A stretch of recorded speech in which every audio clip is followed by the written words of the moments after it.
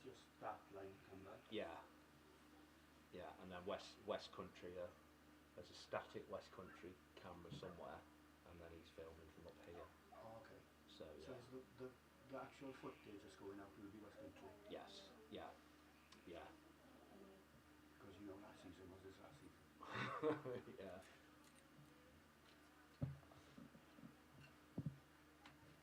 There we go. Get yourself ready.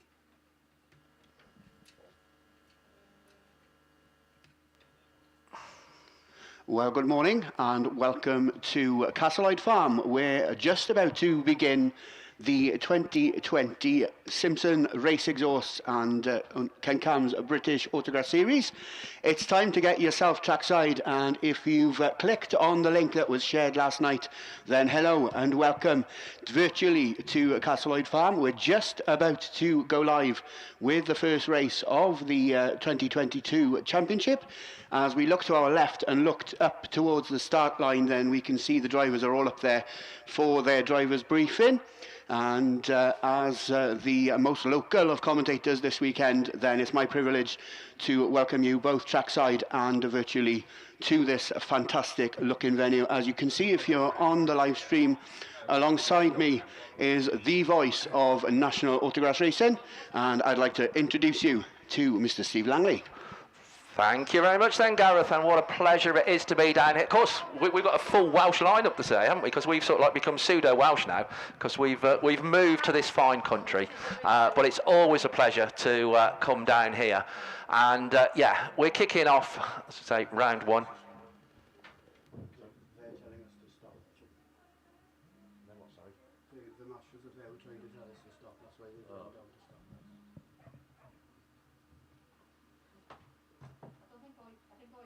Hello? Hello?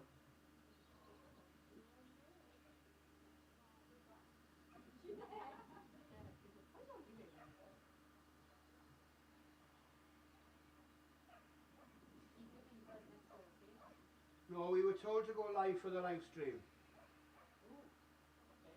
The live stream is now live.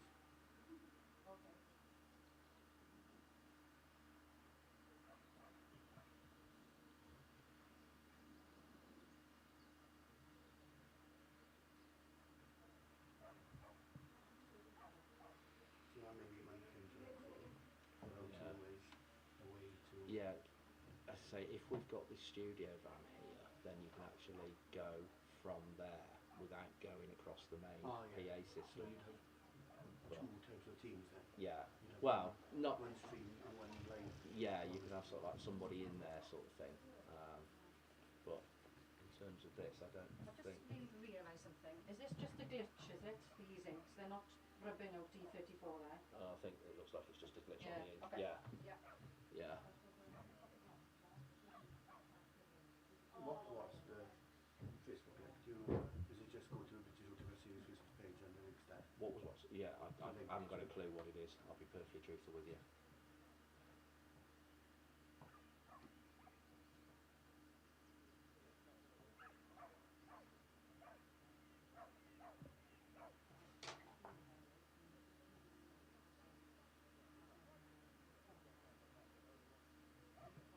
Someone's already, Colin Coventry's already seen us, so they're on somewhere. Yeah. No, we can't at the minute because we've been told not to put anything out over the main system. Now, if there's any way we can not go out over the track system, yeah, absolutely we can.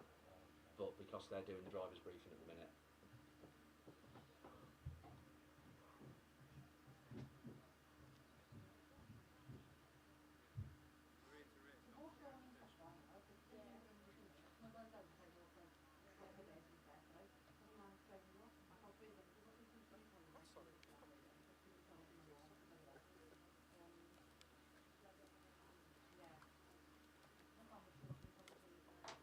Someone else has put the cone out. To move that cone in line with the other one. If someone moves that little one. Let's get a picture of Mrs. Langley. Mrs. Langley's going to be watching it all day, I think. Oh, is she? Yeah, she's threatening to. But I don't think she realises we were. I think she thinks we're starting at 9 o'clock. Oh, so, okay. So I'll have half an hour of freedom. Just to confirm, because we've had other stories again, is it 3 3/4 laps? Have you done the shed?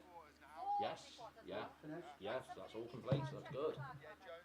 Any Yeah. more major No, changes? I think we're just about there now. Oh, Stay, John, stay there. Yeah, Move that one as well. at long last. I was going to ask you, we're staying up in Rhaeadr for the week from Friday on. We saw a posting from your dad that said you coming up to Raider, Yeah. or he was going to Raider, and we were going to ask if you were coming up. Yeah, Right. well, the whole family are, because Mum was 60 last week. Ah, right. So we booked it's a 6-bedroom house. It's going to have turban things, and we're going up there. Well, I'll be leaving straight from school on Friday. Just make sure they know about that. Oh, well, I was going to say, at your convenience, and it'd be lovely to meet up with you all, yeah. I mean, you can come round to ours, or something if you want, yeah, then yeah. Yeah, we'll arrange something. Or go out somewhere, or, yeah, whatever's Yeah. easiest for you. You know, you like are on holiday. But Yeah. no, it would be really good to catch up with you all, yeah. Yeah. Yeah. We'll arrange something, definitely. Yeah. Because, like I say, everybody's going to be there for the actual weekend. And then First from lap the is number Monday to the one. Friday. Yeah.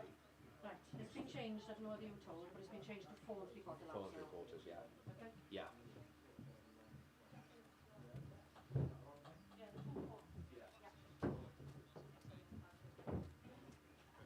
Hello. All right. Yeah, we were starting on this. I know they still really Yeah, strong it's not with me. bad. Yeah. They're going with 4 3/4. Okay.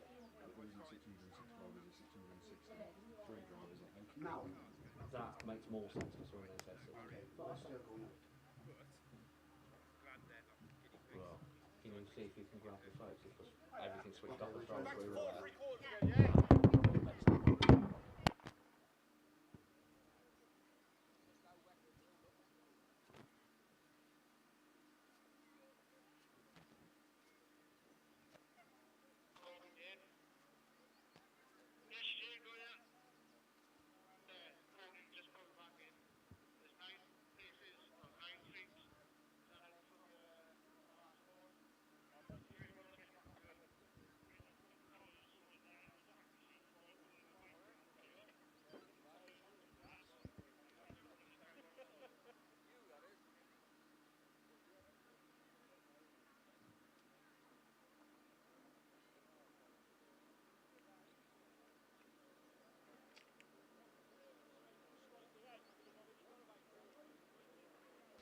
Right then, well, if you're joining us on the live stream, and I do apologise after that little bit of a quick introduction, but as we can see now towards our left and up towards the start line, the driver's briefing has just about finished and the drivers are disbanding up there. We've got marshals making their way onto the Castleide Raceway for the first time this weekend as we are just about to begin the Ken Cams and Simpsons Race Exhaust British Autograss Series 2022, and I can tell you now we're in for 5 fabulous meetings across the course of this season, kicking off here at the South Wales League Castleide venue, and in a couple of weeks' time then we'll be heading up towards the West Midlands where, to be fair, the majority of the season seems to be based as far as the British Autograss Series is concerned this year as we head to Lions Hall, to the Ovals, and we'll be in the hands, and the very capable hands, of the Cumdy Car Club. Joining me alongside me this morning, Mr. Steve Langley. How are you? Thank you very much, Gareth. Yeah, I'm good. You can't be anything else but good down here, can you? So there we go. Really looking forward to it. Lovely to see so many people here around the raceway, but also very lovely. Hopefully people are joining us on the live stream. Just to explain a little bit with regards to the live streaming and the British Autograss Series this year. The first thing I think we need to do is to put out so many thanks to Mr. Nick Apps, who started off through COVID and very much carried on through all of that.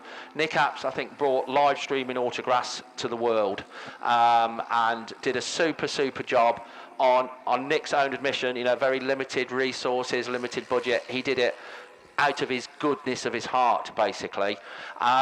From a British Autograss Series point of view, and very much with Nick's cooperation and permission, then we have now got a company involved. Big thank you to ARB, who are basically live streaming all of this, which is why you can see silly things like, no disrespect to Gareth, but me and Gareth and all sorts of things like that. So we're looking to hopefully develop and promote it a little bit for people that can't make it to the meeting. There's still nothing like being here in person, folks, I would say that. But hopefully if you can't make it, then we can bring the pleasure of British Autograss Series racing to your home. There is very much a cost involved in doing this, as I'm sure you can appreciate, and a big thank you to GB Engineering, Jeff Beresford, who is a BAStv sponsor for 2022, and without Jeff's support and input, again, it would not be possible. We've sort of like juggled round, and be truthful, yes, we have used some of the drivers' registration fees. We do get contributions from the hosts, but to make up the shortfall and everything, then GB Engineering very kindly have stood in and have become a BAStv sponsor. So big thank you to Jeff. Hopefully if you're watching at home you are going to enjoy it. We'll find a method of hopefully getting you to send some messages to us to let us know what we're doing wrong. Well, you can even let us know what we're doing right. That'll probably be a short list as far as I'm concerned, but you can let us know. The good news is you haven't got to listen to me all weekend, because we do have a commentary team par excellence, I think it's fair to say, assembled here. We've got Mickey B here as well. No, just to they're not actually all here yet, else we would get them to say hello. Mickey B is, so it's good to see, all the way down from Scarborough. So the voice of Class 5 and Class 7, of course, Mickey B. So he's going to be taking you through those. Also, speaking about the West Midland League earlier on, then Tim Jones from that part of the world is also going to be down here with us as well. He'll be taking you through some classes. And last but not least, and I do wish they wouldn't use him, because having commentators that are less than half my age really does make me feel old. But there we go. Liam Williams will also be on the commentary team as well. So we will try our best to keep you entertained and, dare I say, informed throughout the course of the weekend. We haven't got any signing on sheets, or race permutations yet, and I know they're about, because the lap scoring ladies that are situated just to our left have got their copies. I know. Oh, we see Mickey B. There's a mic there, Mickey. So there we go. You can introduce yourself now, and a good morning. Yeah, good morning to everyone, and well, we're back at it again, 2022 BAS Series, and yeah, we've been looking forward to this. I think I've got about 5 local meetings under my belt thus far, so I've blown a few cobwebs out, but the 2022 BAS Series starts today down here at Pendine, and what a great venue. Always love coming down here. It is a little bit of a trek. I spoke to my bank manager and he extended a loan for the diesel, but it's fine. We've had good fun. Came down on Thursday night, and then we had a little bit of a walk down the hill yesterday down into Pendine, and the hot rods are down there. All those V8 monsters that go, yeah, I won't do that again, but you know what I mean. That could be the noise of the year. Yeah, that sounded like an F600, but it was a long night last night. But no, we walked down there, had a walk on the beach, and we just enjoyed some of that local hospitality, which is great. But I must admit, when I was looking at the signing on for the BAS Series this year, and I must, Gareth will probably tell me this. Is it a record sign on it, or it must be very close to being there? I can't tell for 100%, but I believe that this year's sign up then is almost close to record breaking. A different format this year. If you hadn't signed up at the start of the season, then you couldn't race at the first 3 rounds. So that's one change that's been made this year, and that's probably alleviated to how the pitch is so full. Yeah, and again, I think everyone's just been eager, really. I know we put on a great series last year. I think everyone enjoyed that. But I think if you want to be racing with the best, at these great tracks and circuits, then you've got to be down and registered with the BAS. I must admit, one thing that I have spotted in some of the local leagues is that Class 5s I went to a couple of meetings. There was one Class 5 and I was thinking, has something changed in our sport? And then I looked at the signing on for the BAS and I thought, no, it hasn't really. No, it's I think people getting their cars prepared as well, and I can see that some of our marshals are out there and looking extremely well presented in their orange overalls. We normally see them as lifers in Hull Prison, but obviously on day release as well down here this weekend. But I'm sure everyone is getting trackside. A little bit of a strange morning because at 8:30, everyone thought, oh, I've got an extra half hour in bed. But get yourself trackside. Cars coming up to the line.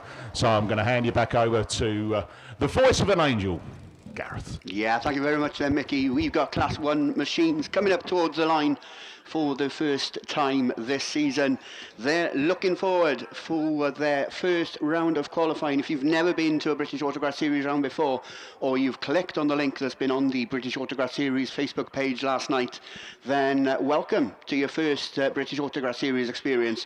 We start, as always, with the Class 1 machines, and they're up there towards the line. And for the first round of qualifying, we're going to go with 9 races coming your way. So just over 70 cars signed on for Class 1. Class 1 is sponsored here at the South Wales League this weekend by Julian Mosley and Sons, a long-time South Wales League supporter, and Certus Energy Wales, a new supporter to the South Wales League. They sponsored a class last year, and they've followed the tradition, and they've rejoined the list of sponsors for the 2022 season and this weekend here at the first round of the 2022 British Autograss Series. We've got the yellow flags already being shown at this bottom bend, and it looks like the ambulance crew then are just being repositioned down to the bottom part of the field, as the first lineup of men's Class 1s then is up there towards the line. And as you can see then from the live stream, we've got 8 cars coming towards the line, and out there in grid 8 is that orange machine that belongs to Michael Aiken. That's the North Shropshire 192 machine. Grid 7 is occupied by the first local driver of the weekend. That's Adam Smith in PAC 29.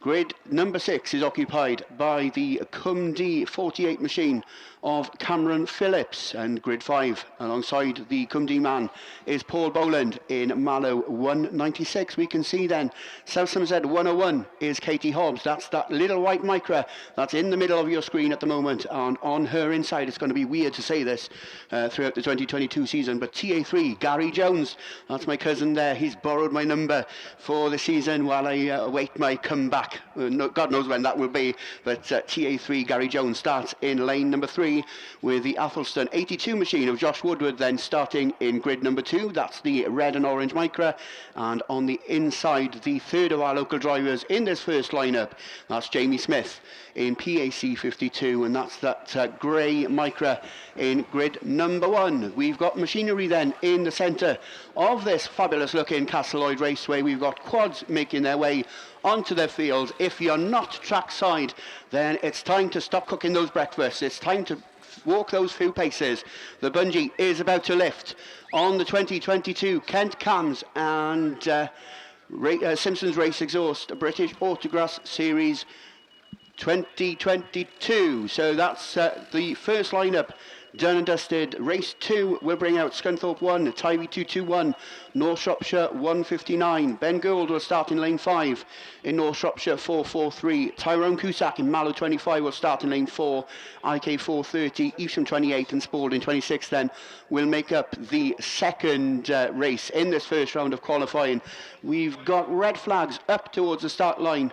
Not sure what the delay is. It's coming up to 8:45, and we're going to be kicking off the first round of qualifying of the Julian Mosley and Sons sponsored men's Class 1s, and 2 sponsors for both men's and ladies classes throughout the course of this weekend. So Certus Energy Wales, Julian Mosley, your sponsors here at round 1 of men's Class 1s, and looking at the stream. We are looking up towards the start line from the bottom bend. We can see a couple of marshals just making their way now to the side of that start line. We can see the yellow machine that's right in the middle of your screen.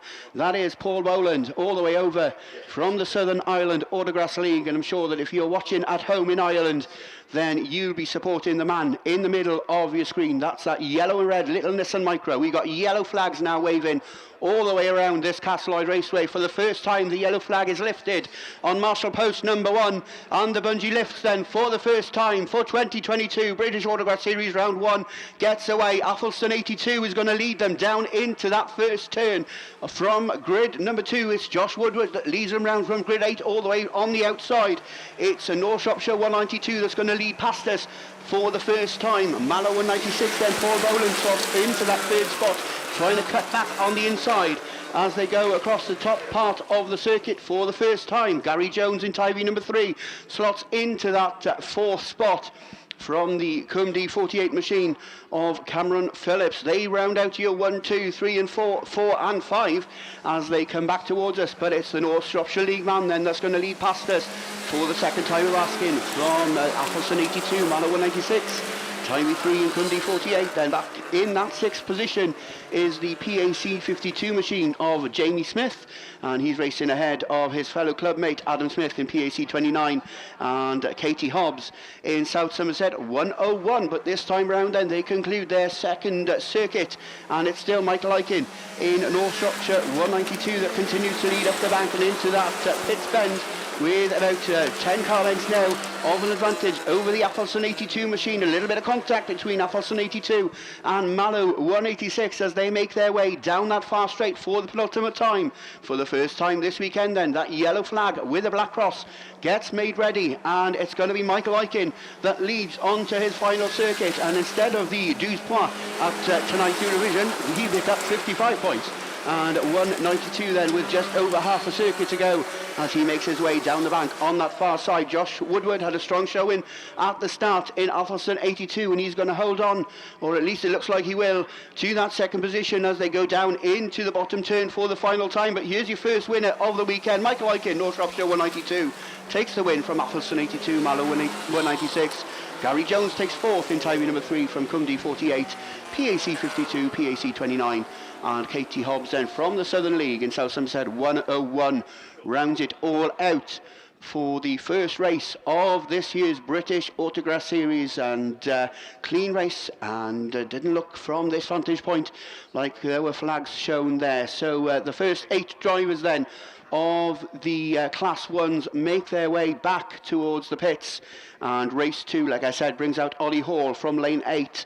Connor Ukart in TA211 starts in grid number 7. Zach Bowers, North Shropshire 159, starts in grid number 6. And the marshals, well, they're spot on at the start of race 2 because the race is already up and running. And it's the Spalding 26 machine of Jordan Robertson that's going to lead into the bottom turn. But he gets pushed all the way around as they sort themselves out. Isham 28 then is Chris Dyer, and he leads up the bank for the first time. Who's up that slot into that second spot? It's the North Shropshire 443 machine. And here come the first dreaded red flags of the weekend as the drivers then make their way down that far straight. North Shropshire 159 is Zach Bowers, and he's the one that saw the first red flag of the weekend. The rest of the field then have turned round. They make their way back up towards the pits, and we probably will hear before long of the first exclusion of the weekend. Joining us this morning, I don't know if you can see, but Tim Jones has just walked in to the commentary point, and Tim will lead you through men's classes 4, 6 and the stock hatches a little bit later on. There he is. Good morning. And do you want to grab a mic? And we're hearing that Evesham 28 then, just before then, Evesham 28, Chris Dyer is going to be excluded from the rerun of race 2, and the yellow flag's already up, Tim, so it's going to be a short introduction. I'll make it as short as I can. Morning everybody, and lovely to be back here again. And we'll no doubt speak to you a little bit later on as Class 1s move along. Back to Gareth. Yeah, thank you very much then, Tim. Race 3 of this first round of qualifying gets away from the line, and already going down into that first bend, it's Ollie Hall in Scunthorpe number 1, who had about 6 car lengths of an advantage. So already these Class 1s well sorted out. Little 48 then is the car that's slotted into that second position. That's Dean Smith, who's the first runner-up at the moment. Cumdee number 1 and Penhow number 2 then, battling side by side for that third and fourth position. But as we look towards the start line, we could have a change of leadership, because Dean Smith looks up the inside of the Scunthorpe machine, but the number 1 machine then just about holds on as they pass this for the second time. So it is 1 and 48 that climb the bank into that pits turn for the second time. Craig Bagley in Cumdee number 1 rounds out to your 1, 2 and 3 from the Josh Hodge machine. That's the Penhow number 2 machine racing ahead of the Breeden Hill machine, I think, of BC37. That's Liam Morris in that 5th position. That's your 1, 2, 3, 4 and 5 then, with a couple of laps under the belt. Craig Bagley frantically looking around to see who's around him in that Cumdee number 1 machine. Ludlow 85 is the car that's back in that 6th position. That's Harry Parker racing ahead of James Slater in PAC 35 and Sam Lanfear in Breeden Hill 43 at the tail end of the field. But once again, that yellow flag with the black cross gets made ready, and Dean Smith looks towards the outside in the 48 machine. He's lost a little bit of ground, but it's the star number 1 machine, that's Wayne Price, that now leads the way across the top part of the circuit and down that far straight for the final time. Just over half a circuit to go. Dean Smith once again looking to reel him in as they go down into that bottom turn. Not going to make any ground as they come back towards us to see those checkered flags. And it's star number 1 then that holds on from Ludlow 48. Cumdee 1 takes 3. That's your 1, 2 and 3 from Liam Morris in BC 37. Josh Hodge takes 5th in Penhow 2 from Ludlow 85. PAC 35 is James Slater, and Breeden Hill 43 then is Sam Lanfear, and that rounds out your 3rd race of this first round of qualifying of men's Class 1s, sponsored this weekend by Julian Mosley and Sons, the agricultural contractor that's supported South Wales League for God knows how many years, as long as I can remember, and Certis Energy Wales, also proud sponsors this weekend of Class 1s.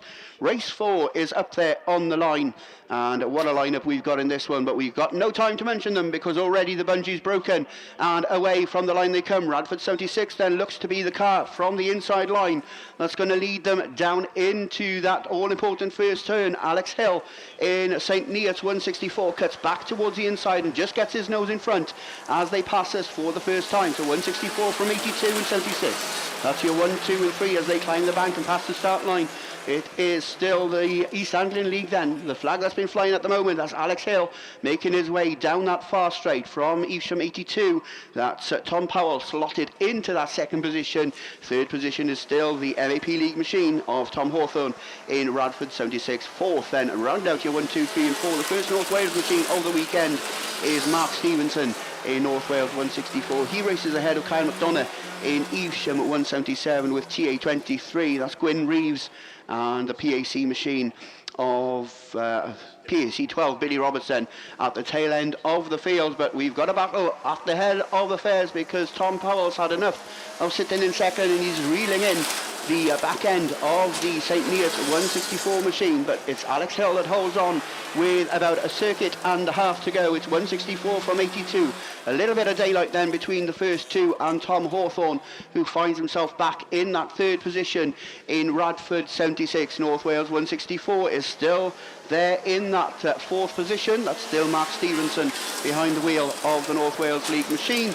And then Evesham at 177 rounds out your top 5. That's Kyle McDonough from Gwyn Reeves in TA23 and the PAC 12 machine of Billy Roberts. But all 8 cars are now safely on to their final circuit. Your race leaders go into the bottom turn for the final time. And as the checkers fly once again, it is Mark Hill that takes the win in the Alex Hill in St. Neots 164 from Tom Powell in Evesham 82. Tom Hawthorne takes 3rd in Radford 76 from North Wales 167. Evesham 177 finishes in 5th. That's Kyle McDonough from Gwyn Reeves in TA23. And rounding it all out for race number 4, Billy Roberts in PAC number 12. We don't hear any exclusions on that one, so we assume that race 4 is clear, but if we do hear over the radios of any exclusions or any flags, then if you're sat at home and you want to know, you want to get eager and find out what's happening on this fantastic track, then we'll obviously relay those messages onto you. Yellow flag is shown on marshal post number 1, the bungee already broken on race number 5, and the 8 cars once again leave the line. They are all going to bunch and squeeze into that bottom turn, but it's the red Micra that's going to go into the bottom turn for the first time. He cuts back on the inside. That's the North Wales 6 machine of Dylan Tyrrell. They're about 5 abreast and for that second position. This could get messy as they go into the pits turn for the first time, but it's just about number 6 that holds on. He's been pushed about, but he's facing the right direction, albeit losing 3 positions as they sort themselves out. The new race leader is the Hereford machine of Ross Holland. 184 it is then, that's going to lead past us for the second time. The Scarborough 49 machine is there in that second position. That's Jim Bob Johnson, who's claimed that race leadership, and Dylan Tyrrell's got it all wrong in North Wales number 6, and the Swansea 10 machine of Chandan Hawkins then just gets square wheeled on the entry to that pits turn. So we're going to continue under yellow flags as your race leader comes back towards us with a couple of laps to go. Jim Bob Johnson it is that leads in Scarborough 49 from the Ross Holland machine. Hereford 184 still there in that second position. A good battle on the field for that third position between David Jones in TA 18 and the North Shropshire 113 machine of Ashley Lutwich. That's your 1, 2, 3 and 4 then, as the yellow flag with the black cross gets made ready. 1 circuit to go for your race leader at the moment. It's still Jim Bob Johnson in 49. He's opening himself a little bit of daylight between himself and David Jones, who's now claimed that second position in the TA 18 machine. So Mickey B will be supporting Jim Bob, and I'm supporting Darby there in that second position as they go down into the bottom turn for the final time. The checkered flag held aloft, and Jim Bob Johnson looking to kick off his season with 55 points. Scarborough 49 then takes the win from TA 18. North Shropshire 113 and Hereford 184 round out your third and fourth positions. From the Spalding 14 machine of Harry Witham, North Wales 52 is Ryan Powell, and that rounds out race number 5 of your Class 1s. Julie Mosley and Certus Energy Wales, your sponsors for Class 1 throughout the course of the weekend. That's for both men's and ladies racing. And just through the odd grey cloud in the sky, that sunlight is beginning to come through. So if you're watching the live stream, then you can see the marshals already being kept busy on the top part of the circuit, and they're repositioning those tyres by the help of the quads and the marshals on the back of them as well.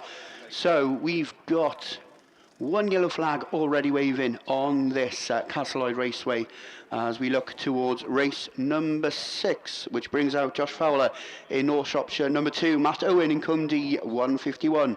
Ian Olathorne, long-time Class 1 racer there in Scunthorpe 25, starts in grid number 6.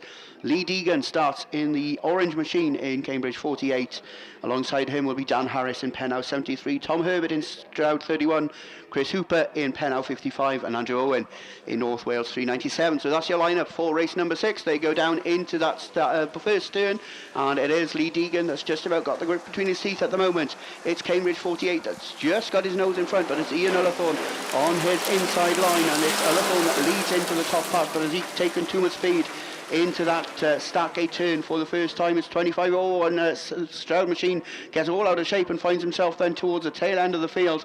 But there's still Ian Olathorne then, Scunthorpe 25, that leads in that bottom position from the North Wales machine. That's North Wales 397 that now has claimed that second spot to himself from the North Shropshire 2 machine of Josh Fowler. He rounds out your top 3. And he races just ahead of Lee Deegan in Cambridge 48. Cumdee 151 then back in that 5th position is Matt Owen, and I'm sure we'll see him a little bit later on in Class 8 as well. But it's still the man from the CGTRO League then that lead past us with a couple of laps to go. It's still Ian Olathorne that leads the way, and he's opening the gap now, it needs to be said, between himself and Andrew Owen, North Wales 397. He's still holding on to that second position, but Josh Fowler in North Shropshire 2 looking to do the best he can to claim the 45 points on offer in this first round of qualifying. But the last lap flag gets made ready, and Scunthorpe 25 then moves on to his final circuit. From Andy Owen, from Josh Fowler in North Shropshire number 2, and Lee Deegan in Cambridge 48. That's your 1, 2, 3 and 4 from the Matt Owen machine, the Cundy 151 machine. That's there in that 5th position with the 2 Pennow cars of Christopher Hooper and Daniel Harris and Tom Herbert at the tail end of the field. But Ian Ullathorne takes 55 points from his first round of qualifying from Andy Owen, North Wales 397, from North Shropshire 2, Cambridge 48, Cundy 151, Penhow 55, Stroughton District number 31, and Penhow 73 then rounds out your race order for race number 6.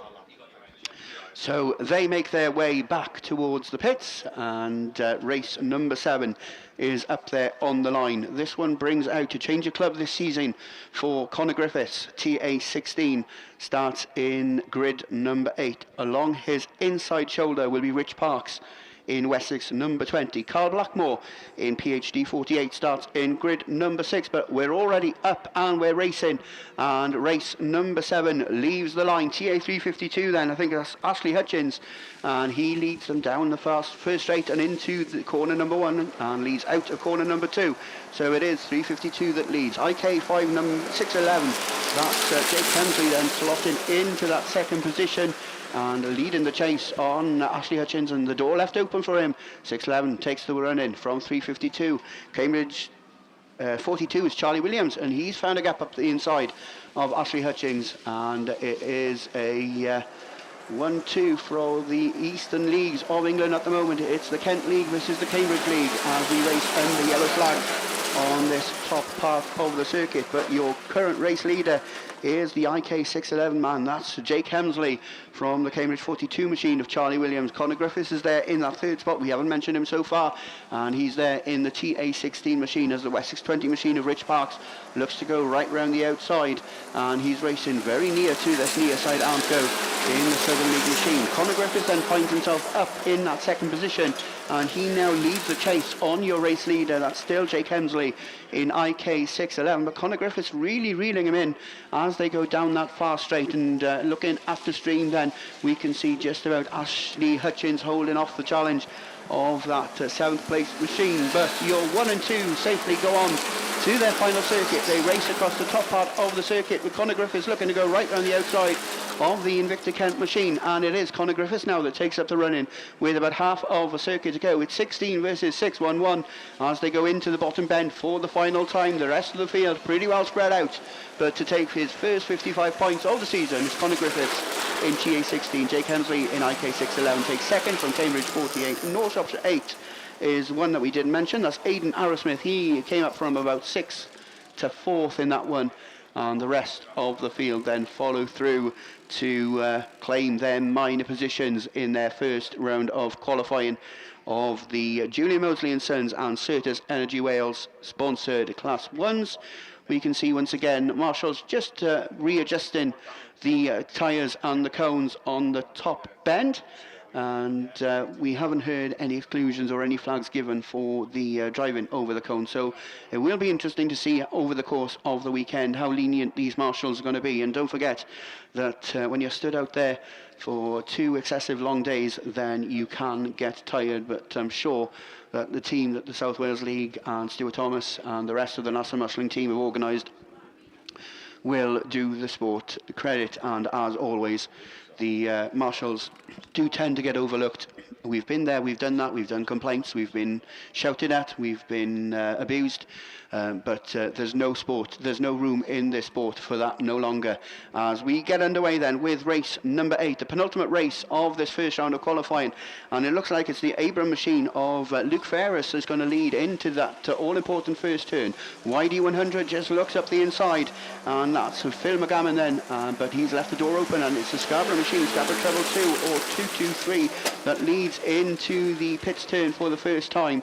They're all squeezing up then for that 2nd to 5th position, which you can see on your screen now, and the car at the back of that pack is Rhys Phillips in TA98, but we've already lost Hugh Davis in TA number 9, who's parked up towards this near side Armco. So that's why you can see the yellow flags on your screen, and if you're trackside, that's why you're racing under yellow flags. Wessex 25 then is the car that's currently sat in that third spot. That's Riley Diaper, but it is the Scarborough 221 machine of Ollie Wrigglesworth then that leads down into that bottom turn for the second time, with Yorkshire Dale's 100 Phil McGavin hot on his heels, about 4 or 5 car lengths down. Third place is still the Southern League machine of Riley Diaper, Wessex 25, and running out to top 4 then is Jamie Hussey in Scarborough 223. A good battle on the field for 5th and 6th, which you can see on your screen now, between the ARC 304 machine and Rhys Phillips in TA98. But as you can see, these 6 cars pretty well spread out now as the yellow flag with the black cross gets made ready. It is 221 though that's going to lead on to his final circuit and climbs to the bank for the final time. He'll be looking to pick up his first set of 55 points this weekend. YD100 is still Phil McGavin. He's still there in that second position from Riley Diaper in Wessex 25. That's your 1, 2 and 3 then, as all the cars are safely onto their final circuit. But it is checkered flag time, and it's another win for the Scarborough club. Scarborough 221 takes the win from YD100 Wessex 25. Scarborough 223 takes 4th from Rhys Phillips in TA98. Luke Ferris, he started well, but unfortunately finishing down the order in that 6th spot in ARC 304. And Hugh Davis, the first recovered machine of the weekend, TA9 then. Not the start he wanted this weekend, and I'm sure that the team will be frantically working on that one to make sure that it's ready to go out in the juniors a little bit later on. For the first time this weekend then, since we've started racing, we can see the dust repellent coming onto the machine, onto the track, so just a little bit of a sprinkling going down on that far straight, and we would assume then that the whole of the inside line is going to be done. The marshals on this bottom part of the field have come out to stand in the middle of that inside racing line, and once again, for those eagle eyes spotted that have been here before, or if you're watching at home, then you'll have seen that the track has been moved again. We've been in the same field. I think this is the 20th season that the South Wales League have been racing here at the Castleide Farm. It's the track has moved numerous times, but as you can see then, the start line being moved back up to have a downhill start, and the bottom part of the field has been heavily worked on over the last 18 months. And if you're watching the live stream again, and you can see us still there, as me, Gareth Jones, and I'm joined alongside Mickey B and Tim Jones, who will be taking you through classes 5 and 7 and 4, 6 and stock hatches a little bit later on. And I have been sent a message to Smile, so if you are watching the live stream, there you are. Right then, so the last race of this first round of qualifying is up there on the line. We do have one rerun to come, and I'm not sure whether that's going to come straight after this or whether it's going to be held back until after the class 3s, but that's the rerun of race number 2, and that's going to go with the exclusion, and as far as I know, the only exclusion so far of the Evesham 28 machine, Chris Dyer. So not the start he would have wanted for his 2022 championship campaign, but that rerun will be coming up a little bit later on. But race number 9 is up there on the line, and as you can see, if you're looking at the live stream, then the car that you can see out there in grid number 8 is the Sky Blue Micra of Jonathan Jones, TA number 4. On his inside shoulder will be Ollie Tilson in St Neots 196. Then we can see the multicoloured machine of Rhys Edwards. There, he's right in the middle of your screen in North Wales 44. On his inside shoulder, Bill Bradford. A change of pace for Bill. He normally races in Class 7s, but he's there in Class 1 this weekend. And North Wales 97 is going to be the first one to show. That's Dave Owen, as Jonathan Jones then looks to come across from grid number 8. And as they go down into that all-important first turn, it is the local man that's going to lead past us for the first time. So the side-by-side battle for second and third continues then between Ollie Tilson and the North Wales 97 machine of Dave Owen. Rhys Edwards in North Wales 44 is looking to get up into the mix as well, but it is Jonathan Jones that's just got that daylight between himself and the North Wales 97 machine. PAC 204 is there at the tail end of the field. That's Timothy Gardner, but it doesn't matter too much to Jonathan, who's in 8, because he's the one at the head of affairs, and it is TA4 that leads across the start gate turn with a couple of laps to go from the North Wales 97 machine of Dave Owen. He's still there in that second position. The East Anglian League once again being very well represented by Ollie Tilson in St Neots 196. That's your 1, 2 and 3 from Rhys Edwards in North Wales 44, and he rounds out your 1, 2, 3 and 4. Fifth place is the Bill Bradford machine BC 15, and he's racing ahead of Tim Gardner in PAC 209. And the car at the tail end of the field is the Spalding 86 machine. That's Jack Firth behind the wheel of that one. But already we've got that yellow flag with a black cross that's been ready to show, and it is Jonathan Jones who's going to lead on to his final circuit in TA number 4. Across the top part of the circuit he goes then for the final time. North Wales 97, David Owen is slowly but surely reeling him in as they make their way back onto that far straight, but it's TA4 that's got the grit between his teeth this time, and he's going to lead into that all-important final turn. Can he make it stick as they climb the bank for the final time? Jonathan Jones then from the South Wales League and from the Tywee Club takes up 55 points from his first round of qualifying. North Wales 97, St Neots 196 takes second and third from Rhys Edwards in North Wales 44. Fifth place goes to Bill Bradford in the BC 15 machine. Then it's another local driver, Tim Gardner in PAC 209. He finishes that race order in 6th, and Jack Firth rounds it all out for the first round of qualifying of the Julian Mosley and Certus Energy Wales sponsored Class 1s. Their first round of qualifying done and dusted. If you're watching the stream, the car that's making its way back to the pits on a different approach is that machine of Hugh Davis, TA9, unfortunately being carried back towards the pits on the... I can't remember what that machine is called. It's been so long. It's on the telehandler, of course. Thanks, Tim. Saved my skin there. Right then, so we're going to go on to the Class 3s for the first time this weekend. 5 races going to be coming your way in the first round of qualifying. Ram Development, your sponsors for the Class 3s this weekend. And we're already up and racing. It's Yorkshire Dales 24 that's going to lead down into turn number 1. And that Yorkshire Dales 24 machine is being piloted by Simon Farrer. He slides a little bit wide. Pete Robinson, North Wales 72, looks up the inside.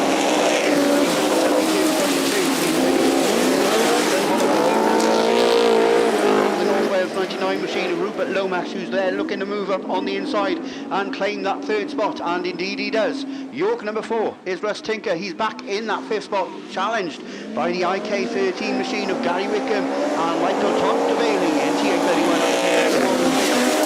No change after here's Yorkshire Dale 24.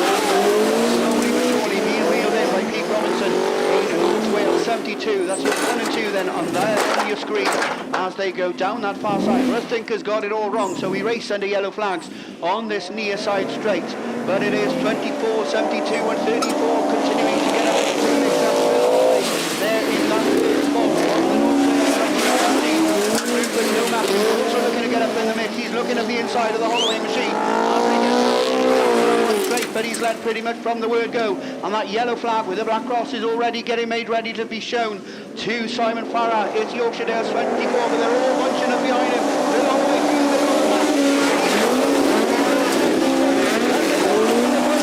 24 looking to fight back. He's all over the trail, but all the way around the outside. It's Robinson in North Wales 72. The campaign with a win, and into the final turn he goes. He's taken that line all through the race, and he's made it count. Pete Robinson then takes the win and his first 55 points of the weekend. Bill Holloway takes second in Evesham 34 from Yorkshire Dales 24. 4th place then goes to the St Neots machine that we didn't mention. That's Tom Hall from Rupert Lomas in North Wales 99. Gary Wickham takes 6th or 7th in IK 13, and Michael Bailey in TA 31. Last but by no means least in that one. What a race we had for those first 4 positions. A little bit of excitement to wake you up on a Saturday morning. And like I say, any exclusions that we do here, then we relay that information on to you. But race 2, we got 8 drivers up there eagerly waiting for their first race of the weekend. The telehandler making its way back onto the circuit after carrying the TA9 machine off earlier. And if you're watching and joining us on the live stream, then you can see the telehandler picking up the front end of the Russ Tinker York number 4 machine. And unfortunately not the start to the weekend that Russ would have wanted, but he'll be looking to make up for that in the 2nd and 3rd round of qualifying, I'm sure. So Like I say, Russ Tinker's York number 4 machine making its way back towards the pits, not in the way Russ would have wanted, but up there on the line, hoping that their cars won't be going back to the pits in the same way. Viv Cole in Carmarthen number 4. He starts all the way out there in grid number 8, and as we can see then, if you're watching the stream, then the camera is going to look back towards the start line, and it's going to show you the blue and yellow car all the way out there in grid number 8. That is Viv Cole in Carmarthen number 4. As you can see then on the visor on the car that starts on his inside shoulder, it's going to be the Fox that starts in grid number 7. That's Nigel Edwards in TA11. On the Fox's inside shoulder, it is North Wales 27. It's Lee Alman that's going to start in grid number 6, and the car that we can see in the centre of your screen there is the Hereford number 1 machine of Jeff Gibbs. Lane 4 is occupied by the North Wales 10 machine of Jamie Lee, with Cash Yeardley in Sturton 96. That's that red machine that starts in grid number 3, and then towards the inside of that start line it is going to be Mick Simners in Radford 169, and the car that starts in grid number 1 is Penhow 106. And if we have a race of the same standard throughout the course of these Class 3s, then we're in for some stunning entertainment across the 3 rounds of qualifying that's going to be coming your way this weekend. And like we mentioned earlier, if this is your first experience of the British Autograss Series, then all drivers will participate twice today in 2 rounds of qualifying, and the 3rd round of qualifying and the finals then will take place tomorrow. So the 3rd round of qualifying will begin hopefully tomorrow morning, with the top 8 drivers whittled down across the course of those 3 rounds of qualifying, and they'll then qualify for the class finals that will take place actually for about 2:30 tomorrow afternoon. Like we said earlier, we heard rumours that over 600 drivers have been signed on for this weekend. Don't have an official number as yet, but we do have an official number as per last night, when over 580 drivers signed on. So we are probably looking towards about 650 drivers signed on for this weekend, which is a privilege to welcome you all down here to our part of the world. And it's a venue I'm sure that the majority of you have been to before. And well, I'm going to be biased, but it is one of the best venues in the sport of national autograss racing.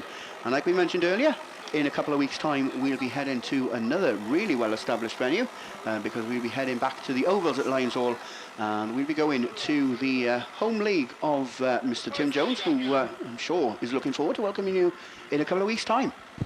Yeah, I'm sure it'd be nice to have you all back up in my part of the world in, say, a few weeks' time. And I know preparations are well underway. Track is starting to look really, really good. And I'm sure that we'll all have another cracking meeting. But just to say, thank you very much for everybody for asking me down and taking me through men's class 4, 6 and stock hatches.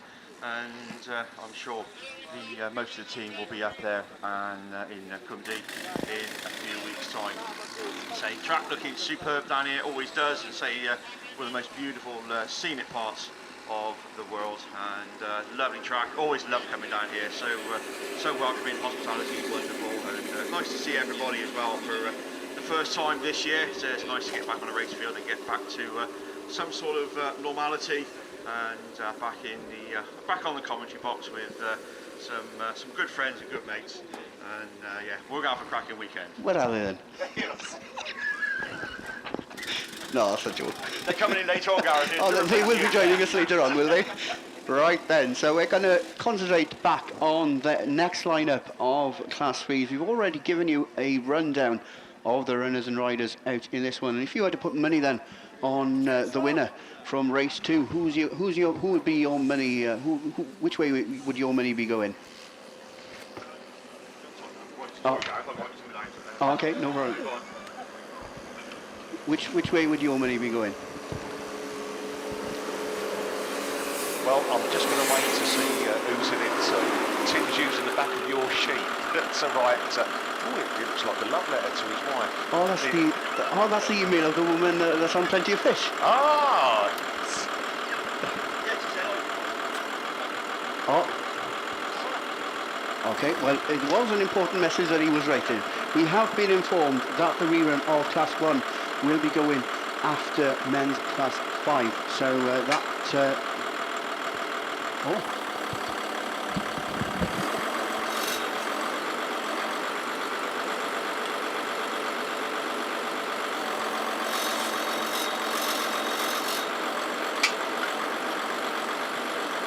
So confirmation on that one then, that the rerun of race 2 of men's Class 1 will be going after the second race in the first round of qualifying in men's Class 5. So that's going to be coming your way in about 6-7 races time. If you're watching the live stream, then you can see the post knocker just undoing the damage that was caused by the first lineup of the Class 3s. And we're going to be going racing very, very shortly, we'd assume, with race number 2 of this first round of qualifying. So we're going to go back to Mickey B. Who's your money on then for this one? Right, so we're going in at race 2. Dear me, Lee Ullman then, North Wales 27. Nick Sumners, Gary Watson, Nigel Edwards, Viv Cole, Jeff Gibbs. To be honest with you, they've all got a chance, haven't they? Definitely so. I'll tell you what, because I don't want to get strung up leaving the field, I'm going to go for tied 11, Nigel Edwards. There we go, Mickey B then supporting a Fox in this next lineup of the Class 3s. It looks like the post knocker has done his work on this near side, and as the chairman of the meeting then, Oiley's told the rest of the crew to get off the track, it's time to get back to the on-track action. And this next lineup of Class 3 is going to be coming your way very, very shortly. The marshals up there on the start line telling the drivers to restart their engines. We can see the Chief Track Marshal then in the middle of your screen at the moment. He's going to walk towards this inside line. He's going to make sure that his team of marshals are A-OK. And once he's happy, then we'll go racing with race 2 of this Ram Developments sponsored Class 3s. Ram Developments, for those of you that don't know, is the business that is owned by the chairman of the Tyree Club, that's Adrian Davis, and all the information is there as always in these fantastically produced programs, it needs to be said. As we look towards the top part of the circuit then, we think we got track clearance, we got yellow flags waving around this Castleloyd Raceway. We got one problematic red flag up there still waiting for the Bowser to make his way off the circuit, but I'm sure that as soon as the Bowser's off the field, we're going to go with race number 2 of men's Class 3s, and on cue the bungee brakes, and away we go. That red machine from the middle of the pack then, that's the Yeardley machine. Cash Yeardley then is going to lead down into that all-important first turn. They're all going to squeeze into that second position though, and who's going to pop out on top? Well, it looks like Viv Cole's taking a little bit of a detour, as has North Wales machine on Jamie Lee.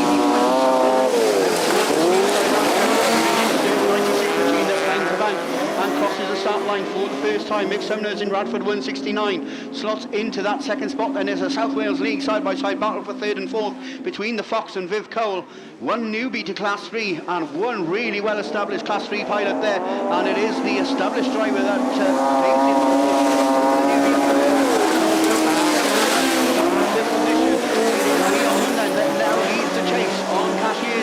it's still the certain machine that leads the way down that far straight. Good battle on between Viv Cole and Mick Sumners, Nigel Edwards and Jeff Gibbs. Just a little bit of contact there. The Hereford number 1 machine just loses his rear wheel as he finds himself going skyward. But Harman now finds the pressure onto that early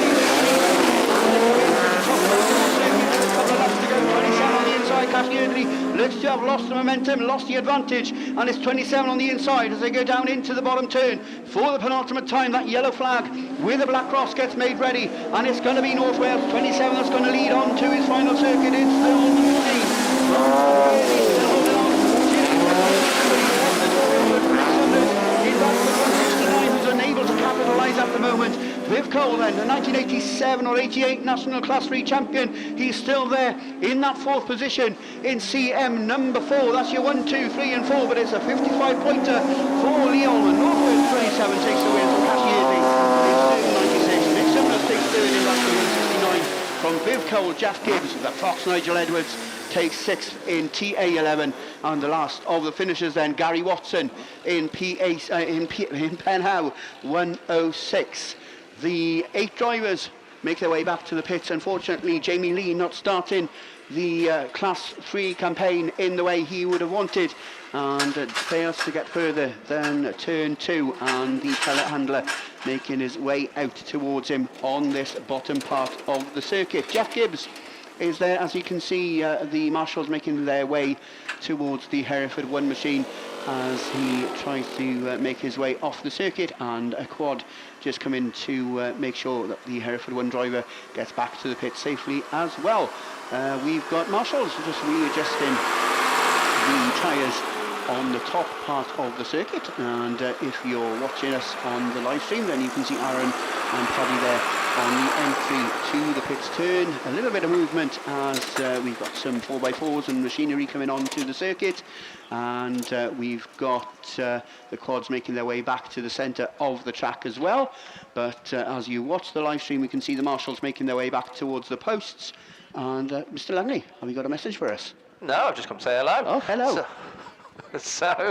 No, just thinking very much so far so good. I think what a cracking start to the 2022 series. Here we have seen some super racing out there through the ones. So Class 1 then looking at semi-finals, I think, because if we have more than 48 signed on, so that's basically more than 6 grids, then we do run semi-finals. So we'll be looking for the top 16 to go through to those sudden death semi-finals tomorrow in Class 1, certainly from what we've seen. I haven't sort of like seen so much of the other classes. Mickey's to my right with 5s and 7s. So got any semi-finals to come your way, Mickey? No, I think just missing out, Steve, on Class 5s. And I think also on Class 8s, may just be 1 or 2 cars just below the 48 magical number, which in one sense is quite good, because we all know what happens in Class 7s when we get to semi-finals. It gets even more competitive. Quiet, serene, it's fine. Timid. Yeah. Timid's the very word, Gareth, yes. We all strive for utopia, but unfortunately it never comes. Is that up somewhere near Scarborough? Yes, it is. It's a lovely little village as well. 5 miles from Whitby, is it? Yeah, they do homemade pies up there. Oh, it's lovely. Oh, as well. Oh, I don't must start admit, about food. I missed breakfast this morning. yeah, so have I, Steve, as well. Yeah. Sally wouldn't get up at sort of like 6 o'clock to cook me breakfast. Yeah. It's no good. And that's why you left her at home. That's why I left her at home, yeah. But there again, I am like a squirrel. I have been storing for these eventualities. Missing breakfast. So, no, it's all good. So, actually, if I was anything like efficient, I'd have my sheets. And I can tell you, for my classes, then, which you're going to have to listen to me through classes 9, 2, and the junior specials. So, class 9, real resurgence in Class 9 racing. We have got 5 heats of Class 9. Not enough for semi-finals, but good to see. But men's Class 2 semi-finals. Sorry, back up to Gareth. We're racing. We're back up and we're racing with the third race of this first round of qualifying of men's Class 3s. And it is the Mallow machine then of Keith Kelly that's going to lead into turn 1. But looking to go right around the outside, it's another CGT or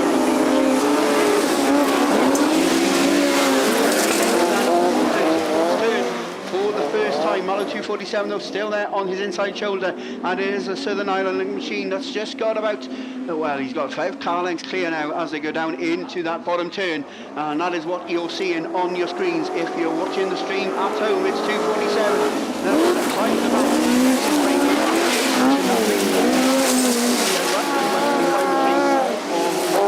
That's your 1, 2 and 3, and they're racing ahead of a fabulous looking machine that's being piloted in the hands of Vernon Mackenzie in Cambridge 442. Then it's the Mallow 40, the cork machine of Trevor Cusack, rather.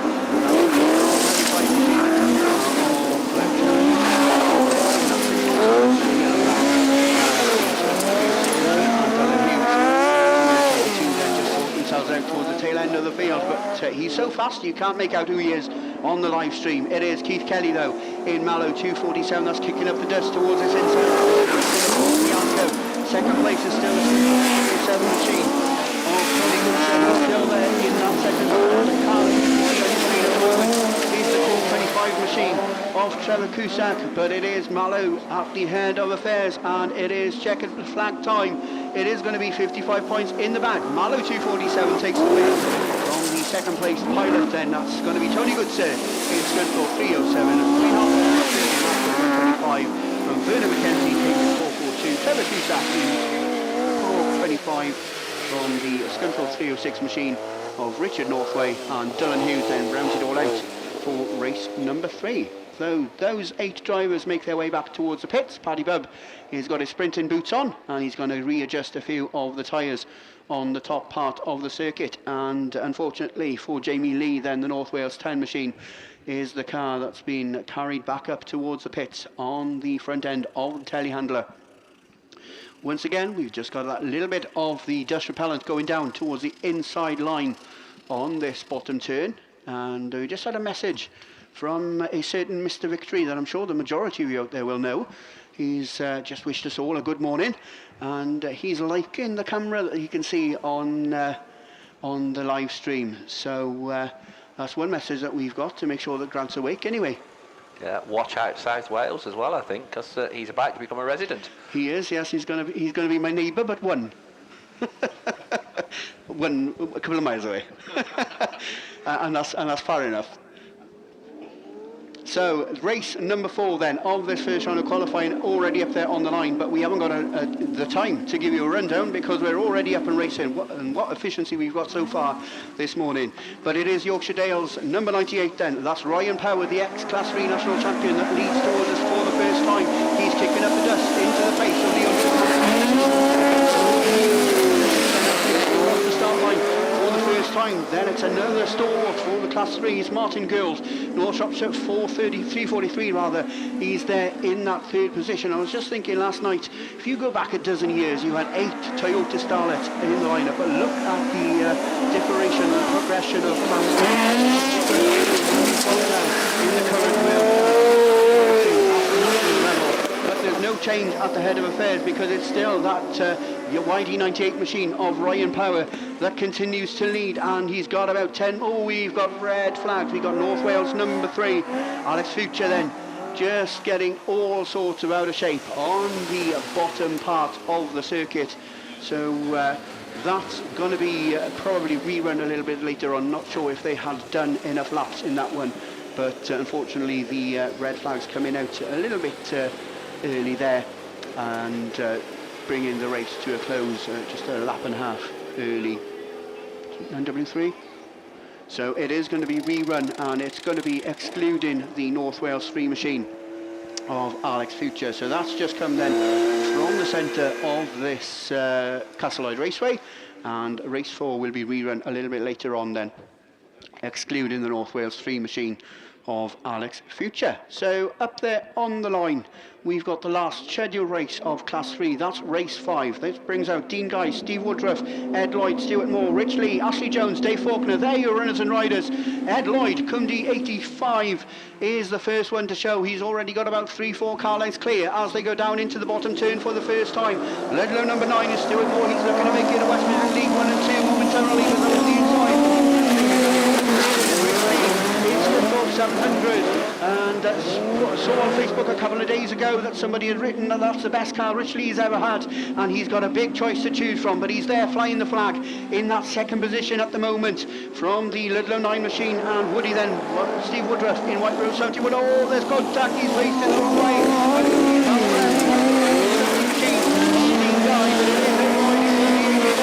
Away. If you're watching the live stream, he's on. That's got to be for the second time of asking. Cody 85, Scunthorpe 700, still your 1 and 2 from Stuart Moore in Ludlow 9, who's still there in that 3rd spot. Your 1, 2, 3 away and gone really from Dean Guy in Bradford number 70. Top 4 ahead of the Penhow number 11 machine. Dave Faulkner in star number 6, and the car at the tail end of the field is Steve Woodruff in White Rose 71. But this time round, your race leader is going to see that yellow flag with the black cross. He's sideways all through that bottom turn, kicking up the dust and the stones. Is Cody number 85, still there in that 2nd spot for that race, hocking up on that top part of the circuit, but just about Edwards got a little bit more power as they descend the hill for the final time. Cumdy 85 then looking to kickstart his BASt campaign with 55 points, and Ed Lloyd Scunthorpe number 700. Stuart Moore takes 3rd in the Ludlow 9 machine from Dean Guy in Radford number 70 from the Penhow 11 machine. machine of Ashley Jones. And White Rose 71 is Steve Woodruff, and he finishes in the penultimate position ahead of the Dave Faulkner machine. That's Star 6. And looks like we're going to go with all the finishers, all the starters then have finished that one, and that is going to be the last race of this finish round of qualifying of Class 3, sponsored by Ram Developments, done and dusted. We got a rerun of Class 1 and we got a rerun of Class 3 to come a little bit later on. But for now, we've got Class 5 machines up there on the line, and we're going to move on for the first time this weekend to the voice of the Scarborough Club, Mr. Mickey B. Yeah, thanks very much, Gareth. We are with men's Class 5s. Heat 1, Race 1 brings out your reigning BAS champion, Ian Thorndike, IK22, Dan Godfrey, Chris Tudgay, Charlie Holloway, Barry Miles, Dan Lodge, Riley Daper and Mark Ucker. They are your runners and riders, and we are off and running. Evesham 9, Charlie Holloway had a good start there, but can he get it round that turn 1? Down the hill they go. Godfrey's going with it as well, and that Cambridge 10. A little bit of contact between the two lead cars, but it is who throws it on the back and climbs the hill round that Stargate turn. Holloway's going with him there. Godfrey's there as well. Your reigning BAS champion Thorndike running in that 4th place as they come down the hill. Little bit of battle going on for that 5th place, but eyes back front. Lodgy then still with that nose in front. And Scunthorpe 94. That's Barry Miles who's at the back of the pack. That's a disappointment, but he's still got time if the rest all break down, but that's unlikely. Let's go back to those 2 lead cars. Still Lodge then, that's Scunthorpe.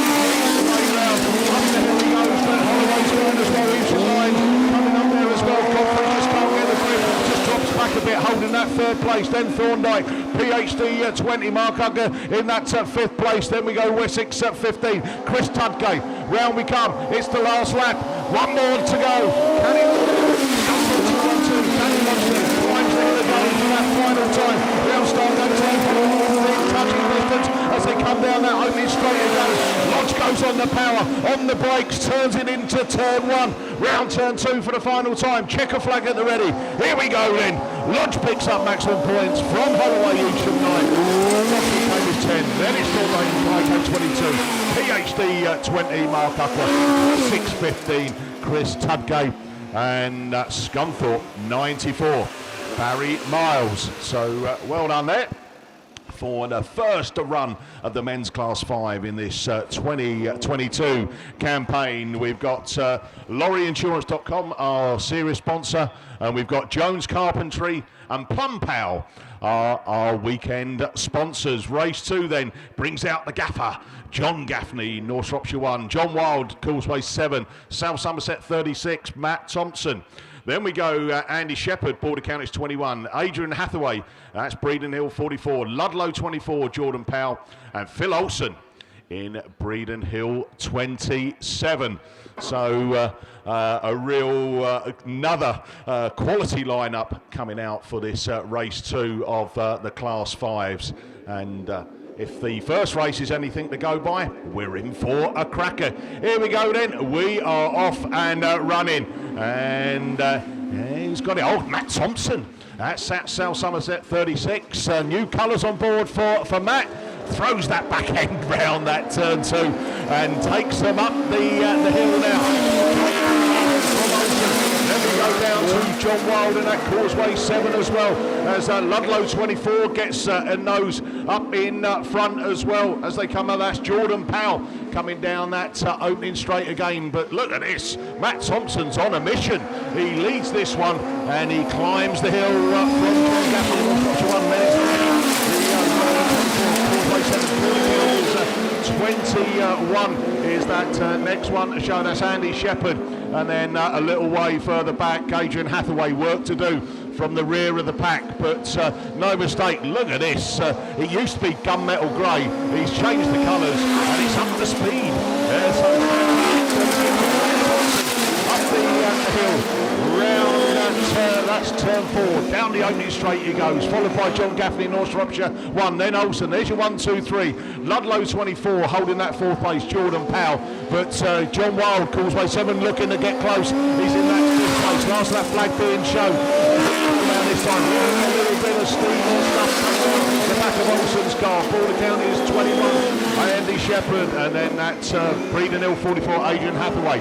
But round they come, they've all picked up the last lap flag. It's checker flag time, and what a solid win that is. Matt Thompson takes the win in South Somerset 36. John Gaffney, the gaffer, Ross Thompson 1 second. Phil Olsen, Breeden Hill 27. Then it's John Wild from Ludlow 24, Jordan Powell. Border County is 21, Andy Shepherd.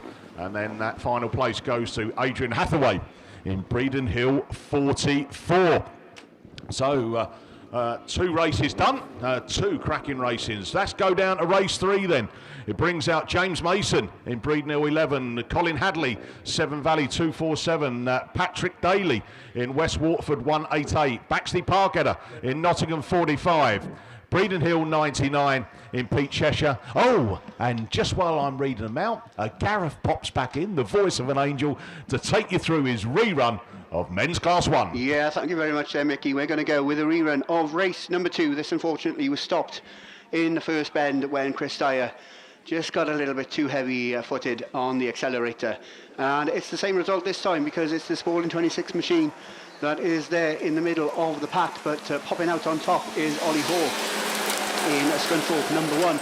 He's left the door open though for the North Shropshire League machine of Ben Gould, and it's North Shropshire 443 that's there leading the inside line down that far straight, and Ollie Hall is going to have to go right round, the long way round on that outside shoulder through the bottom part of the circuit. And but it's number 1 that's in that number 1 position at the moment. He's just found some torque and some acceleration from somewhere. It's Scunthorpe number 1 from North Shropshire 443 there in the middle of your screen there as you're watching at home or trackside. The third place man is the Spalding machine, Jordan Robinson.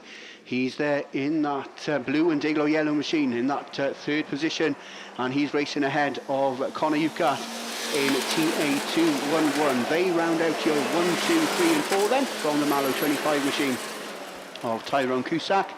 And then it's the North Shropshire 159 machine of Zach Bowers back in that 6th position.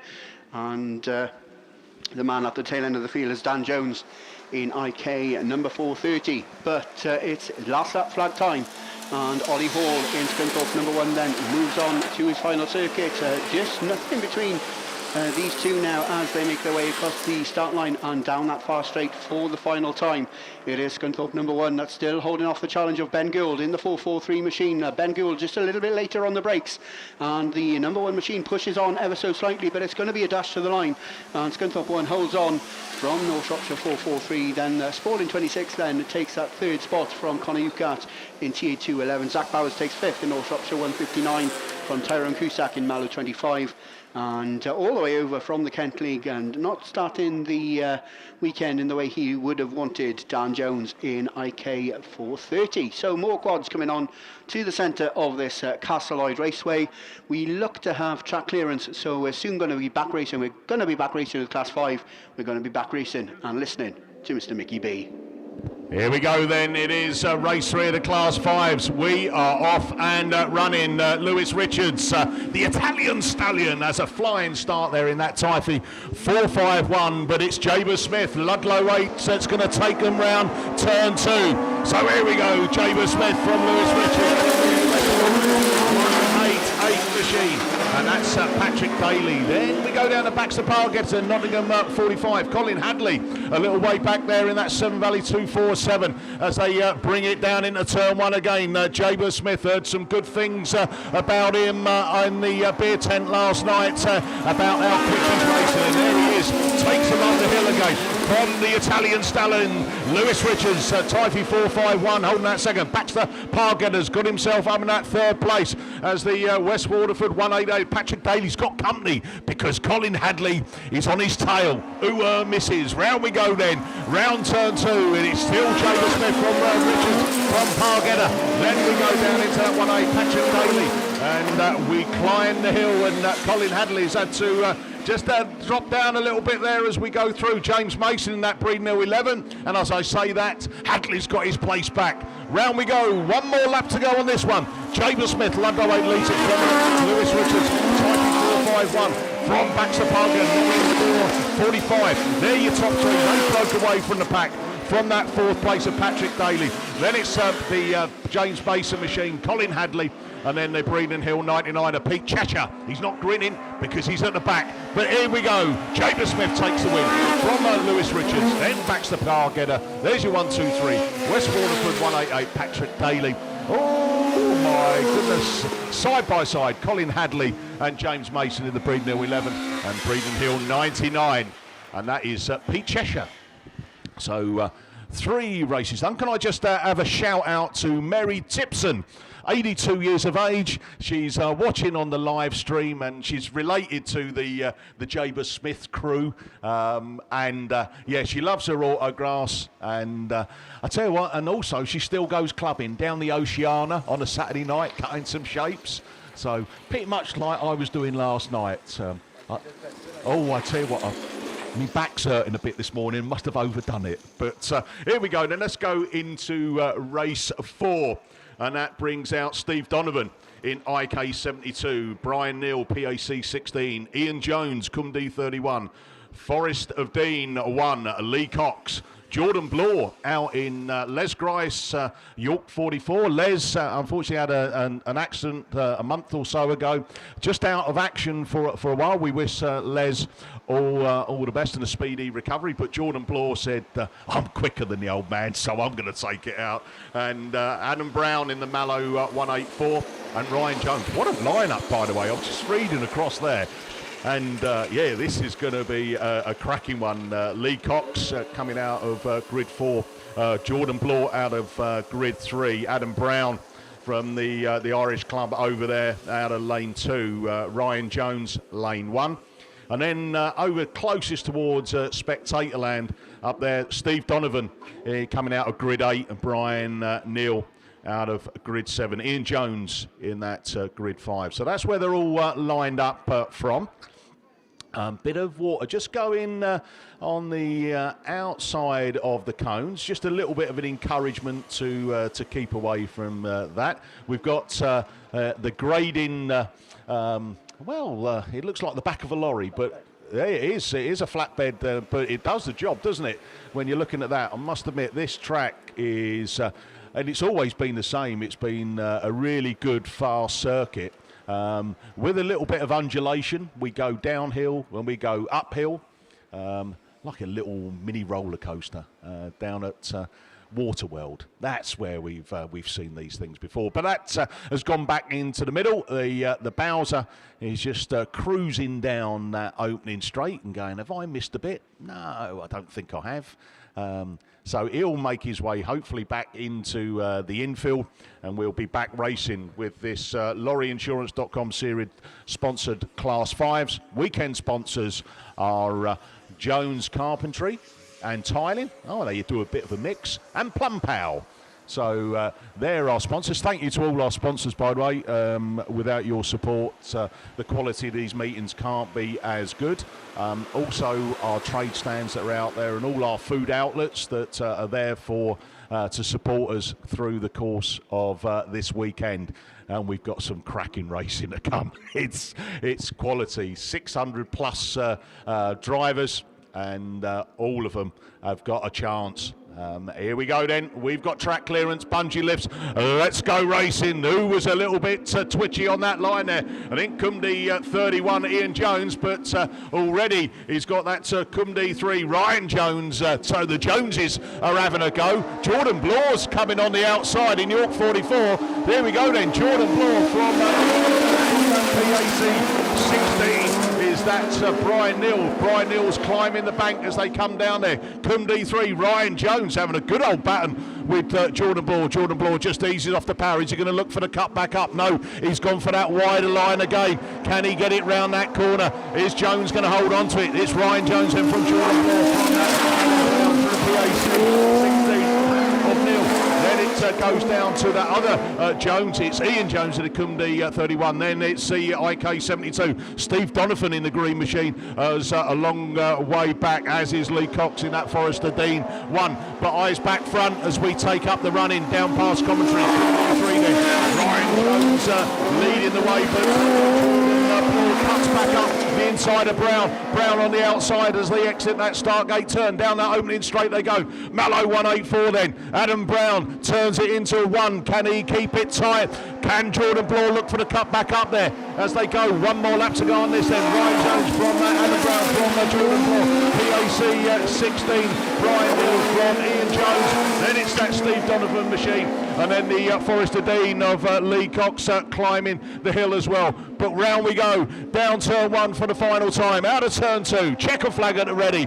And Ryan Jones then. Cymru 3 takes the win from Adam Brown, Mallow 184. Jordan Bloor, York 44. PAC 16. Brian Neal from Cymru 31. Ian Jones. Steve Donovan, IK 72. And Forrester Dean 2, which is Lee Cox.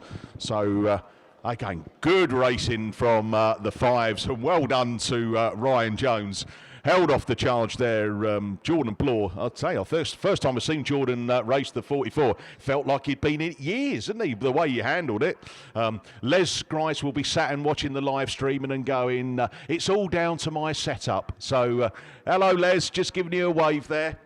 Put the kettle on, get your feet up, have a rest. Here we go, race 5. Chris Winnall, Tom Ellis, Jeff Bateman, Neil Jones, Lawrence Blabber, Jason Rees, and the man who had the tash but shaved it off to make himself look younger, Colin Chilvers, down into turn 1. Oh, we've got a bit of climbing, and I think that might see some red, do you think? I think it's going to go red. I'm predicting it. Yeah, we're going red. So Colin Chilvers there will be going, oh, just by luck, in these brand new super shiny, nice and straight Class 5. Don't know how long that's going to last for, by the way, but it is Bateman in the Stroud and District 45 who's got a slightly rearranged front end. Oh, you can borrow my notepad. That's it's free of charge as well, that one, Gareth. So.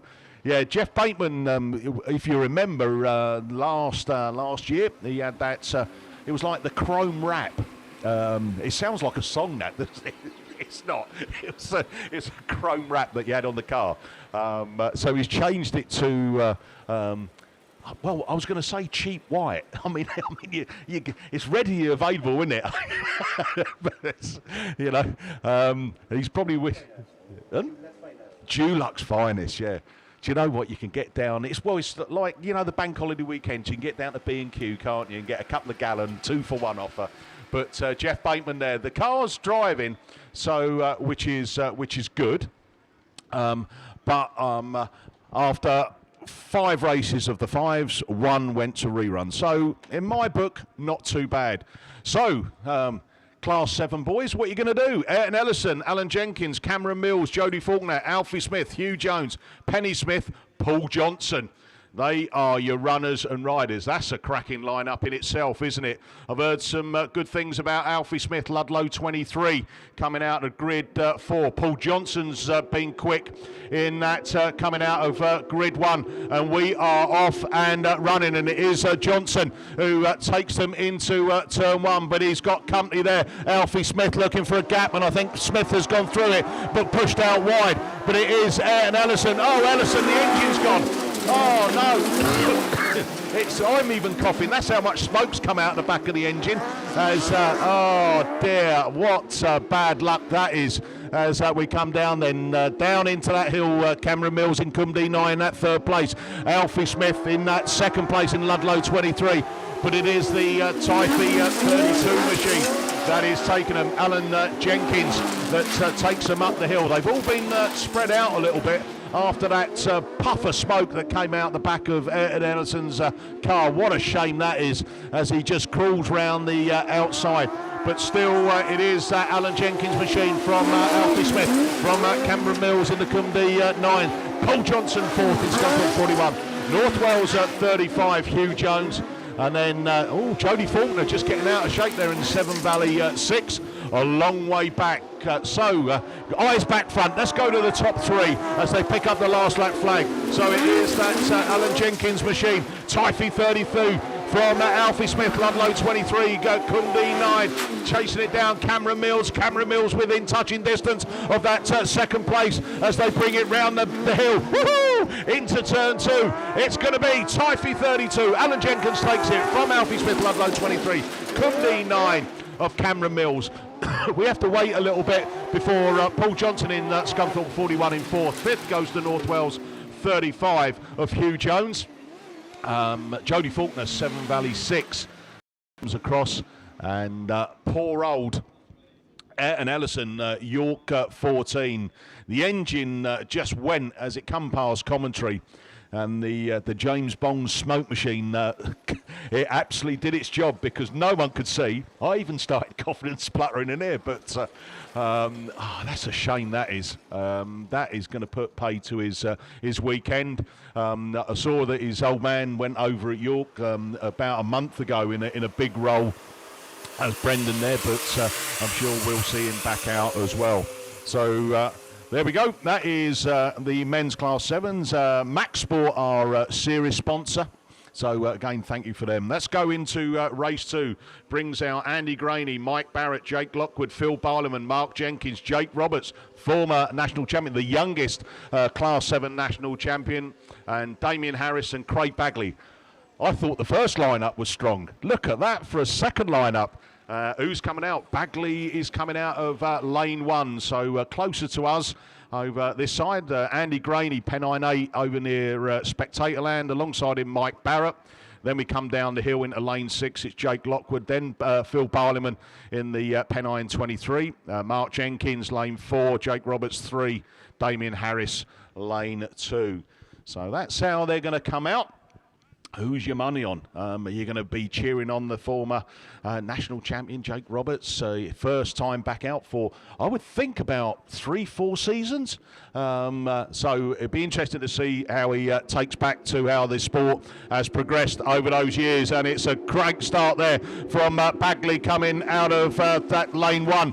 But already that PhD machine, Roberts taking the initiative as they bring it out of turn 1. So it's Roberts from Bagley from Lockwood. Then it's Graney. The Radford 140 of Damien Harris is up there in the mix as well. Barliman looks the cut back up the inside there. Barrett goes a little bit. Strictly Come Dancing coming out of that start gate turn. Down we come then into that lead car. PhD 72. Jake Roberts back on the charge, but Craig Bagley's back at him as well as they slide it up the hill. Coming out of start gate turn then. Roberts from Bagley from the 3-8-3. Oh! Graney's showing his undercarriage coming out of that start gate turn. We're popping a big wheelie. I think he caught a tyre and just popped himself up there as they come round. Still Roberts leading the way round from the 3-8-3 of Jake Lockwood. Lockwood then up into that second place. Bagley dropped down a place into that third. Then it's Andy Graney, then Barliman. Then we go down into the lower place, Radford 140. And that 140 of Damien Harris, but last lap flag being shown, one more lap to go on this one. And what a cracking return this is from Jake Roberts, PhD 72, as we said, the youngest Class 7 national winner, as he brings it down the hill for the final time. From that Scunthorpe 393, Jake Lockwood. So there we go, Jake Roberts takes the win from Lockwood. Oh no, Graney's got third, Barliman fourth. Then Harris in fifth, Barrett, and then Cundy too. Craig Bagley just went all off the pace. He's got a... Did I? Ah, possibly. Did he see the red come up and think that he had to slow down? Who knows? Maybe he was taking in the scenery. Behind us at commentary, there's about 400 cows mooing away, by the way. So we're going to move it into race 3. Mark Evans, Darren Adams, Lewis Woodruff, the young lad who's just come into the 7s. Dan Johnson in the Scunthorpe 383. Matt Manning, a seasoned campaigner. Steve Wilson, Ian Stevenson. Well, it does bring out your reigning 2021 BAS champion. And it is Stevenson, and the final one is Tom Lewis. So they... and we've got some sheep as well. Well, it wouldn't be Wales without a sheep, would it? Well, I'm just a bit concerned because when you said about loads of cows, I looked behind me and I thought they're all sheep. I know I haven't lived in Wales long, but even I've got to know. No, Is that what cows up in I Scarborough? promise you, Steve, there were cows in the field beyond that. No, they are sheep. He must be the only person we know that can shear a cow. So it's obviously a Scarborough pastime or something. So yeah. We have multiple uses for cows and sheep in Scarborough. So here we go. We've got track clearance, bungee lifts. Let's go racing. Lewis has had a flying start. Stevenson's gone with him side by side. Stephen looks for the cut back up the inside, but the door has been left open as they come through. Wow, hold on a minute. Manning's gone for it as well. Lewis is there coming up the hill from Manning, and it's Manning's going to pop round into that second place as they come down that back straight. Lodgy Johnson is going for the move as well, and Johnson makes it up into that third place as they start to spread themselves out a little bit, but we'll pick them up. So Lewis popping wheelies with Manning from that Lockwood machine, Johnson machine. And then, in fourth place at the moment, Stevenson.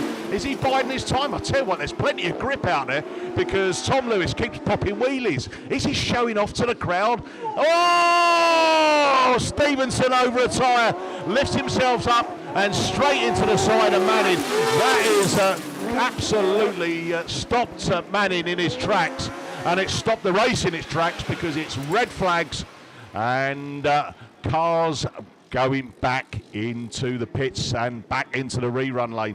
That's Yayton Sobry 57. Didn't get a mention because of the action going up the front. That's Mark Evans. Nicely turned out machine as well. The good thing is that Matt Manning, although he got that clonk in the side, the car is still being able to run. Yeah, so I think you'd probably understand the start of the reigning champions, BAS champions, first round hasn't gone as planned because White Rose 20, Ian Stevenson, black flagged and excluded from the rerun. So there we are, and you could see that. I think he just went for the gap. I think he might have caught a bit of a tyre, just lifted him and pushed him straight into it, but that's the reason for the stoppage. Right, let's go into race 4, and it brings out Sean Williams, Andy Jefferson, Tom Page, Liam Roach, Matt Richards, Simon Hawthorne, Andy Holtby, Liam Evans. Wow, it's another star-studded lineup, isn't it? How do you pick the top 8 out of all of these this weekend? I don't know, but all I do know is we've got a cracking 2 days racing with the Super Saloons and bungee lifts. We are already off and running, and it is Holtby who's on a charge already in that gold wrap machine. Down into turn 1 and going wide. Can he hold on to it? Yes, he can. Holtby then takes up the running from Jefferson. Then it's Evans in the North Shropshire 120 as they come up the hill. Liam Roach in the Causeway 160 machine. He's got his nose up into that third place, and now he's going to chase down that Jefferson machine in that Yorkshire Dales 21. But round they come, down the hill, out of turn 2, up past commentary. Still Andy Holtby, Scunthorpe 61, your reigning national champion, and he's on that championship form as look at the way he's pulled away from Jefferson, and Jefferson's no slouch in that car as well. Round they come, down that hill again, a couple more to go on this one. So Holtby from Jefferson, from Liam Evans, and then the Causeway 160, then it's Page, then Hawthorne a little bit further back, and then Richards in the Evesham 555. We've got a slow one at the back. Is there a problem on board? It might be. I think it is that Swansea 20 machine of Sean Williams, and Sean Williams fighting to get that car round as it's last lap flag. Holtby looks on the inside and cuts up through nice and safe down the hill into turn 1 for that final time. And what a statement that's been made. Scunthorpe 61. Andy Holtby takes the win and pops a wheelie. Jefferson takes second from Liam Evans, North Shropshire 120 in third. Fourth goes to the Causeway 160, Liam Roach. Then it's Tom Pace, Scunthorpe 19, Radford 176, Simon Hawthorne, Evesham 555, Matt Richards, and then that final car of Sean Williams of the Swansea 20.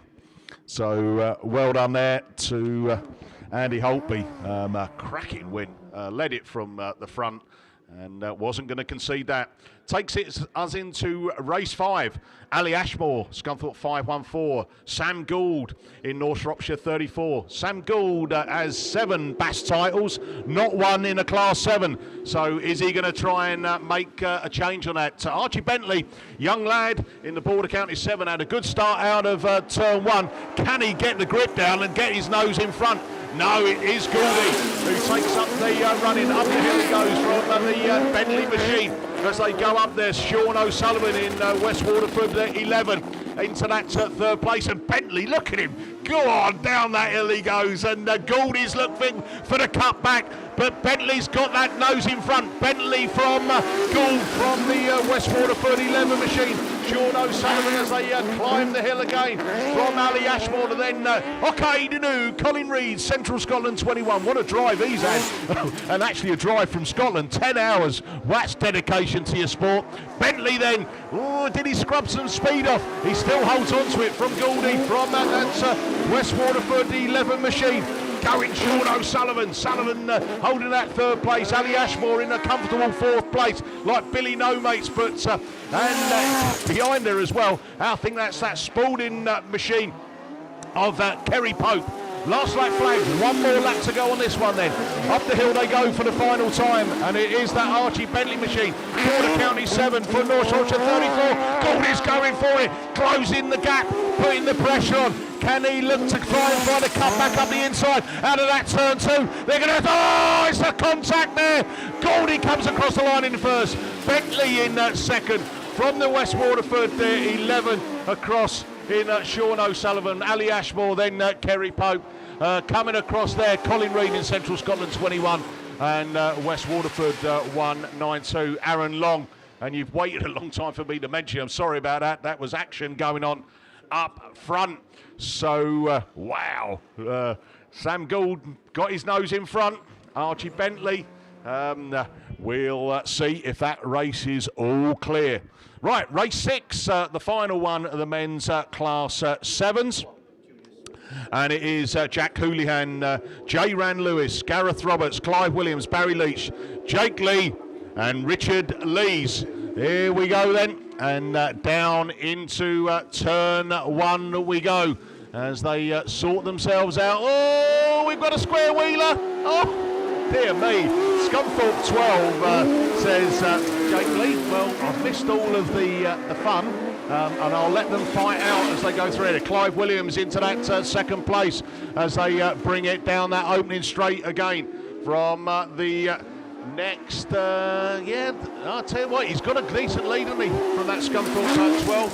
From the down 120, Typee 113, 76, 47, PAC 700 and the West Waterford machine of Jack Houlihan, and Houlihan just square wheeled it, just got his front clip just gently, but it hasn't put the car out of action. So Scunthorpe 12 then, Jake Lee leads the way from the down 120 of Barry Leach. Then we go down into the PAC 47, who's managed to get himself up there, and that's J. Ran Lewis. Some of these new names for me as they bring it round and down. Last lap flag, Scunthorpe 12. Jake Lee's got a comfortable lead from the down 120, Barry Leach. Then we go down to PAC 47, Typee 113, North Wales 76. That PAC 700, Rich Lees, is the one that's at the back of the pack at the moment, but checker flag. Good win there, Scunthorpe 12. Jake Lee takes it from down 120, Barry Leach. We wait for the next one, J. Ran Lewis in the 47. From the West Waterford 358, Jack Houlihan. Typee 113 of Clive Williams. Gareth Roberts in North Wales 76. And Rich Lees in PAC 700. So well done there for our Class 7s. And our weekend sponsors are Spa Motors, Mid Wales Limited. So that's the 7s. We've got a rerun to come in a 5 and a 7. But up on the line, we are switching down to we got a rerun there for the voice of an Angel, Gareth. So back over to Gareth. Yeah, thank you very much then, Mickey. Yeah, we got the rerun of race number 4 from this morning's first round of qualifying. It's the rerun where Alex Future in North Wales 3 just got a little bit out of shape on the exit of the bottom turn, and unfortunately failed to get going again, and was parked up in the middle of that racing line. This bottom bend seems to be catching quite a few out as we're going through this first round of qualifying, but one that had the measure of the whole of the circuit in the first run of this race was Ryan Power in Yorkshire Dales 98. He was the one that led the way, and if you're joining us on the live stream from your trailer, as indeed the team from Max Bora Da, good morning to you all out there.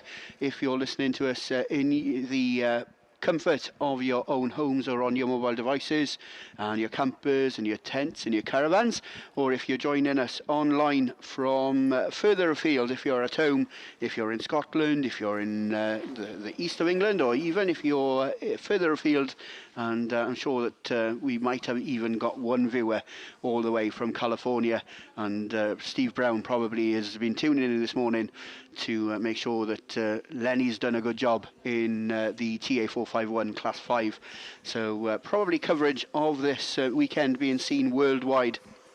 As we look towards the line then, we're going to go with the rerun of race 4. This one was stopped when Leon Dorset was in second position in the North Shropshire 293 machine. He's the one that starts all the way out there in grid number 8. If you're joining us on the live stream, he's the car that we just about can see the roof of. The car that we can see in its entirety on that outside line is the TA1 machine of Adrian Davis, your class sponsor of Class 3, both for men's and ladies this weekend. The red machine in the middle of your screen is the Yorkshire Dales 86 machine. That belongs to Chris Allenson, and he's there starting in grid number 6. In grid number 5, it is the Martin Gould machine, the ex-Class 3 national champion, of course, and during the noughties and the 10s, certainly he had a very successful run at the top end when it came to the national events within the sport. Penhow 119 is John Price, and he's there.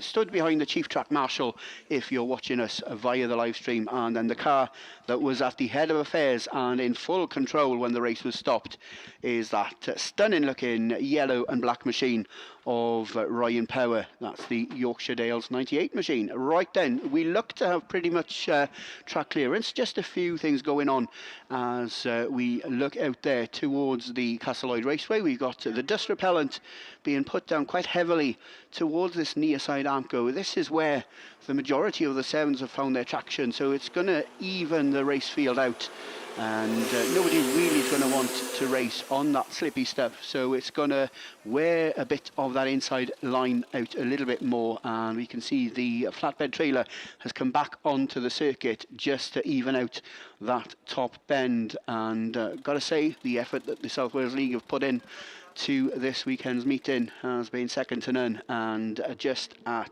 10 past 10 rather, we are doing extremely well and very efficient so far, but that's we're not going to guarantee that because anything can happen, and we will be doing our best to provide the 4 3/4 laps for every race throughout the course of this weekend. The dust repellent then is doing a little bit of a sprinkling on the outside of the cones on the top bend, and as we can see then we've got the water having been put down on the inside of the cones on the top end as well, which will be there ready for when the cones and the tyres are being pushed right back in towards the verge of the grass as we progress throughout this first round of qualifying.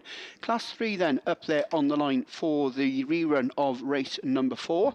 Ram Developments, your sponsor for this weekend. Not sure who the series sponsor for Class 3 is, but we'll try and mention them as this race gets away. And once again, it's Ryan Power in the Yorkshire Dales 98 machine that leads his way into that bottom turn for the first time. Martin Gould, he gets a little bit sideways, and that manages to spin Chris Allenson round in Yorkshire Dales 86, but Gould holds on to second as they climb the bank and cross the start line turn for the first time. Leon Dorset makes it a North Shropshire battle for second and third, but he has to make do with third at the moment. Chris Allenson then rejoins the field at the back of the pack, as Ram Developments, your sponsor of Class 3 for the series as well.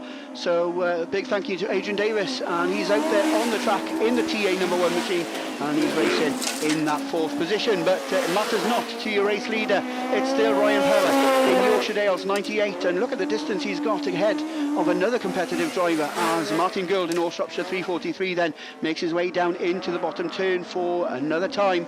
TA1 and the Penn Howe 119 machine racing back in 4th and 5th, and Chris Allenson with it all to do, not kicking off his campaign in the way he would have wanted. But Ryan Power just exits that start line turn for the penultimate time. Down into the bottom turn he goes. Yorkshire Dales 98 from Martin Gould in All Shropshire 343. That's your 1 and 2 from Leon Dorset in All Shropshire 293, and that yellow flag with the black cross is shown. Ryan Power with 1 circuit to go in his first race of the 2022 campaign within the British Autograss Series, and we've got red flags out on this top marshal's post, and I'm not sure why, but I'm sure that we will relay that message onto you as soon as we get confirmation of the reasoning for that race stoppage.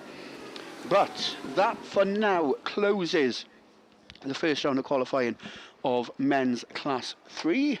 And for the first time this weekend, we've got open wheelers up there on the line. We're going to go to men's Class 9, and we're going to go over to the voice of National Autograss Racing, Mr. Steve Langley. Nothing like a build-up. Thank you very much then, Gareth, indeed. So yeah, Class 9, resurgent class in National Autograss Racing, without a doubt. It's been a bit low, certainly never short on quality, but it's been a bit low on quantity in recent years, but not this year. We have 34 signed on. 5 races coming your way for this first round of qualifying. Lee Waldron, it is in 4F. Welcome addition to the British Autograss Series for 2022, and just losing out on the lead though there, because it's ARC3 Lee Seagreaves. You're going to see some familiar names in Class 9 from other classes, because there has been a swap round on classes. I say Class 9 really developed, but Lee Seagreaves it is in ARC3. Used to seeing Lee so competitive in the Class 10, of course. Lee Waldron gets it all wrong on that bottom bend, and we get a little bit of a coming together, and I think I'm going to start fairly ignominiously with red flags on race 1 of the Class 9s.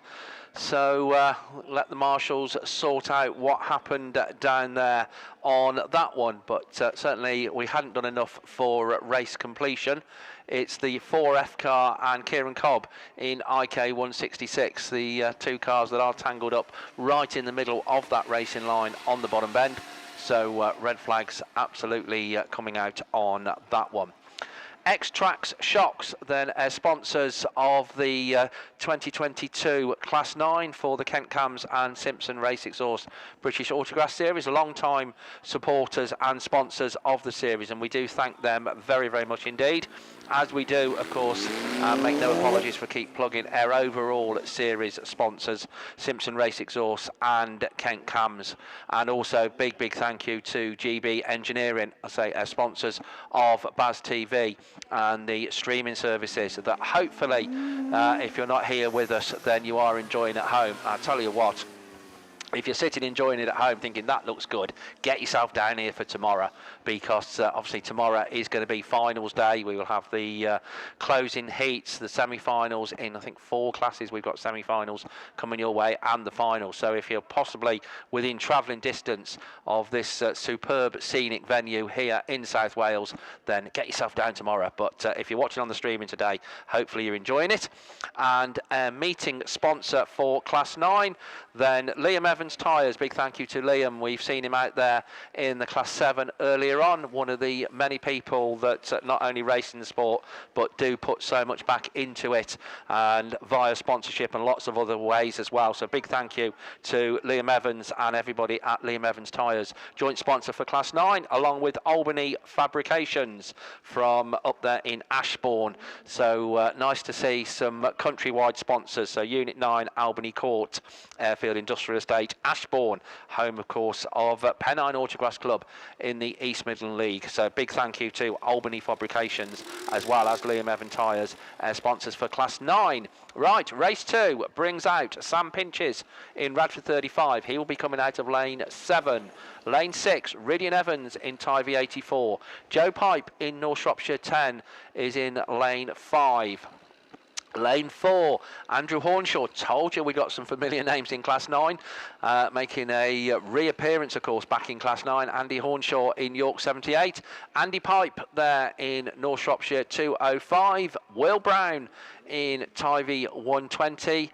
And last but by no means least, coming out of lane 1 will be Tony Wilson in Spalding 10. All of the race permutations and grid positions, if you are new to British Autograss Series racing, are randomly computer drawn after the signing on has been completed. So which race, which heat and who you're up against is totally in the hands of, it used to be in the hands of HP, but it's actually in the hands of Dell this year because we got a new computer. Right, here we go then, going down the far side for the first time. Race 2 of the first round of qualifying of the men's Class 9s. Powers away from the line and all safely round turn 1 just about. And it is Andy Hornshaw in York 78 that's the first one to show from the 10 cars racing together. Tony Wilson in the Spalding version, Joe Pipe in the North Shropshire version, as they just begin to spread themselves out down that far side. Early problems there for the Tivy 120 of Will Brown, but no problems at all at the minute for Andy Hornshaw, York 78. The motor's on. Tony Wilson now races ahead of the Pipe machine in NS10, Tivy 84 and Radford 35. So Ridian Evans and Sam Pinches come past us in that order, and then Andy Pipe in North Shropshire 205. And just coming round our back marker, the Tivy 120. Round his outside though is your race leader. Another lap completed for Andy Hornshaw. Long way clear in York 78 from the Tony Wilson Spalding 10 car still running in that second place position. Tivy 120, Will Brown then pulls into the middle of the track. Unfortunately, his race is run in this first heat. Last lap flag though. Yellow flag with the black cross goes out to Andy Hornshaw. 1 to go. Tony Wilson, Spalding 10, Joe Pipe in North Shropshire 10. Then the Tivy 84 of Ridian Evans racing ahead of Sam Pinches in Radford 35, and Andy Pipe completes the last of the runners in North Shropshire 205. But your race leader, your race winner, looking good. Andy Hornshaw takes it in York 78. Second place will go to Tony Wilson in Spalding 10. Problems for North Shropshire 10 on the last lap. So Tivy 84 comes home. Sam Pinches in Radford 35. Rotten luck there on Joe Pipe. North Shropshire 10 running in a good third place for so long in that race, but finishes further down the field and finishes just ahead of Andy Pipe in North Shropshire 205. But very much setting the early marker in Class 9 is Andy Hornshaw in York 78. 2021 champion in men's Class 9, not with us this weekend. Deck Trailer in the North Shropshire 98 machine. So opportunity for maybe a new name, maybe a returning name to go on the Class 9 trophy for 2022. Talking of trophies, don't forget, folks, if you're here on site, then it is the, I don't know, this is a little strange, but obviously circumstances have been a little strange. It is the trophy presentation of the 2021 series taking place tonight over in the beer tent. We're looking at about 8 o'clock-ish, we think. It depends on when racing finishes and things like that. But the 2021 trophy presentation is going to be taking place tonight over there in the beer tent. So you can come and see all the winners from last year. As race 3 of the Class 9s on the line then. York 6, Russ Addyman. Hereford 55, Martin Jones. Pennine 5, Jason Richardson. Mark Barker in Evesham 26. Sam Middleton in Trent 9. Alan Roberts in North Wales 4. And Stuart Taylor in Invicta Kent 121. Those are the 7 cars that are already away from the line and racing. And it is the York 6 machine of Russ Addyman that is the first one past us as they climb the bank for the first time. Stuart Taylor then on the inside in Invicta Kent 121, looking to challenge round his outside. I think that's the Evesham machine of Mark Barker in Evesham 26. Mark and Sharon always have busy Baz weekends campaigning the 8s and the 9s, but right there on the pace, running in 4th place is the Trent 9 car. That's Sam Middleton at the wheel of that one as they go round the start line turn once again. But Russ Addyman still down that far side in York 6, still that race leader, just managing to pull a couple of car lengths now away from the second place car. Having said that, gaining right back up at him is Stuart Taylor in IK 121. Mark Barker having to race very hard to hold off the challenge of Sam Middleton, also Alan Roberts in the North Wales 4 car. Then comes Jason Richardson, a bit further down than we normally see him, and plenty to do at the minute in Pennine 5. And Martin Jones completes it all in Hereford 55. But your race leader, as the last lap flag goes out, still Russ Addison, but still close. Stuart Taylor right there with him in the Invicta Kent 121 machine. Trent Nine, oh no, problems on that top bend for Mark Barker. Evesham at 26 unfortunately becomes the first rollover of the weekend. A little bit of a coming together on that top corner, and Mark Barker then, I'm afraid, gets it tipped upside down. The marshals and officials very quickly in attendance. Mark, not being flippant, is made of strong stuff, and not the first time that he has rolled a car, but hopefully the important thing is that Mark is A-OK there in that Evesham 26 machine, and their weekend might have got just a little bit busier. So we're looking, Mark climbing out of the car, which is the all-important thing there. And Evesham 26, then I'm sure we'll be having a very close look at the car. But I say the important thing is Mark is out and he is A-OK. And I'll say becomes our first rollover of the weekend. Right, multitasking Mr. Jones has just come to my left, so they got him lap scoring as well, so there we go. I have to say, and genuinely say this, that if you want anybody to multitask in a race control type environment, Gareth Jones is your person. I shall never forget down at, I think it was a Super Bowl meeting or a South Somerset Grand Prix meeting, Gareth was genuinely and doing all absolutely spot on, commentating points and lap scoring at the same time. Don't ask me where he put the third pen, because I'm not going to tell you. So there we go. But no, he won't. It was in his sixth finger, Steve. That's absolutely. This from Farmer Barker to my right here. So yeah. Oh look, the cows have gone. So there we go. You know, like Test Match Special, then they sort of like give you what's going on in the local environment. I think this is our equivalent, isn't it, really? right, Steve. I phoned the local farmer, and apparently I was right. They've just gone for a bit of milking. That's what he told me. So, but they disappear unless someone's nicked them. No, they don't You've do that. heard of sheep rustling, but they made cow rustling. I don't know. A bit heavy to shift away, aren't they? But. Do you know what? Funny enough, I was like reminiscing really back of when like you first meet, people. I think Gareth. I think I met you down at. I think it was in Invicta Kent when they were doing the Bass rounds, and what a cracking venue was. I know that they've kind of restricted now on the amount of land they've got, but. It was a fantastic weekend. There are some stories, but I can't really tell them online.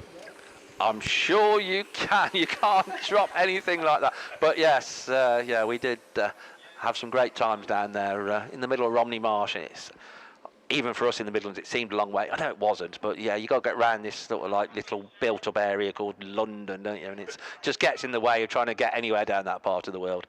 But good times, and sort of like Baz obviously been running for 26 years, and we've visited some cracking venues and met some cracking people through it. So hopefully it will go from very much strength to strength as we move into the 2022 season. Haven't heard yet on that previous race. I suspect the result may stand, because they were coming round to complete, but we will try and get an official verdict on that one. But what we can tell you is that race 4 is on the line. PhD 9, Aidan Llewellyn. South Somerset 22, Jenny Shepherd. Hereford 17, Alwyn Pitt. Tivy 42, Thomas Lloyd. ARC 5, Phil Cooper. SS 81, Gavin Pittman. And Ludlow 80, Jimmy Smith. So most successful British Autograss Series driver of all time. And Phil Cooper, we got 3 of them away from the line. So not quite sure what's happened there. So there we go. But it's nice to see Phil Cooper, Jimmy Smith and Gavin Pittman. Right, we're hearing Alan Roberts picks up a black flag, unfortunately, in race 3. What we are just waiting clarification if we are going to be seeing a rerun or what's happening on that one. And not quite sure what happened on that little bit of a problematical start there, but it was nice to see 3 of them. Right, H17 unfortunately picks up a black flag in race 4 for a jump start.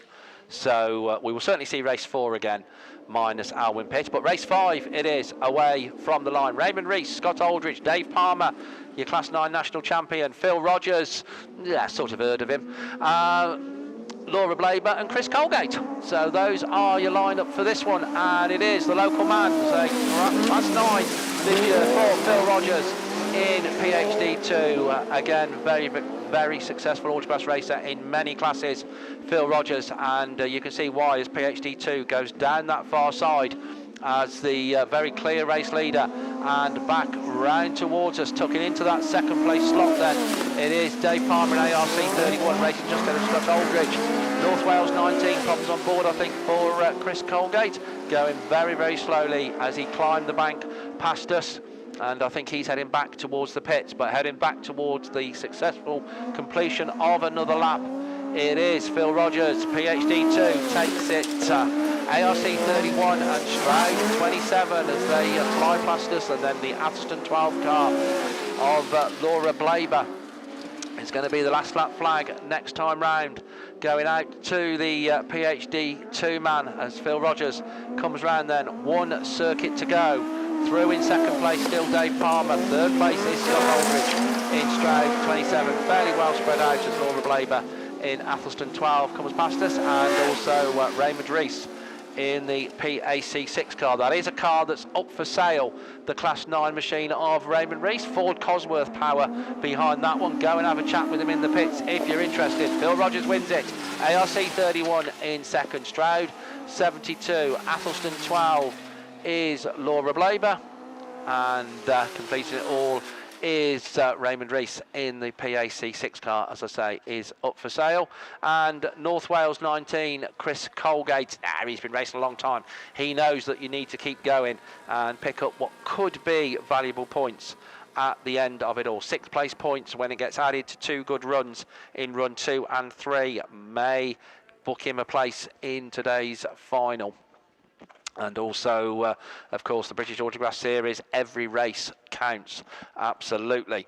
Right, having seen some experienced racers in Class 9, we're now going to see, there are some experienced ones out there, but the other end of the age spectrum, because we're going to be seeing juniors for the first time this weekend. The Junior Saloons are coming your way. 4 races for Junior Saloons. Shropshire Designs are British Autograss Series sponsors. We thank them very much indeed for their ongoing support of the Junior Saloons. Also, big thank you to Owens Fabrication. They're joint sponsors of Junior Saloons, so NDAF there, we're up and running with them. So and also MCK Vans as the first race gets underway, and it is the Tivy 15 car of Estin Jones that is the first one to show from the White Rose car of Lewis Middleton in that second place slot. Problems there for PAC 9, and we got red flags on that one. Somebody obviously told him I wasn't ready, but there we go. I'll be in the swing of it by about round 4, folks. It's all right.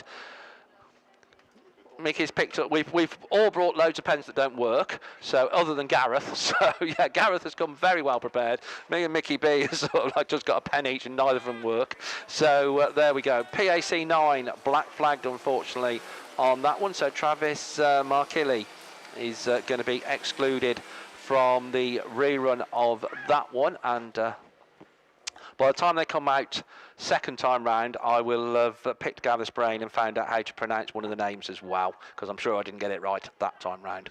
That one. So. Yes, then, yeah, you did get it right. Oh, I did. There we go. So yes, right. Well, he said. He said at least I got the Jones part right. So there we go. I think that's probably what he meant. Right, race 2 then it is away from the line. Gareth White, Jay Jones, Pip Melly, Hannah Lewis, Elise Jones, Miles Collins, and Hannah Hadley are the 7 cars that we're expecting, and 7 we've got out there. And the first one to show is the Swansea 2 car of Pip Melly, tucked into second place, then Hannah Lewis in Athelston 212. Still very much a place for minis in Class 1 and Junior Saloon Racing as they go down that far side. Severn Valley 147. First time I've seen Hannah Hadley out there. She's doing all right in that very nicely prepared Severn Valley 147 machine. But your race leader coming round is Pip Melly in Swansea 2. Athelston 212 runs second. The Pennine car then, Elise Jones in that third place slot. Up from Invicta Kent is Jay Jones in IK 430. Runs in that fourth place position. Gareth White then in Cumdy 133. Miles Collins in PhD 48. And not forgetting Hannah Hadley in Severn Valley 147. But your race leader coming round, it is Swansea 2 from Athelston 212. Pennine 17. That's still the 123. So no change in race order at the moment, and our race leader looking fairly comfortable over the far side when all said and done. Pip Melly in Swansea 2 it is that's going to come round this time to be greeted with the sight of the yellow flag with the black cross. So it's one circuit to go for Swansea 2. Athelston 212 Hannah Lewis and Pennine 17 Elise Jones. IK 430 and C 133 getting a little bit closer there now between Jay Jones and Gareth White, but we look over to the far side, and coming round that bottom bend for the final time is Pip Melly. So Swansea 2 going to open their campaign this weekend with maximum points. Hannah Lewis, Athelston 212 in second, Elise Jones third in Pennine 17. Fourth goes just to the IK 430 car then of Jay Jones, ahead of Gareth White in Cumdy 133. I think then it is going to be Miles Collins in PhD 48, and completing safe and sound, and that's the important thing, is Hannah Hadley in Severn Valley 147. So race 2 of the first round of qualifying of the juniors gets sorted out successfully. I say a big thank you to NDAF and Owens Fabrications and MCK Vans for your meeting sponsorship. Ludlow 55, Tom Stevens, 2021 series champion, moves onwards and upwards. So once again, will be a different name on the trophy for 2022.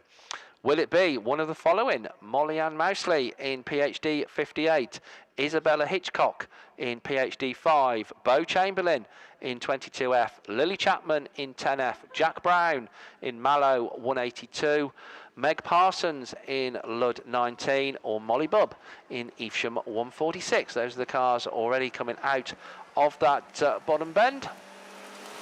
We were expecting 7 and we've only got 6, so not quite sure which one is their non-starter, but we will try and identify. But certainly very much a starter across from the Mallow Club. The other side of the Irish Sea is Jack Brown, and making the trip well worthwhile at the moment. Under strong challenge though from Bo Chamberlain in 22F, so I think change of club for Bo for this year, but running in that second place slot, the Ludlow 19 car, of Meg Parsons, PhD 5 and 58 racing there together. That's Isabella and Molly-Ann, and then Molly Bubb in E146. So I think Lily Chapman is their non-starter, unfortunately, in 10F. But things hotting up at the head of the field as our race leader comes round once again. Jack Brown in Mallow 182 under strong challenge from Bo Chamberlain in the 22F. A little bit of a gap then back to Ludlow 19, and then 3 of them all racing together and having a cracking race between themselves. The Molly-Ann Mousley in PhD 58, Isabella Hitchcock in PhD 5, and Molly Bubb in Evesham 146. But also close race at the head of affairs, because I think we've now got a new race leader as the last lap flag goes out. Just right round the outside, Bo Chamberlain takes up the running in 22F, fighting back though up on the inside, long time race leader Jack Brown in Mallow 182, but it is the Forrester Dean car that closes the door on the Mallow cars. They go down the far side for the final time, and the checkered flag comes out. I think it is going to be Bo Chamberlain that is going to take this one. 22F comes round, takes a good win from long-time race leader Jack Brown. A good second place though for Mallow 182. Third goes to Meg Parsons in Ludlow 19, and sort these out. Molly Bubb in 146, I reckon, just from PhD 58, and then Isabella Hitchcock in PhD 5. But cracking stuff from race 3. round 1 of the juniors. Race 4, the final run of the juniors for the first time round. We do have one, of course, in the rerun lane. Not sure when that's coming out yet. As soon as we know, we will let you know. But we do have Grace Williams in Cambridge 142, Will Evans in Tivy 7, Reese Tipton in Ludlow 1, Bo Bennett in Breedenhill 33, Amber Powell in North Wales 52, Harry Bryman in Scarborough 1, and Reese Davis in Tivy 9. So once again, 7 cars expected. A little bit messy on turn 1. We'll see. The marshals are happy. I think the marshals are happy, and it's Cambridge 142. He's going to be. Oh, sorry, she's going to be happy because Grace Williams it is that leads the field past us as they climb the bank for the first time. The Scarborough 1 car then we can see on the inside, but being challenged around the outside by Reese Davis in Tivy 9. Dropped back into 4th place is Bo Bennett in Breedenhill 33. But race leader Grace Williams in Cambridge 142, Scarborough 1, Breedenhill 33. The Ludlow 1 car, Reese Tipton, goes through next, racing just ahead of Reese Davis in Tivy 9, the one with a bit to do at the moment, the one that suffered in that first bend, or slightly untidy first bend, shall we call it. Will Evans in Tivy 7. But Cambridge 142, Grace Williams comes round once again. A couple of laps to go, I think, in this junior heat. Is there anything that Harry Bryman can do in Scarborough 1? Bo Bennett certainly not out of it in Breedenhill 33 as they climb the bank to the start line turn once again, but down that far side, all eyes on this battle for the lead. The Scarborough 1 car just needs to try and reel in Grace Williams a little bit in Cambridge 142 because time is ticking away as the last lap flag goes out. Cambridge 142, Scarborough 1, that's the 1 and the 2. Breedenhill 33, Ludlow 1, Tivy 9 at North Wales 52. And then Will Evans in Tivy 7. All the cars onto their final circuit of this Castle Lloyd Raceway. But it is long-time race leader Grace Williams that I think is going to hold on in Cambridge 142. It's going to be close at the end of it, but good win for Grace. Cambridge 142 takes it. Scarborough 1, Harry Bryman in 2nd. 3rd goes to Bo Bennett in Breedenhill 33. Ludlow 1 then finishes just ahead of Reese Davis in Tivy 9. And completing it all then, Will Evans in TA7. Right, looking to the line then, we have a rerun. So we're going on to Class 5s, or back to Class 5s, which means, of course, is back over to the farmer himself, Mickey B.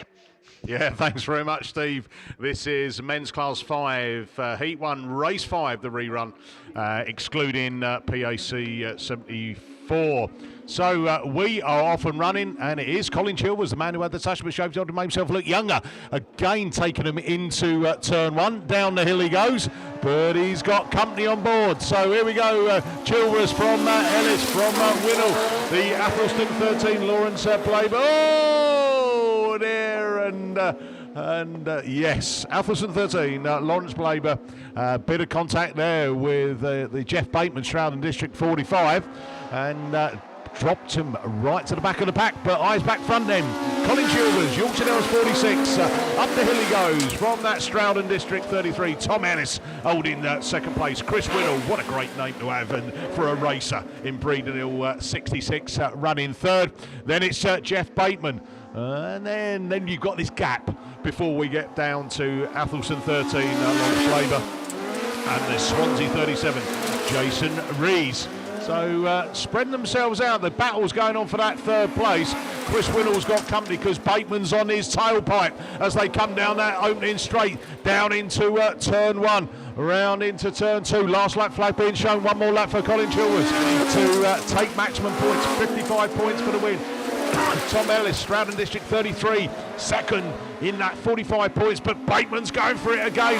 Near enough alongside that Winnall machine. Down the opening straight they go. Colin Chilvers, though, Yorkshire Dales 46, says, happy days, I've taken the win. 2nd goes to Tom Ellis in Stroud District 33. Oh, dear me, I think Bateman's just got it. It's Stroud District 45. 4th goes to Chris Winnall and Breedenhill 66. 5th goes to the Athelston 13, Lawrence Blaber.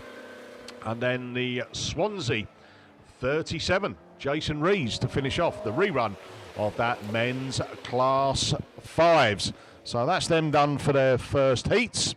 looking up on the line. I think we are going into our rerun of Super Saloons, and it will be race 3, bringing out Mark Evans, Darren Adams, Lewis Woodruff, Dan Johnson, Matt Manning, Steve Wilson and Tom Lewis, excluding the White Rose 20, Ian Stevenson, who picked up the black flag. Oh, it's looked a little bit messy there.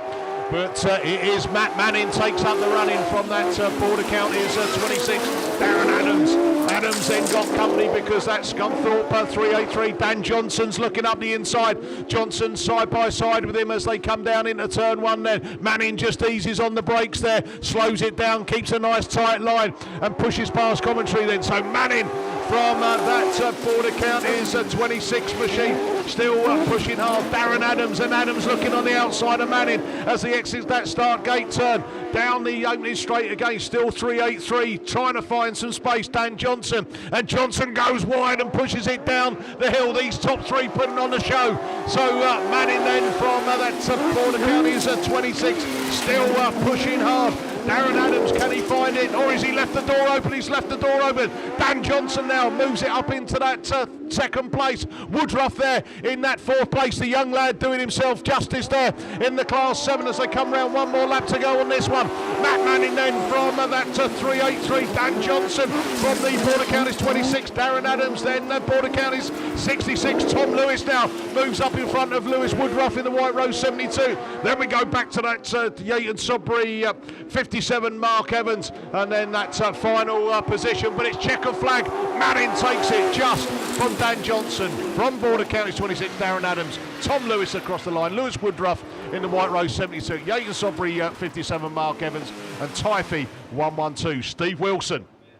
That concludes your Class 7s. 5s and 7s done and dusted, and we look up onto the line. And well, Steve Langley, the man who can recognise what a sheep and a cow looks like, is ready to take you through with the class. What you on, Steve?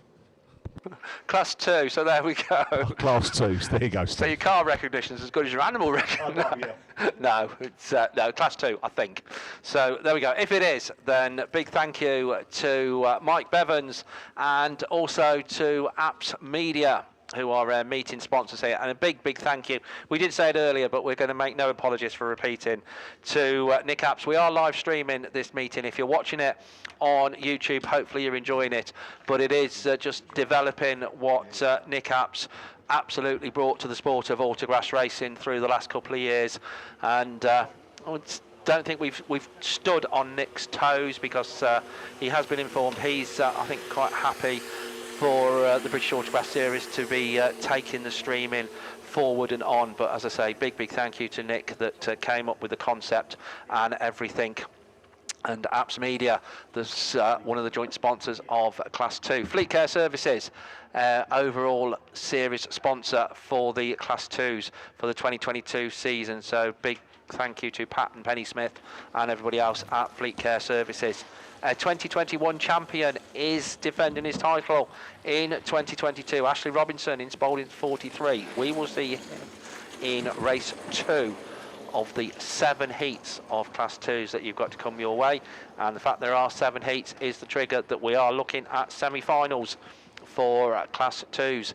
So the top 16 after the 3 rounds of qualifying will be going through into 2 8-car semi-finals, and the first 4 in each of those semi-finals will go through to the finals. Then it matters not in the semi-finals, it is just straight line start, so it doesn't matter what you've done in your heats, whether you were top qualifier, whether you were 16th qualifier, it is just the first 4 through in that semi-final. Right, race 1 then. Oh, here's some names for you. Rich Owen in North Wales 1, Bradley Thomas in Victor Kent 55, Ian Harvey Cumdy 63, Nigel Bishop in Radford 80, Michael Collins in PhD 79, Matthew Sawyer in PAC 23, Joshua Alton in PAC 43, and Ollie Stevens in Ludlow 15. Those are the 8 cars up there assembled to do battle in this Class 2 first heat. Don't forget all the refreshment facilities that are situated here on site. If you're with us, situated, and we need to have words about this, as far away from the commentary box as they can be. So they're over on the far side, all the refreshment facilities, the top part of the circuit, but they will certainly look after you with some fine fare over there. So we're situated on the other side here in commentary. So a little bit of water just going down to keep the dust at bay, and also keeps the racing surface smooth, because cars sliding over racing surfaces is good. Cars digging into racing surfaces is bad, because it does obviously make it a little bit rutted and tends to tip the machines up. So we like to keep it smooth, and also obviously keep the dust at bay for driver safety and spectator enjoyment. And talking of enjoying, hopefully you all are, then we're having a good time, I think it's fair to say, here in the commentary position at the moment. So it's nice to be back at British Autograss Series rounds. This, as Gareth quite rightly said earlier on, the first one of the 5 rounds that we've got coming your way. We'll give you all the details of that, and any forthcoming race meetings, then we're more than happy to plug them. One coming up in my part of the world across the I think it's the Jubilee weekend it's now called, isn't it? The bank holiday weekend. Then the Map Open taking place at the Dodwell Raceway. But we're more concerned at the minute with being here at the Castle Lloyd Raceway, because the Class 2s are up and running away from the line. And as they sort themselves out around that turn 1, the tyres right in, so they've got the full width of the track, and making use of it is Ollie Stevens in Ludlow 15. Bradley Thomas in Invicta Kent 55 though just climbs the bank up through on the inside. Also Matthew Sawyer in PAC 23 right in the middle of things, as is Ian Harvey in Cumd 63. Those are the leading quartet. A little bit of a gap then back to Nigel Bishop in Radford 80 running in that 5th place slot, but absolutely neck and neck as PAC 23 goes through on the inside. Matthew Sawyer then just takes up the run in, or retakes the run in I should say, from Bradley Thomas in Invicta Kent 55. Ian Harvey comes through racing ahead of Ollie Stevens in Ludlow 15. Nigel Bishop, then comes Michael Collins in the PhD 79 machine. Joshua Orton I think in PAC 43. So I think we're missing Rich Owen in North Wales 1. PAC 23 though, your race leader IK 55 in that 2nd place slot. That's the 1 and the 2, Ludlow 15 and Cumd 63. These 4 quite a way clear of Nigel Bishop, racing all on his lonesome in 5th place.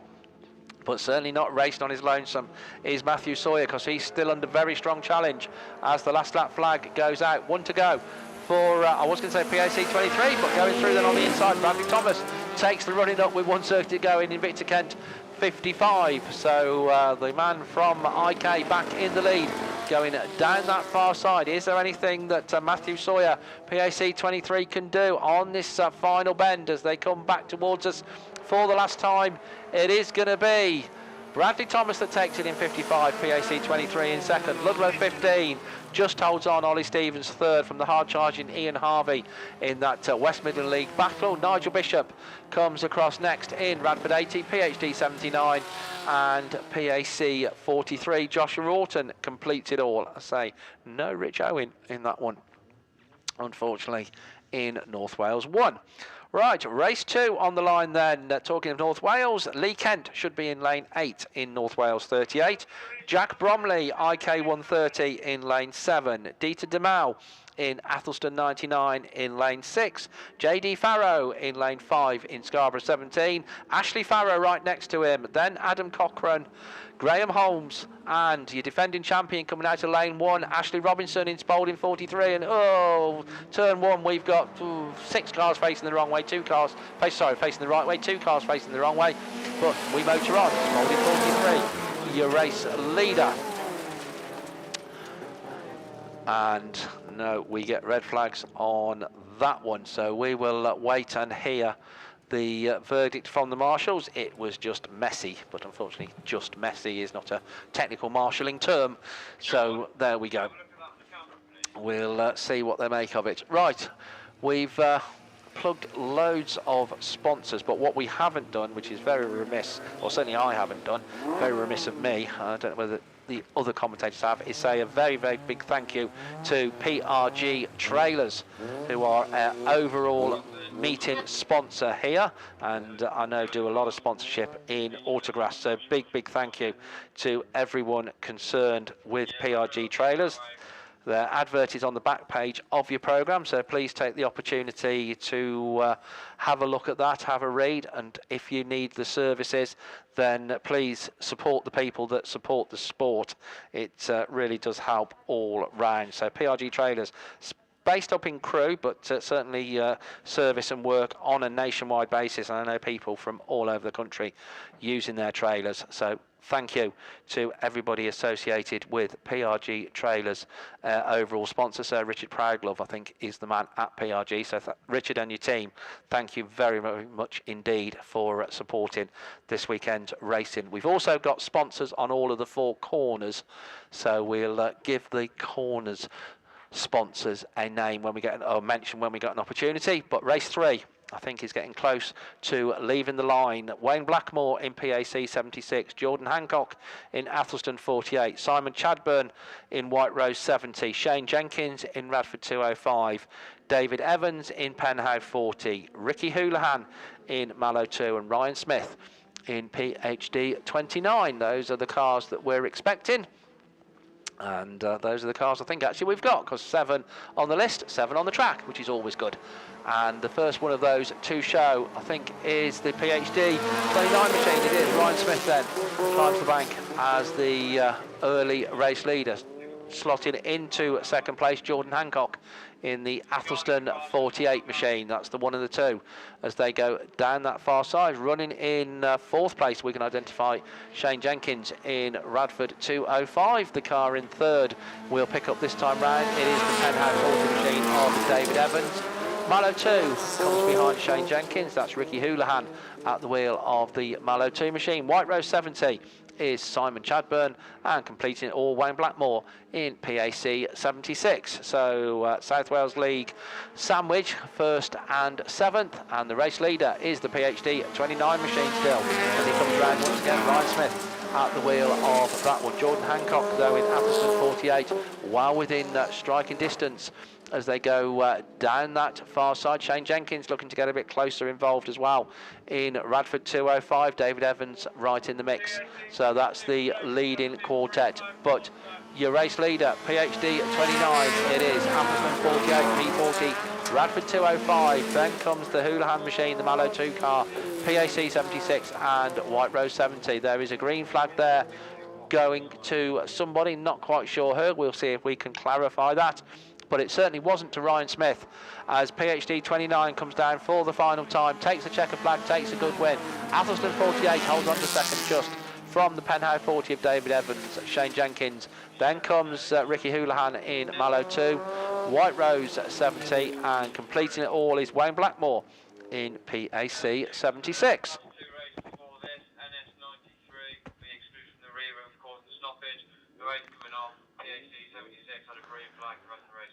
Right, it was Wayne Blackmore, unfortunately, that picked up a green flag in that one. And we have just heard that, unfortunately, from race 2, Graham Holmes is going to be excluded in North Shropshire 93. So Graham Holmes, North Shropshire 93, excluded from the rerun of race 2. Right, race 4, though, coming your way. And we'll pick them up as they come past, I think, is the safest thing to do.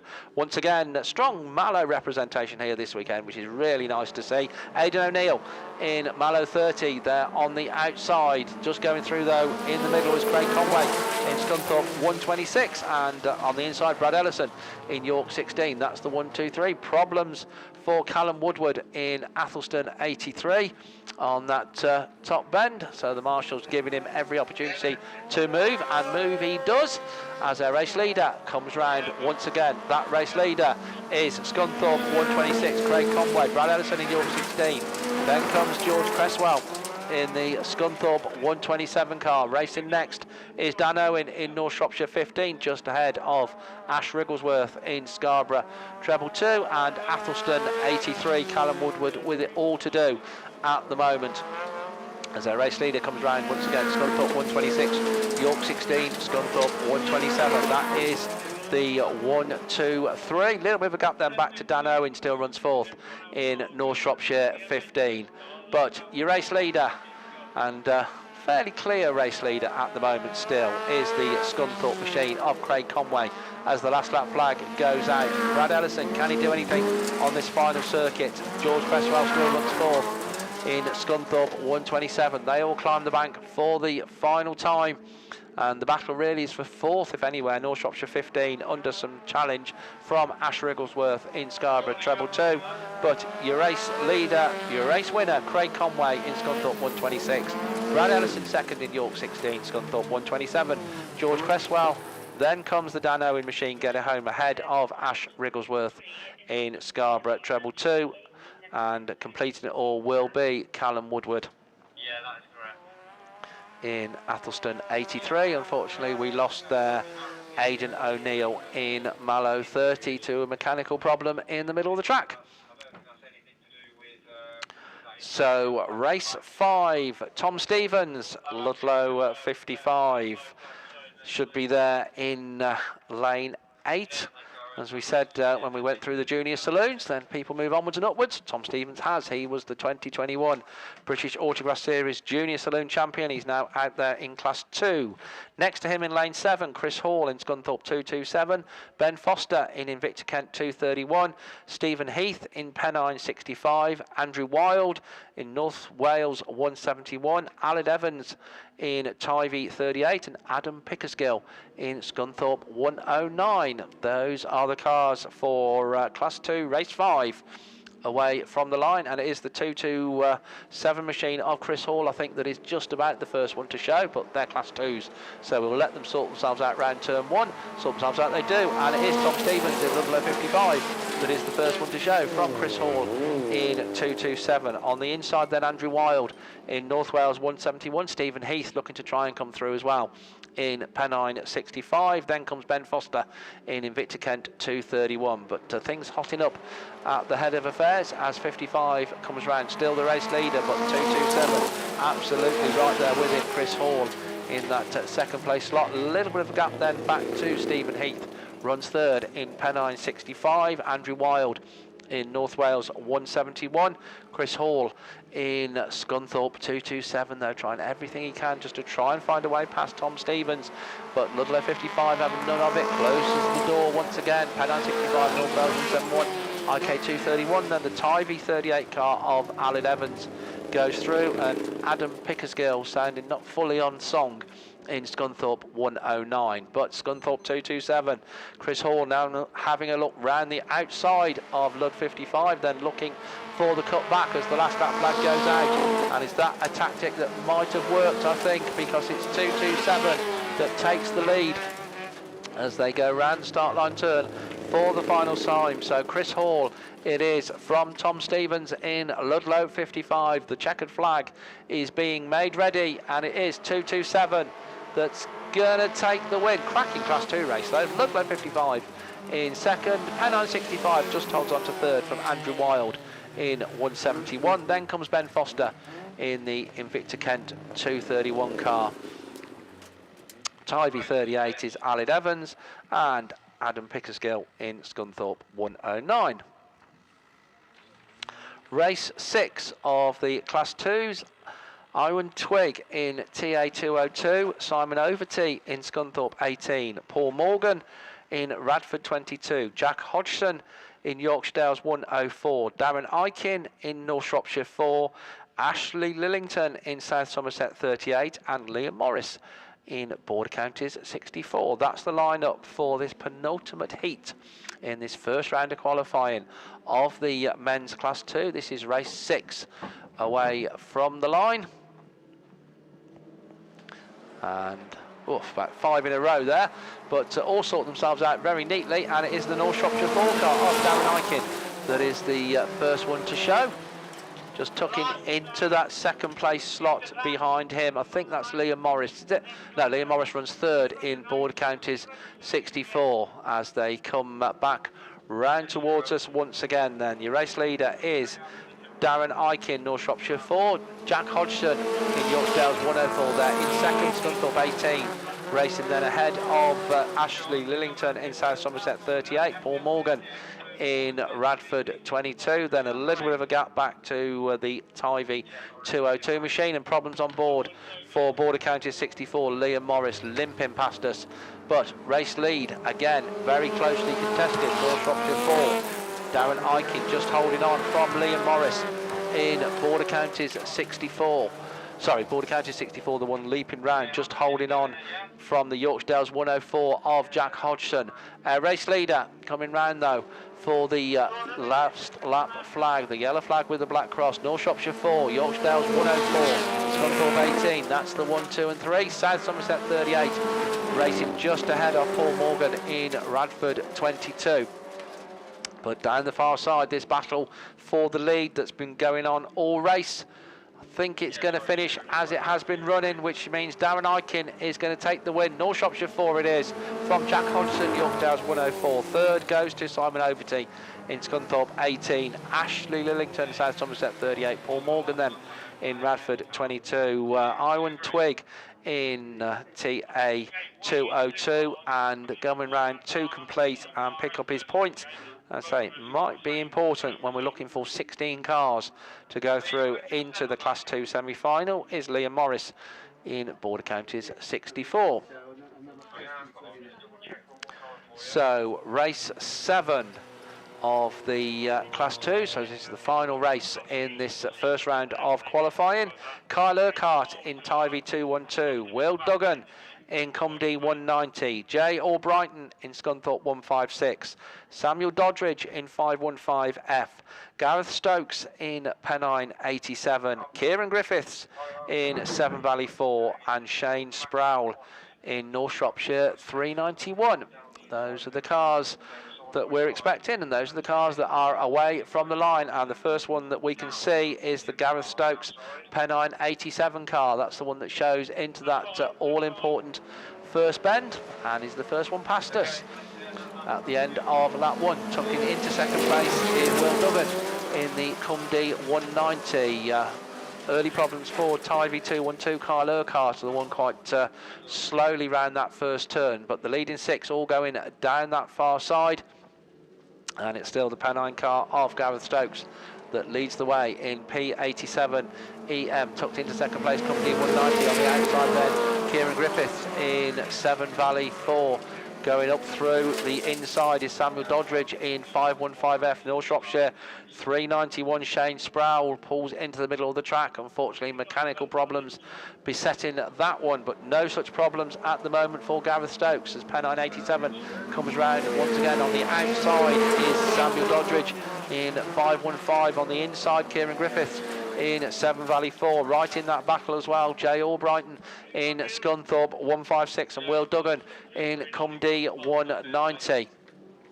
But your race leader, as the last lap flag goes out, it is the Pennine 87 car. Pulled away a little bit now from this battle that's going on for second place. Samuel Doddridge still holding on to that second place slot, but Severn Valley 4, Kieran Griffiths not giving up designs on it, and also Jay Albrighton in Scunthorpe 156, but led right from the word go. Gareth Stokes looking in good form this weekend. Pennine 87 takes the win. Samuel Doddridge second, Kieran third in Severn Valley 4, Scunthorpe 156. Then comes Will Duggan in Cumdee 190. Kyle Urquhart, just too much to do after that first lap problems in the Tivy machine, but completes safe and sound.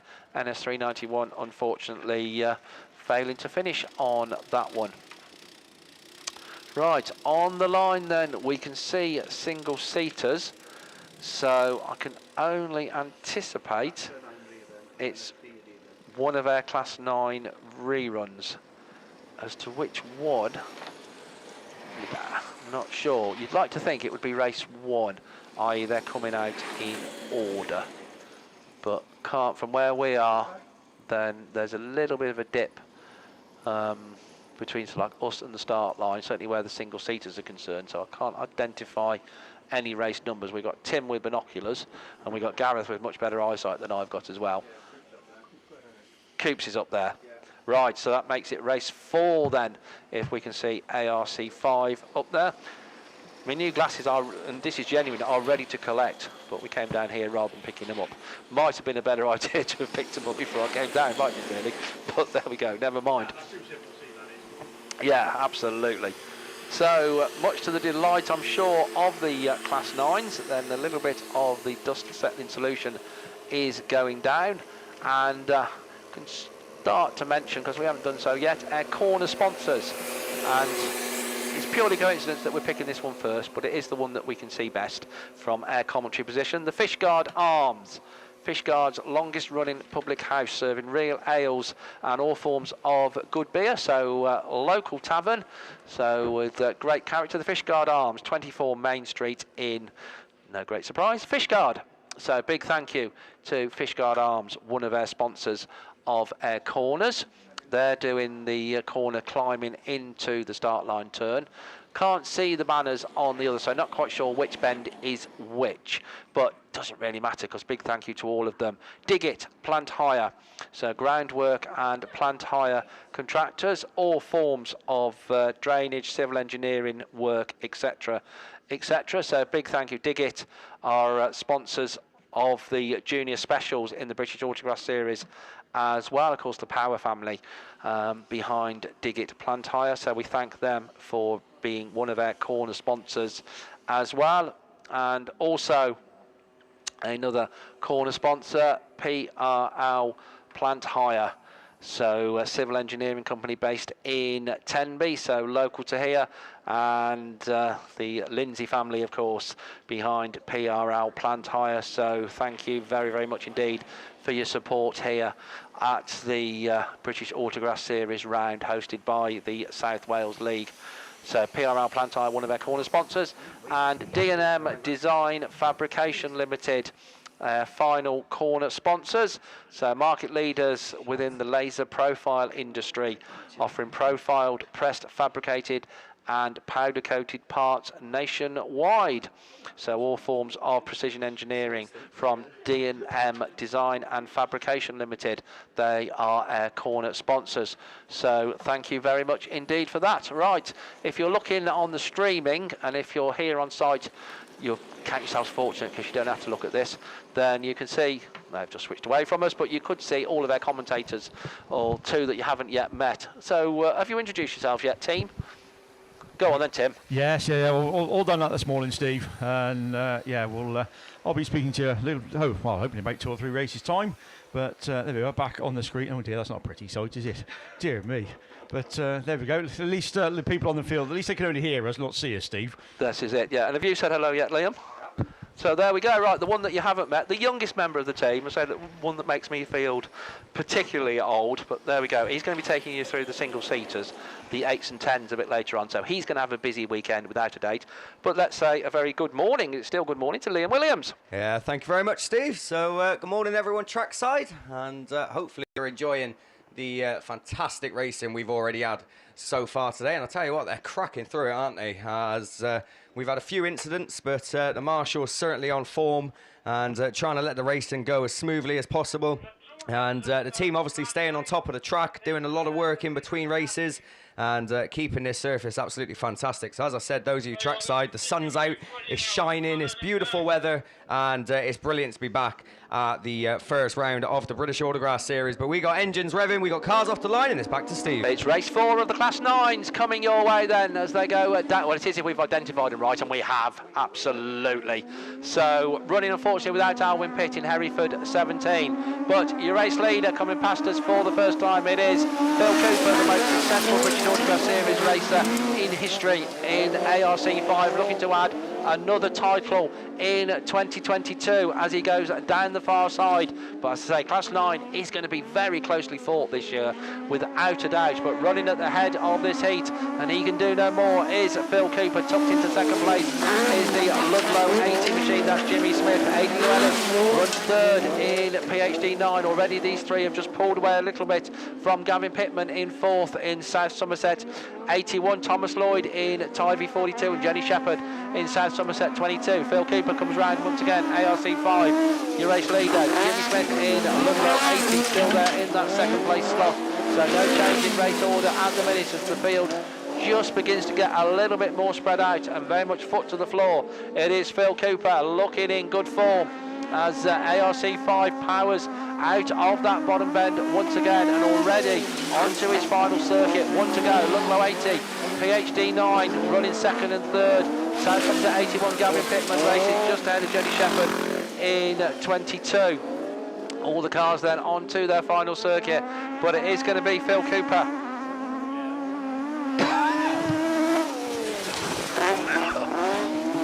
ARC5 then taking a good win as he comes across the line and setting a little bit of a marker, but we've seen some other good performances in Class 9 on that one. But Jimmy Smith also looking quick in Ludlow 80. So that was one rerun of Class 9. I have a feeling that race 3, which is the one where Mark Barker unfortunately rolled, result is going to stand on that. I sort of thought that at the time, and I think it's going to be the case. So this means it's race 1 up there on the line. Not sure where we stand with regards to any exclusions or otherwise on this. We did start with 7 of them. We haven't got 7 anymore, I think it's fair to say. But it is race 1, so got that right. We're down to 5. Lee Waldron in 4F, one of the first ones to show. I think Lee Seagreaves it was that was winning when it was stopped, and takes up the running once again. Yorkdale 97. Sean Power goes through in that third place slot that we can see. So we'll try and identify who we think we're missing. But Lee Seagreaves certainly is there in ARC3. Lee Waldron 4F throws it into that bottom bend in that second place slot on the inside line. On the outside, IK 166, and then comes the Yorkshire Dales 97. It's Kieran Cobb in 166, Sean Power in Yorkshire Dales 97. We're missing Matty Jones, I think, certainly in Swansea 8, one of the ones we couldn't identify. But coming round, your race leader, Lee Seagreaves it is, in ARC3. YD 97, IK 166, 4F. Nick Williams is there in Mount 60. So Eamon O'Brien in Mallow 99 and Matty Jones in Swansea 8 are 2 non-starters from the original lineup. But Lee Seagreaves it is, ARC3, that's going to come round, take the last lap flag. 1 to go for ARC3. Yorkshire Dales 97, IK 166, Lee Waldron in 4F. So they're all on to their final circuit now, but it is going to be a good victory for the man from the ARC club in the Northwestern League. Lee Seagreaves takes it in ARC3. Second goes to Yorkshire Dales at 97, as the rest of them then come across the line and completing in race order as they were running. So good stuff from the Class 9s, and we look to the line and think we have another rerun coming your way. I think it's Class 3s, so that's going to be over to Gareth. Yeah, thank you very much then, Steve. We're going to go back to the third rerun of race 4 of Class 3. Twice it's been stopped when Ryan Power in Yorkshire Dales 98 has led the way. We've lost from the first rerun. We've lost the North Wales 3 machine of Alex Future, but we're away, we're racing, and once again it is Ryan Power then the first one to show as they go down past the beer tent into turn 1. As Martin Gould then, North Shropshire 343, slots into that second spot, leads the chase on your early race leader. It is 98 from 343 that climbs the bank and past that start line for the first time. Gouldy looking up the inside, not managing to make it stick this time. Chris Allenson in Yorkshire Dales 86 then slots into that third spot. He's under pressure from Adrian Davis, your season sponsor and your sponsor here this weekend in the TA1 machine. But the man at the back of the pack is the Penhow 119 machine. And Penhow, one of the closest neighbouring clubs here to us at the South Wales League. But it's another lap complete, and down into the bottom turn for the penultimate time, or with a couple of laps to go, is Ryan Power in Yorkshire Dales 98. That stunning looking machine just rounds out another circuit of this Castleloyd Raceway from Martin Gould in North Shropshire 343, about 6-7 car lengths down on your race race leader. Chris Allinson's back there in third, about 10 to 15 and possibly even more car lengths down on your first two, but that yellow flag with the black box gets made ready. Ryan Power moves on to start his final circuit from Martin Gould in North Shropshire, 3:43. That's your 1 and 2, and it's not nice to say away and gone, but I'm going to say it nonetheless. Away and gone from Chris Allinson in Yorkshire Dales 86, from Adrian Davis in TA1, and the Penhow 119 machine at the tail end of the field. But all 5 starters are on to their final circuit. Ryan Power makes it a win, a tough win after 3 attempts in Yorkshire Dales 98 to take the win and 55 points from round 1 of qualifying. Martin Gould takes 45 points in that second position in North Shropshire 3:43. Chris Allinson takes third in Yorkshire Dales 86 from Adrian Davis in TA1, newly stickered, newly freshened up, and a stunning looking TA1 machine. And then the Penhow 119 machine, the 5th finisher in race 4 of your Ram Developments sponsored Class 3. All 5 cars, all 5 drivers back towards the pits. 2 of the dust repellent machines come onto the circuit for their, well, to do their evil task. I'm sure a lot of these Class 4 drivers will agree, and a little bit of track maintenance going on the start line straight as well. But as we look to our left and look up towards the start line, we can see for the first time this weekend Class 4 machinery, and to take you through the runners and riders from race 1 of this first round of qualifying of your Class 4, it's over to the voice of the West Midland League, and it's over to Mr. Tim Jones. Yes, thank you, Gareth. And yeah, already said, but morning or afternoon, everybody. And here we go. First round of the 2022 British Autograss Series, and we're on with men's Class 4. Mutt Junkie, once again, your very kind series sponsor, and Alan Thomas Plant Hire, your meeting sponsor. Again, as Steve says earlier, and we can make no apologies for giving all the sponsors a plug and a mention as they support us. So at least we can do is give them a bit of airtime and give them some well-deserved plugs and sponsorship. Men's Class 4 it is then, Heat 1, Race 1. So then that brings out Mike Jones, who's been doing quite well in West Midland League. He's joined by his fellow West Midland League member, then Richard Williams, Jumbo Williams to most people in Border County is 25. Bernie Jones also will be there, coming out of lane 5 in Hereford at treble 9. Tony Hawkins is also down there in Severn Valley 23. A familiar name, but different class. The ex-national champion, British champion, the form of Ben Gould, back in Class 4 this year. So he will be there in the very unusual, I think, Rover 200, I think it is, in North Shropshire 434. Rob Lancaster, long-time Class 4 campaigner, always quick, always thereabouts in Radford 47. And kicking off his campaign, defending the British champion and multiple national champion, Adam Henley is back, and he comes out of lane number 1. So good lineup for Heat 1, Race 1 of men's Class 4. Say 3 races to come your way, so nice to see a good lineup and a turnout of men's 4s. And always not the best supported class, but always nice to see a good few runs of men's Class 4. As I say, the Bowsers then on to the circuit track, looking in absolutely superb condition. Those of you that are here, and those of you who are watching on BAStv, then hope you're enjoying the commentary, hope you're enjoying the action. And as I say, it's the nearest thing you can be to be here.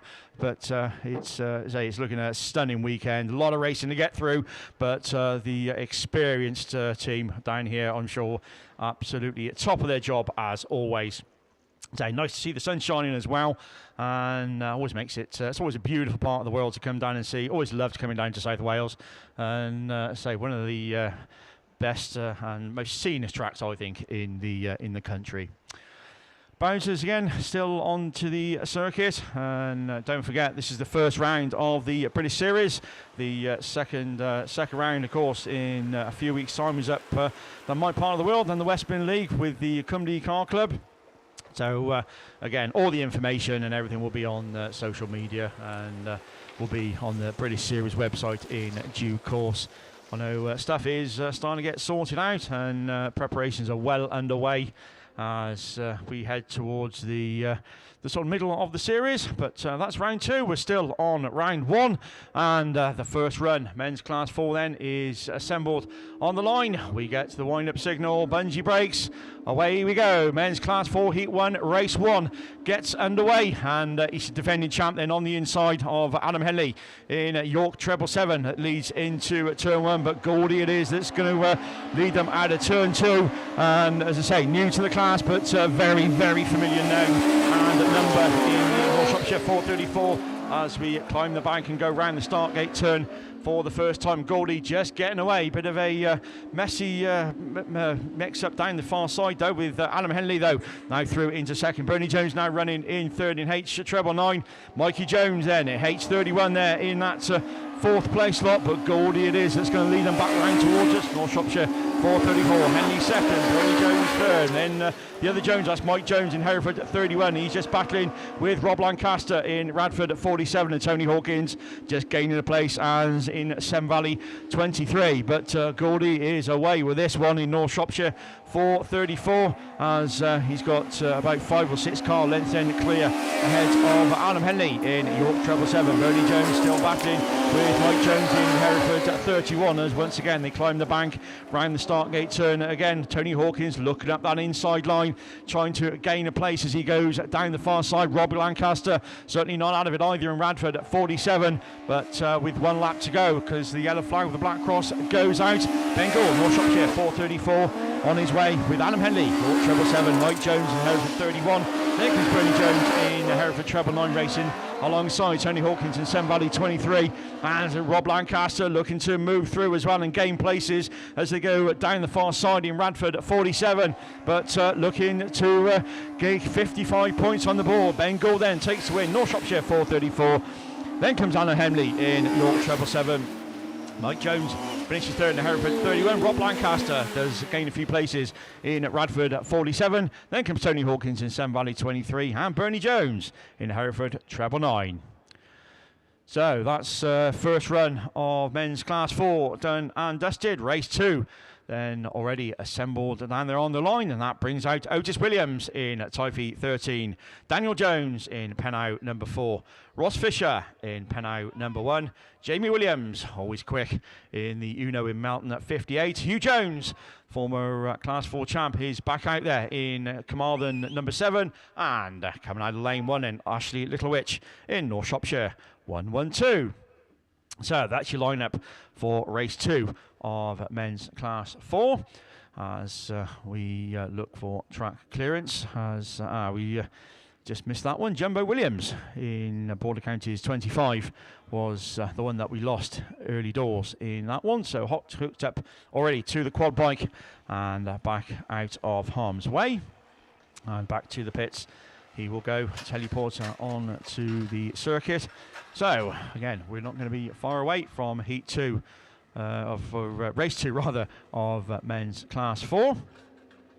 As I say, Otis Williams, Daniel Jones, Ross Fisher, Jamie Williams, Hugh Jones and Ashley Littlewich as away we go. And it is indeed the Dayglow orange micra of Hugh Jones that leads into the first turn. Jamie Williams though slotted into second in Melton at 58 as they come by us for the first time. Ross Fisher switching to the outside. If now number 1, but on that inside line, Otis Williams looking to gain ground in Typhy 13, but Hugh Jones it is just about as they go down the far side, 3 cars abreast. Otis Williams in the middle, Jamie Williams on the inside as they go into the turn 1 once again as they come back round towards us. Hugh Jones it is though, just got it at the moment. Carmarthen 7, Mountain 58, Typhy 13, Ross Fisher rounds out your top 4 in Pennow number 1. Then it's Daniel Jones in Pennow number 4 and Ashley Littlewich in North Shropshire 112.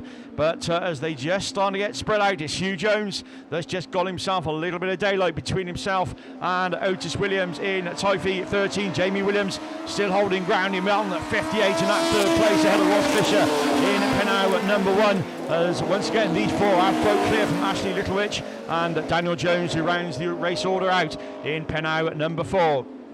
But it's Carmarthen 7, still Hugh Jones just starting to get further away as we go on to the last lap. This time Carmarthen 7 It is your race leader from Otis Williams in Type 13, Jamie Williams in Martin 58, then Ross Fisher in Pennow number 1, Ashley Littlewich in North Shropshire 112, and Daniel Jones in Pennow number 4. But it's going to be the first race win of the weekend. 55 points then on the board as he comes out of the last turn.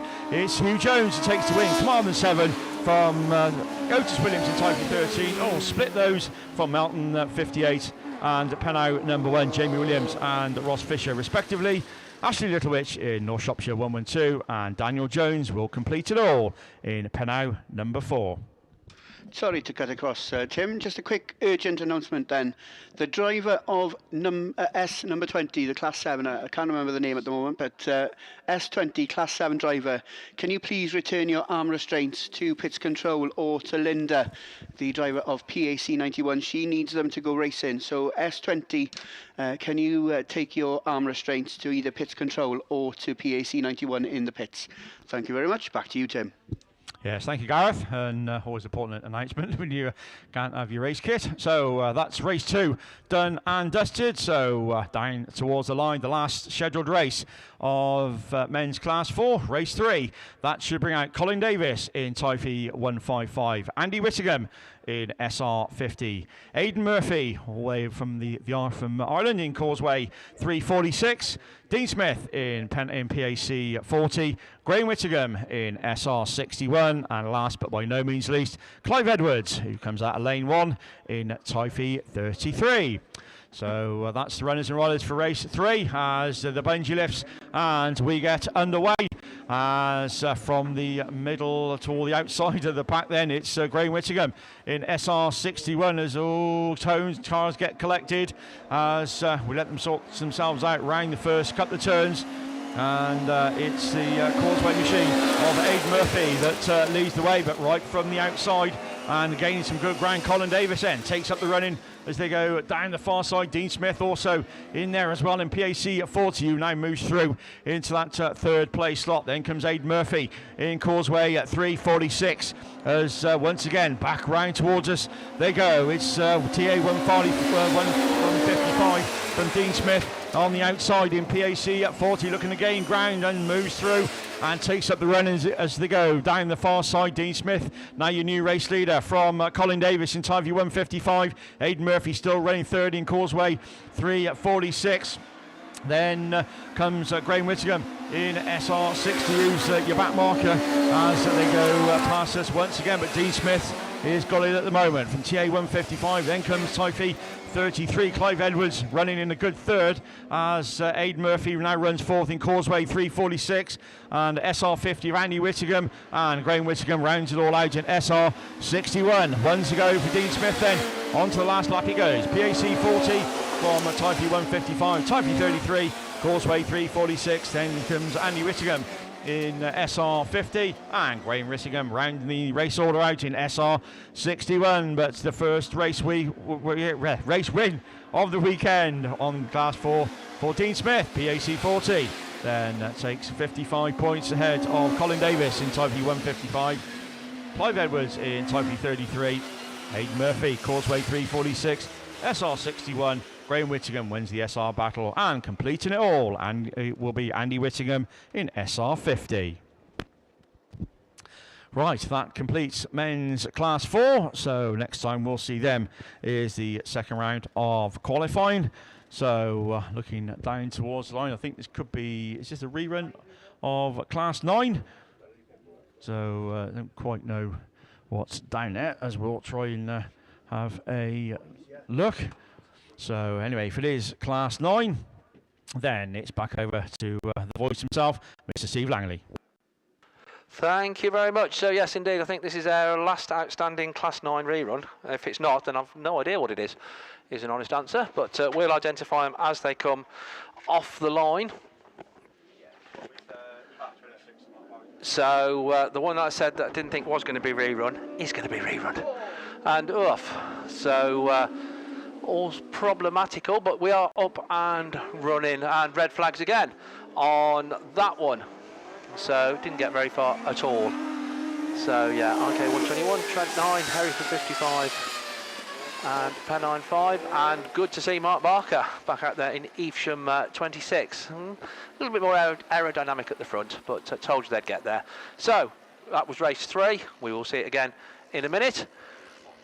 And looking to the line then, I think that must be Class 6s. It is indeed. So that was short and not very sweet from me. Back over to Tim. Yes, thank you, Steve. So, yeah, onwards and upwards we go. Men's Class 6s is what we're moving on to. Elite Transmissions is, once again, your very kind series sponsor. And Andy Johnson Commercial Repairs is your meeting sponsor. Once again, a big thanks to both. So as we look down towards the, up towards the line, as we go then with race 1. So race 1 brings out Aaron Smith in SR71, Dean Robinson in YS41, Martin James in Carmarthen 11, Phil Olsen in Carmarthen 47, Paul Bailey in Hereford 99, Paul Melly in Swansea 1, John Tinker in York 34, and last but by certainly no means least, Ollie Hadley in Severn Valley 701. So no British champion this year, as he's gone and moved on to men's Class 4. So once again, there'll be a new name on the trophy this season. But again, who's that going to be? Who's your money on? But there's some good lineup of Class 6s. 5 races to come your way. And as I say, some quality lineup right the way through the races. As I say, Class 6 always fast, always furious, and as I say, it's one of my favourite classes. But there we go. I could be a little bit biased. But more water then on to the Castlewide Raceway. As I say, if you're here on the trackside, then the track looking absolutely spot on. Always is. Oily and his team absolutely always on the case. And as I say, big programme to get through, but hey, they're doing well. So the grader also onto the track as well. So yeah, just to keep the surface as raceable and as smooth as it can be. So once again, if you are here on the on circuit, on trackside, the catering facilities are here all weekend. Trade stands as well, plenty to see and do. Those of you who are at home or watching on BAStv, then as I say, hope you're enjoying all the footage. We have some good racing already, and lots more to come as we get towards the second round of qualifying a little bit later on, and of course then on to tomorrow, where we get to the sharp end of the meeting, where we get the third round of qualifying underway, and then of course the semi-finals, of course, for some classes. And then obviously onto the real sharp end when we get to the finals, and that's when all the top 8 in all classes will come together and battle it out for first round honours. But that's tomorrow. Let's get through today, and let's get through Class 6s, because Heat 1, Race 1 is already underway, and it's Paul Melly in Swansea 1 that leads them into Turn 1 for the first time of asking, but he's got Jordan Tinker right with him, and also Aaron Smith in SR71 as they come for the first time with this. Smith that leads away, SR71, Tinker on the inside line. Olsen's made ground as well in Carmarthen 47, so's Paul Melly in Swansea 1 as they go down the far side. Olsen switches to the inside and chucks the car into the first turn, pushes wide. Smith on it inside, so's Jordan Tinker in York 35. That's the order as they come right as end. Melly's in Swansea 1, Command 11, Martin James with Tinker, Dean Robinson and YS 41, and Paul Bailey in Hereford 99. But Olsen it is that leads down the far side. Command 47 from Aaron Smith in SR 71. Then Paul Melly in Swansea number 1. That's the 1, 2, 3 as another lap then gets successfully completed. Martin James running in Command 11, Jordan Tinker in York 35 with YS 41, and Paul Bailey in Hereford 99, and not forgetting Ollie Hadley in Severn Valley 701.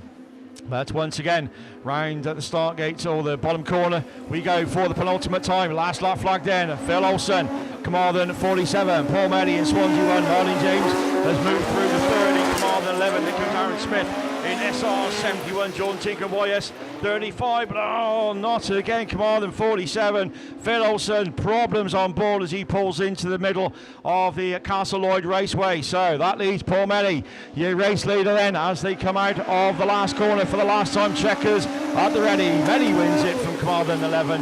Aaron Smith in SR71, York 35. Hereford 99, YS 41. Then that goes through of Dean Robinson. And I think that's all we're going to have finished, because I don't think Ollie Hadley is going to come around in Seven Valley 701. No, he's not, because he's stuck right on the top part of the circuit. So that completes race 1, heat 1 of men's class 6s. And once again, any luck is bad luck for Phil Olsen. The last year, problems with the car, problems with bits and pieces with it. Thought they sorted it, but hopefully it's something very simple. And the Commander 47 machine will be back out in heat 2. So heat 1 then, all done and dusted. Race 2 of men's class 6s. That's the Stephen Parsonage in North Wales 146, your UK series champion.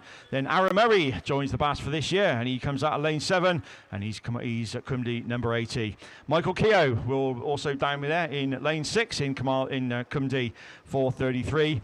Keogh Williams in Typhy 121. Richard Jones in Cumdy 279, the ex-Bengal Alpha in lane number 4. Tom Pipe, in change of number for Tom in North Shropshire number 5. He comes out of lane 3. Adrian Brown in PAC 37. He comes out of lane 2. And always nice to see Andy Russell in IK 64 with the always immaculate polo in coming out of lane 1. So once again, a bit more track work going on down into the first turn. So, and also the grader on the top part of the circuit as well. Say, just to keep the track as raceable and as smooth as possible. So, as I say, 5 races of men's class 6s to come your way. Your current national champion and British champion with, of course, national champion rather, Darren Bryan. He comes out in race 4, and no doubt looking to get the champ as kick off his BASt campaign with a win this weekend as well. But again, stiff competition always is in class 6s, always fast, always furious, as we get towards the end of the first round of qualifying for men's 6s. Then, of course, I'm going to take you through the stock hatches, 2 heats of those to go through. So again, always competitive and always gaining popularity all the time. So again, once again, thanks to all our sponsors. I know Steve did mention a few. So the Fishguard Arms is the one corner sponsor. As I don't quite know, have we got the other ones there, Gareth, or? On the bench? Yeah. Well, we got a minute.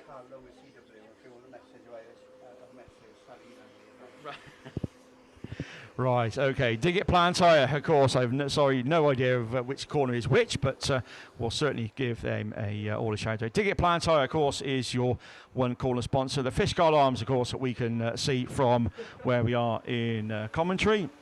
So once again, well, big thanks to them. PRL Plan Tyre, again, always a prominent force in the Autograss sponsorship. Then they also sponsor one of the corners, and of course DM Design and Fabrications.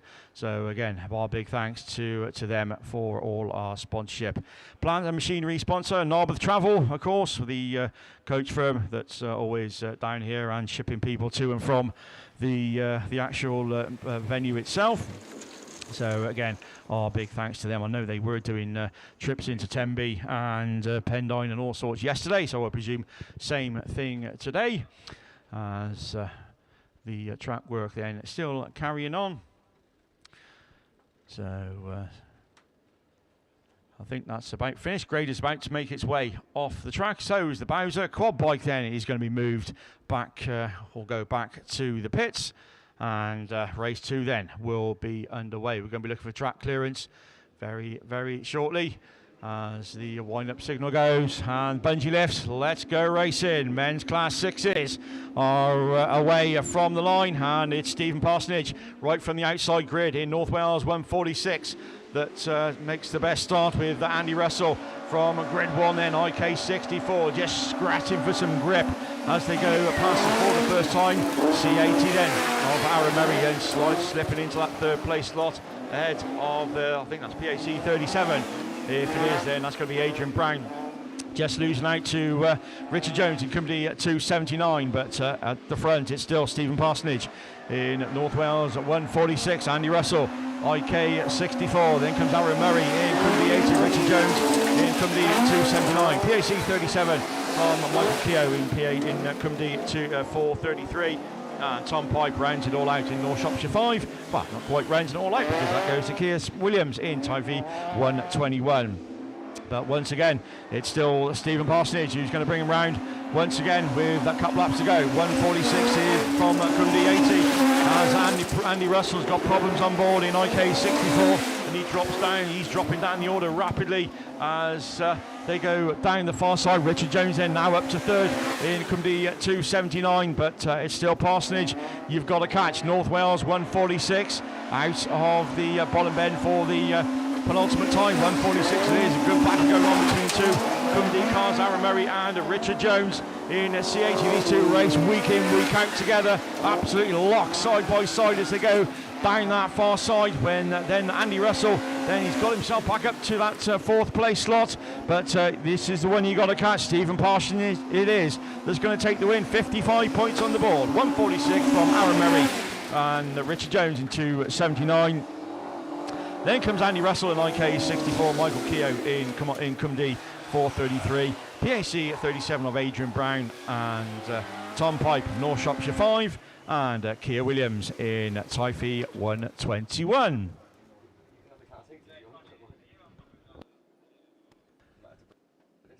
So that completes race 2. So just hearing few things over the radio. Don't quite know whether that will stand or not, but as soon as we know, we will tell you.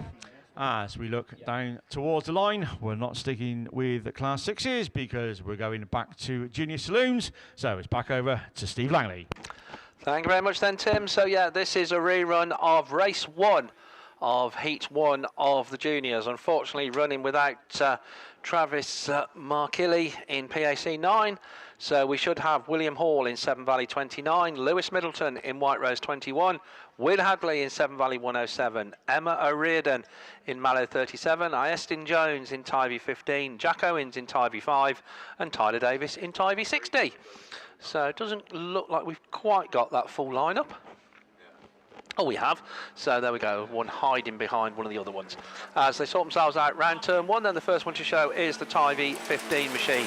That's the race leader, Iestin Jones from Lewis Middleton in White Rose 21 in second place. Then running in third, another one of the Tyvee machines, Jack Owens in TA5.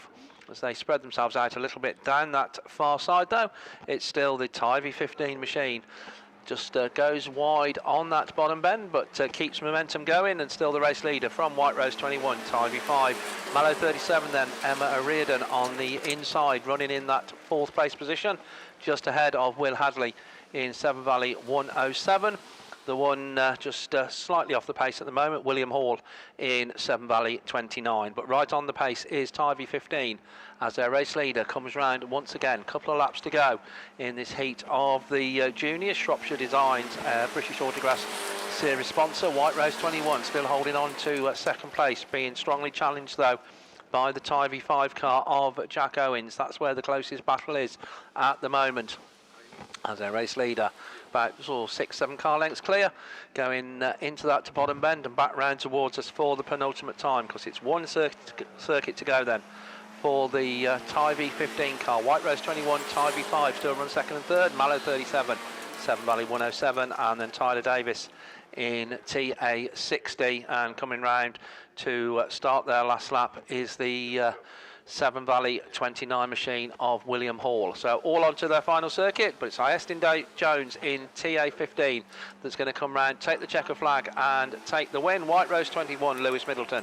in second, Tyvee 5, Jack Owens in third, Mallow 37 holds on for fourth, just ahead of Severn Valley 107, Will Hadley and Tyler Davis in TA 60. and then completing it all, coming round, is going to be the Severn Valley 29 of William Hall. That completes the Heat 1 of the junior saloons. So looking to the line, then trying to identify what we've got up there. So more Class 6s, which means handing back over to the man situated just to my right, it's Mr. Tim Jones. Yeah, thank you, Steve. So, yeah, back on then with men's Class 6s, race 3. So this is going to bring out Dalton Thomas in command at 8, Marlon James, Stuart Thomas, Ben Gasby, George Brown, Darren Thomas, and Neil Compton. And already we're away and racing, and it is indeed then Dalton Thomas that leads into the first turn, but we get red flags on race 3 of men's Class 6s. So they'll have to go back to the rerun lane and do that again. So as they make their way off the track, let's have a look down at race 4. And race 4 then brings out Anthony Conway in Scunthorpe 91, Mickey Manning in Evesham 5, Glyn Bailey in Scunthorpe 33, Andy Johnson, your meeting sponsor, in Scarborough 16, Bryn Jones in Swansea 35, your current and defending national champion Darren Bryan in Scarborough 41, and Jay Colgate in North Wales number 20. And already we're away and racing, and it is indeed your meeting sponsor then, or class sponsor, Andy Johnson in Scarborough 16. That leads them early doors and back round towards us with Darren Bryan in Scarborough 41. Dean Bailey also gaining ground in the pickup in Scarborough in Scunthorpe 33, and he just slots into second as they go down the far side. Conway also making ground as well, up to fourth in Scunthorpe 91, but as they come back round towards us once again, still Andy Johnson in the Suzuki Swift in Scarborough number 16. Dean Bailey is 33. In that second place spot, Brian still running in third as Bailey looks to go up the inside as they go down that far side, but just a little bit later on the brakes is Andy Johnson as he slows it down, coming back round towards us once again with I think a couple laps to go. Johnson still race leader, Bailey 33, Darren Bryan now switches to the outside in Scarborough in 41. Then comes Anthony Conway in Scarborough at 91, Mickey Manning also in there in Evesham number 5, Jay Colgate in North Wales 20, and Bryn Jones rounds out the race order in Swansea at 35, but going really wide into the first turn. One lap to go. Darren Bryan at ease, he's made the move stick as well in Scarborough at 41 as he climbs the bank and into the Stargate turn. Once again, Andy Johnson, Scarborough 16, Glyn Bailey now running third in Scunny 33 as problems for Conway in Scunthorpe 91 with Mickey Manning in Evesham 5, Jay Colgate and Bryn Jones rounds out the race order. Checkers at the ready though. Darren Bryan it is, he takes the win from Andy Johnson in Scarborough 16, Glyn Bailey in Scarborough 33, Mickey Manning in Evesham 5, Jay Colgate in North Wales 20. And Bryn Jones will complete race number 4 of men's class 6s in North Wales 20. So problems for the Conway machine in Scunthorpe 91. So we're hearing also from race 3 that Neil Compton in Swansea 7 will not take part in the rerun. He picks up the black flag. So that's from race 3. So race 4, of course, we've seen. So let's move on to race 5. So race 5 of men's class 6s. Heat 1 brings out Simon Mills in LM 46, Darren Rees in Typhy 95, the ever quick James Sinnott in the CW 174, Adrian Lewis in PAC 7, Matty Schofield in YS 22, Neil Reid in Typhy 221. And last but by certainly no means least, Andrew Lewis in PhD 85. As quad bikes into the centre, as away we go then, as the bungee lifts, and we get away racing. And once again, it is the Irish machine that leads into the first turn then. James Sinnott in the CW 174 machine, but PAC 7, Adrian Lewis goes with him in the second place spot. Mills is now running third in LM 46 as they go round the start gate turn for the first time of asking. Neil Reid also in there as well in Typhy 22 as he looks to move through into that third place as they go down that far side, but it's the ever quick the Irish machine, CW174, that's going to bring him round once again to start another circuit. PAC7 in this second place lot. Adrian Lewis still running in second. Millsy still running third in LM46, having a good battle with Neil Reid as they once again down the far side. There you go in Typhy 221 and completing it all. That's going to be Darren Rees in Typhy 95. Another lap gone with 2 to go. James Sinnott 174 leads. BAC7 from Simon Mills and Neil Reid still locked together. That third place starters once again. They climb the bank into the start gate turn and they started to the back. That's Andy Lewis in PhD 85, but coming back round for the penultimate time. Yellow flag with the black cross goes out. Sinnott that's going to lead them on to the final circuit then. 174. PAC7 of Adrian Lewis, then Millsy still running third ahead of Neil Reid in Typhy 221 and Typhy 95 of Darren Rees in there as well, and completing it all Adrian Lewis or Andrew Lewis in PhD 85, but coming back round 55 points on the board and a race win. James Sinnott takes the win. CW174 from PAC7 of Adrian Lewis, Simon Mills in LM46, Neil Reid in Typhy 221 and TA 95 for Darren Rees, and completing it all, that's going to be the PhD 85 machine of Andrew Lewis. So just one rerun to come then. That of course is race 3, and of course that's the one that Neil Compton will not take part in. Picks up the black flag. So we're looking down towards the line. I think we're going with a rerun of men's class 2. So who's this one, Steve? So to take you through that then, it's back over to Steve Langley. Thank you very much then, Tim. So yeah, this is a rerun of race 2. Unfortunately running without Graham Holmes in North Shropshire 93, but does include 2021 series champion Ashley Robinson in SP 43. And I think it is the Robinson machine that's going to be just about the first one to show. On the inside also is Ash Farrow in Scarborough 249. They're the early race leaders, and it's the Scarborough car with the inside line advantage. On that top bend, JD Farrow runs in third, I think in Scarborough 17 also, as they go down that far side. But it is Ash Farrow in Scarborough 249, your race leader. From Ashley Robinson in Spalding 43, Scarborough 17, then 3 in a row, North Wales 38. Lee Kent running on the outside of Adam Cochrane in the down Autograss at 43. Dieter Demel, we can see there, Athelston 99 just with a bit to do at the moment at the back of the pack. But leading the way, a race leader coming round once again is still that Scarborough 249 car of Ashley Farrow. Ash Robinson in Spalding 43 runs in second place. Scarborough 17 still third, getting a little bit more spread out now. The closest battle really is for that fourth place position, but having said that, it just all tightens up a little bit at the head of the field as that last lap flag gets made ready. One circuit to go then for Scarborough 249, Spalding 43 and Scarborough 17. That's still your 1, 2, 3. Down Autograss number 43 still races ahead of Jack Bromley in the Invicta Kent 130 machine. He's currently in that fifth place, or he was, but all sorts of problems on that top bend for IK 130, but no problems for Ashley Farrow as Scarborough 249 comes round, takes the win. Ashley Robinson second in Spalding 43, third goes to Scarborough 17. JD Farrow, down Autograss number 43 is Adam Cochrane, then comes the Invicta Kent 130, Jack Bromley, it all picked up again, finishing just ahead of Dieter Demel in Athelston 99. So that completes the Class 2s, that was the one outstanding rerun on the Class 2 machines. So next time we see those in the hands of the men, it will be the second round of qualifying, but in the interim, looking up to the start line, then I think it's back over to Mr. Jones. Thank you, Mr. Langley. So, yeah, onwards and upwards we go then. Men's stock hatches, say 2 heats of the stock hatch machinery to come your way. The STS Gases, of course, is your very kind series sponsor, and Mrs. B's Animal Feeds and Paul Harris and Son Contractors is your meeting sponsor. So, once again, thanks to all involved for that. So cones been and tyres been hastily put back into the on the top part of the circuit. So let's go and have a look at who comes out in race number 1.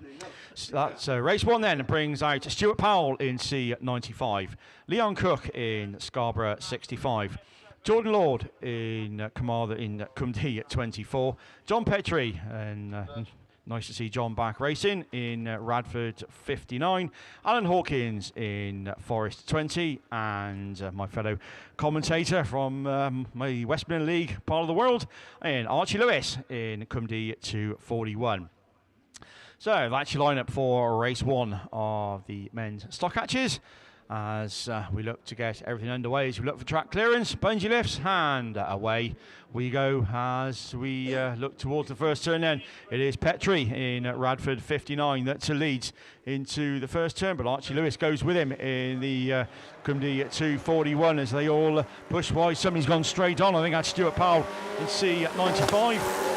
With Forest 20 then, Alan Hawkins just slotted into that third place slot as they climb the bank and go round the start gate turn for the first time. Leon Cook then runs in that fourth place slot, but just being passed by the Forest 20 machine. I think problems on board for poor old Alan Hawkins, but no problems for Petrie. Radford 59 that leads once again from Carmarthen from Cumdee 241, Scarborough 65, Jordan Lord in Cumdee 24.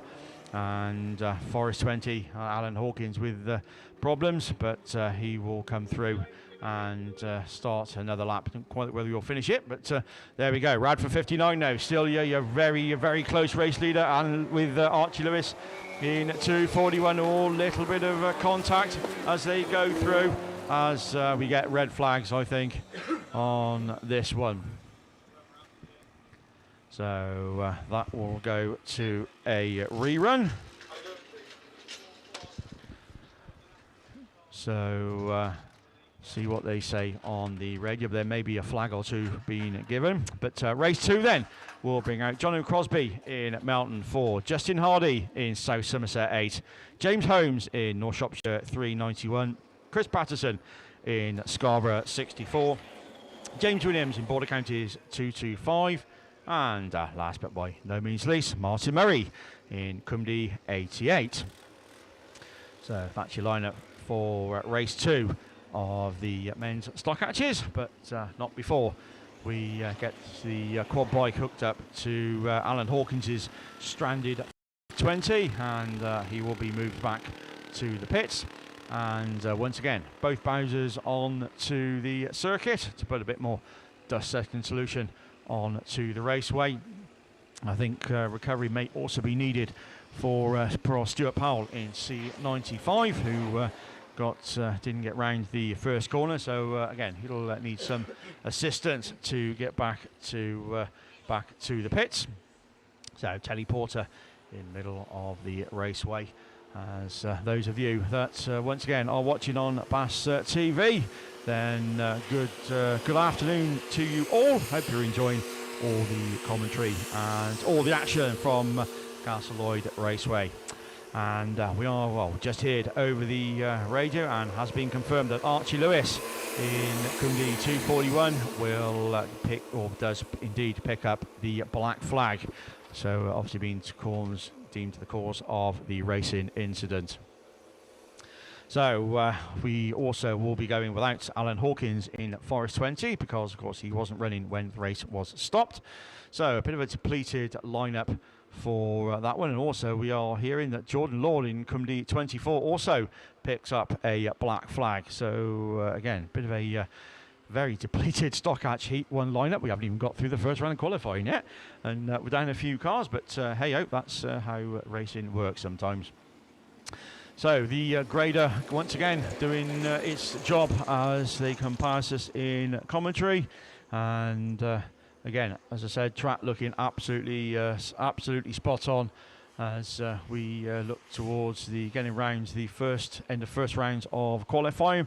So still a lot of racing to get through. Yes, of course, got the ever fast, ever popular Class 8s, and just sitting to my left, the man that's going to take you through that, of course, is Liam Williams. And just looking at his paperwork, 10 races. Yeah, I'm sure you'll do a fine job, mate. I'm sure you'll do a fine job. 10 races of the Class 8 machinery to come your way.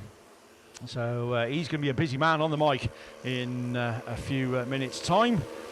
But as I say, some really big, fast and furious action to come. I don't quite know how many Class 10s we got, mate. We got 28. So again, 4 races of the Class 10 machinery to come your way.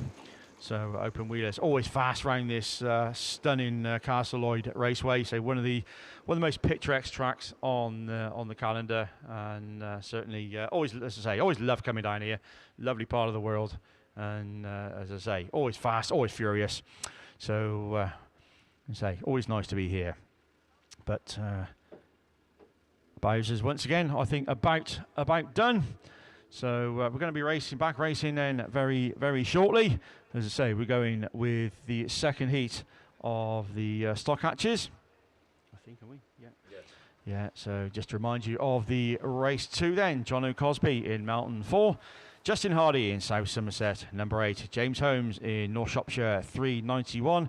Chris Patterson in Scarborough, 64. James Williams in Border Counties, 225. And Martin Murray in Cumdy, 88.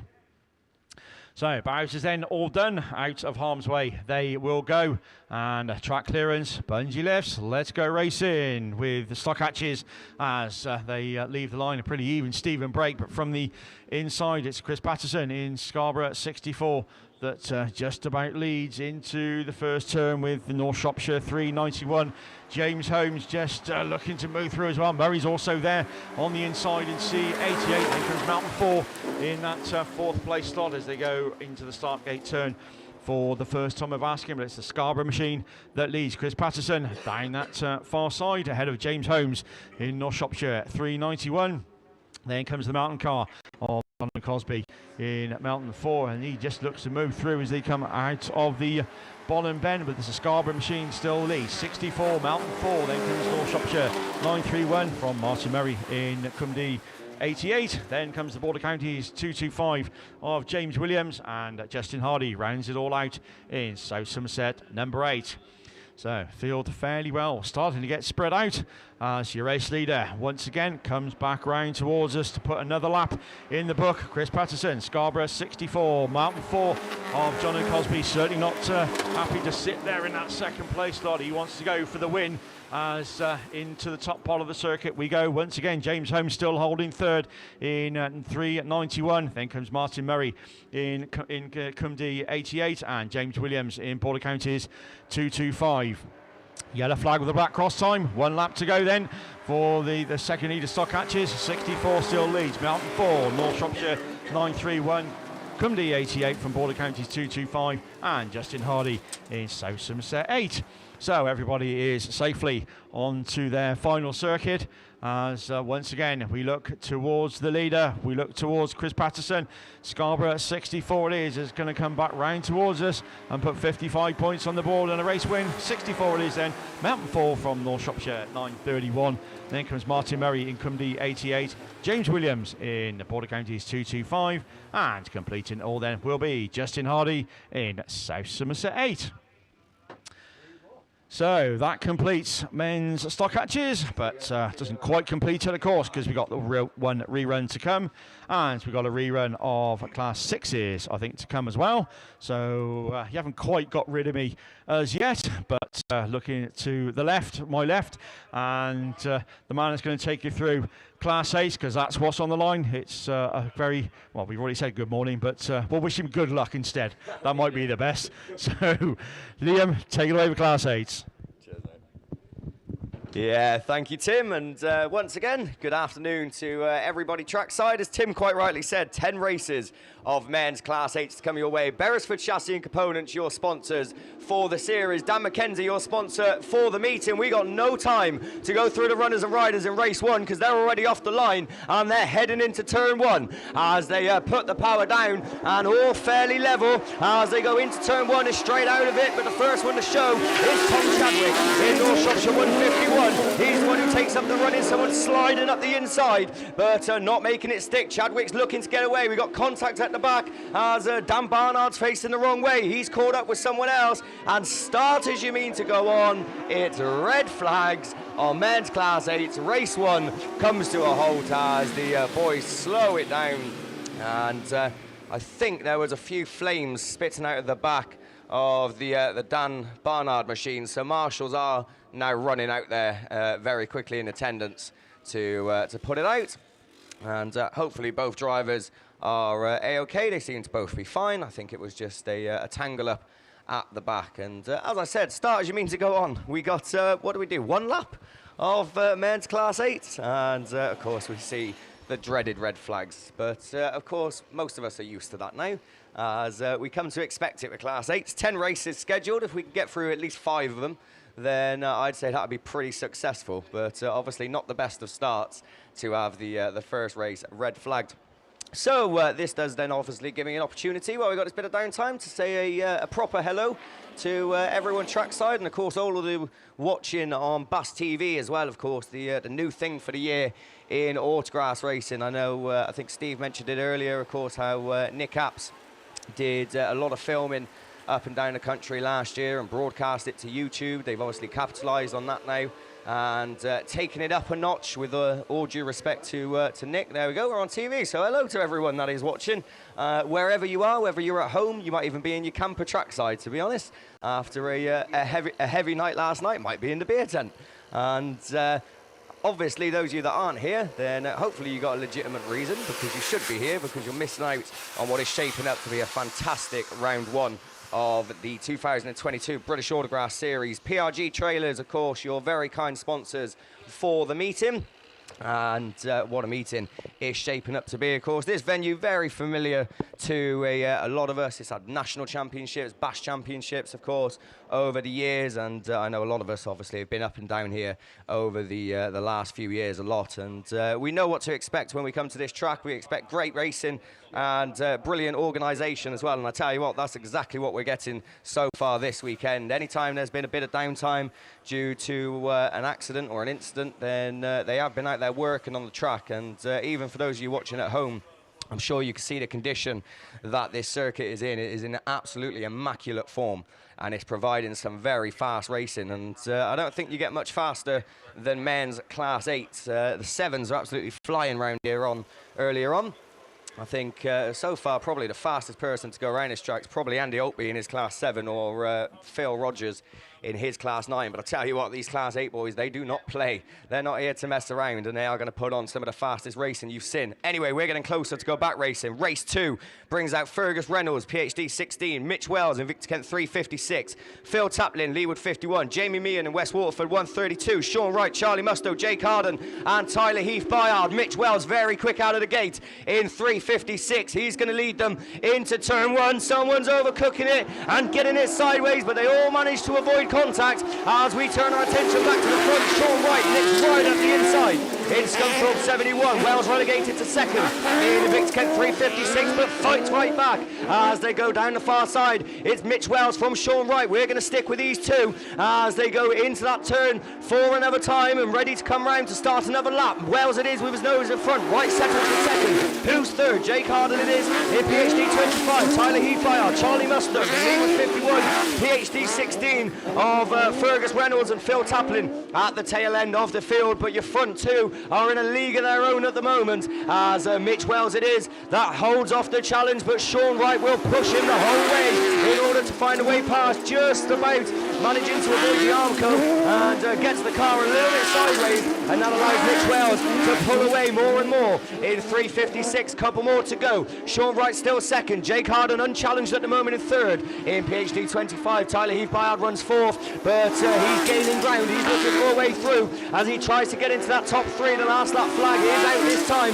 Battle on the field is for fifth as well between Leewood 51 machine and Charlie Musto in Breednill 23 as everyone moves on to their final circuit. It's checkered flag. He had to battle hard at the start, but he stormed it in the end. Mitch Wells it is that takes the first win of Class 8s this weekend. Sean Wright takes second, Jake Harden's third, Tyler Heath Bayard takes fourth. Then it's going to be Charlie Musto, Leewood 51 just about from the West Waterford 132 of Jamie Meehan, and Fergus Reynolds in what I believe is his first ever meeting in men's Class 8. I was talking to him yesterday. He said he's probably, I think he said he drove it onto the trailer and that was about it. So I'll tell you what, not bad for a first meeting, as it's extremely difficult, of course, to go straight into men's Class 8. No messing around in trying to build his way up. He said that he was literally going to be on the line yesterday. This was last night. He was saying he's going to be on the line this morning. And I said, have you got a game plan? Do you have any idea what you're going to do? His response, I'm going to gun it. That's it. That's all he said. I'm going to gun it. So he certainly did. And here we want to watch. Race 3 on the line. Russ Shepherd, Jeff Beresford, then your sponsor, Mark Barker, Connor Jones, Gethin Lewis, Wes Green, Rich Cooper, and Shane Smith. Well, if we get through this, then this will be successful with some of the names in it. Anyway, we're away. Into turn 1 they go as they all bunch up, swap in places, but no swapping for Russ Shepherd, and he gets his nose in front, and he is going to power away from the rest if they don't try and catch him as quick as possible. GB's there in second, third now, as he gets relegated. Someone going right around the outside, but Russ Shepherd it is. That's away. They're all swapping positions in the middle of the pack. Someone's shooting right through, but it's Shepherd that leads from Lewis in that second place position. Wes Green's up to third in the Scarborough number 3 machine, and holding off the challenge from the rest of the pack. Beresford's relegated to about 5th as he's dropping back more and more. Rich Cooper is sitting in just behind him in Evesham number 2, but Russ Shepherd unchallenged in South Somerset number 3. Gethin Lewis still sits second. The race really on for third as the North Wales 115 machine of Connor Jones moves up, but Wes Green fights back in Scarborough number 3 as Connor Jones relegated to 4th, but he's having none of it. He shoots right back up the inside to take 3rd place as Wes Green looks to come back as look at this for a race for 3rd and 4th. The last lap flags out. Russ Shepherd is absolutely clear in South Somerset number 3. Oh, Connor Jones climbing cars as he goes over Wes Green. That's called Wes some problems in Scarborough 3. He's out of it after a brilliant race in the early stages, and a brilliant drive for your race winner. Russ Shepherd takes the win in number 3. Gethin Lewis takes 2nd. Connor Jones 3rd. Rich Cooper comes across in 4th. Jeff Beresford 5th. Crumdy number 8. Oh, Shane Smith is the next one across. Then Mark Barker, after his rollover in Class 9s, comes out in the Class 8 in Evesham 25, and big disappointment for Wes Green in Scarborough number 3. He was having a right battle for 3rd and 4th between himself and Connor Jones, and unfortunately there was the slightest bit of contact, but that's all it takes in Class 8 to completely derail your race. And Wes Green does come across the line to collect points. Of course, this is a British Autograss series. It's run over 5 rounds, so every point counts in the series. Race 4 then on the line, another strong lineup. Killian Cusack. No, it's not. It's a Class 9 rerun, we believe. So Steve Langley's rushed in, and they're off the line. Right, we believe it's Class 9 rerun. We've been reliably informed, and you don't get any more reliable than Mr. Gareth Jones, and as always, he's absolutely spot on. So this is a rerun of race 1 of the Class 9s. We've had a couple of goes at this already. So 3rd time lucky, Hereford. So there we go. So, sorry, it's race 3 being rerun. So we didn't think that was going to be coming out yet because Mark Barker is due to be in it. He's just been in his Class 8. Oh well, never mind. Hereford 55 then, your race leader, Martin Jones, coming past Stuart Taylor, runs 2nd place in IK 121. Trent 9, Sam Middleton in that 3rd place slot. As they go down that far side and coming back round towards us then, this depleted field, just the 4 of them out there, but leading the way it is 55 still, Martin Jones, IK 121, Trent 9, and all 4 cars fairly well spread out, just at the back of the pack at the moment, Jason Richardson in Pennine 5, but Martin Jones it is, Hereford 55, your race leader, comes round once again. And 1 lap to go then for H55. Stuart Taylor 2nd in 121, Sam Middleton in Trent 9, and still Jason Richardson runs 4th in Pennine 5. But going down that far side then, led virtually from the word go, it is Martin Jones in Hereford 55. That's your race leader, going to be your race winner. 2nd place then goes to IK 121, Trent 9, Sam Middleton in 3rd, and Jason Richardson completes it all in 4th. So short interlude, but that does complete the Class 9s. But we're now back to the manic racing of and how many we got through so far then, Liam? 2 out of 3. 2 out of 3. That's not bad actually. That's better than you normally do. But back to Liam for Class 8s. To be honest, if we had 1 out of 3, that would still be better than what I normally do. So 3 races we've had scheduled. We completed 2. We got race 4 on the line. Killian Cusack, Aaron Cavagan, Michael Tinkle-Abbott, Sam Matthews, Ashley Hutchins, Tim Russell, Tom Lewis and Troy Pritchard. Tom Lewis, of course, your national champion last year. What's he going to do on this track in the Border Counties machine? I'll tell you what he's going to do, lead into turn 1 as he goes right around the outside. Someone getting it wrong on the inside. We got contact. That is probably going to bring out the red flags as we've got a car stranded, but we are continuing it for the time being because he's got it going again. So there we go. That's what we like to see. Tom Lewis then it is. That is already away and gone in the Border Counties 55 as he comes round to complete another lap. Who's running second? It's the 247 machine. Matthews. Russell runs third in the Victor Kent 19 with Aaron Cavagan sitting there in 4th in Yorksdale's number 5. He rounds out the leading quartet. The rest of them fairly spread out after the racing incident. Michael Tinkle-Abbott well down the order in York 45, but at the front and certainly running on form. Tom Lewis is in BC 55. Sam Matthews though is not giving up and was making a bit of ground but just made a slight mistake on that top corner. That allowed Tim Russell to close the gap in the Invicta Kent 19 machine, but is there going to be enough time for Tim to make a move and try and snatch second? He's got just over a lap to do it. Tom Lewis, Sam Matthews, Tim Russell and Aaron Cavagan. There you 1, 2, 3 and 4. And then we go to Troy Pritchard in Quandy 34. Who's just trying to stay on the pace with the rest of them. Killian Cusack, Michael Tinkle-Abbott are the ones struggling, but at the front is checkered flag. Tom Lewis kicks his campaign off in style. Sam Matthews takes second. Tim Russell takes third. Aaron Cavagan takes 4th. Troy Pritchard is the next one across. Ashley Hutchins from Michael Tinkle-Abbott in York 45. And disappointment after earlier contact in the race, but at least he got it going again. Killian Cusack comes across to complete it all. So that's race 4 complete of your Beresford Chassis and Components and Dan McKenzie Racing sponsored men's Class 8. Race 5 down there on the line. Carl Burns in Breednell 18.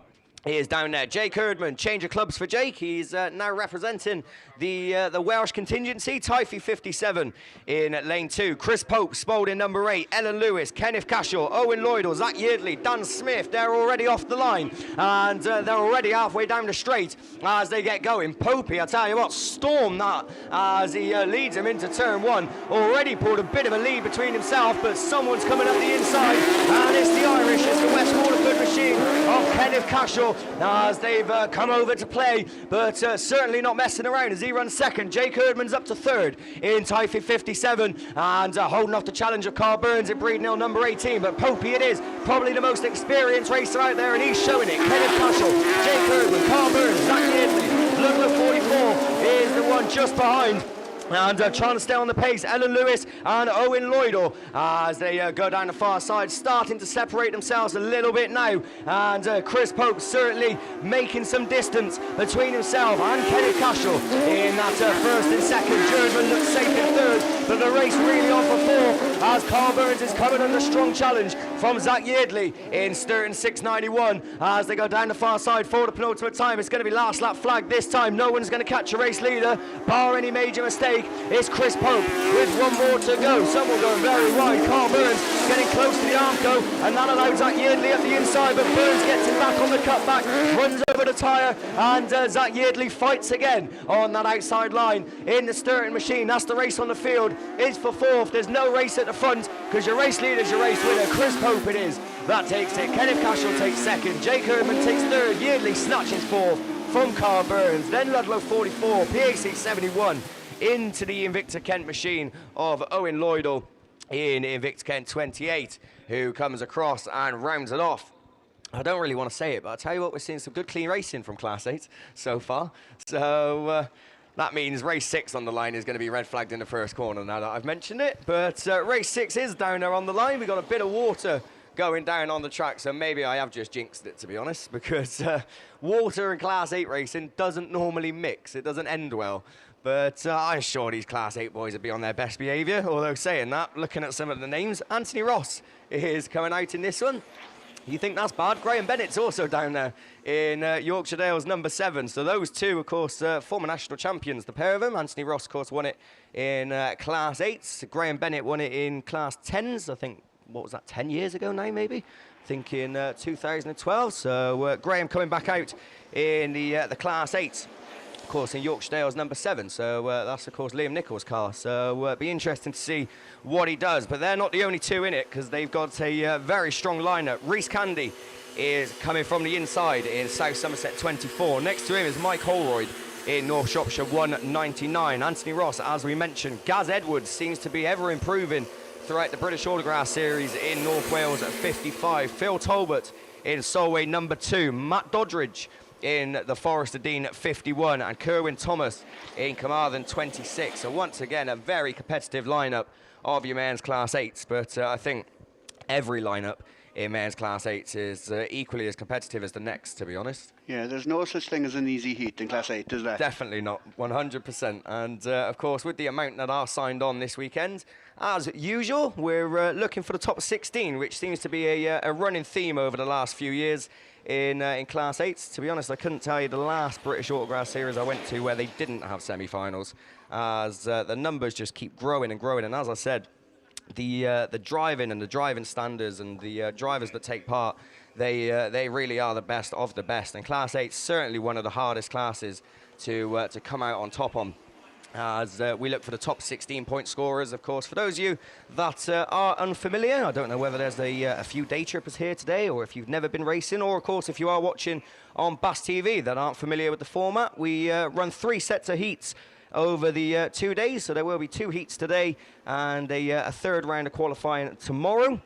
For the majority of the classes, we then look for the top 8 point scorers, but I think in Class 1s, 2s and 8s this weekend, we are looking for the top 16. So the ones with semi-finals, we take the top 16 drivers. They get randomly generated into 2 races, 2 grids of 8, and the top 4 of each of those goes into tomorrow's final. But there's plenty of racing to come before we get that far. But that does give you a sort of outline of what to expect. And out of all the 16 drivers that get through to the semi-finals in Class 8, any single one of them could win the final a little bit later on in the day when they eventually get there. As I said, so competitive, and you can see that by some of the names that are down there on the line. Of course, we've already seen some of the best Class 8 races. There's still a lot more to go. As I said, Graham Bennett and Anthony Ross to be 2 to watch in this one. They're the ones with the experience, but as I said, Gaz Edwards seems to be getting quicker and quicker every year in North Wales 55. Phil Talbot, of course, been in Class 8s now for quite a few years, so he'll be used to it. And I think if competition bothers you, then probably steer clear of Class 8 racing, because as Gareth quite rightly said, no such thing as an easy heat. To be honest, I don't think there's an easy heat in any of the classes, especially this weekend. We've got a good number of cars signed on, and we've already seen some brilliant racing throughout the heats in the other classes. In the men's and the juniors. Of course, we got more juniors later on. The junior specials still have to do battle. Then all the ladies racing to come your way as well. But for now, we're sticking with men's. We're sticking with 8s. We're off the line as they're away and gone. It's going to be Rossi, is it, who gets the best off the start in Sturton 77. But who's going to go with him as they go into turn 1? For the first time, Rossi it is on the inside, but on the outside, of course, is Graham Bennett in Yorkshire Dale's number 7. So the 2 I mentioned are the 2 that lead, but Rossi's got him back in Sturton 77 as he leads down the far side. Spanner runs second in Yorkshire Dale's number 7. We got Carnage at the back, cars facing the wrong way, but managing to get it going again. So at the front, Anthony Ross it is that leads the way onto another circuit. Graham Bennett runs second. Who runs third? Holroyd it is in 199. Kerwin Thomas 4th. Then Reese Candy and Gaz Edwards. It's very uncharacteristically down the order in 55. Phil Talbot sits just behind him in Solway number 2, and your back marker is Matt Doddridge in 51. But Anthony Ross is giving that car a battering as he flies round once again in Sturton 77. Graham Bennett might just be making a bit of ground on him in Yorkshire Dale's number 7, but not close enough to make a challenge as it stands. But he's not going to give up as they go down the far side for another time. Is it the penultimate time? Yes, it is. As the last lap flags out, we got Matt Doddridge right in the middle of the track facing the traffic, but everyone's taking a wide line and doing very well to avoid him, and he's managed to get it going again. So we will see this one to a completion, and it's going to be Anthony Ross that looks to take 55 points as he goes down the far side for the final time. 77 it is, that comes across the line, takes the win, and starts his campaign off in style. Spanner takes second in number 7, Holroyd takes third in 199, Kerwin Thomas in Carmarthen 26, Candy just about takes it from Gaz Edwards, then Phil Talbot in Solway number 2, and not the best of races from Matthew Doddridge in the Forest of Dean 51 as he comes across the line in 8th place. But as I said, points do equal prizes. It's important to get as many points as you can throughout the British Autograss series. It's no good pulling off, and even if it is 8th place points, that could definitely play a part towards the end of the season. Right, race 7 is down there on the line. We've got more ex-national champions in this. Steve Mills is down there. He's joined by Matt Owen, Dave Newby in York 811, James Dorset, Darren Mullen, oh God, Paul Lockwood, Kate Lockwood, and Harry Liversidge. So this will be an interesting one as they get away from the line. Mullen looked quick from the middle. Mills, he's going with him into turn 1, and someone going right round the outside, getting it all wrong. Mills has collected him. We got cars facing the wrong way. 2 of them are square wheeled, but the rest are still going. The other 2 are out of the way, so whether we're going to see this one go through remains to be seen. But down the far side, Mullen it is that leads the way in the Yorkshire Dales machine. So we're going to carry this one on. It's Mullen. Can he pull away? Oh, I spoke too soon. We're not going to carry on because it's red flags in men's Class 8. So race 7 then gets red flagged, and Paul Lockwood doing his best to avoid the Armco after the red flags as he got the car square wheeled coming across the line. I think he's just parking up to say hello to the lap scoring ladies, to be honest. So Lockwood's going to need a bit of a lift. We got 2 cars stuck down the far side. One of them is Steve Mills, and I think the other one's Matt Owen in the Quam D machine. So it looks like they're both getting the car going again, so they're not going to need any extra assistance to get themselves off the circuit. And as they're making their way off, the Bowser makes his way on. So another sprinkling of water before we go with race 8 of your men's Class 8. As I said, 10 races scheduled, so 3 more to go. 2 reruns so far. I'm not saying nothing, but that's not too bad. So race 8 is down there on the line. Lane 1 then is going to bring out Peter Bilbley in York treble 8. Bryn Powell in Ludlow number 4 coming out of lane 2. Jay Thompson in North Wales 80 sits in lanes 3. James Bow, of course, former Class 9 racer, turning his attention to Class 8. And I'll tell you what, very strange to see the Pennine 9 number on the side of the car, so that will take some getting used to. But James Bow racing in the Class 8, he's in lane 4. Jack Sharp in York 96 is next to him by Tyler Priest in Quumdy 27. So is this Tyler's first year in men's Class 8s, or first year after coming out of junior specials?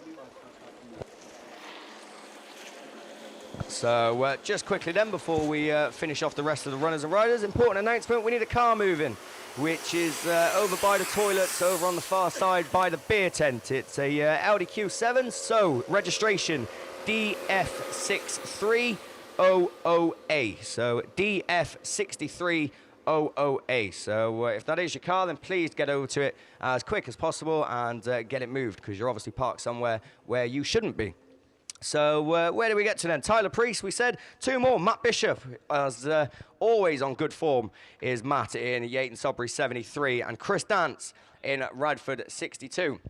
So once again, a very strong lineup of men's Class 8s, of course. Beresford Chassis and Components, your sponsors through the course of the British Autograss Series, and DM Racing, your sponsors for the weekend. Of course, DM Racing, Dan McKenzie, we'll be seeing him very shortly as he's coming out in race 9. So it won't be long until we see your sponsor. Right, the Water Bowser is making its way off the circuit, and that can only mean one thing. That means we're getting closer to going racing with men's Class 8s. We look at Marshall Post number 1. The red flag goes round, that goes down, the yellow one goes up, the bungee goes up, and the 8s leave the line, and it's a fairly level break. Someone got a decent start, but Powell it is in the Ludlow machine. That's shot through in Ludlow number 4. He's gone out wide though, he's drifting. Is he going to allow people through? No, he's not. He's got the power as James Bow slots into second. in Pennine number 9.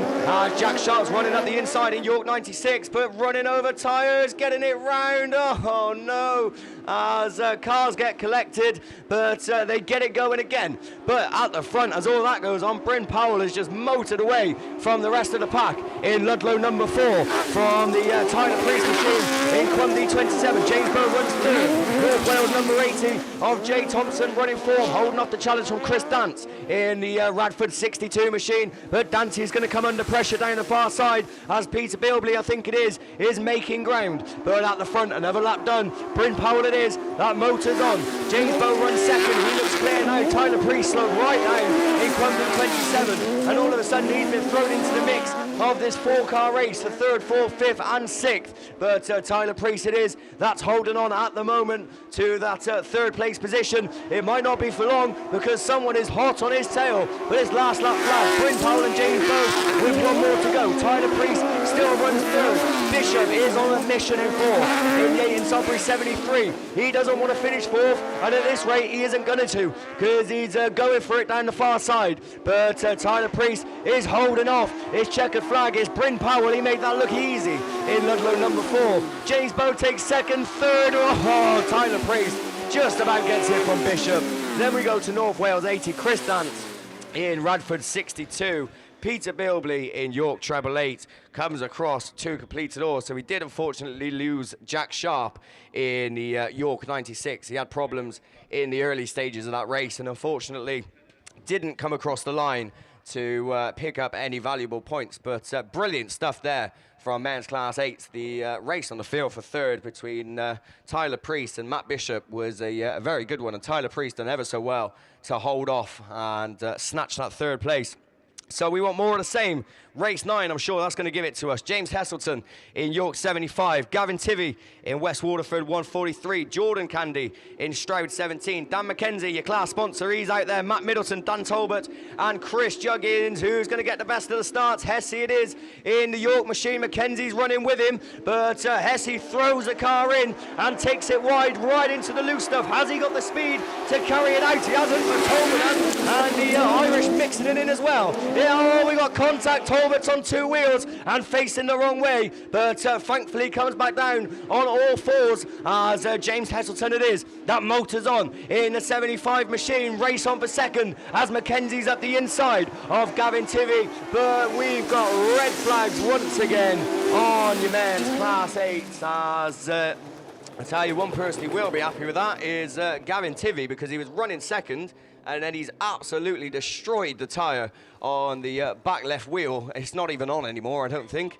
So I'm sure he'll be delighted to see the red flags come out to give him another chance. But of course, bit of contact there. Dan Talbot getting it up in the air, and thankfully coming back down on all 4s. He managed to do what Mark Barker unfortunately couldn't do in the men's class 9s. But class 8s then, another rerun onto the list, but that's 3 out of 9, so well, that's a 1/3 of them, so that's not bad. We've got 1 more race scheduled of your men's class 10s, so have we saving the best till last as race 10 down there on the line. I'll tell you what, you heard obviously Mickey B, Mike Barker on the microphone earlier, and happy as ever, happy-go-lucky himself, but I'm sure he's not going to be happy-go-lucky trackside, because race 10 brings out Callum Barker, his son, of course, making the jump from the junior specials into the class 8s. So that is going to be an exciting thing to do. I'll tell you what, race a class 8 on this track is certainly going to be fast and furious. So we're not biased, but good luck to Mickey, I think, is probably the best thing to say. If he doesn't come back, he's probably had a triple heart bypass by watching Callum. So as I said, Callum Barker's down there on the line, but I'll tell you what a strong heat this is. Ollie Hoare, Scunthorpe 24, of course. Ollie Hoare is prominent in the junior saloons, and I think he had a junior special as well. I think he was one of those that managed to have both. So Ollie Hoare is another one there making the jump straight from the juniors into the men's class 8. So he's down there. Kenny Smith in Stridon District 41. Wes Hathaway in Breeden Hill number 1. I'll tell you what, this is a very young lineup of class 8. Ash Howard, another one in PhD 21. Ash Howard, always another person who seems to be getting quicker and quicker as we see him. Drew Butters. So not heard of Drew in a while. I think it's been a few years since I've had the pleasure to commentate on him at a Bass round, but he's out there in North Shropshire 14. And of course, Miss Emily Gill, mixing it up with the men. I say Mrs. Emily Gill, I should say. Mixing it up with the men as always, and she's coming from the outside grid in lane number 7. But she's certainly one not to count out. She's always there or thereabouts, and she'll be hoping to do better than her Scunthorpe club mate Chris Juggins, who is unfortunately on the front of the forklift and being taken into the pits, but allowed in the rerun. So there you go, it's not all doom and gloom for Chris. So Chris being taken back to the pits, so I'd imagine it's a while till we see him, because if he's allowed out, he's probably going to be given repair time in order to come back out in the rerun a little bit later on. So, just a bit of water going down on the circuit. That's going to make this race very interesting, as it seems to be predominantly going into turn 1. So once they come off that line and hit that first turn, they're going to be sliding around that. And it's going to be interesting to see who's got the nerve to pop out in front. And, of course, this track's so fast, especially that far side where the start line is when they come off there and into turn 1. I'd love to know if someone's here with a speedometer. I know we had someone last year who was quite prominent at the bigger meetings and clocking the speeds of the cars. So you never know, there might be someone out there. I'd love to know what speed these Class 8s manage to kick up on a track like this. It's certainly one of the harder tracks to commentate on, just because of the sheer speed of the cars. And it's my first meeting this year, so that's 2 excuses I've already made. Look, there we go. So if you do hear any mistakes, there you go. There's my excuse.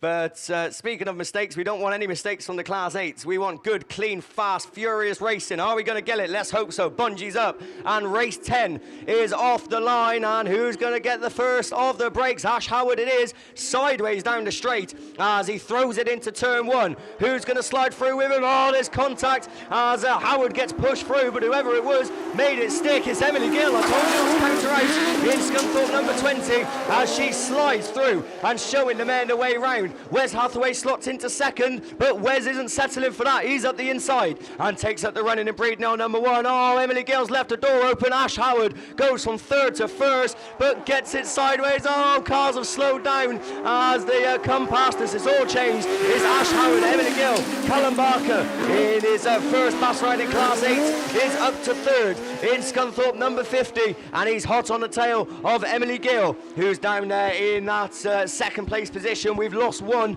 as I think that might be Drew Butters, but not too sure. I think he's still running actually, as they come past. 2 more to go. Ash Howard it is, who's got the best of it at the moment in PhD 21, found a dry line and making it work. Emily Gill in a very good second place in Scunthorpe number 20. Callum Barker running well in third in the Scarborough number 50 machine.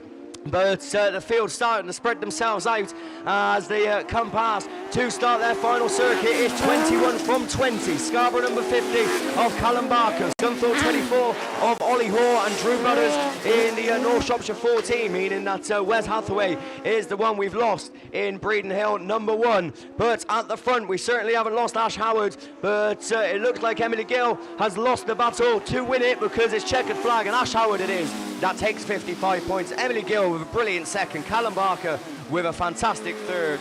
Ollie Hall comes across in fourth in Scunthorpe 24. And Drew Butters in North Shropshire 14 comes across to round it all off, as Wes Hathaway, unfortunately, isn't going to come across the line to pick up any points. I don't really know what happened. He was flying into the corner, and then he just didn't come out of it, as he seemed to slow right down. So problems aboard the Wes Hathaway machine, but he can obviously hope to get the car sorted, ready for Heat 2 a little bit later on. So 10 races we had scheduled. I said if we get 5 done, I'll be happy. We've done 7, so not too bad whatsoever. And 3 reruns, of course, to come your way, which we will be seeing a little bit later on. I'm going to take a guess and say that's F600s down there on the line. Gareth's giving me the nod, so if it's wrong, we can blame him. As it looks to be a depleted field, and I think there is only about 3 or 4 F600s signed on this weekend. So we are away and gone then with the S600s as they get going. Only the 3 of them out there, but let's hope these 3 can provide us with some brilliant racing as that track's still obviously a little bit slippy as they come through. We've lost the Sturton 1 machine, a Sturton 11 machine rather, of Andrew Godfrey, but he's got it going again.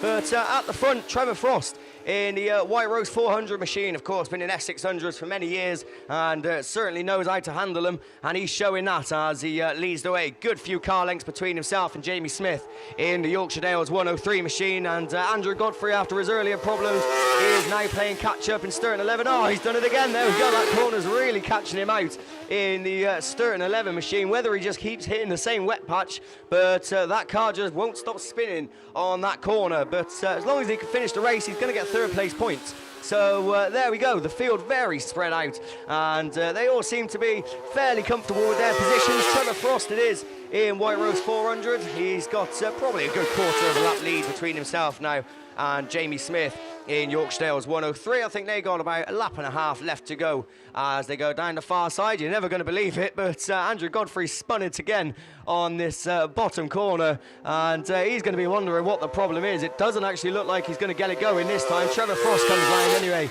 to start his final lap, and Jamie Smith is going to do the same. So it's just not Andrew Godfrey's morning, is it? Or afternoon, rather. But he's got it going again. Come on, Andrew. You can get those 3rd place points. 36 up for grabs if you can complete one more lap without spinning. Anyway, speaking of completing laps, it's completed race for Trevor Frost as he comes across and takes the win in White Rose 400. Jamie Smith is there in 2nd. Probably the easiest 2nd place he's going to take this season, as he comes past to take 45, and he's only gone and done it. There we go, no spinning this time. Oh no, he hasn't, he's done it. We spoke too soon. Oh, I really am a jinx.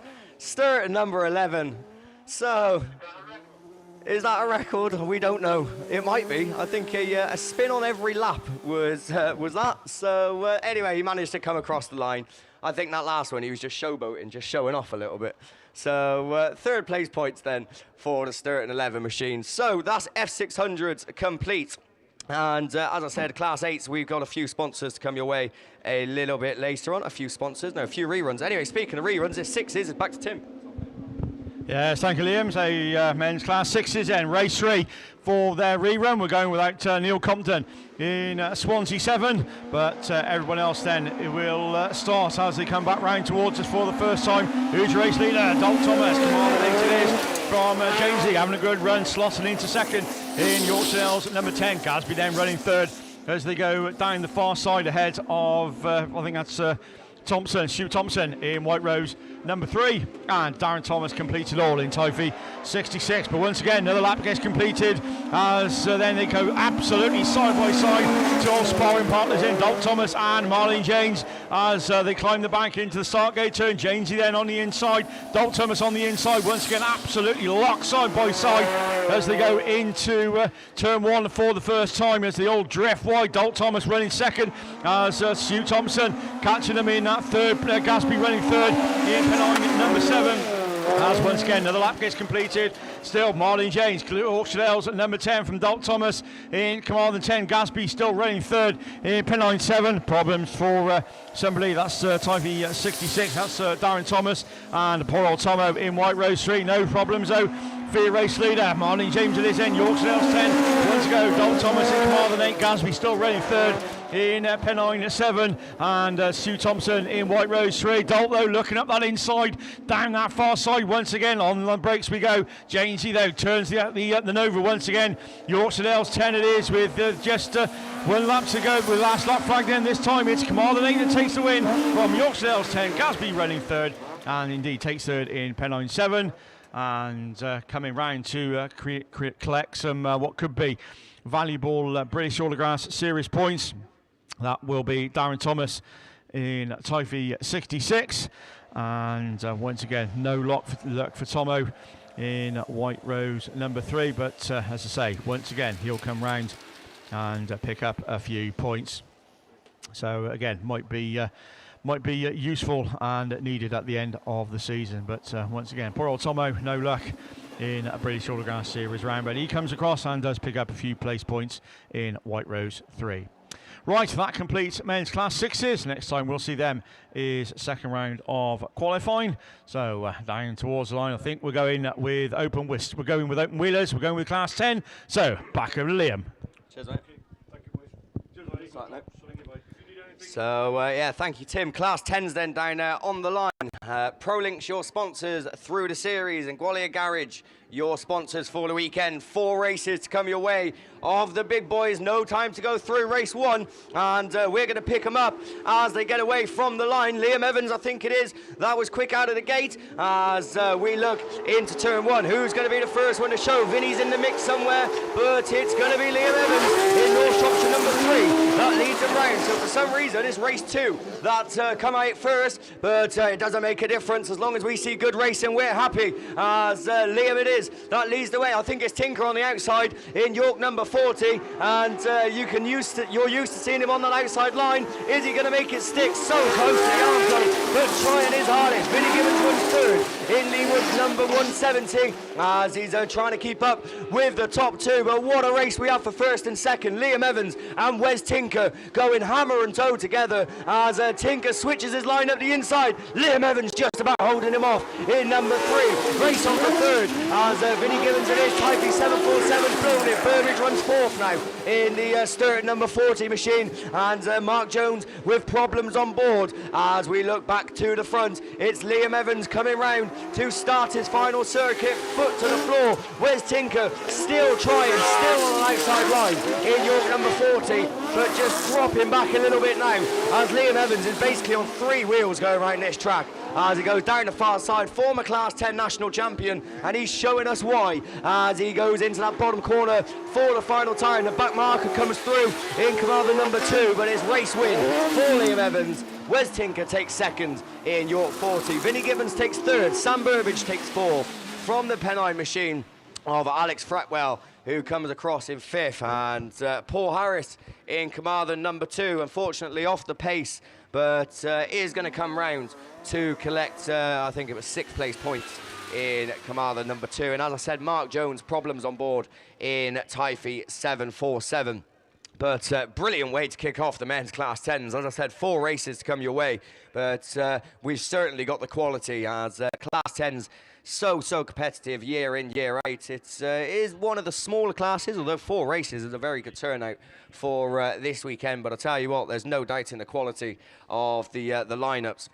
So we should, well, this should be race 2, but that was race 2. So whether we're going to have race 3 down there on the line remains to be seen. I'm not too sure why race 1 hasn't been out. I don't know if there's, it doesn't look like there's been any drivers in previous classes that I can pick out.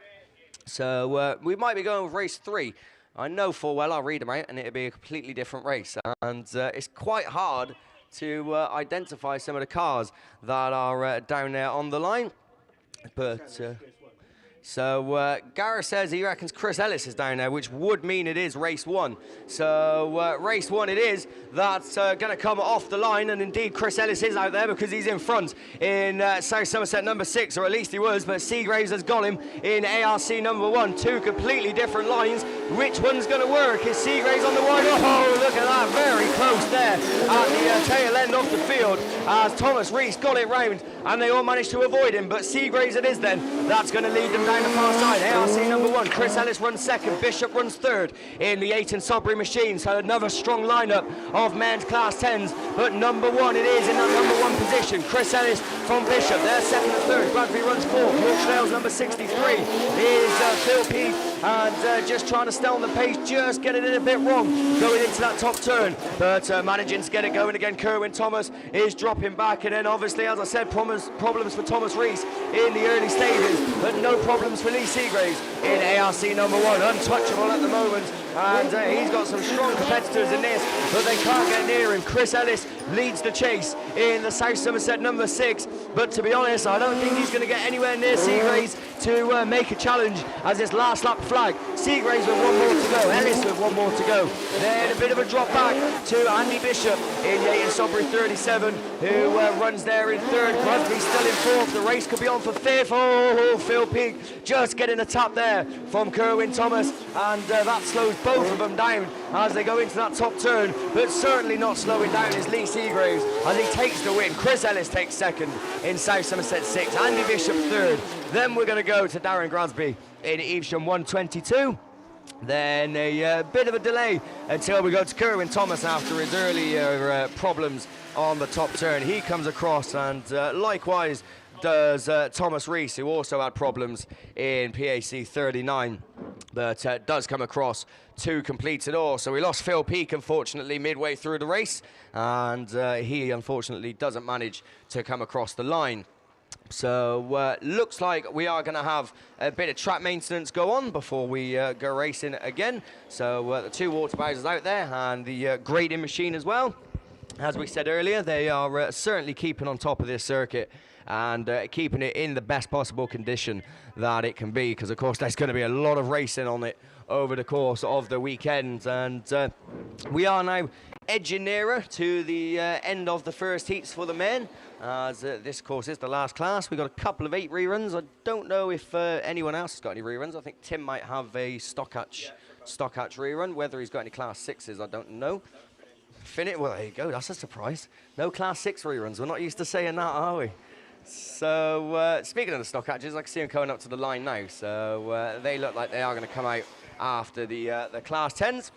So race 3 then of your ProLink sponsored men's class 10s. ProLink sponsor for the series. Gwalior Garage your sponsors for the weekend. Who's race 3 going to bring out? Chester Payne is coming out of lane 1 in Yorksdale's 31. Luke Bennett in lane 2 in North Wales 62. Ben Herdman in Radford 207 coming out of lane 3. Marcus Lewis in Cwmdy 100 sits in lane 4. Andy Hornshaw, tell you what, Andy Hornshaw absolutely flew around this track in the class 9 a few hours ago now, and he certainly got the gist of this circuit. So it'd be interesting to see if he can do it again in the 10.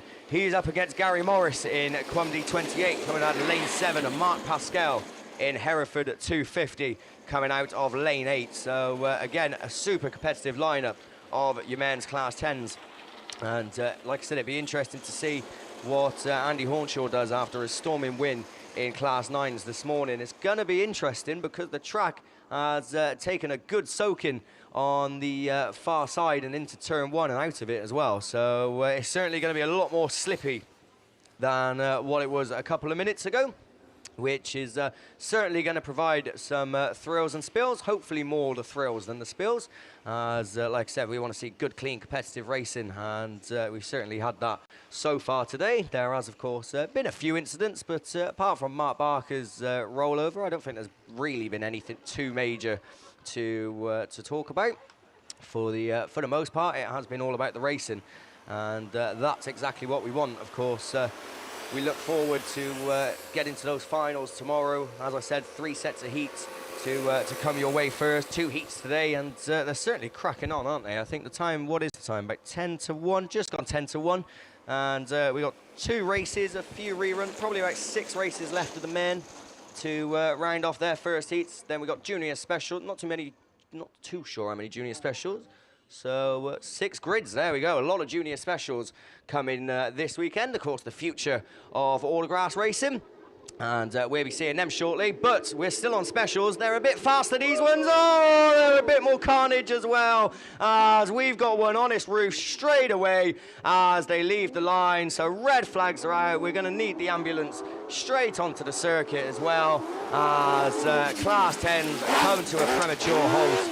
As there is one on its roof over on the far side, and I'm not too sure it's Ben Herdman. There we go. So I did think by the colour scheme that it could have been. So Ben Herdman then unfortunately coming off the line. They only made it a few foot off the line, and he was right up in the air. And to be honest, the roll wasn't actually as bad as what it could have been, because he went up on 2, and then it did look like he was going to go over him multiple times. But I think with the amount of cars that surrounded him, I think he did only go on his roof and just kind of bounce around. So hopefully Ben is okay. It's not the first time he has been over in his Autograss career, but certainly not ideal. That's not what he wants. Of course, he's had a few years out as well from Autograss racing, making his grand return, and that's not the way he would have wanted to kickstart his campaign. The ambulance is making his way off the circuit, so that gives us the indication that Ben Herdman is fine. Probably just like the rest of the racers, he's more interested in the damage done to the car and how much the repairs are going to cost. But of course, the driver's safety is the main concern. That is, of course, paramount. So, I think he is out the car. So there we go. We can see him walking around over on the far side. And as I said, not ideal. He won't be happy with that. But that is part of the racing, unfortunately. And unfortunately, that does bring out the red flags as well. So a Class 10 rerun to come your way a little bit later on.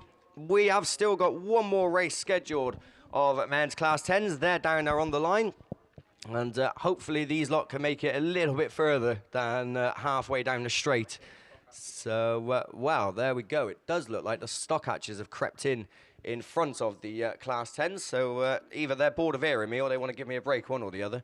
Probably a bit of both. So stock hatches down there on the line. I think this is the one where you had 2 black flags, was it? And 2 black flags. So stock hatches, I'll tell you what, we were saying about the Class 6s. The stock hatches are going to be the problematic class for the future. So I can only see about 3 cars down there, but to tell you who is down there and who isn't, then it's going to be over to Tim Jones. Yeah, thank you, Liam. So, yeah, a bit of a race of attrition this one. So 2 black flags and 2 non-start. So we're left, all being well, with Leon Cook in Scarborough 65 and John Petrie in Radford 59. So just down to the 2 cars, and before we get going, I have been just sent a message. So I'll just give the ex-committee chairman, of course, Steve Holmes, a shout out. I know Steve is listening on at home after a little spell in hospital. And so Steve, I hope you're okay and enjoying all the action on the BAStv, as I hope everyone else is as well. Right, bungee lifts, away we go. Just down to the 2 cars. So Archie Lewis, Jordan Orr, of course, being black flagged from the first go, and of course we're going with Stuart Powell as well. So just the 2 cars, but Radford 59 it is of John Petrie that leads the way from Leon Cook in Scarborough 65. So once again, just the 2 cars, but down that far side there you go, and it is indeed still the Radford machine that leads the way from Leon Cook in Scarborough 65. Once again, round turn 1 and turn 2 and back across the line. Once again, still 59 your race leader from Leon Cook in Scarborough 65.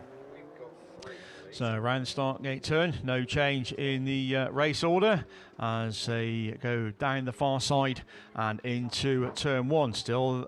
So another lap then gets ticked off the list. 59 still your race leader, 65 still running second. So I think Leon Cook just closing slightly as he goes round the start gate turn, but still a fair lead for John Petrie in Radford 59. As once again into turn 1 we go, with I think the last lap flag then this time. So one to go for Radford 59, John Petrie, and Scarborough 65 of Leon Cook. So both cars on to their final circuit, as with about half a lap to go, it's still Radford 59, John Petrie, your clear race leader. Leon Cook still there in that second place in Scarborough 65. As the checker flag then comes out, it's maximum points. Radford 59 takes the win, and completing it all then, taking that good second place, Leon Cook in Scarborough 65. Right, that completes all the qualifying for the Class 4s, 6s and stock hatches. So we'll see them for round 2 of qualifying. So as we look down towards the line, I think we're going with Class 8 rerun. So to take you through there, and who's not, once again, back over to Mr. Liam Williams. Cheers, mate. Yeah, thank you, Tim. So now they're really trying to confuse us because we think we got Class 8s. There we go. Hey, I tell you what, it's a good job having that screen in here. So it saves us having to bend and look around to try and find. But it is Class 8s. It's a rerun of race 1 anyway. And they're off the line. This is close as they go into turn 1. Oh, is it going to end in tears? Let's hope not. As they slide through. And the first one to show is Jerdman, is it? Yes, it is. No, it's not. It's Mallow 13, rather. That comes out in front. So the Mallow 13 machine it is. That leads them round for the first time as they go down the far side. Dan Barnard had a dismal run in the first round, and this one's not going much better as he finds himself towards the tail end. But where's the Southern Irish? Because you got cars in first and you got cars in fourth now. He was in second, but Dan Ray's got right round the outside. Here Yorkdale's 52 and takes up second place. Tommy Chadwick runs third, but I tell you what, Colin Lynon isn't going to give up in the Mallow machine as he looks to make a way through, but it's not going to happen. But at the front, it's still the 31 machine, 13 rather, on Colin Lynon. The 31 now looking to move on the inside. Chadwick has to take action, but they make contact and they're both round. So a brilliant race it was bubbling up to be, but they've taken each other out as Chadwick gets it going again. But at the front, it's going to be one more lap to go, and he's led pretty much from the word go. It's Colin Lynon that leads. Dan Ray runs second. Cork number 9, Stephen O'Neill runs third. Graham Moss in fourth. In White Rose number 1, Dan Barnard and Tommy Chadwick both uncharacteristically well down the order in 181 and 151. But at the front, what a drive this is from Southern Ireland, taking the win. Mallow 13 and Colin Lynon it is. Dan Ray takes second in 52. Another strong showing for the Irish in third. Stephen O'Neill in Cork 9. Graham Moss is the next one across. And then Dan Barnard just from Tom Chadwick in North Shropshire 151. And James O'Riordan was a lap behind in the Mallow 31 machine. But brilliant stuff from your men's Class 8. That was the rerun of race 1, done and dusted. We're looking to the line and trying to pick out what could be down there. And it's either going to be an 8 or a 10. We have still got a race of men's Class 10 to come your way. But looking to the line, we think this could be Class 8 once again. So, as Gareth reminds me, the screen right next to me. It's going to take some getting used to, but it is a rerun then of no, it's not. It is men's Class 10s. Oh God, this is confusing. It's been 7 months since I picked up a microphone. We'll get there eventually. It's men's Class 10s anyway. Race 4 is down there and off the line. They're away anyway. The final race scheduled of your men's Class 10s is off the line already, separating themselves as they go into turn 1. Certainly no contact being made through there, but Scuddy 45 on an absolute mission. Matthew Barnbrook storms it in that third place position, and Rhys Griffiths slots up into second. So Rhys making the transition to the 10 this year and running very strongly in that second place position. The Gloucester and District machine, I think Nige Beard it is, that runs third. It's pretty much impossible to miss that car. And next is Phil Young in 23 in that fourth place position, but Matt Barnbrook it is that leads the way. Rhys Griffiths though is making ground in Radford 202 as he's going to look to make a challenge. The two youngsters leading the way at the front with a couple more laps to go. It's Barnbrook from Griffiths from Beard. There you 1, 2 and 3. Next is going to be Phil Young. Then we go to the Hereford 254. Pennine 117 of Tony Jones and the Sturton machine of Terry Burbage at the tail end of the field. But last lap flag getting made ready. Matt Barnbrook led from the word go. Can he hold on for one more lap as he's coming under strong challenge? Rhys Griffiths is going to drive hard in order to try and make the move. But is he going to overdo it? Very sideways through there. And we're going to keep our eyes on these two as they go down the far side for the final time. Barnbrook's just got to keep it down and cross the line. He's going to do it as well. Rhys Griffiths pushing on. Bit of oversteer there. And Barnbrook takes the win. Griffiths takes second. Nige Beard takes third in Gloucester 87. Phil Young is the next one across from Tony Jones. Then it's Barry Seal in Hereford 254 and Terry Burbage in Sturton 41. That's men's Class 10s complete for the time being. We got a rerun to come your way a little bit later on. And big thank you to ProLinks and Gwalia Garage for their sponsorships. We've got a rerun of men's Class 8 down there on the line. So this is the one with Steve Mills that is coming out this time, which would make it race 7 down there on the line. So race 7 then, this is the one with the ultra competitive lineup as usual. Race 7 brings out Kate Lockwood in Scunny 191, Paul Lockwood in Scunthorpe 92, Harry Liversidge in Yorkshire Dales at number 90, Daz Mullen in Yorkshire Dales 37. Yes, Daz Mullen is now Yorkshire Dales. It's another new club, as seems to be a running theme for Daz. So Yorkshire Dales 37 coming out of lane 4. James Dorset, North Shropshire 292. Dave Newby in York 811. I think it was Dave's birthday yesterday, so happy birthday for yesterday. And I'm sure he will want to win as a present to himself the first BAS. He's down there. Joining him is Steve Mills, as we mentioned, in Quumdy number 10. Of course, not to be counted out, former champion in Class 8 was Steve. And Matt Owen in Quumdy 115. I think Matt Owen had problems in the first attempt, so he'll be hoping for none of the same. And as I said, very competitive lineup of men's Class 8s. And Daz Mullen probably would be the favourite going into this, but that doesn't necessarily mean that he's odds on to win, because as I said, some of the races, Steve Mills, ex-champion, Dave Newby, always in the thick of it and running towards the front. Kate Lockwood, of course, the lady racer, mixing it with the men, and she can certainly show them the way around as well. When Kate's on form, then it is hard to catch her. And of course, we've seen Emily Gill come out with the men. I think Emily got second, so Kate would be hoping to go one better than her Scunthorpe clubmate, and of course get a win. And of course, the rest of them as well. This is absolutely anyone's race in Class 8s, and the water will certainly add to the excitement as they slide their way through into turn 1. So it'll be interesting to see what's going to happen. If they make it past the first corner, I remain confident we'll get the whole race done. But that seems to be the reoccurrence with Class 8s. Normally, if something does happen, then it's in the first corner. So once we get out of that, we can all breathe a sigh of relief and let the race commence. But there is a lot of water going down. That wide line now is taking a good sprinkle. And, of course, we have seen the Class 8s coming very close to that Armco. So they might actually want to try and avoid that line now, because that could slow them down. They could lose a lot of grip. And are they going to put any on the top corner? It doesn't look like it, but I could be completely wrong. As that top corner, probably trickier to navigate that top one than it is for the bottom one. As I said, the bottom one, you're going downhill and sliding around it. But water barriers are going down.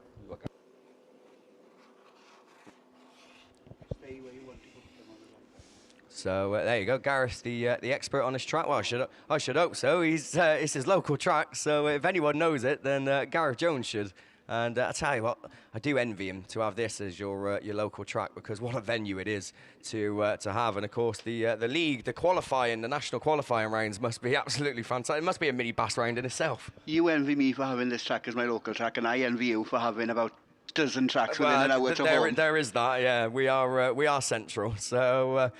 So I think I was saying to Tim earlier about the British Autograss Series this year. I think 4 out of the 5 rounds were within an hour of my house, so that comes in handy, especially when you don't drive. Anyway, speaking of driving, Class 8's now to drive. Where are we going? Into turn 1. Who's showing? Daz Mullen in the 37, as he's going to lead them into turn 1. Are they going to make it out? They're going wide. Mills, he's right round the outside. Oh, contact as they go into turn 1. One's in the Armco, climbing cars as well, and we've lost a couple, but we haven't lost Steve Mills as he goes down the far side. But guess what? Red flags on men's Class 8s once again, and they need to slow it down. I'll tell you what, they need to bring it in as well, because there is a car parked right by that Armco. As what did I say?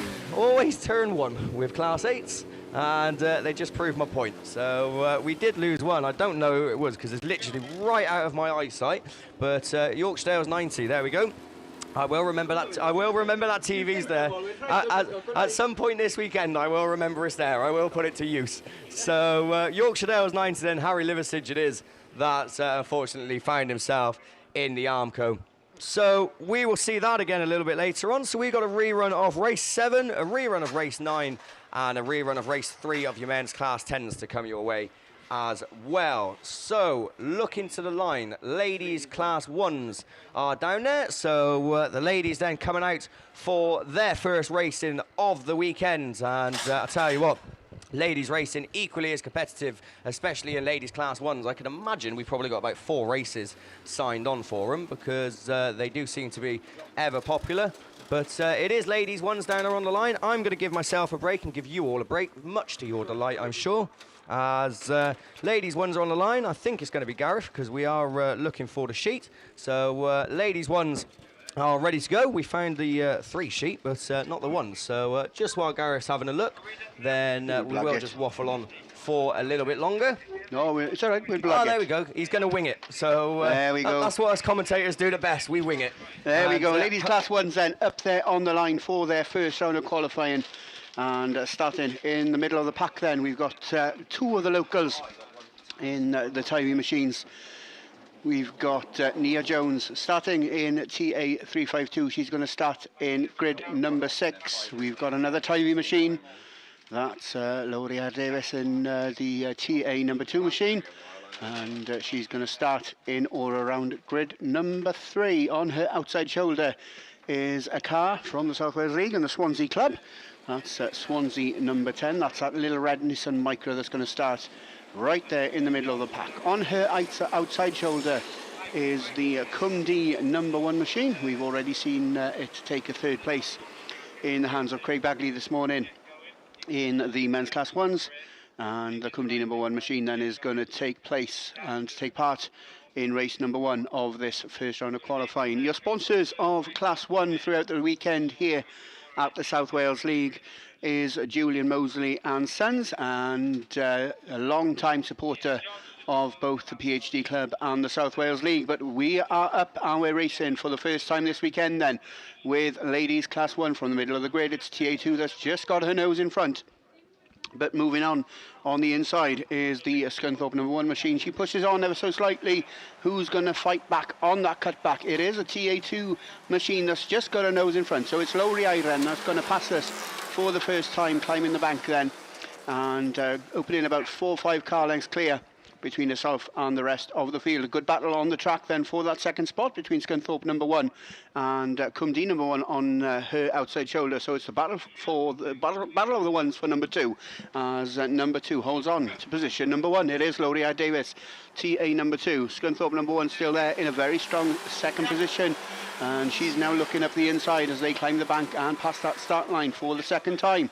Nia Jones in TA 352 is there in that 4th spot. She's just getting undone by the Cumdee number 1 machine as they make their way down that far straight. We've got a battle on for the head of affairs and for race dominance as Scunthorpe number 1 has found a gap through on the inside of the Tyree 2 machine, and Cumdee number 1 looking to sandwich herself between the 2 Tyree machines for that 3rd position. We race under those yellow flags because the tyres have been moved on the top part of the circuit. 5th place is the St. Neots 16 machine. She's looking to get up into the action alongside Nia Jones and the Cumdee 1 machine that's still there in that 3rd position. And so Imogen Morris it is in Cumdee number 1, and she's still there in that 3rd position as they go on to their final circuit. Then Alex McMillan is the pilot of Yayton Sodbury 3, and she finds herself at her tail end of the field, but I think it's Alex's first bass round behind the wheel of the Yayton Sodbury 3 machine. Good battle on for the 3rd, 4th, 5th on track, but it is Scunthorpe number 1 that's going to lead the pack back towards us for the final time. Taylor Jade Pascal then takes the win in Scunthorpe number 1. TA2 is there in that 2nd spot. Cumdee number 1, Imogen Morris takes 3rd from Nia Jones. St. Neots 96 for 16 is Maddie Tilson. She took 5th position there from Swansea number 10. That's Tia Morgan. Round out her race in about that 5th or 6th spot from Alex McMillan in Yayton Sodbury number 3.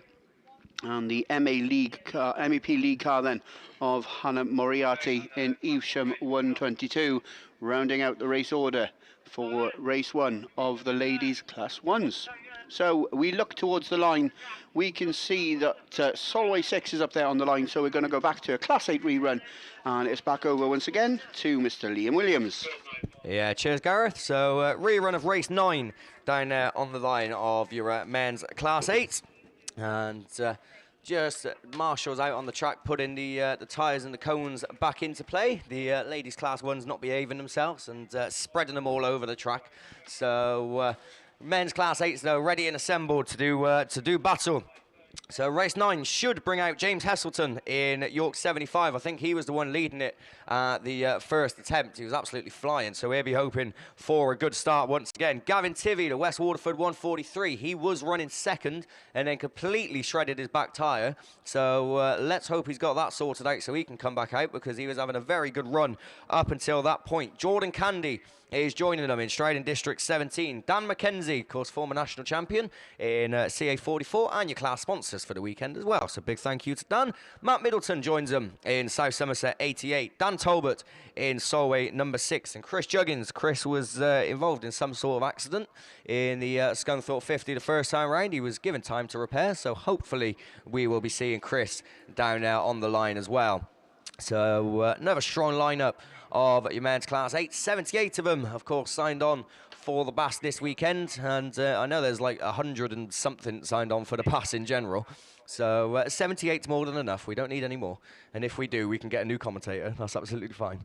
So you do have to worry when you see the Class 8 sheets and you see the 10 races. You always think, oh, please tell me there's not another page. But thankfully, it was just the 10 races. But I tell you what, we don't mind, because don't they give us some brilliant action? And to be honest, we could have a meeting just of Class 8s and I'd be happy. And we're away with them anyway. And Hesse it is who gets the best of the starts once again in York 75. That car gates so well as he goes into turn 1. Mackenzie's running through the middle in CA44. But it's James Heselton that runs, so Gavin Tivy isn't back out this time, unfortunately, but I'm sure we're still going to have a competitive race. Mackenzie runs second in CA44, Middleton behind him in third in South Somerset number 88, Tolbert runs in fourth in Solway 6, but Hesse it is, very sideways, pushes on and goes from first to third. That's how quick things can change in Class 8 racing, and Dan Mackenzie it is now. That takes up the running in Cambridge 44. James Heselton dropping back once again as Dan Tolbert looked to make his move, but had the door closed in his face. Juggins runs in 5th in Scunthorpe number 50, and Candy at the back in Strouden District 17. But Dan McKenzie, when he's in front, he's hard to catch, and he's proven that now in CA44. Middleton still runs in 2nd in South Somerset 88. James Heselton 3rd with Dan Talbot 4th, Chris Juggins 5th, and Jordan Candy 6th in Strouden District 17. The race is on for 2nd as James Heselton is just trying his hardest, and as I say that, Talbot's getting right in between the thick of things as well in Solway number 6, and Talbot gets him on the cutback in Solway 6 but hasn't got the speed as Heselton fights back, but Talbot's not going to give up. That's the race for 3rd. The race for the lead is done because it's checkered flag, and it's Dan McKenzie in CA44 that takes the win. Middleton takes 2nd, 3rd, oh, James Heselton just about from Dan Talbot. Chris Juggins is the next one across, and Jordan Candy in Strouden District 17. Well, we had to wait for it, but when we got it, it delivered. Class 8, brilliant stuff. Race 9 complete. That just leaves the rerun of race 7 to come your way a little bit later on. But that is them done for the time being. We're going to have some water go down, much to the delight of the ladies' class 1s that are sitting there eagerly. And for that, it's back over to Gareth Jones. Yeah, thank you very much then, Liam. Yes, as you mentioned, the disc repellent coming on and making its way onto the Castleide Raceway once again. As we look to the line, we can see the second lineup of this first round of qualifying of ladies class 1s, and up there behind the wheel and starting in grid number 2, I think, is the BC 37 machine. That's Samantha Morris. She's going to start in grid number 2. In or around grid number 3 is Fiona Thomas in TA 16. North Shropshire number 2 is Missy Mosley. She's going to start in or around grid number 5. Towards the outside then we can make out the North Wales machine. That belongs to Rebecca Owen. That's North Wales 397. And I think it's the Penhouse 66 machine of Charlie Prittijohn. That's going to start in grid number 1. And towards the outside then, well, the numbers just escape me at the moment, but we'll pick them up as they make their way from the line. The disc repellent then just doing its job on the inside of this Castleide Raceway. The inside line all the way around has had a fair sprinkling as the second lineup of ladies class 1s wait eagerly up there on the line. And finally, the grey clouds have kind of dispersed, and we've got a bit of blue sky here at the sunny South Wales League venue. And we are progressing rapidly through this first round of qualifying. And 4 3/4 laps, the race distance throughout this first round of qualifying. And as we continue to go at this pace, then absolutely no reason at all to cut the laps as we move to progress into the second round of qualifying. As we can see then, we've got a whole lineup of ladies up there towards the line. We can see at least another 3 grids of the Class 1s just eagerly waiting for their first time out to play this weekend. Ladies Class 1s have been sponsored, as well as the men's, by Julian Mosley and Sons and Certus Energy Wales, and your series sponsor for the British Autograss series for 2022 for both men's and ladies is TBR Race Engines. And as always, on behalf of the South Wales Autograss League and as well as the British Autograss series, then a very big thank you to everybody who's supported both organisations this weekend. And for those of you listening in and watching the live stream at home, then that is being brought to you by the kind sponsorship of Jeff Beresford. And as you've seen on the graphics that go up at the start of every race, then Beresford and GB Engineering, your proud sponsors of BAStv. Right then, so the telehandler is back in the middle of the track. We got 3 yellow flags waving in the middle of this Castleloyd Raceway. So we are under starters orders for race 2 of this first round of qualifying of ladies class 1s. And away from the line they go, and it's a fairly even break. The camera not even following the cars at the moment, so it is TA16 that's going to lead down into the start of the first bend, and that's Fiona Thomas. But who's going to pop out on top? It is the IK number 90 machine.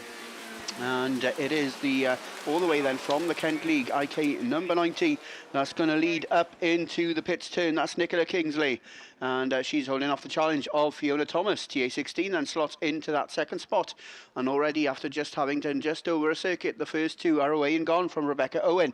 North Wales 397 is there in that third spot, and as you're watching, that's that little red machine that rounds out your top 3. The BC37 machine that rounds out your top 4 is Samantha Morris, and she's there on that inside line as they go up the bank and towards the start line. Missy Mosley in North Shropshire 2 though, favouring that outside line and undoes the Border Counties machine as they make their way down that far straight. It is 2 from 37, but back at the head of affairs we go. 1 in the fence, that's Fiona Thomas in TA16, and didn't see that happen, so we could have some issues and flags on that one, but meanwhile we continue racing, and it is still the IK 90 machine of Nicole Kingsley that leads the way. Then Rebecca Owen is through and up into that second position in North Wales 397 from the North Shropshire 2 machine of Missy Mosley. That's your 1, 2 and 3 currently on the track.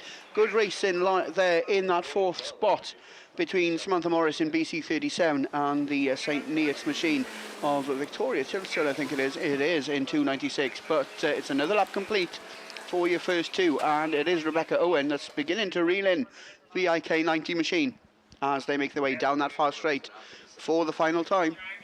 So IK 90 it is, moving her way into the bottom turn. It's going to be a dash to the line, but Owen's left it too late.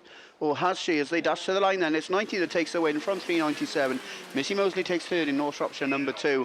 From BC 37, Samantha Morris and Vic Tilson in St Neots 296. North Shropshire 113 we didn't mention as we look to the list, and that's Laura Wilson behind the wheel of that one. And Fiona Thomas, after a little bit of a detour towards the Amco, then she finishes and concludes her race all the way back there in 7th or 8th position. Well, 7th position, because as we can see then the Penhouse 66 machine of Charlie Prettyjohn, a non-starter in race 2 of the first round of qualifying of ladies class 1. Race 3 is up there on the line, This one brings out Sophie Lewis in Athelston 2, and from the vantage point that we've got and on your stream, then she looks to start in grid number 2. TA4 is there in grid number 5. That's Ellen Burton behind the wheel of the very nicely coloured blue TA4 machine. On her inside line will be Stacey Mills in Leewood 146. Cambridge 136 is Emily Polly, and she starts in grid number 3 with Sophie Lewis on her inside shoulder in Athelston number 2. And as we look towards the outside then, we've got, I think possibly, Scunthorpe 213, Emily Lodge out there in the gold coloured machine that's occupying grid number 8. And North Wales 6 is there in grid number 7. And that's Lowry Fionn Jones behind the wheel of that one. And we've got a number 184 of Kelly Holland starts in grid number 6. So as you can see, that's the lineup for the third race of this first round of qualifying of the Julian Mosley and Sons and Certis Energy Wales sponsored Class 1s here this weekend. TBR, your overall season sponsors throughout the 5 rounds of the British Autograss Series. We can see the cones have been moved and the racing line now pretty much about a car's width onto the grass. So a very short track when it comes to the top bend, certainly. And we've seen throughout the course of this morning just a few bumps beginning to show on the inside on the entry to the start gate turn. And that's why possibly the cones have been moved in right onto the grass and in about a car's width or so.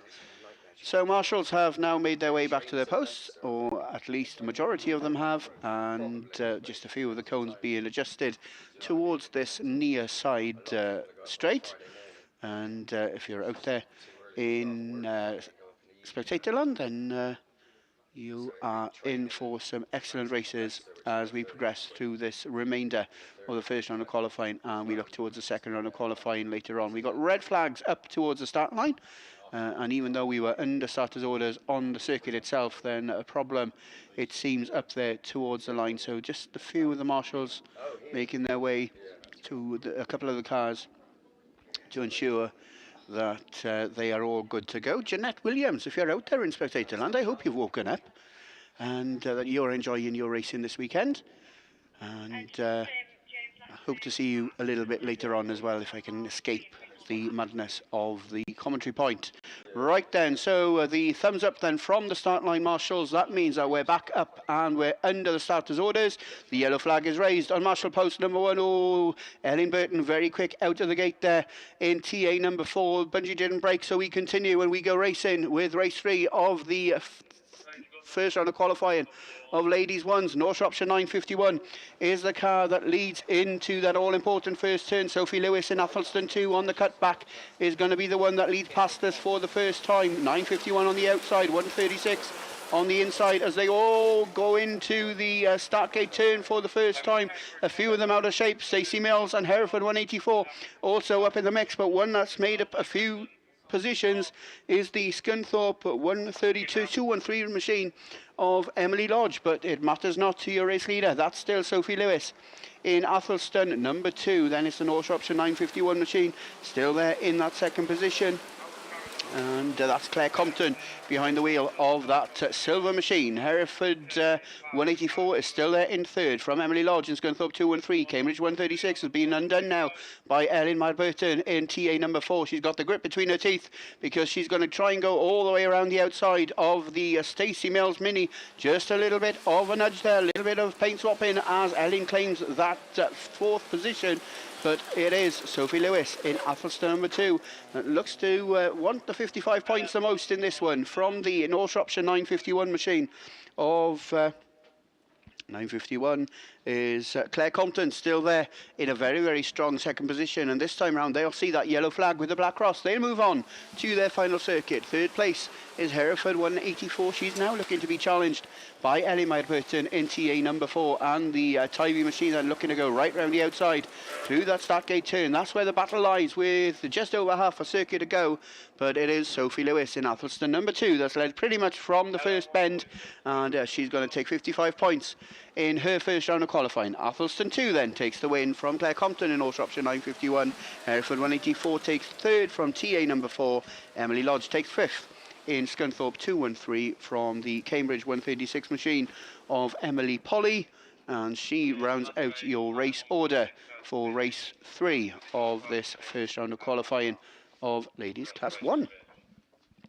So race 4 is up there on the line, and looking up towards that start line, we can see that the North Wales 6 machine unfortunately didn't get going at all in that initial race 3 lineup.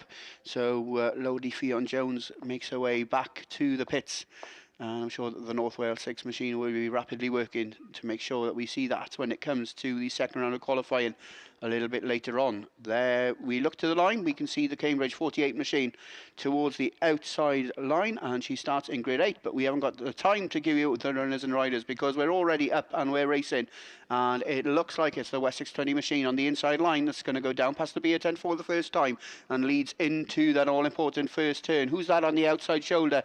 It's the Penhow 27 machine of Lucy Wickham, and on the cutback she's got her nose in front. It's 27 then that leads from 20. The three-way battle for third, fourth and fifth with the Cambridge 48 machine of Kerry Bennett with it all to do as she tries to cut back on the inside of the IK 37 machine of Sarah Lovett.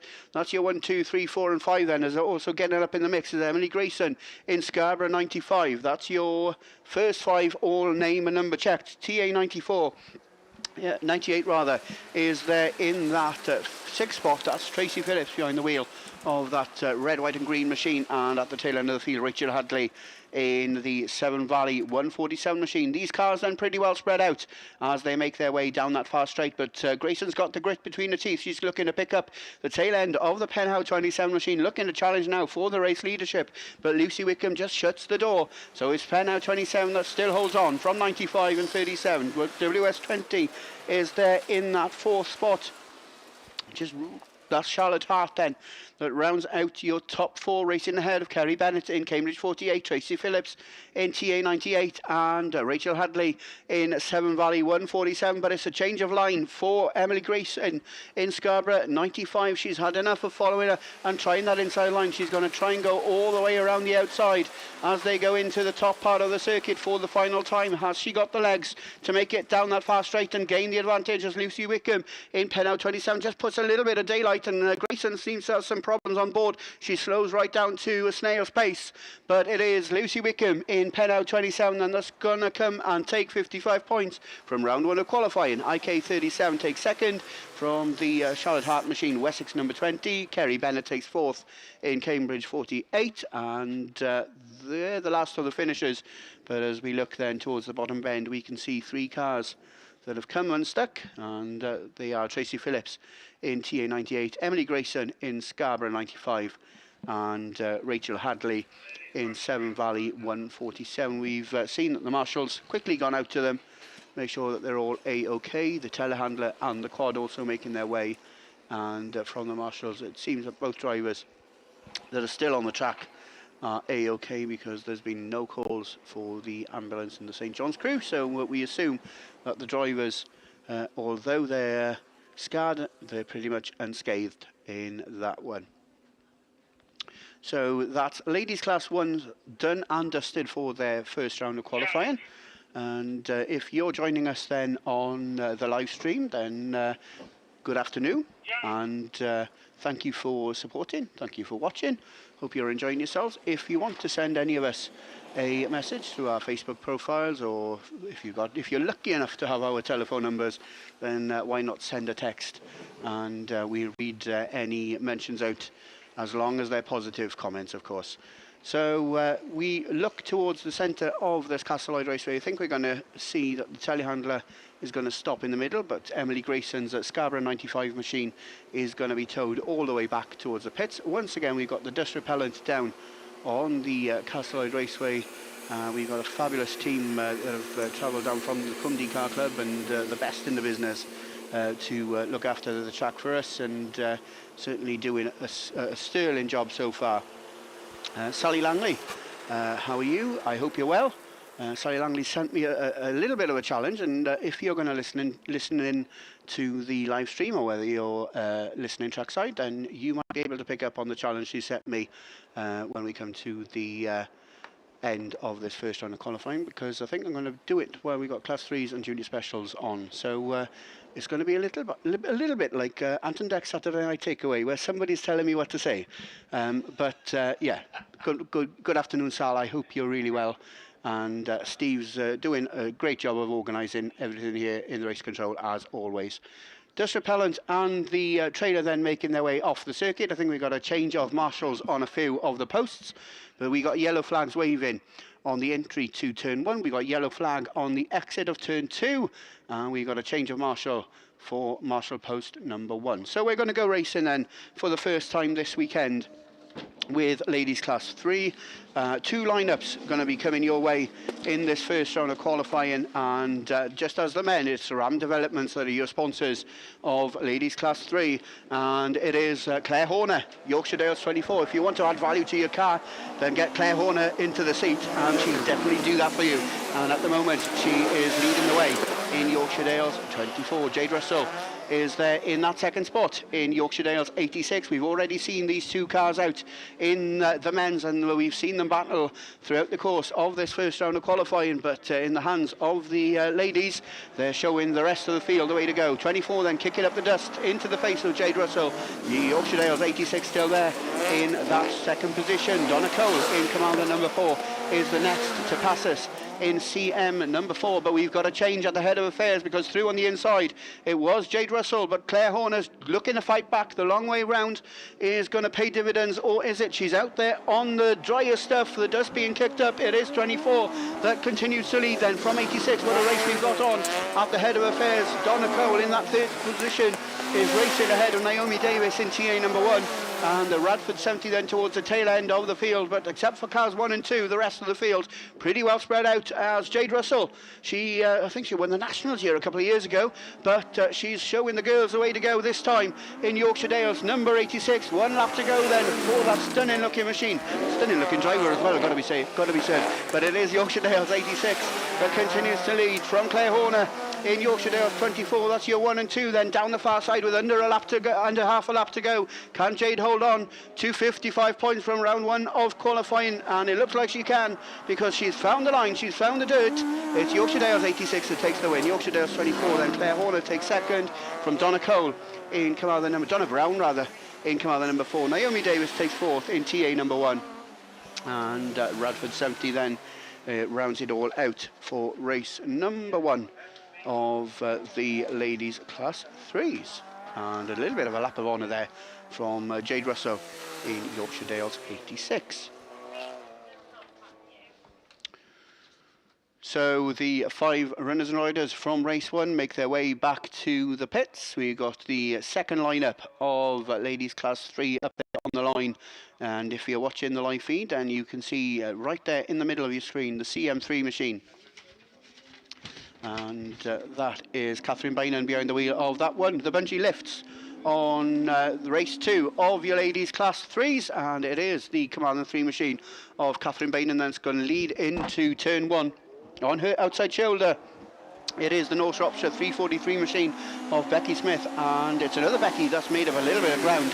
It's Becky Shaw in BC Treble 1 that now leads the chase on Catherine Bainan, but Catherine leaves the door open, and BC Treble 1 now takes up the running, and Catherine just gets a little bit out of shape there, and that allows Becky Smith in North Shropshire 343 to reel in on the boot lid of the Commander 3 machine. But it looks like Becky Shaw has certainly worked her magic on this BC Treble 1 machine over the course of the last few days, and she's already got about a quarter of a lap of an advantage over the rest of the field, as the Northwest 27 machine then of Erina Almond, she's there and she's reeled them in, and she's claiming that second position from Catherine Bainan, who seems to have some serious steering problems on board the CM3 machine, and Becky Smith at the tail end of the field. But it's another lap complete for BC Treble 1.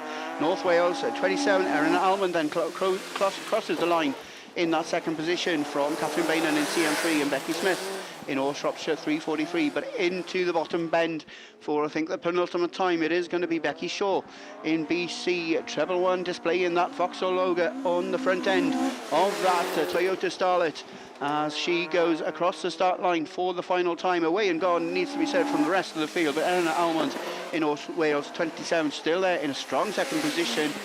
She's fairly unchallenged from Becky Smith in North Shropshire 3:43, and again with some serious steering problems, Catherine Bainan in CM3, but it's 55 points. Becky Shaw starts her campaign the way she'd wanted, and BC Treble 1 goes back to the pits. A very happy car and driver. North Wales 27, Erin Almond takes second from Becky Smith in North Shropshire 3:43, and Carmarthen number 3 then rounds out your race order, and that's Catherine Bainan. That brings the first round of qualifying of ladies class 3 to a close.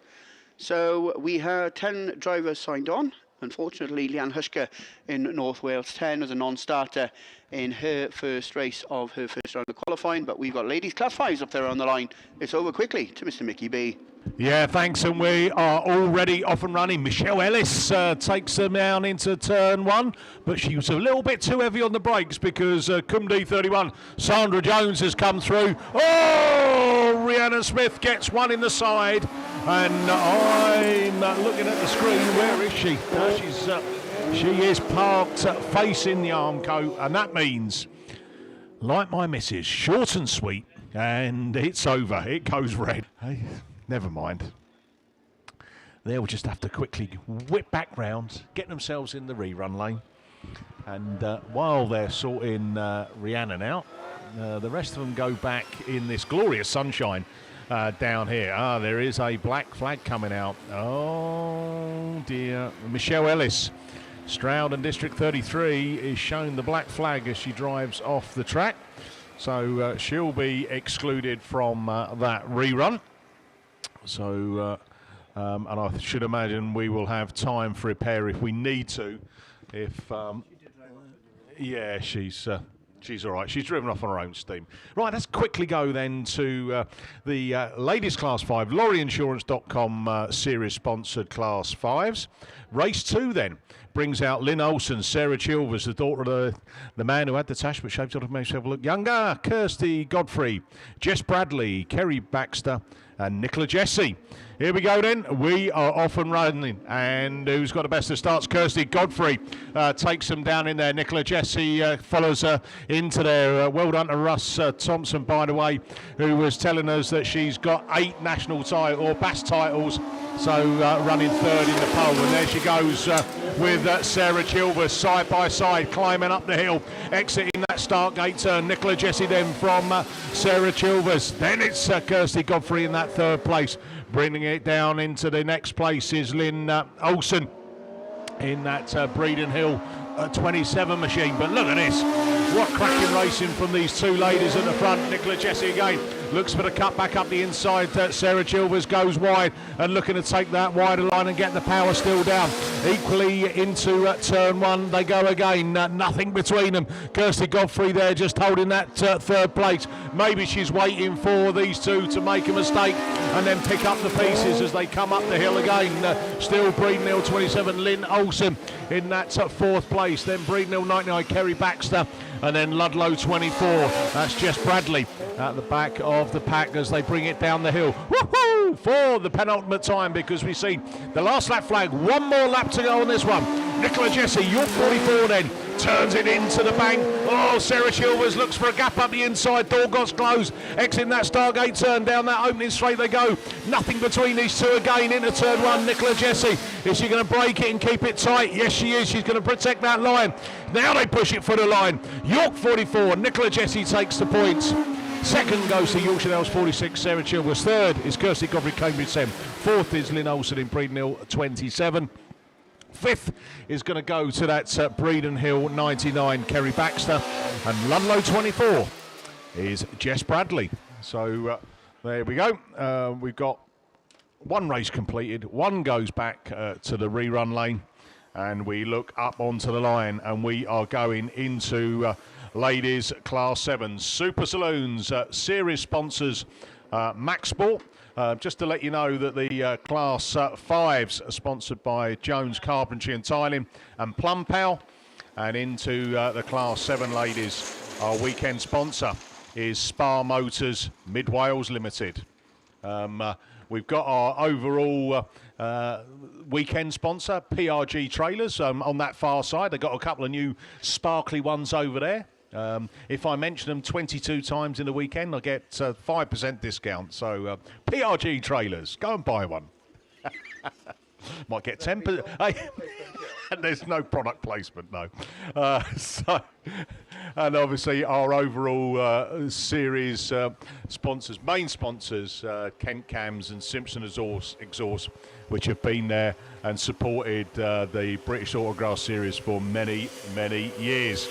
So who's coming out in race 1 then? Nicola Gibbs in Hereford 44 out of lane A. Kim Jenkins, Breeden Hill 106 out of lane 6. Shamel Clayton, Spalding 31 out of lane 5. Kelly Murray in Cumdee 22 out of lane 4. Radford 140, Sue Harris, lane 3. We've got Kesney Adams in Border Counties 26 out of lane 2. And Julie Hawthorne Fernie Ho in the Radford 176 out of lane 1. So there we go. There are your runners and riders for this ladies' Super Saloon race. The first, their first heat 1, race 1. Looking down, plenty of water going down on the track, but they've done a sterling job, haven't they? It doesn't really make it a skating ring, does it? Because it's got that much grip on it. It's more like a dust repellent than anything else. But it is in great nick, as every time that I've been down here, it's been, I was going to say glorious weather. Do you remember once, Gareth, where the sea mist came in? And I must have been at home during that. Oh, you might. Well, you probably couldn't see us. I mean, yeah, the sea mist came across, and I think it was a Saturday. It was the Saturday. It was a Saturday. And the local said, "Oh, don't worry, Mickey. By 2 o'clock it'll be gone." At 3 o'clock it was still there. They were all in the beer tent. Do you remember? We didn't get any more racing in that day. The Ladies Nationals. Yeah, and then we came back on that Sunday and got it all done in the Sunday. So hats off. That's how well organised this club is. But yeah, the sea mist. It was like one of those Alfred Hitchcock movies. Aren't you used to the fog up in Scarborough then? Oh no, we don't get any fog up there. No. All we get is sharks in the sea. And condensation. And condensation. Yeah. But do you know what? When I got on this field, it did take me back to the Scarborough Club, because we're near the sea as well. And so you always get a bit of a breeze coming up, and we're up on the top of the hill as well. So here we go. Enough of that. We are already off and going, and Kesney Adams going with Julie Hawthorne Fernie Ho in the Radford 176. But who's going to pop out and lead this one? I think it is going to be Julie Hawthorne Fernie Ho. And no, she says, all right, I'll let that Border Counties 26 machine. And that's Kesney Adams. Kesney Adams, but can't get the grip, and goes side by side with Julie Hawthorne, and she gets her nose back in front. So they are swapping and changing a little bit. Spalding 31, Shamel Clayton in third place. She's just watching at the moment, and well, they're having a go, these two in front of me, but I'll just bide my time. But don't bide it too long, because you've got company around the side of you as they change places again at the front. Julie Hawthorne Fernie Ho then back in front, leading Kesney Adams. Then we go down to Shamel Clayton in the Spalding 31. Cumdee 22, problem on board. Kelly Murray running at the back as the top two come past us. Shamel Clayton. Then it is the Breeden Hill 106 of Kim Jenkins, Hereford 44 of Nicola Gibbs, Radford 140, Sue Harris. So that's how they're running. And we bring it down the hill, down that turn 1, into turn 2. We've got a back marker just spun out there, that Cumdee 22, but it is last lap flag, 1 lap to go. Radford 176, Julie Hawthorne Fernie Ho then climbing the back, being still chased down by Border Counties 26, Kesney Adams. Then it's Shamel Clayton in Spalding 31, the Breeden Hill machine of the 106, Kim Jenkins holding that 4th place, Hereford 44. But checker flag. Here we go then. Julie Hawthorne Fernie Ho Radford 176 takes the win. Second, Border Counties 26, Kesney Adams. Third, Spalding 31, Shamel Clayton. Then we go down to Breeden Hill 106, Kim Jenkins. Hereford 44, Nicola Gibbs. Radford 140, Sue Harris. And just coming back off the grass, Cumdy 22, Kelly Murray. So that's the first run of the ladies' Super Saloons. We've got race 2 up on the line, and that brings out Michelle Barrett, York 12, Lindsay Allen in Pennine 37, PAC 53, Alice Bevans, Ellie Lockwood in Scunthorpe 393, Samantha Graney in Pennine 8, and PhD 6, Ella John. Ella coming out of grid 1, Samantha out of lane 3, Ellie out of 4, Alice out of 5, Lindsay 6, Michelle grid 7. So last of those cars just being lined up. There's a little bit of a trough there, isn't there? Well, I think that works really well, by the way. It avoids any rolling starts, which could be deemed a jump. Nobody does it intentionally, do they? But if the gradient at the track is a bit leaning down, that's the way to do it. Just put a little bit of a trench in there, and it's worked perfectly. I don't think we've had a jump start today, I don't think. So hats off to the guys that have done that. Here we go then, we've got track clearance, and who's got a flying start there? I think Ella John got a flyer, but it's Michelle Barrett. But then the Pennine 37, Lindsay Allen, who takes the initiative and comes out of turn 2. Oh, bish bash, bosh. It was only a slight side tap, so I won't say it's going to cost you any dosh, but maybe a little bit of teacup just to get some of those dents out a little bit more. As PAC 53, Alice Bevans got the side contact there, but she's running, but she's at the back of the pack, not where she's used to be, which means that Pennine 37, Lindsay Allen then, a long way clear on this one. Scunthorpe 393, Ellie Lockwood second, PhD 6, that's Ella John, then York 7, Michelle Barrett, and then Alice Bevans, PAC 53. Samantha Graney there as well in that Pennine 8 machine. But Pennine 37, Lindsay Allen, I'm sure she can't believe how far she's in front. She says, no one's around me. If they red flag it, no, keep going. As Scunthorpe 393, Ellie Lockwood next to climb the bank and down that opening straight in that second place. PhD 6 in third, Ella John, and Michelle Barrett in the York 12. So last lap flag being picked up by, well, she's just away with this one, isn't she? Lindsay Allen then already exiting that start gate turn as the second place car of Ellie Lockwood climbs the bank from that PhD 6, Ella John. And just as Ella John, his name's mentioned, she drops a place down. But coming across to take the win, the Pennine 37, Lindsay Allen, a great win there. That's the biggest lead I've seen for a while. Scunthorpe 393, Ellie Lockwood second. Third go to Michelle Barrett in York 12. Fourth goes to PhD 6, Ella John. PAC 53, Alice Bevans, and then Samantha Graney in that Pennine 8 machine. So class 7s are done and dusted. We've got a rerun of the ladies class 5s. And I think we are going to a ladies class 9, so it's back over to Mr. Steve Langley. Thank you very much then, Mickey. So yeah, I think we might be getting 2 for the price of 1 here, because I think we've got ladies class 9s and F600s coming out together. Full lineup then we are expecting for the class 9s, Heidi Dealey-Seagreaves in ARC3, Sharon Barker, not sure whether E26 is going to be there. I hope it is after Mark's exploits earlier on. Jade Dyke-Whitfield in Hereford 150. Katie Adaman, your defending champion in ladies class 9s for British Autograss Series purposes in York 6. And Chloe Richardson in Pennine 5. So 5 class 9s and the 2 F600s, Hereford 16 and White Rose 400. It's Hilary Frost, I think, in the White Rose 400. Not sure who's in Hereford 16, and we haven't got names on our signing on sheets. So sorry about that, Hereford supporters. So getting well through this first round of qualifying. Run 2 should be starting fairly soon, hopefully, and we're away from the line. And good to see Sharon Barker out there in Evesham 26, but it is Chloe Richardson that's the first one to show in the Pennine 5 machine.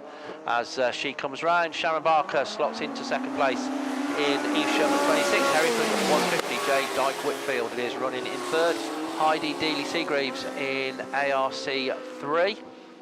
And then comes the White Rose 400, the first of the F600s, and Hereford 16. So no Katie Adamant in York 6. So I don't know whether there's some problems on board with that machine. But coming round, then Stephen Backett going off the lead. And on 5, Chloe Richardson still leading the way from Sharon Barker in Evesham 26 in that second place slot. The ARC car of Heidi Dealey-Seagreaves goes up into that third place slot, but your race leader coming round once again, a couple of laps to go. It's still Chloe Richardson in Pennine 5, Sharon Barker in Evesham 26, ARC 3 and Hereford 150, Hilary Frost in the White Rose 400, and then the Hereford 16 machine, the second of the F600s.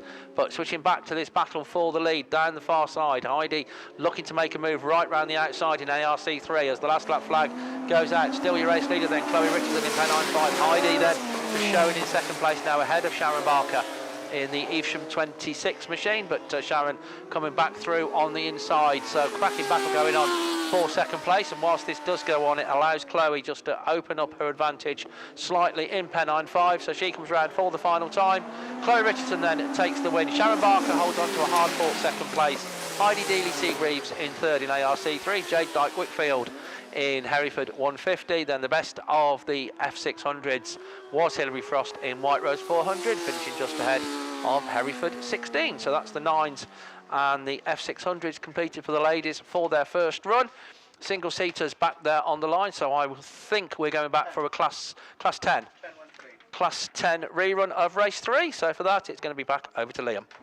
Yeah, thank you very much, Steve. So the Class 10s have snuck their way through, midway through the ladies, and rerun of race 3. I was going to say on the line, but it's off the line. This is the one where Ben Erdman unfortunately took a tumble, and a bit of a depleted field, but a very strong lineup nevertheless. And Andy Hornshaw it is, looking to grab his second win of the day. Oh, well, that was close. As immediately cars start diving out of the way to avoid contact. But as all that goes on, Hornshaw it is anyway, that motors on to another circuit down the far side. And Mark Pascal slots into second. Gary Morris, though, on a charge in third in Quum D28, but pushing on just a little bit. And that might have just about left the door open as Chester Payne it is, who looks to make a move up the inside. Can he make it stick? Oh, there's contact between the two of them. But Morris it is that just about holds off. The one we haven't mentioned is the Marcus Lewis machine at the tail end of the field. But Andy Hornshaw certainly looks to be enjoying this circuit. He had a win in the 9 and he's leading the 10 as he moves on to another lap. 2 more to go. Mark Pascal looks fairly comfortable in second, but you can't be too comfortable when Gary Morris is behind you in Quum D28 as he still sits there in third with Chester Payne running behind him in Yorkdale's 31 and the Quum D100 of Marcus Lewis at the back as they start to spread themselves out. Hornshaw kicking up the dust as he covered past us here in commentary, and into that top turn he goes for the final time, and down the far side as a little bit of a problem at the back for Marcus Lewis, but he's kept it going. He starts his final circuit. Andy Hornshaw comes round, takes the checkered flag. York number 7, second win of the day for him, and 55 points in the Class 10. Mark Pascal, Gary Morris takes second and third. Chester Payne comes across in fourth in Yorkdale's 31, and Marcus Lewis is going to be the next one across and the final one across in Cumdy 100. So that is the men's Class 10s completed, and ProLinks, your series sponsor, and Gwalia Garage, your sponsors for the weekend. We're going to stay in rerun mode because we've got men's Class 8s down there on the line. So I think this is third time lucky for the Class 8 boys. And I think this is the one with Steve Mills, which means it's a rerun of race 7. So let's hope third time lucky is the actual outcome, because we've tried it twice and haven't got very far either time. I think the first time we made it about 20 foot off the start line. And the second time, I think it was just about the lap that we managed to complete. So this time, hopefully we get it run to completion. But when you look at some of the names in this, you can see why it's been stopped and why it's been a bit carnage in the last couple of attempts. So it brings out Kate Lockwood, lane 1 in Scunthorpe 191. Paul Lockwood in lane 2 in Scunthorpe 92. Harry Liversidge, he was in the wars in the last race in Yorkshires 90. And he should be down on the line in lane 3. Daz Mullen in lane 4, Yorkshires 37. James Dorset, North Shropshire 292, coming out of lane 5. Dave Newby in lane 6 in York 811. Steve Mills in lane 7 in Cumdy number 10.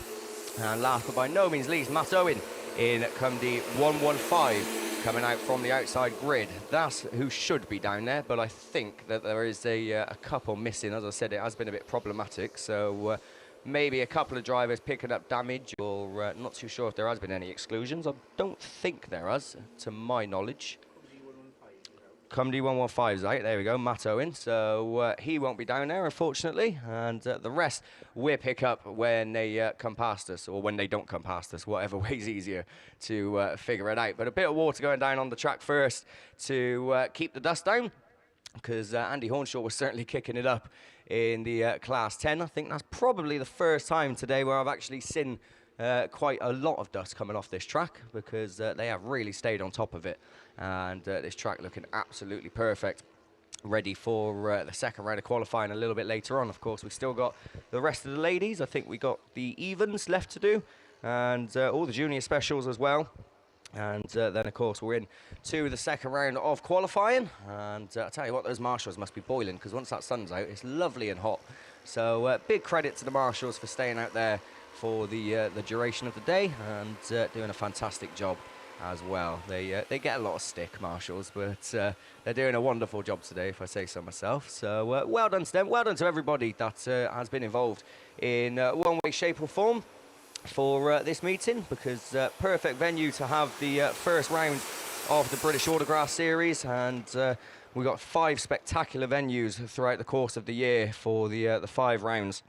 And as Tim quite rightly said, Cumdy, of course, hosting round 2 in a few weeks' time. Track preparations and field preparations well underway there. Of course, Cumdy, another club that's similar to this, has obviously hosted nationals and BAS rounds over the years, so they've certainly got the experience to pull it off. But South Wales at the moment setting the bar high for the year, and it's going to be a tough act to follow. And of course, we haven't even finished the first heat yet, so that's just the start. Whatever the rest of the weekend brings, we will see. But the weather forecast looks good. And we've certainly got the cars and the drivers signed on to make it a brilliant weekend. And I can imagine that it's going to be like this all weekend. And I, for one, can't wait. And I'm sure you all can't either. And, of course, all of those of you that are at home or wherever you may be watching on BAStv, hello once again, whether you've just recently joined, whether you're an Autograss fan in general, or whether you just stumbled across it. Hopefully you're enjoying the coverage, and you'll certainly enjoy this. Class 8 racing is off the line. Race 7 it is, and it's a fairly level break once again. Mills seems to have made the best of the starts, and he's done that a couple of times, but this time he looks to have absolutely edged it and gone out in front. So Steve Mills it is. Kate Lockwood 1 second. Newby and Mullen battling for 3rd and 4th in the early stages, but Mullen right up the inside. Lockwood left the door open, but she fights back round the outside as she goes back into second. Steve Mills in a league of his own now. Look at this, flying around this track as he throws the car out wide, kicks up the dust on the outside line. Kate Lockwood still runs second. Daz Mullen runs 3rd. Newby in 4th. Dorset runs 5th. In North Shropshire 292, and the Yorkshires 90 machine is off the pace at the moment, so there's a work to do for Harry Liversidge at the back, but certainly not a lot of work to do for Steve Mills, because he's absolutely cruising in Cumdy number 10. The race is really on for second though. Daz Mullen smoking a bit out the back in Yorkshires 37, and Kate Lockwood will not give up. Dave Newby not out of the race for second either in York 811. Very experienced and a very quick driver. He will pedal hard in order to make up some positions, and he's on the tail of Kate Lockwood, and there's only one more lap to go as the last lap flag goes out. Steve Mills, Daz Mullen, there you 1 and 2, they're safe, but it's the race to 3rd that's really heating up between Kate Lockwood and Dave Newby in York 811. James Dorset still runs 5th in the North Shropshire machine, and Harry Liversidge in Yorkshire's number 90 as they spread themselves out. But certainly no doubt about your race leader. He's going to be your race winner, Steve Mills, with a very convincing win in Cumdy number 10. Daz Mullen takes second. Ooh, Kate Lockwood, I think, just from Dave Newby in York 811. So a good 3rd place there for Kate. James Dorset came across in 5th, and Harry Liversidge in Yorkshire Dales 90 picking up 6th place points. So that's race 7 done rather, of your men's Class 8. I'm still expecting a rerun of race 9. No, that's done. So that's all of the Class 8s done. So that's 8s and 10s done. So I've got no reruns outstanding. I've got ladies 8s and 10s a little bit later. But speaking of ladies, we've got ladies 2s, and Steve Langley's grabbing his headset, so it's back over to Steve. I wondered where that was going then, speaking of ladies, here's Steve Langley, but no, it's all right. So, well done, thank you very much. So, right, yes, 2 races in this first round of qualifying for the Fleet Care Services sponsored ladies. Well, certainly sponsored by Fleet Care for the British Autograss Series. And big thank you also to our Class 2 sponsors here at the meeting. That's Mike Bevans and also Nick Apps of Apps Media. Talking of which, as I say, the legacy of Apps Media. Hopefully you're enjoying the streaming if you're watching us online. But I tell you what, the glorious sunshine here at the Castle Lloyd Raceway, you should be here. You really should. Right, first heat away then. Jessica Roberts, our defending champion, is in this heat. So let's see how she sets off in defence of her title in Scunthorpe 126. Not too bad. Comes past us in second place. Lara Jones, it is, that's the race leader as they climb the bank for the first time in the Tyvee 17 car. Jess Browning in North Shropshire 15 looking to come through and challenge for that third place slot on the inside of Anne-Marie Chadburn in White Rose 13. But our race leader just drifts a bit wide on that bottom bend, and Jess Roberts says thank you very much. Scunthorpe 126 takes up the run in Tyvee 17, North Shropshire 15, and then White Rose 13. Then comes the Mallow 2 machine. That's Pamela Horgan at the wheel of Mallow 2. Nicola Bettany we can see out there also in Radford 92. She's racing there with Jade Morgan in Cumdy 30, and just completing it all I think is Chloe Ankers in North Shropshire 391. But your race leader is the Scunthorpe 126 car of Jessica Roberts. Put a couple of car lengths now ahead of Lara Jones in Tyvee 17, running in that second place slot. Jess Browning runs third in North Shropshire 15, and then Anne-Marie Chadburn in fourth in White Rose 13. But time is ticking away as the yellow flag with the black cross gets made ready. So it's 1 to go then for Jessica Roberts, Scunthorpe 126, onto her final circuit. Lara Jones, Tyvee 17, North Shropshire 15, Jess Browning, and White Rose 13. The battle really on for that fifth place slot there. Pamela Horgan in Mallow 2 looking to challenge round the outside of Jade Morgan in the Cumdy 30 car. Nicola Bettany a bit more off the pace than usual in Radford 92, and then Chloe Ankers completes it all. Talking of completing the race, taking the win, Jessica Roberts in Scunthorpe 126, Tyvee 17 in second, North Shropshire 15, Anne-Marie Chadburn then in White Rose 13, Cumdy 30, then the Mallow 2 car of Pamela Horgan finishing the next one across the line ahead of Nicola Bettany in Radford 92 and Chloe Ankers in North Shropshire 391. So that was race 1 of this first round of qualifying of the ladies class 2s. Race 2 on the line. Donna Howells in C60, Faye Steventon in Pennine 89, Valerie Harrington in Radford 205, Linda Thomas in PAC 91, Beth Richards in Pennine 65, Claire Calvert in Severn Valley 4, and Caitlin Newton in Stroud 99. Those are the drivers, and they're up and running. And going into that bottom bend, it's Claire Calvert in Severn Valley 4. That's the first one to show, but goes a bit wide, but does keep the power on and the momentum going, and comes past us as the early race leader from the Pennine 65 car of Beth Richards, who slots into that second place position. Then coming up into third is Linda Thomas in PAC 91, racing now just ahead of Donna Howells in the C60 machine. Valerie Harrington in Radford 205 comes next, but Claire Calvert it is leading the way in the Severn Valley 4 machine. The Pennine car then on the inside of Linda Thomas in PAC 91, C60, Radford 205, then Pennine 89 and Stroud 99. That's Faye Steventon and Caitlin Newton respectively. But down that far side, Claire Calvert, couple of 3 car lengths now advantage over Beth Richards in the Pennine 65. The leading quartet have pulled away now from the rest of the field as SV4 brings the field past us once again. Pennine 65 still under strong challenge from Linda Thomas in PAC 91. Donna Howells well within striking distance of improving on her current 4th position in C60. D60 as they go down that far side for the penultimate time, because the yellow flag with the black cross is being made ready and will be greeting the drivers as they come past us this time round. One to go there for Claire Calvert, one to go for Beth Richards. Donna Howes now up into third.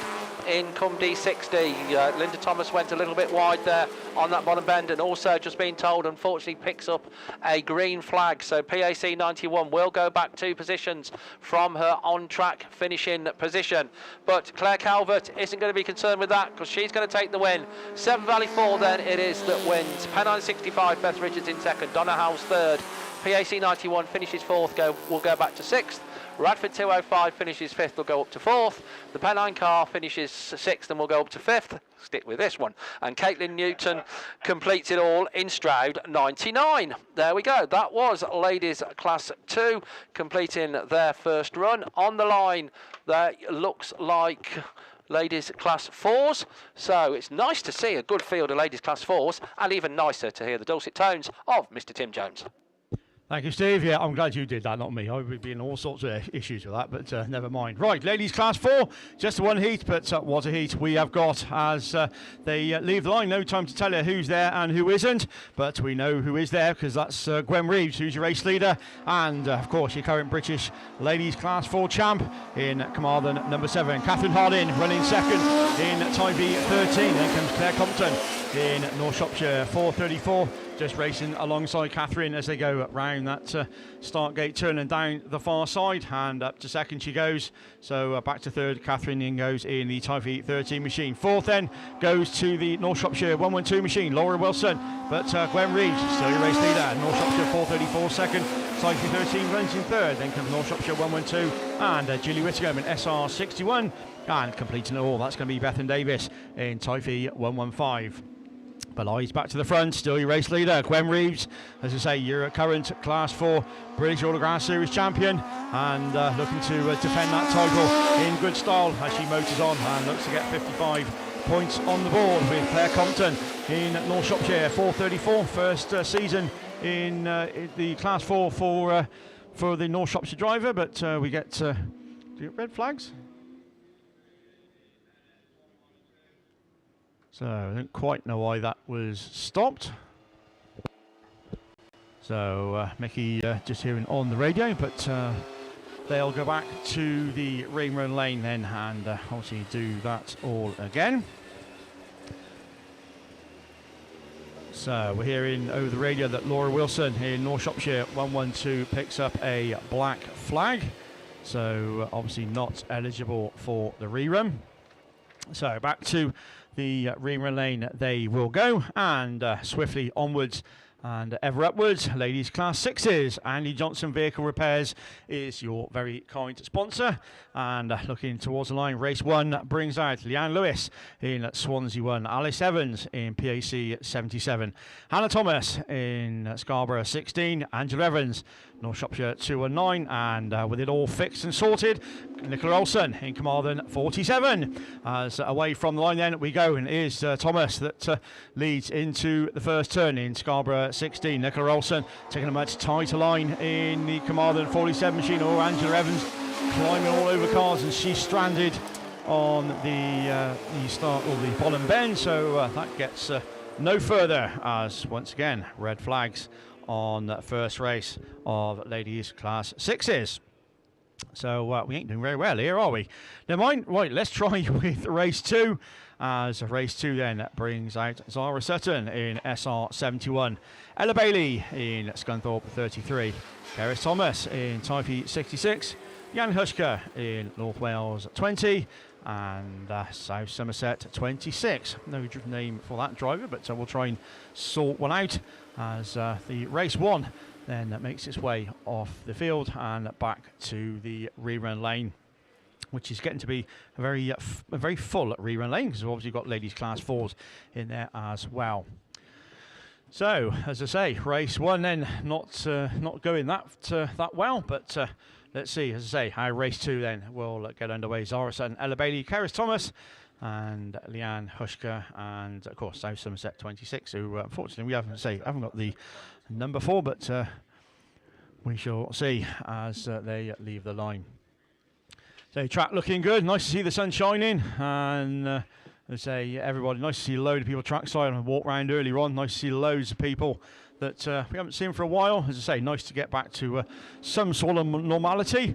As speaking of normality, Class 6s and ladies Class 6s race 2 will get underway, and it is Leanne Hushka in North Wales 20 that leads round turn 1. Ella Bailey's gone awfully wide in Scunny 33, but carries more speed and takes up the running past us in commentary for the first time of asking. So it's Bailey then that leads the way. Hushka runs second, North Wales 20. Then comes the Zara Sutton machine that gains a lot of ground in SR 71 as they go down that far side. And the Typhy 66 machine, Keris Thomas, and South Somerset at 26 round out the race order. But it's the pickup that leads the way. Ella Bailey from Leanne Hushka in North Wales at 20. Zara Sutton still running third in SR 71 with Keris Thomas in Typhy 66. And SR the South Somerset 26, which I think must be the one lone stock hatch, I think it is, from ladies, so obviously running with the Class 6s. But Bailey leads that motors on. Scunny 33, North Wales 20, Zara Sutton in SR 71. Then comes the other Class 6 of Keris Thomas in Typhy 66.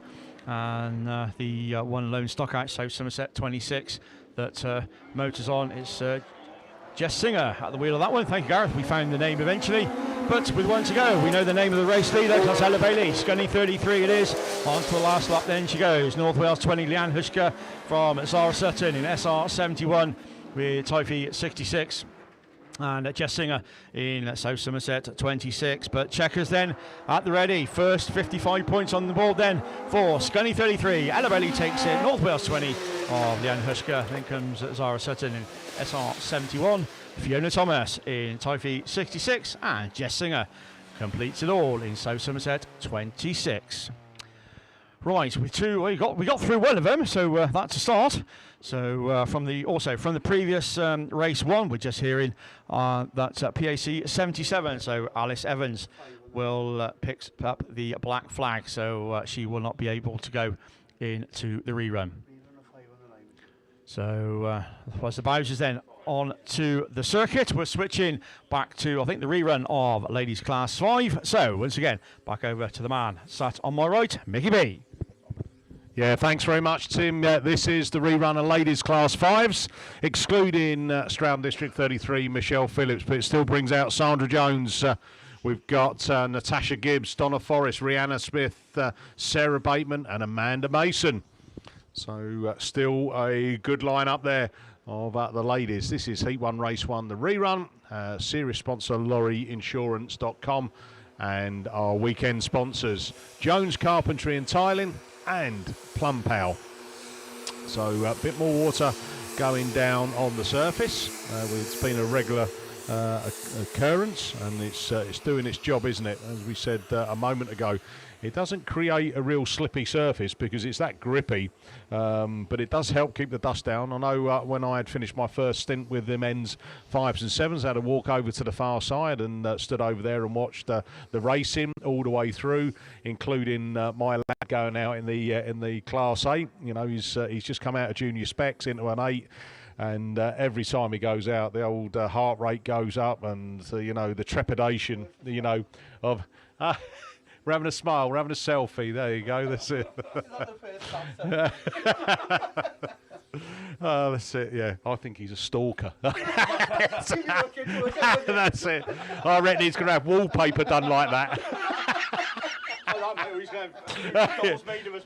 Just imagine going in B&Q in a couple of weeks' time and you've got Bass commentary wallpaper. Yeah, the sales have gone down. Yeah, that's it. I'll tell you what, I'd buy some. It'd be lovely. Hey, look up and see your faces in the morning. Hey. There again, no. That's maybe not.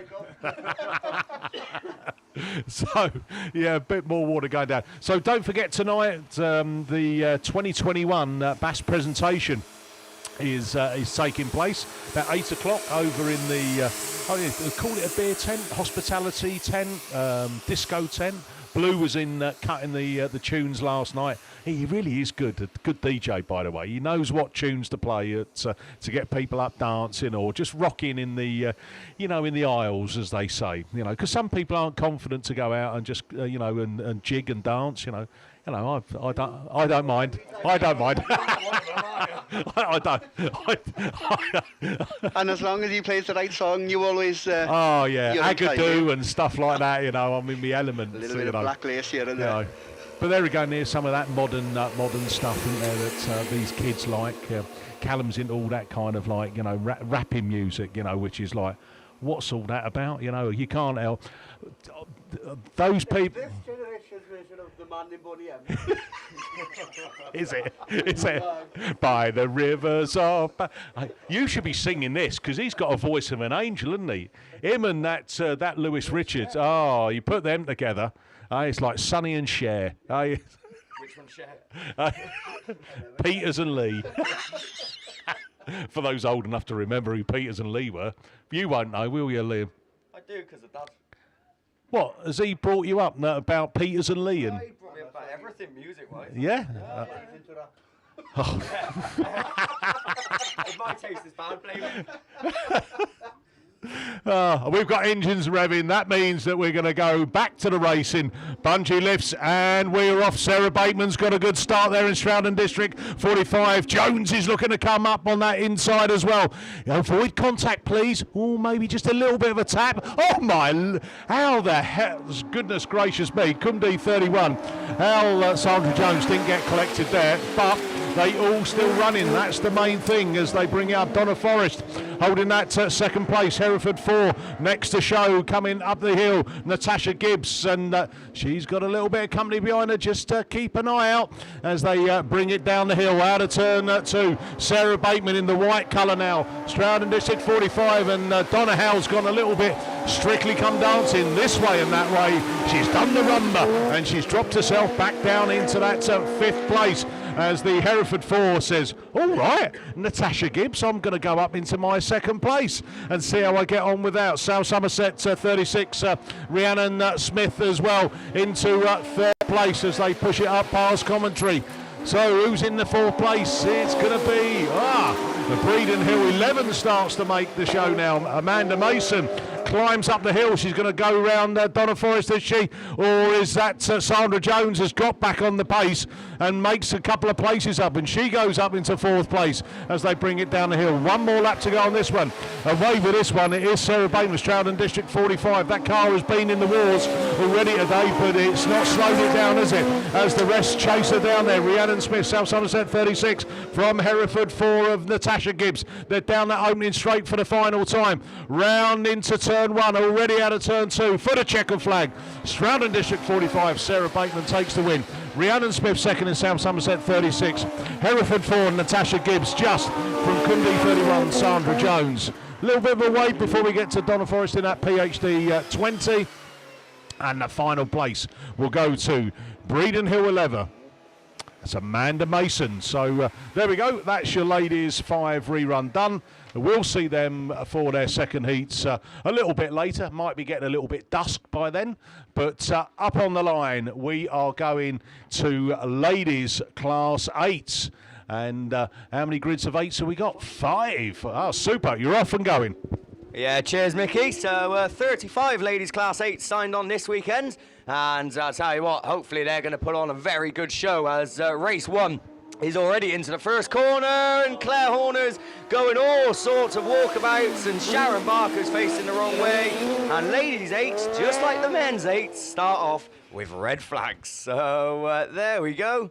I said they was going to provide some entertainment. I didn't necessarily mean that I wanted 3 cars getting taken out of the race. We've got Sharon Barker is tied up in the Evesham 25 machine. And Claire Horner's the other one. There is someone else, and I can't quite see who it is because they've actually got their back to us. But Gareth, as always, is on the ball, and he said it's Michelle Cusack in Mallow 64. Right, so unfortunately, the Barker's weekends just gets worse. So we've seen, obviously, Mark take a tumble. Sharon's come out in the Class 8, and unfortunately she's going to be excluded from that rerun. So no Sharon Barker when we see them again. For some reason that was actually race 2. No, it wasn't. That was race 3 of your ladies Class 8. So just changing the order about a little bit, and Claire Horner, the car looking a little bit worse for wear there, as she's had to be put on the forklift truck and given assistance to take the car off the track. So that's not the way she would have wanted to start her weekend in the ladies Class 8.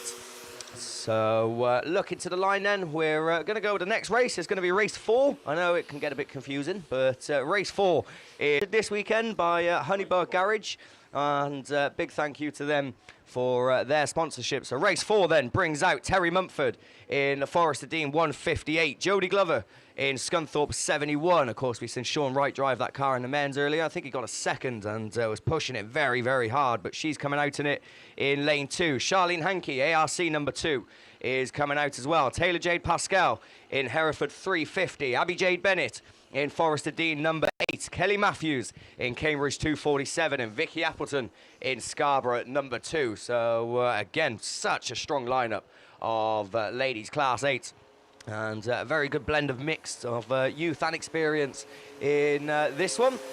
And certainly all of these ladies can drive, and they certainly know how to pedal a Class 8, and hopefully they make it further than the first corner, as Claire Horner's machine gets taken back into the pits. Hopefully it's nothing too major, and we will be seeing Claire then in the rerun a little bit later on. But as I said, for now, race 4 down there on the line and ready to do battle. And I think 35 ladies Class 8, so that's probably the biggest ladies class as well this weekend. I think Class 1's had a good turnout, but I think ladies 8 is probably the biggest. So the biggest class in men's and ladies, which just goes to show how popular the Class 8 machinery really is. And the men wasn't too bad. I think we had 3 reruns out of the 10 races that were scheduled, which is a pretty good success rate for Class 8, and the ladies have obviously started off with red flags, so hopefully they don't continue. There's room for improvement, let's just say that. Race 4 anyway, on and off the line. Yellow flags up. Oh, Vicky Appleton's already in the air, and I got a feeling we're going to be seeing red flags once again. We are. There we go. So race 2. Oh, and contact after the red flags. I think that might have been Vicky Appleton again involved over on turn 1. I think she just ploughed into the side of Jody Glover. I think Jody put the brakes on when she seen the red flags, and Vicky Appleton might have missed them, and she was a bit later on the brakes, and she just ploughed into the side of Jody Glover. So we've got a rerun of race 3 and race 4. Great start for the ladies Class 8s. I think both those drivers are okay. It wasn't the heaviest of hits, but certainly wasn't a light tap either. So that forklift truck's going to be required again, as he's going to make his way onto the circuit. Race 5 is down there on the line. Mickey's on the radio, so we might have some news on who's coming out in this one, or who's going out of the last one. He looks perplexed.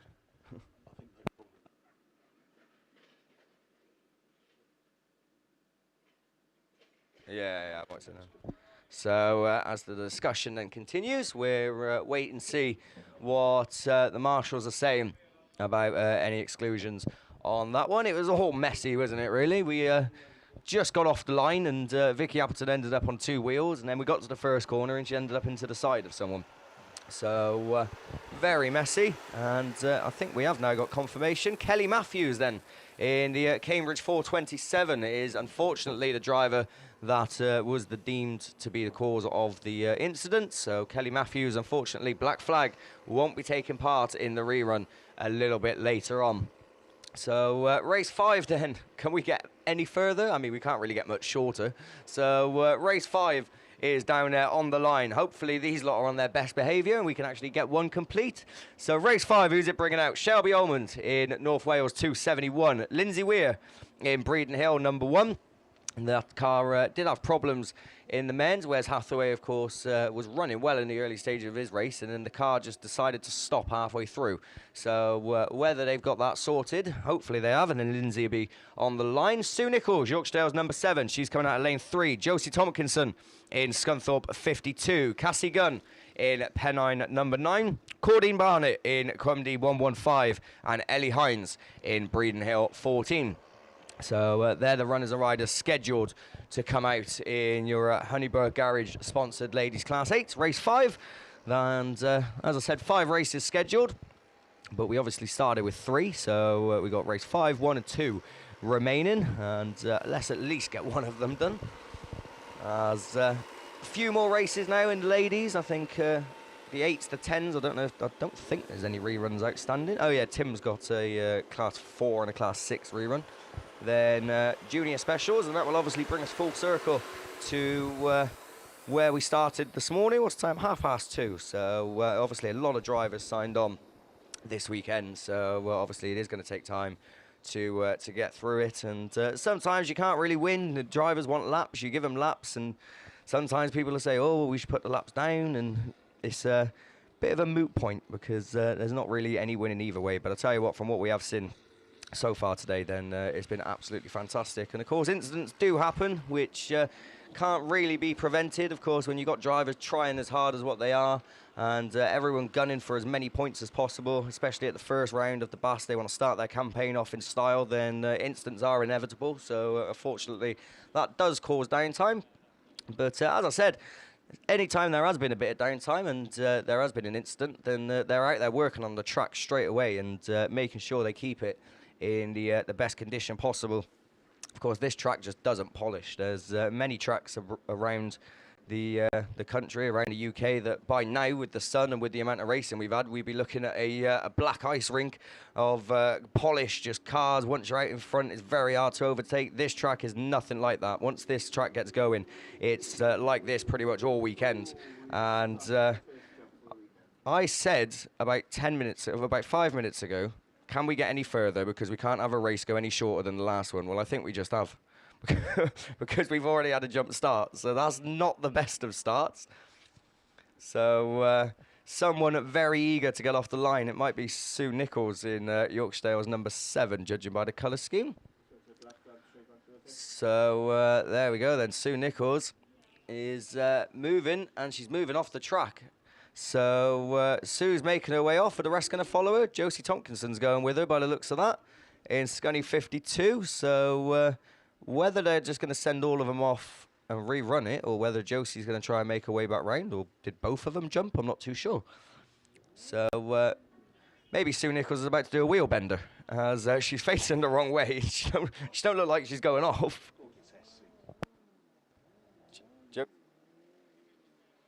So Josie Tompkinson's made her way off in Scunthorpe 52. Sue Nichols is stranded, I think would be the only word to use at the moment, in Yorkshire number 7.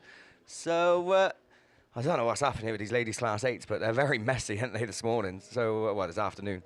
So the forklift truck's coming out as well, but not too sure what's happening here. This is all a bit perplexing for me.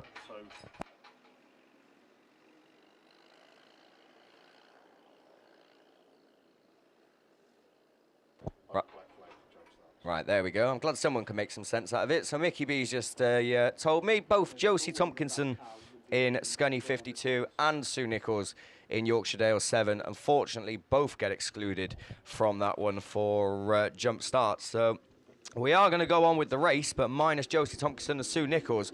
And the other 5 are away then. Shelby Ullman, Lindsay Weir, Cassie Gunn, Claudine Barnett and Ellie Hines. So what can these 5 do? Can we make it past the first corner? Can we get one complete? That's the main ask. Ellie Hines has got it wrong. Someone's going with her as well. Lindsay Weir is square wheeled. She's facing the wrong way. But at the front, Claudine Barnett it is that leads. How much longer for? I'm not too sure, because it does look like Lindsay Weir's square wheeled and she isn't going to get moving. And once again, it's red flags for your ladies class 8s as they come to a stop. So when we do see that rerun, I think there's only going to be 4 cars left, if we're lucky. So I really don't know what's going on. Normally it's the men that are problematic, and the ladies normally cruise through in the 8s. So other way around this weekend by the looks of things. So as I said, it's going to be 4 cars because we're just hearing Lindsay Weir in Breeden Hill number 1 has been excluded from that race. So when it does come back out, no Lindsay Weir, no Sue Nichols, and no Josie Tompkinson. So there we go. That's 3 names already that have picked up black flags just in that race alone. So of course, racing for points, and 1 black flag really can hamper that weekend if you want to get into the final. Like I said, 35 Class 8 signed on. So it's not even as if it's a small number. You really do have to be putting good points on the board in order to get into that final. So I think if you get a black flag, minimum you're going to need is, I think, 2 wins, and even that you might be lucky just to scrape in. Obviously, it depends on everyone else's results as well.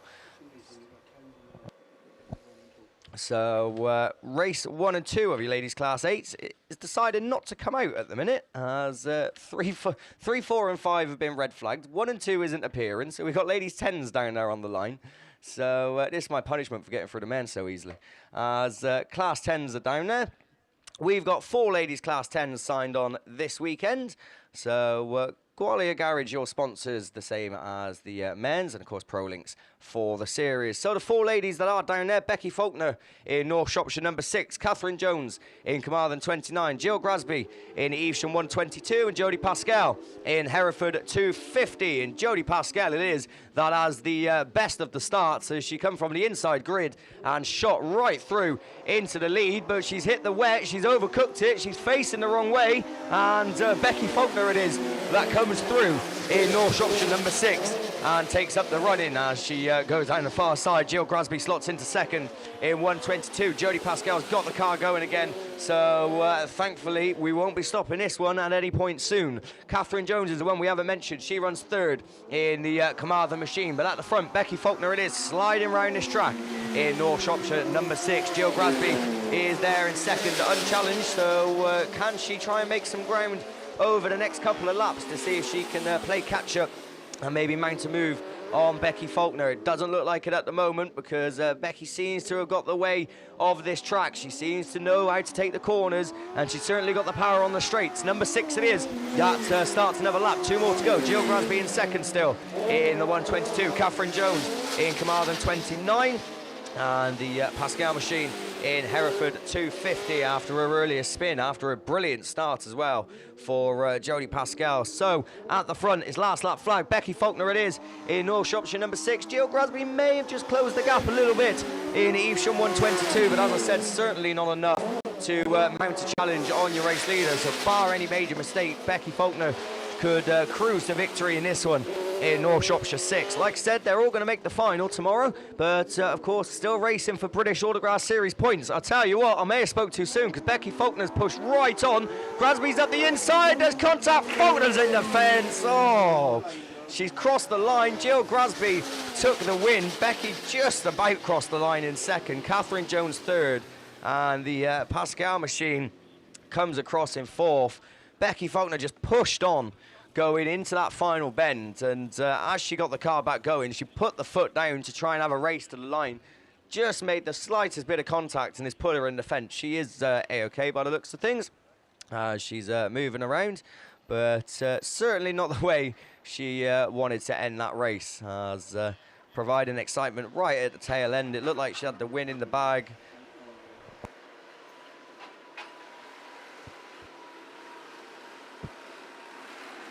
So, unfortunately then, like I said, Becky Faulkner not ending the way that she wanted it to. It was all going so smoothly, and it all went wrong towards the end. But if she has crossed the line, depending on what angle you look at it from, then she will have obviously got second place points. Obviously, if she hasn't, then that's no points accumulated in her first round of qualifying. So, the car then onto the forklift truck. I tell you what, that forklift truck driver, he's been a busy man this morning, hasn't he? He must have moved about 20 odd cars, I think. But another one bites the dust, and the North Shropshire 6 machine will be taken into the pits. And the good news is she's pretty much got all afternoon now to work on the car and get it repaired.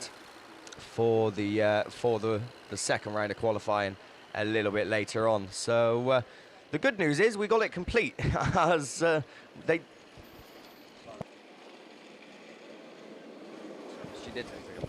So yeah, just getting confirmation then that it is race complete, and Becky Faulkner did cross the line in second place. So she will be getting 45 points. So it's not all bad news, as 45 points is certainly better than 0. So a second place for her. So that'll do, but well done to Jill Grasby, because she didn't give up. She challenged the whole way. She just drove steadily, made sure she was still within touching distance. And obviously nothing in racing is guaranteed. It may look like you're going to cruise to a win, but it doesn't always happen, and Jill Grasby certainly capitalised on the mistake and took top points. So that's ladies 10s done. We've got ladies 8s then down there on the line, I'd imagine. Now I'm going to guess that this is race 1. It's not, it's junior specials. So the ladies decided not to come out. We got junior specials down there on the line for the first time this weekend. So to tell you the runners and riders out of the 6 races, it's over to Gareth Jones. Yeah, thank you very much then, Leah. As we look to our left then and up towards the start line for the first time at weekend, as you rightly said, we've got the Diggett Plant Hire sponsored junior saloons, and with 10-year-olds now beginning to race in the juniors category, then a vast range of experience here in the junior saloons. Some that are very experienced and seasoned professionals, and some that have just stepped foot into these junior specials. Race 1 though leaves the line, and it's the Scunthorpe 161 machine of Troy Holtby then that's the quickest out of the gate, and he's going to be followed down into turn 1 by TA number 6. That's Iago Evans then, who slots into that second spot and leads the chase on the Holtby machine. Scunthorpe number 6 is Max Holtby. He's there on the inside of Iago as they go across the top part of the circuit, and it's going to be a Scunthorpe and a Holtby 1 and 2.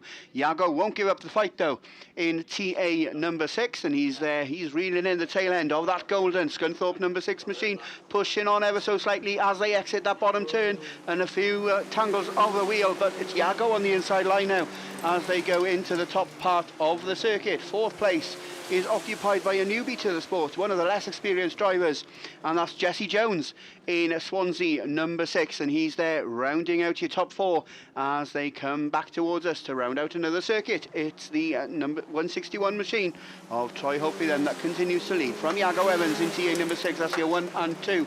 Max Holtby still there in 3rd. In Scunthorpe number 6 from Jesse Jones in Swansea number 6, and further down the field we got a couple of the Mallow machines. That's Darrow Rawdon in Mallow 32, Lewis Middleton in White Rose 37, and it's last lap flag time already. It is Troy Holtby that moves on to his final circuit. Iago under pressure now from Max Holtby for that second position, but it's just about the TA number 6 machine that closes the door into the face of the Scunthorpe number 6 machine. Blink and you miss them. They've gone in a heartbeat, but come in to take the checkered flag this time. It's going to be the Scunthorpe 161 machine of Troy Holtby. Scunthorpe 161 takes the win. Iago Evans holds on to second in TA 6 from Max Holtby in Scunthorpe 6. Jesse Jones in Swansea 6. 5th place, Lewis Middleton in White Rose 37 from Darrow Rawdon in Mallow 32. And a race that's better best forgotten for Sky Pascal. Hereford number 50 then rounds out your race order for race number 1. So race 1 make their way back towards the start line as we look to our left and up towards the start line. What can we see there? 1, 2, 3, 4, 5, 6, 7, 8 cars. So 8 cars once again starting up there on the lineup for race 2. Sid Lomax in North Wales 199 is the car that you can see right out there on the outside. Starting in grid number 7 is Archie Carter in Scunthorpe 17. We'll pick up the rest of the runners and riders as they make their way from the line. It's the 161F machine of Corey Mumford then that leads into turn 1. Oh, somebody's been knocked out of shape. I think that's a South Somerset 2 machine of Kirsten Bartlett, but they sort themselves out as it's Mumford then that leads past us for the first time from the Scunthorpe 17 machine of Archie Carter. That's your 1 and 2. 3rd place is I think it's the Evesham 120 machine, and but on that message he loses. No, it's not. It's the 71 machine of Harry Donovan that was in third, but now he finds himself at the tail end of the field, and we got a change of leadership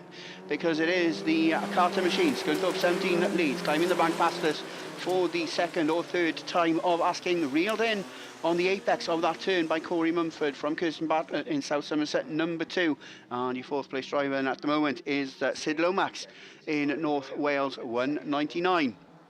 But it's going to be another lap complete very shortly as Archie Carter, Scunthorpe 17, rounds out another circuit of this Castleloyd Raceway from Corey Mumford in 161F. Third place is still the Southern League machine, Kirsten Bartlett in South Somerset number 2 from Sid Lomax in North Wales 199. Fifth place is Breeden Hill number 5. That's Alex Hines behind the wheel of that one. And just the 5 cars continue to run because we've got Evesham 120 and IK71 parked up on the infield, but they're all safely on to their final circuit as your race leader Archie Carter makes his way down into the bottom bend for the final time. It's going to be Heat 1 win at the BAS for Archie Carter. Scunthorpe 17 takes the win from Corey Mumford in 161F. From Kirsten Bartlett. South Somerset 2 takes third from Sid Lomax in North Wales 199, and Alex Hines in Breeden Hill number 5 then rounds out your race order for race number 2. So we're hearing over the radio then that that race was clear, bar the 2 non-finishers. Race 3 is up there on the line. This one brings out Archie Bennett in North Wales 162, Finn Emerson in Scunthorpe 197, Melissa Bradshaw in Cambridge 61, Lynn Rose Pratt in York 76, Brandon Young in Evesham 223, Tom Williams, the grandson of Terry Brown, that's Tom Williams in TA 44, and Harry Russell, your defending Junior Specials British Autograss Series champion in IK 65. So like we said earlier, a range of experiences and some more experienced than others.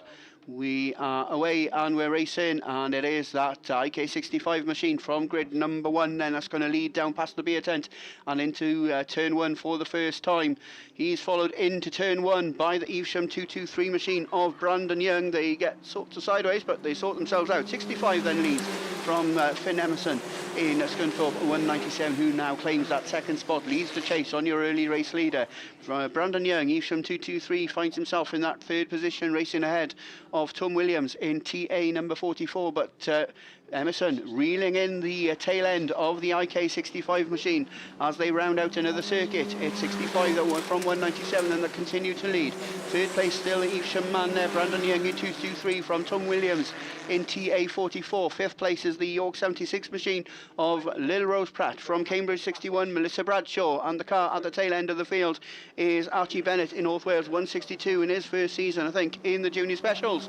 But there's no change in your 1, 2, 3 and 4 as they round out another circuit of this familiar Castleloyd Raceway. It is Harry Russell in IK65 that continues to lead down that far straight for the penultimate time, about 10-12 car lengths clear now of Finn Emerson in the Scunthorpe 197 machine, but it's going to be Russell that's going to see that yellow flag with a black cross, and he moves on to his final circle. Now beginning to bunch up the tail end of the TA 44 machine. Can Tom Williams hold on in his first British Autograss Series round to that fourth spot in the ex-Thomas Lloyd machine, TA 44 there, but here comes your defending champion, and defending it in the right way. Harry Russell takes the win in IK65 from Finn Emerson from Brandon Young.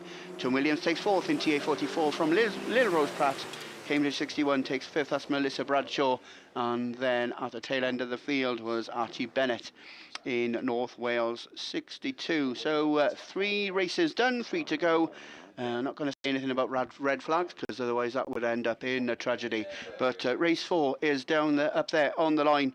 This one brings out Owen Bradford in BC 116, Aaron Richardson in Pennine number 1, Tilly Clark in Bradford 210, Ellie Brown, newbie in the Junior Specials, and she's flying in the Carmarthen 49 machine. Alfie Ross in Sturton 717, Liam Grasby in Evesham 121, and Neil Tivey in West Waterford 142. And there the runners and riders then as they pass the beer tent down into that all-important first turn. Somebody pushes on, and I think that's the Tivey machine, the West Waterford 142 machine of Neil Tivey. He did lead, but he finds himself in that 4th position now. Who's going to stomp all the way to victory, though, in this one? Because it is a Sturton 717 that leads. That's Alfie Ross that leads, and down that far straight. Problems on board the Evesham 121 machine of Liam Grasby. He was in the middle of the pack, but he now finds himself at the tail end of the field. But leading the chase is the Breeden Hill machine of, no, it's Pennine number 1 rather. It's Aaron Richardson that leads the chase on your early race leader. So that's still Alfie Ross from Pennine number 1. Neil Tivey, West Waterford 142, still there in that 3rd spot, but he's been reeled in now by the BC 116 machine, and Owen Bradford finds himself having made his way up to claim that 3rd spot. Neil Tivey on the cutback hasn't got the answer at the moment, but someone that has the answer is Alfie Ross. Sturton 717 then leads his way across the top part of the circuit past that start line and makes his way down that far straight for the penultimate time, because we can see that the yellow flag with the black cross gets made ready. 717 then just about to start his final circuit. Pennine number 1 has reeled him in. There's not much distance between 717 and Pennine number 1 now, and that's where the race is going to lie as they go across the start gate turn for the final time. BC number 16, Owen Bradford, still there in that 3rd spot from the West Waterford 142 machine of Neil Tivey.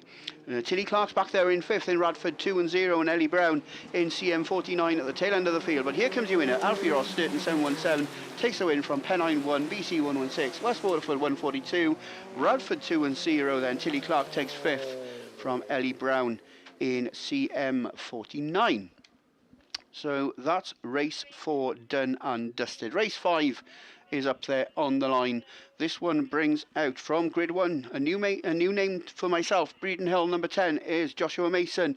Riho Sheehan starts in grid 2 in PAC 44. Lauren Fuller, West Waterford 299, is going to start in grid number 3. Dara Sheehy, West Waterford 989, that's the car, that's the Dayglow pink and silver car you can see on your screen. Towards the outside we got Harry Wild, that's the blue chassis with the white panels, the North Wales 21 machine. BC 117 is Sean Bradford, and he finds himself starting in grid number 7 with Yorkshire Dales 42, Lewis Farrer starting towards the outside in the pink and black junior special. All these junior specials powered by the 1.2 Vauxhall Corsa engines.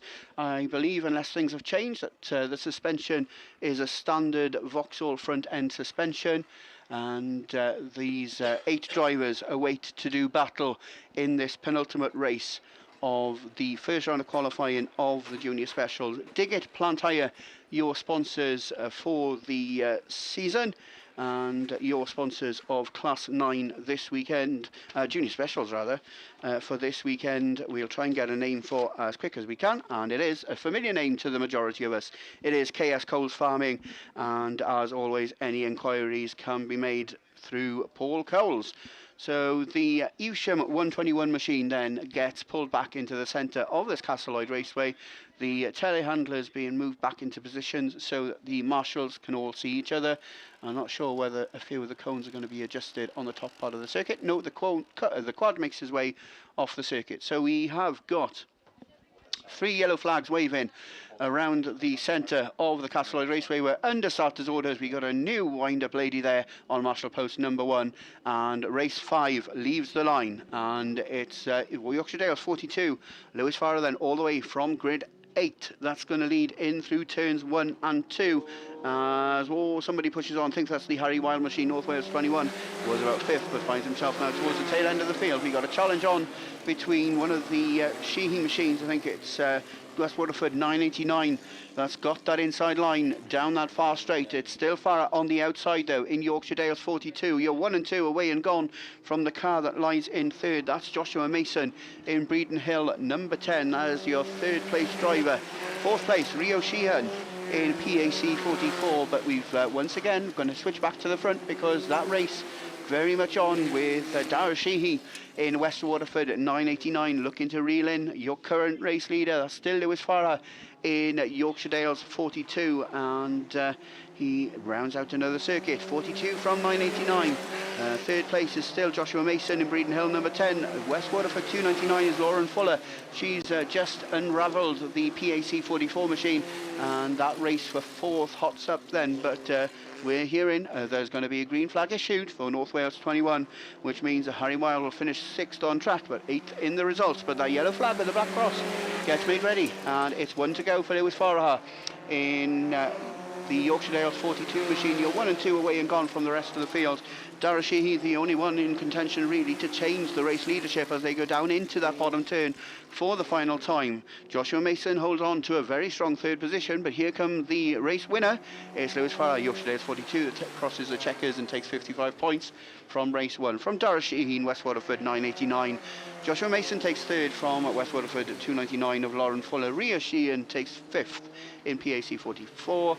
The North Wales 21 machine, Harry Weil, takes 6th on track, but will be demoted back to 7th. And I think it was Sean Bradford in BC 117 that was the last of the finishers in race number 5. So up there on the line, we've got the last scheduled race of the Diggett Plant Hire sponsored Junior Specials. And we've got Tom Cosgrove then in the ARC 25 machine. As if you're watching the screen, you can see him right out there in grid number 8. That's the red chassis with the white panels. Grid 7 is occupied. Oh, it was occupied by Evesham 218, but she just got a little bit too eager, as did Rosie Russell in IK 165 and West Waterford 499 of Aideen Fuller. So we certainly had movement on the line, and we are possibly going to see 3 exclusions from this lineup of the junior specials, but we'll await for confirmation for that. It looks like the Macy Carlin Grasby machine has made her way back to the pits. Rosie Russell in IK 165. Is she going to be put back in place? That's what we are looking to find out. But while we've got a little bit more downtime, then we're going to see the Evesham 121 machine of Liam Grasby being towed back into the pits. 281, no, oh, 218. Is that the one that's just been here? Yeah. Looks like that's gonna be Okay, so rumblings over the radio then that Macy Carlin Grasby will be excluded from the rerun, and it looks as if the rest of the field are going to be put back on the start line. So it's going to be an unoccupied grid 7, but as we look towards our left hand side and up towards the start line, we can see Tom Cosgrove in the ARC 25 machine. BC 39 is one name we didn't mention. He's going to start in grid number 6. That's Kean Lewis. Dare Thomas in down Autograss 27 will start in lane number 5. Will Bradford in BC 115 will start in lane 4. Rosie Russell in IK 165 will start in lane number 2, and Aideen Fuller in West Waterford 499 all the way from across the Irish Sea then will start in lane number 1. As we mentioned, KS Coles, your sponsors of junior specials here this weekend at the South Wales League, the Castleide Raceway, the proud hosts, of course, of the British Autograss Series, the opening round, and your overall season sponsor for the junior specials is Diggett Plant Hire. So once again, we've got the flatbed then just making its way up around the circuit, and just making sure that the loose doesn't build up on the racing line. We've also got the dust repellent having made their way onto the circuit following that jump start. So the junior specials up there on the line, they're going to have possibly a slippier race than they would have initially had they hadn't have had that little bit of eagerness from Macy Carlin Grasby, and unfortunately she finds herself excluded, having been told to make her way back to the pits. It looks like the track smoother has been summoned back to the compound, and the dust repellent water bowsers then also making their way back up towards the top end of the start line as well. Like Steve mentioned earlier, with a few words of wisdom, don't forget to support the sponsors and those that support the sport. If you're peckish, then obviously over there on the far side towards the start line, then there's a range of refreshments and foods available, and I'm sure that by now Elite Bars has opened his Trackside trailer as well. I'm sure that a few of you have already sampled the extra strong apple juice that he's got on sale over there. So we have been told that the marshals and their understarters orders, the water bowser is making their way off their circuit, and we have yellow flags waving around this Castleloyd Raceway. Red flag down, yellow flag up, bungee brakes, away we go, and we go racing then with the last scheduled race of the Ticket Plant Hire sponsored Junior Specials, and it's going to be the BC machine of Cian Lewis that's going to lead down into that all-important first turn. Somebody looks to pip through on the inside. Who's that going to be? We'll pick a number. It's the BC 115 machine. Will Bradford then just about got his nose in front ahead of his fellow clubmate Cian Lewis, who's still there going the long way round, but just from this vantage point looks to have lost that second position to Tom Cosgrove in ARC number 25. He's now leading the chase. On your early race leader, BC 115, Will Bradford still holds on. So it's 115 from 25, and they round out another circuit from BC 39. Cian Lewis there in third. Dare Thomas is DA 27. He finds himself there in that fourth spot from the fifth place machine of Rosie Russell in IK 165. And West Waterford 499 of Aideen Fuller then towards the tail end of the field, but it's better the devil you know, because it's the race leader that comes back towards us, and it is BC 115 Will Bradford that continues to lead from the ARC 25 machine of Tom Cosgrove. Oh, just racing over the tyres there, but he gains the advantage and he leads the way down the fast straight with a couple of laps to go. ARC 25, Tom Cosgrove then is your new race leader from the BC 115 machine of Will Bradford. That's your 1 and 2, and they're going to be the ones that see that yellow flag with a black cross. They'll move on to their final circuit from Cian Lewis in BC 39. Dare Thomas still there in fourth. In down Autograss 27 from Rosie Russell in IK 165, and Aideen Fuller in West Waterford 499. All cars safely on to their final circuit, but exiting that bottom bend for the final time. It is going to be 55 points, and a great way to open his campaign. Tom Cosgrove, ARC 25, takes the win from Will Bradford in PC 115. Third place was Cian Lewis in BC 39 from Dare Thomas in down Autograss 27. Rosie Russell in IK 165. I'm not sure if it's Rosie's first British Autograss Series meeting, or whether she had one under her belt last season. And rounding it all out then for the first round of qualifying for the Junior Specials, Aideen Fuller in West Waterford 499. So that's your first round of qualifying done and dusted for the Junior Specials. Ladies Class 4s up there on the line. It's back over for more words of wisdom from Mr. Tim Jones. I wouldn't say words of wisdom, Gareth, but yeah, never mind. We'll give something a go. Right, ladies Class 4 then for their rerun. So I think we're going without Laura Wilson in North Shropshire 112, but Gwen Reeves, as it was the last time, your race leader in Carmarthen number 7, and she's been chased by Claire Compton in North Shropshire 434. Catherine Harding then running in third in Typhy 13. As once again down the far side they go. Bethan Davis then runs in fourth, and it's the Julie Whitcomb in SR 61 that rounds out the race order. But Gwen Reeves to this, motoring on, your current ladies Class 4 British champion, and looking to kick off her defence in the 2022 season with a win and hopefully 55 points, but still laps to do as she comes back round once again. But Carmarthen 7 that's strongly motoring on ahead of Claire Compton in North Shropshire 434. Typhy 13, Bethan Davis up to third now ahead of Julie Whittingham and SR 61.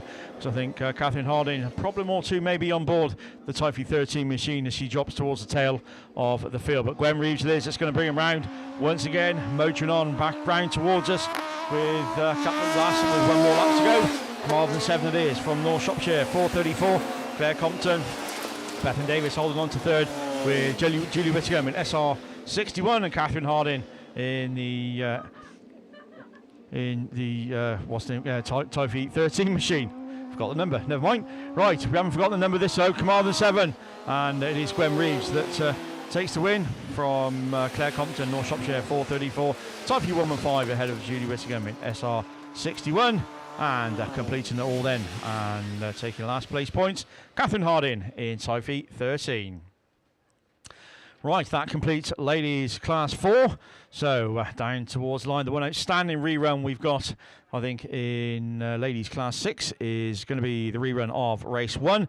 We're going without Alice Evans in PAC 77, but one would assume that we're going as per the rest of the race order. So that should leave Leanne Lewis, Hannah Thomas, Angela Evans and Nicola Olsen. So that's the rest of the race order. Quad bikes into the centre of the Castle Lloyd Raceway, and once again bungee lifts, and we go racing. Lady Sixes are away from the line, and it's just about the Scarborough 16 machine of Hannah Thomas that leads round turn 1, but gone awfully wide. Nicola Olsen looking to use the tighter line and moving through into the lead. Commander 47 then is your race leader from Hannah Thomas in Scarborough 16. Angela Evans through into third in North Shropshire 219, and Leanne Lewis will complete it all in Swansea number 1. But Nicola Olsen is once again back round towards us. Again, just drifting wide as Hannah Thomas did in the last lap, and Thomas comes through once again. But Nicola looking to use the catch back, and through that inside we go. But Hannah just got a bit more speed coming out of the top part of the circuit. But it's side by side once again into the bottom part of the circuit we go. Once again, Olsen switching to the inside ahead of Hannah Thomas in Scarborough 16. It's all swap and change as we go in ladies class 6s, but Olsen it is that just about leads it at the moment. Thomas still running second. These two are pulled away from Angela Evans in North Shropshire 219 and Swansea 1 of Leanne Lewis still rounds out the race order. 1 lap to go then. Nicola Olsen, Carmarthen 47, Hannah Thomas in Scarborough 16.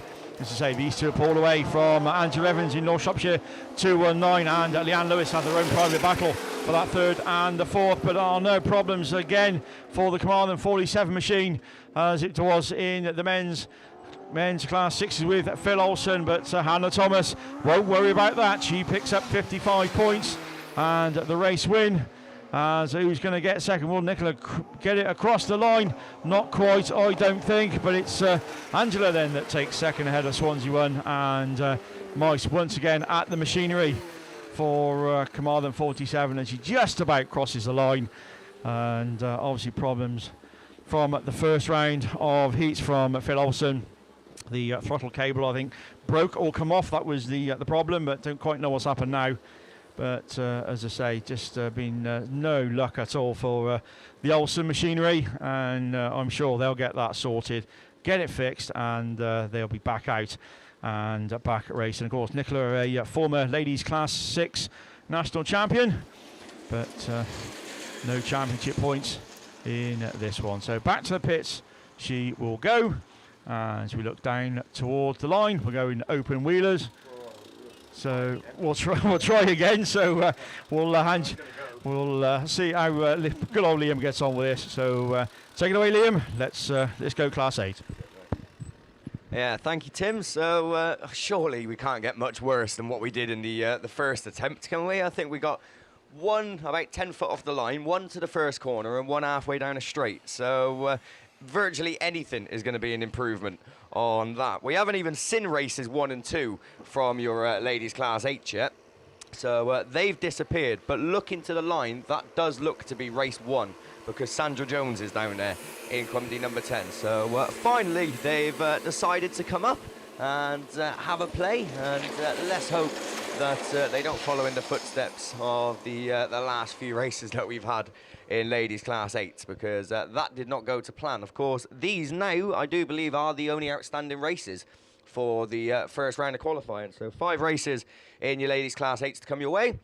And I believe that takes us full circle to the second round of qualifying then, which I'm sure we're all looking forward to. Honeyborough Garage, your sponsors for ladies class 8, so a big thank you to them for their sponsorship. Race 1, anyway, we've had to wait for it, but if it gets done, then it'll be worth the wait, because listen to this for a lineup. Lane 1, Ellie Lockwood in Scunthorpe 191, Jenny Houlihan in West Waterford 158, Vicky Lamb in North Wales 83, Sandra Jones, as I mentioned, Cwmdy number 10, Rosemary Glover in White Rose number 2, Claire Cockerell in North Shropshire 55, and Jade Russell in Invicta Kent 19. So as I said, we've had to wait for it, but what a lineup that is of your ladies Class 8s. So a bit of water just going to go down on the circuit before we do battle. So it'll be interesting to see how they cope. They didn't really cope well in the dry conditions, to be honest, let alone when it's a slightly bit more damp. But I'm sure that we will get it through. And once we do, I can get out and enjoy the sun then, because I won't be back on until much later on this afternoon, when we obviously go full circle second heats, and the men's Class 8s make their way up to the line. You've got a case, so that's from up.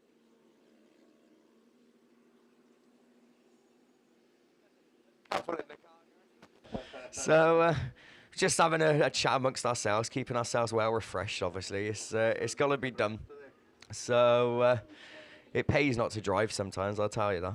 So poor old Katie, she must have had a nightmare coming up here yesterday. Thankfully, it was only a 3-hour drive. When we done Scunthorpe Bass last year, it took us 7 hours.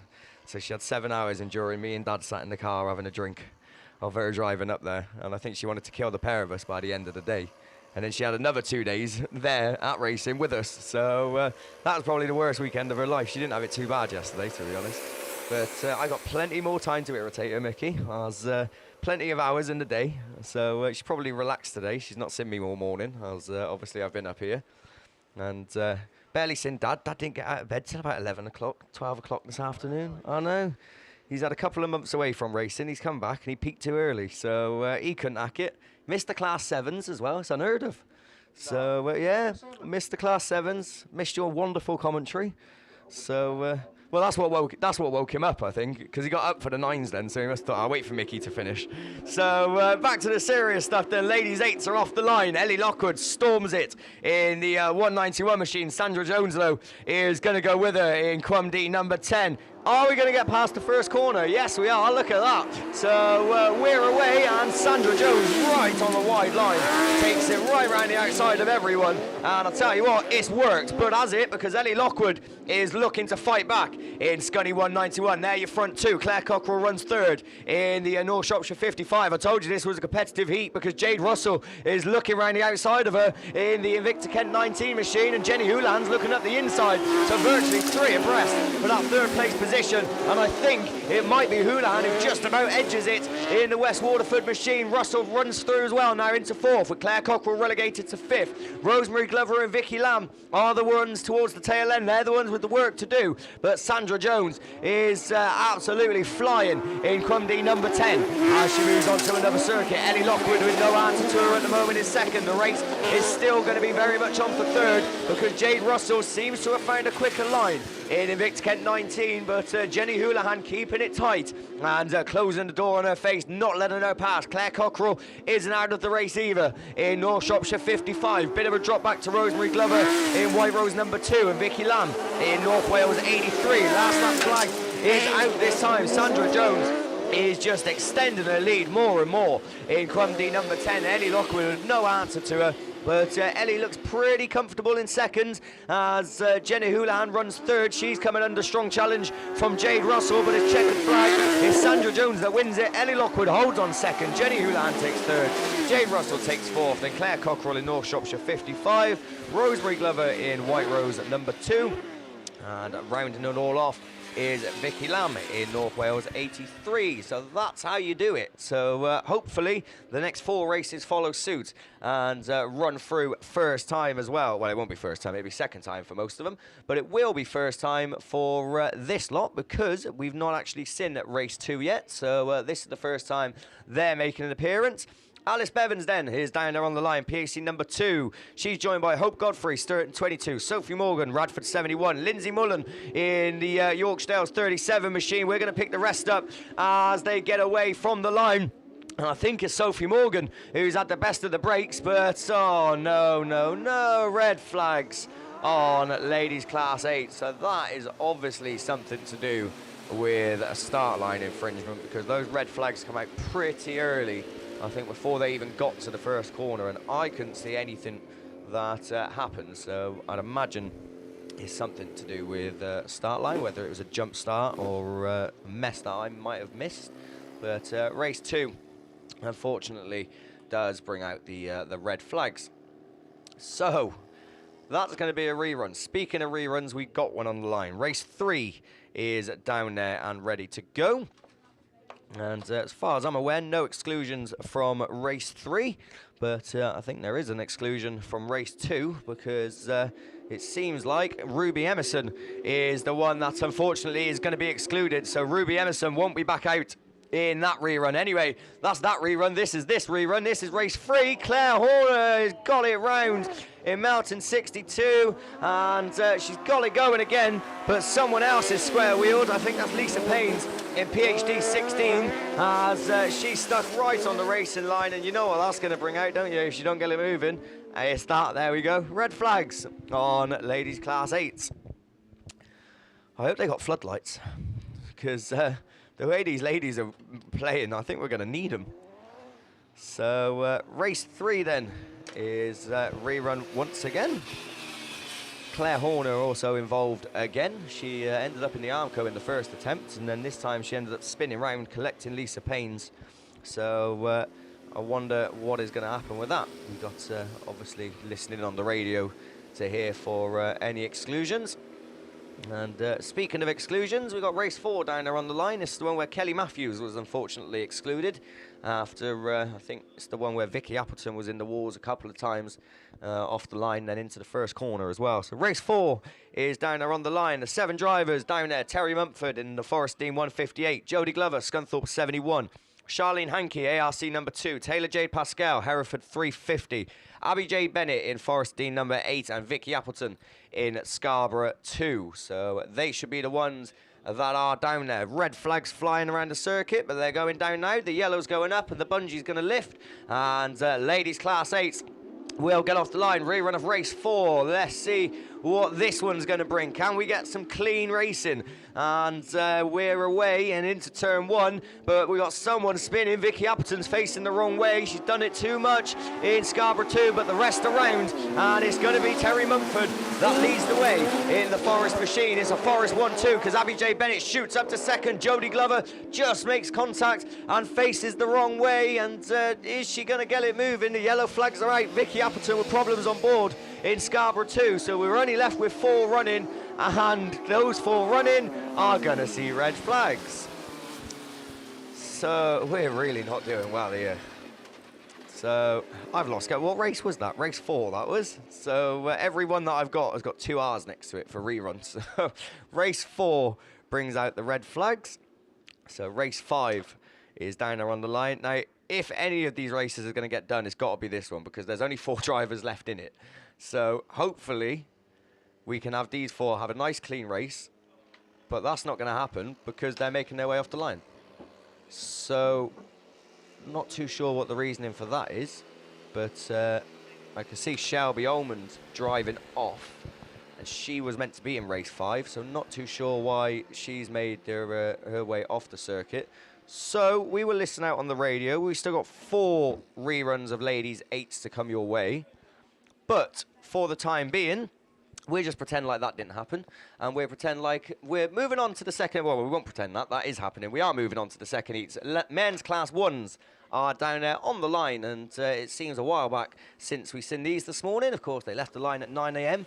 And what's the time now? It's 3:15. There we go. So the second heats are all assembled. The class 1s are in the holding lanes. There's a lot of them. What is there? 9 races.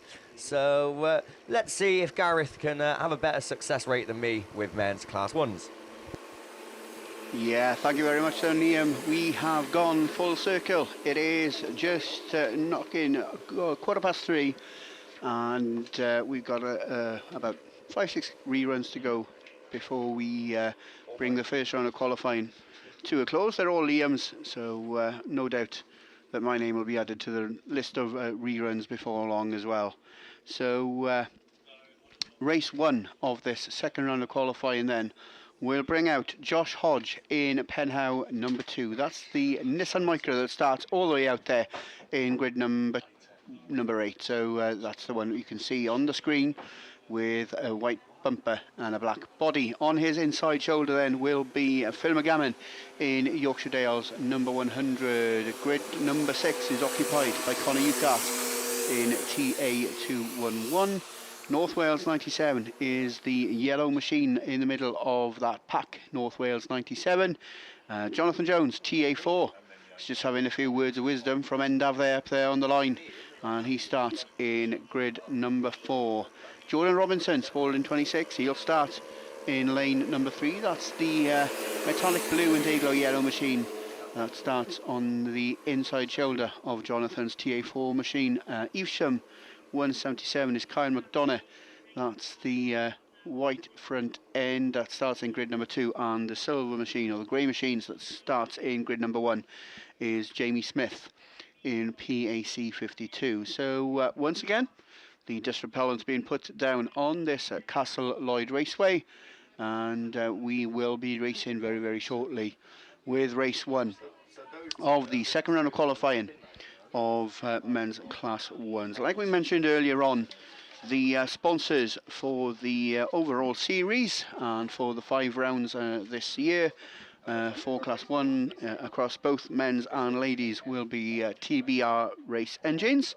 And thanks as always is extended to Tom Bell, the proprietor of TBR Racing. And race 1 is away from the line. Evesham 177, and from the inside of the grid he's got Jonathan Jones on his outside shoulder, who's going to outdo each other on the brakes as they go down into turn 1. Jonathan Jones taking a very, very wide line, and just a bit of paint swapping going on between Evesham 177 and Spalding 26, but as they pass us for the first time, it is TA4 then that climbs the bank. Jonathan Jones on the inside is the Spalding 26 machine of Jordan Robertson, Josh Hodge, Connor Ucart and Jamie Smith towards the tail end of the field, just doing a little bit of paint swapping. But it is Jonathan Jones that leads down past the beer tent. Not very often he drives past the beer tent in TA4. He normally stops and goes in for a pint, but it's TA4, Jonathan Jones, that leads past us. And for the second time of asking, he's under some heavy pressure though from the Spalding 26 machine of Jordan Robinson in that second position, and Jonathan leaves the door open. 26 through on the inside. Good battle on the track for 3rd, 4th and 5th. Oh, that could have ended up very, very messy there, but Connor Ucart finds himself finding some traction and gaining from 6th to 3rd, but Jonathan Jones on the cut back in TA number 4, and he reclaims that race leadership. So it is Jonathan Jones then in TA number 4. He's about 2-3 car lengths clear on the apex of that top bend ahead of the Spalding 26 machine of Jordan Robinson. You're 1 and 2 now, breaking away from the rest of the pack as Connor Ucart in TA211 rounds out your top 3 from the North Wales 97 machine of Dave Owen, but it's Jonathan Jones, 55 points in the bag from round 2 of qualifying. Spalding 26 and TA211 second and third from North Wales 97. I think it's the Evesham machine that picks up a green flag. That's Kyle McDonough, and it's Joshua Hodge, Dave Owen and Jamie Smith in PAC 52 that round out the race order then for the first race of the second round of qualifying. That felt like a shorter race that time than the first rounds of qualifying this morning. So we have unfortunately cut the laps down to 3 3/4 laps for each race. But race 2 is up there on the line. The pink and green, the purple and pink machine then that starts out in grid 8. No time to give you the runners and riders and tell you who they are because we're already up and we're racing. Ludlow 85 from the middle of the grid is Harry Parker. He's the one that leads down past the beer tent into turn 1. St. Neots 196 is Ollie Tilson, and he's there on the outside. North Shropshire 8 has come from somewhere, and he finds himself just having his nose in front as they pass us for the first time. It's 196 and number 8 then, your first 2 to show. Arrowsmith on the inside, Tilson on the outside. That's where the battle lies. Swansea 16 is Mark Robbins. He finds himself in that 3rd position, but as they pass the beer tent for the second time, it is Aaron Arrowsmith in North Shropshire number 8, but he's drifted a little bit wide, and Ollie Tilson in St. Neots 196 goes through on the inside. He's taken a wide line and races towards the Amco on this near side straight though from Swansea 16, PAC 35, Penhouse 73, Ludlow 85 and PAC 209 I think it is in that 7th position. No, it's not. It's Paul Boland in Mallow, 196, and unfortunately one of the runners and riders and making his way back towards the pits, but it's another lap complete, and this time round he'll see that yellow flag with a black cross. St. Neots 196 moves on to his final circuit. A little bit of paint swap in between the Penau 73 machine and PAC 35. That's James Slater in that little red Nissan Micra racing ahead of Ludlow 35 of Harry Parker towards the tail end of the field, but it is the St. Neots 196 machine of Ollie Tilson that's going to take 55 points from round 2 of qualifying. St. Neots 196 then takes the win. Aidan Arrowsmith takes second in North Shropshire. Number 16, oh, it's all carnage for 4th, 5th, 6th and 7th. Swansea 16, Mark Robbins takes 3rd. PAC 35 crosses the line in 4th from Penau 73. The Mallow machine of Paul Boland, MA 196, crosses the line in that 6th spot. And Ludlow 85, Harry Parker then finds himself demoted to the tail end of the field. But that's race 2 done and dusted. Race 3 is up there on the line. This one brings out Tyrone Cusack in Mallow 25, Tom Powell in Evesham 82, Toby Chamberlain in 22F. Lane 5 is occupied by Ollie Hall in Scunthorpe number 1, North Wales 397, Andrew Owen, who is going to start in grid 4 alongside Riley Diaper in Wessex 25. Scarborough 223 is Jamie Hussey, and Matt Owen in Cumdy 151 starts in grid number 1. So there are your 8 runners and riders for race 3, and on cue the bungee brakes and away we go. Cumdy 151 then had a quick start from the inside, but it's going to be the MAP League machine of Tom Powell, Evesham 82, that led into that first turn. Scunthorpe number 1 all over the tyres and cones there, and unfortunately tags the Cumdy 151 machine of Matt Owen. So contact means that they find themselves at the tail end of the field. We continue to race with the 5 at the head of affairs, but unfortunately the red flag is shown on Marshall Post number 4. That's the one that's been sponsored by the Fishguard Arms there, and the red flags bought out on race number 3. We'll await for any decisions to be made, and we'll relay them on to you as soon as we find out. But race 4 of this second round of qualifying is up there on the line. This one then will bring out Harry Witham in Spalding 14, Dean Smith in Ludlow 48, Wayne Price in star number 1, Tom Hawthorne in Radford 76 will start in lane number 5. Lane 4 is Cameron Phillips, and he'll start in the Cumdy 48 machine just on the outside of Dan Jones in IK 430. Lane 2 is occupied by North Wales 52, that's Ryan Powell, and that's the black machine there with Evesham 28, Chris Dyer starting in grid number 1. Black. And just getting confirmation then from the race 3. Matt Owen, Cumdy number 151, picks up a black flag. We assume that that's for contact on the bottom bend and for the cause of the stoppage. So unfortunately Matt Owen will play no further part in this second round of qualifying. So we've got marshals back on their posts. Riley Diapers Wessex 25 machine we would assume will get time to repair if required, and they're all going to be taken back to the pits, and Matt Owen unfortunately Cumdy 151 will play no further part in this afternoon's action. We'll see him tomorrow morning for the third and final round of qualifying, I'm sure. But we got race 4 up there on the line, but not for long, because the yellow flag already been raised on Marshall Post number 1. Oh, somebody crept there, I think it was the star number 1 machine, but the bungee breaks and away we go, and it's a very, very even match as they pass us for the first time. Then Evesham 28 on that inside line is Chris Dyer, and who's that on the outside? It's the Ludlow 48 machine of Dean Smith, and it's about 6 abreast as they pass us for the first time. But we got a new race leader, because it's being led by North Wales 52, Ryan Powell. That's the black machine at the head of affairs. The second spot then is occupied by Tom Hawthorne in Radford 76. I'm sure Tom picked up a 4th in this morning's first round of qualifying. Evesham 28, Chris Dyer fights back on the inside and tries to reclaim that second spot. Good battle on between the 2 MAP league cars for second and third.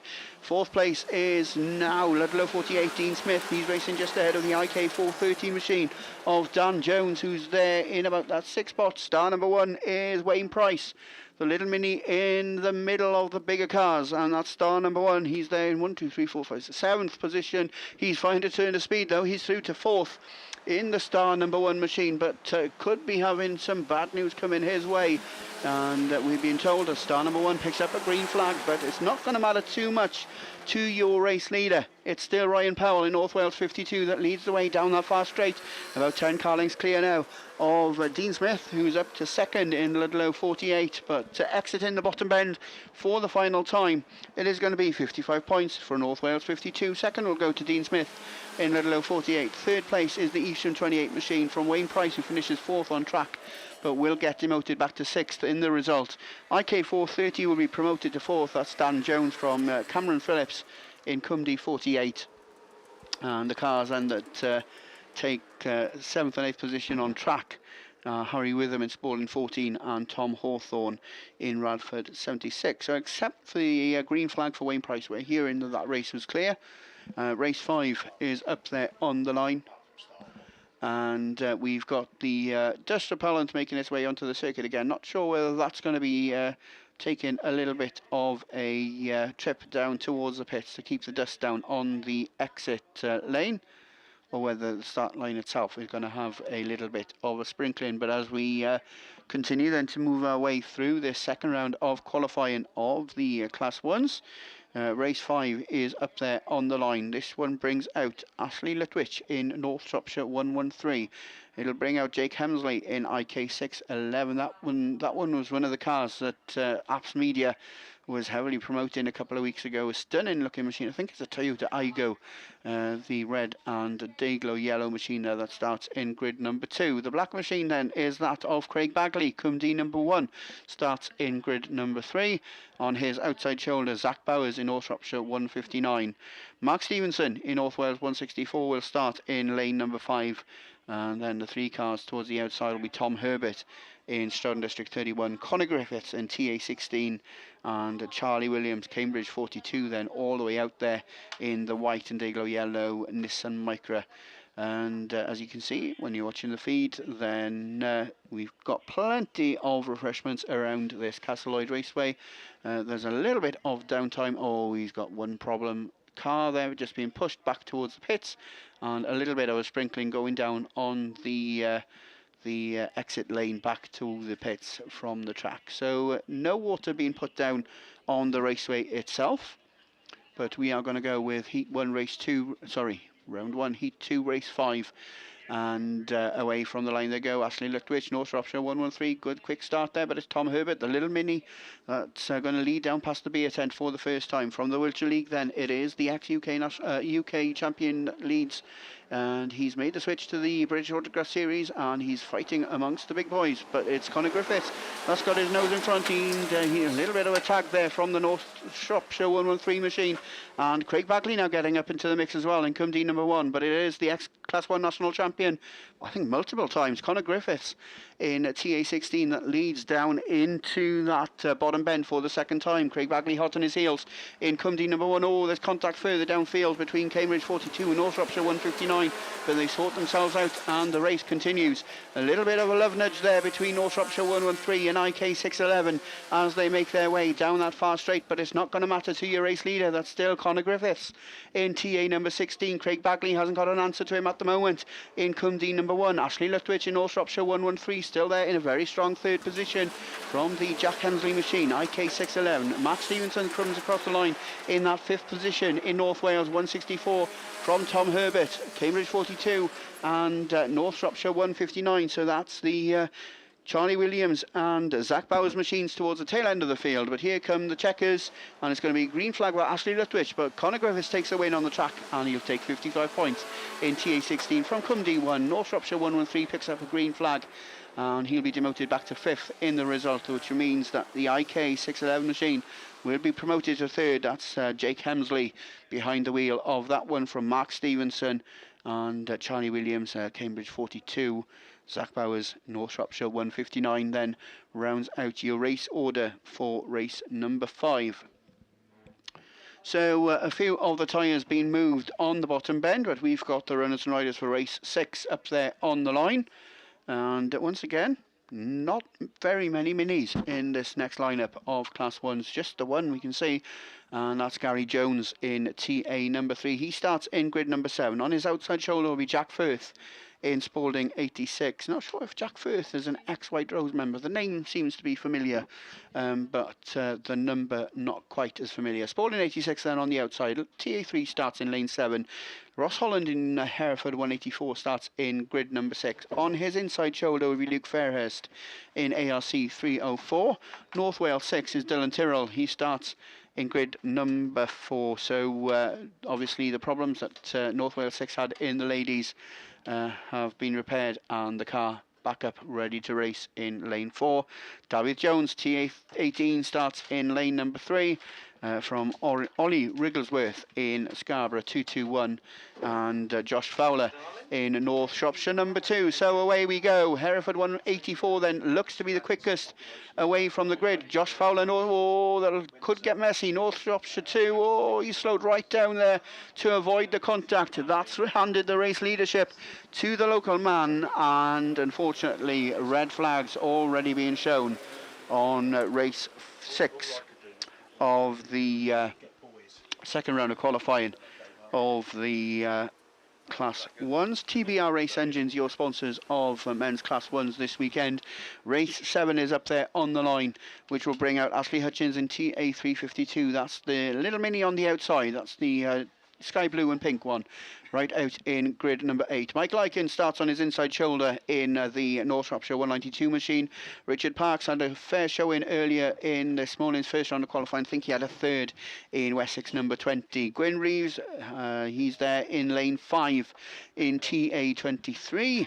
Sam Lanfear, Breeden Hill 43, starts right in the middle of the pack on the outside of Billy Roberts in PAC 12. That's the yellow Nissan Micra, and the cars in grid number 2 then. Ash Woodward in Athelston 82 and Rhys Edwards in North Wales 44. So there are your 8 runners and riders for this race 7. A few of the tyres and cones being adjusted again on the bottom bend, and the quads making their way back to the centre of the Castle Lloyd Raceway. So we got yellow flags being waved on the bottom part of the circuit. We've under starters orders because the yellow flag is shown on muscle post number 1. The bungee breaks and away we go. Who's going to be the quickest out of the gate from this vantage point? It looked like TA352, but on your screen it's Rhys Edwards in North Wales 44 that's going to lead down past the beer tent and into turn 1. 3, 4 abreast for the second position.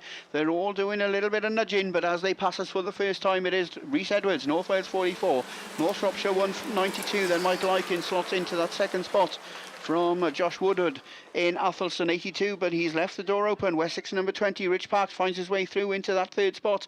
Ashley Hutchins looking to make the same move in TA352 and managing to make that 4th place stick, but back at the head of affairs is Rhys Edwards in North Wales 44 from North Shropshire 192. Wessex 20 in TA352 round out your 1, 2, 3 and 4 from the Woodward machine. Athelston 82, he's on the cut back. The race for 6th and 7th and 8th then hotting up between PAC 12 and TA 23, but it is Rhys Edwards, North Wales 44. That's going to be the first one to see that yellow flag with the black cross. Second place is the Michael Aiken machine, North Shropshire 192. He's been reeled in quickly by the Wessex machine, and problems on board the North Wales 44 machine. Almost comes to a stop there on the exit of that top bend, and the one that makes up the most ground of that is Ashley Hutchins in TA 352, but we've got a new race leader right on the last lap, and it is Rich Parks that takes the win. Wessex 20 then from TA 352. North Shropshire 192 finishes 3rd ahead of North Wales 44 from Athelston 82, PAC 12, TA 23, and Breeden Hill 43 then. Sam Lanfear rounds out your race order for race number 7 of this second round of qualifying of the TBR Race Engine sponsored Class 1s, and your Class 1 sponsor here this weekend, of course, Julian Mosley and Sons and Certus Energy Wales. So the Class 1 machines then make their way off the circuit. We've had a few messages come through the viewers that are watching on the live stream. So Sam King, I hope you're getting a little bit merry in your hot tub with a fair few glasses of wine. Hope you're doing well as well, and a big shout out to the rest of the family. We've also heard Karen Wynn up in the Maxport trailer. She's watching the live stream. Grand Victory, Andrea's listening in from wherever in Europe she is at the moment. Stefan Roberts, Adrian Saunders. We've also heard from Solly Langley, Norma Sheehy, Roger Jefferson, Mark Booth, Mark Hoppy is sunning himself out in Tenerife, and he's probably got a can in his hand as well, but he's wishing everybody well, and he's commenting on such a good job that the whole of the team is doing, and of course the streaming service as well. Race number 8 gets away from the line, and it is Ian Ullathorne then in Scunthorpe 25. Oh, that led down into turn 1. Just a little bit of a love nudge from Lee Deegan in Cambridge at number 48, and there you're 1 and 2. Hugh Davis looking to fare better this time in the TA9 machine. He finds himself in that 4th position, looking to go right round the outside the PAC 29 machine of Adam Smith. That's where the race is closest at the moment, because Ian Ullathorne in Scunthorpe 25 seems to be away and gone from Lee Deegan in Cambridge 48, and he's going to be under some pressure before long, I'm sure, from Hugh Davis in TA number 9, who's found a turn of speed, and he's now opening the gap between himself and the PAC machine of Adam Smith. PAC 209 is Tim Gardner. He finds himself back in that 6th position, and South Somerset 101, Katie Hobbs finds herself at the tail end of the field. But it's last lap flag time. Ian Ullathorne then moves on to his final circuit from Lee Deegan in Cambridge 48. Hugh Davis rounds out your top 3 in TA number 9 from PAC 12, PAC 209 and South Somerset 101, all on to their final circuit. But it's Ullathorne that makes his way into the all-important final bend. He dashes to the line and he picks up 55 points from round 2 of qualifying from Lee Deegan in Cambridge 48. Hugh Davis takes 3rd in TA 9 from Adam Smith in PAC 29, Tim Gardner in PAC 209 and Katie Hobbs in South Somerset 101 rounds out your race order for the penultimate scheduled race of the 2nd round of qualifying. Race 9 is up there on the line. We've got one rerun to come a little bit later on. That's going to be the rerun of race 3 that will obviously be going with the exclusion of Matt Owen in Cumdy 151. And in about 4 weeks' time, we'll be heading back towards the Cumdy field, the ovals at Lions Hall, and the Cumdy Car Club going to be proud hosts of the 2nd round of this year's British Autograss Series, sponsored by Kent Cams and Simpson Race Exhausts. I believe for round 3, I think we're heading to Stroud before we head then to the familiar Border Counties venue, and Severn Valley will be hosting the penultimate round of this year's championship. We go into North Shropshire for round 3, and then we'll be heading to Stroud for round 5, and I think they're the venues and the hosts for the remaining 4 rounds of this year's British Autograss Series. We are under starters orders. The yellow flag is shown on Marshall Post number 1, and once again the bungee brakes. Away we go then. Heat winner from this morning's first round of qualifying had a quick start, but Ben Gould in North Shropshire 443 is there on his inside shoulder. Who's going to outdo each other on the brakes as they go into turn 1?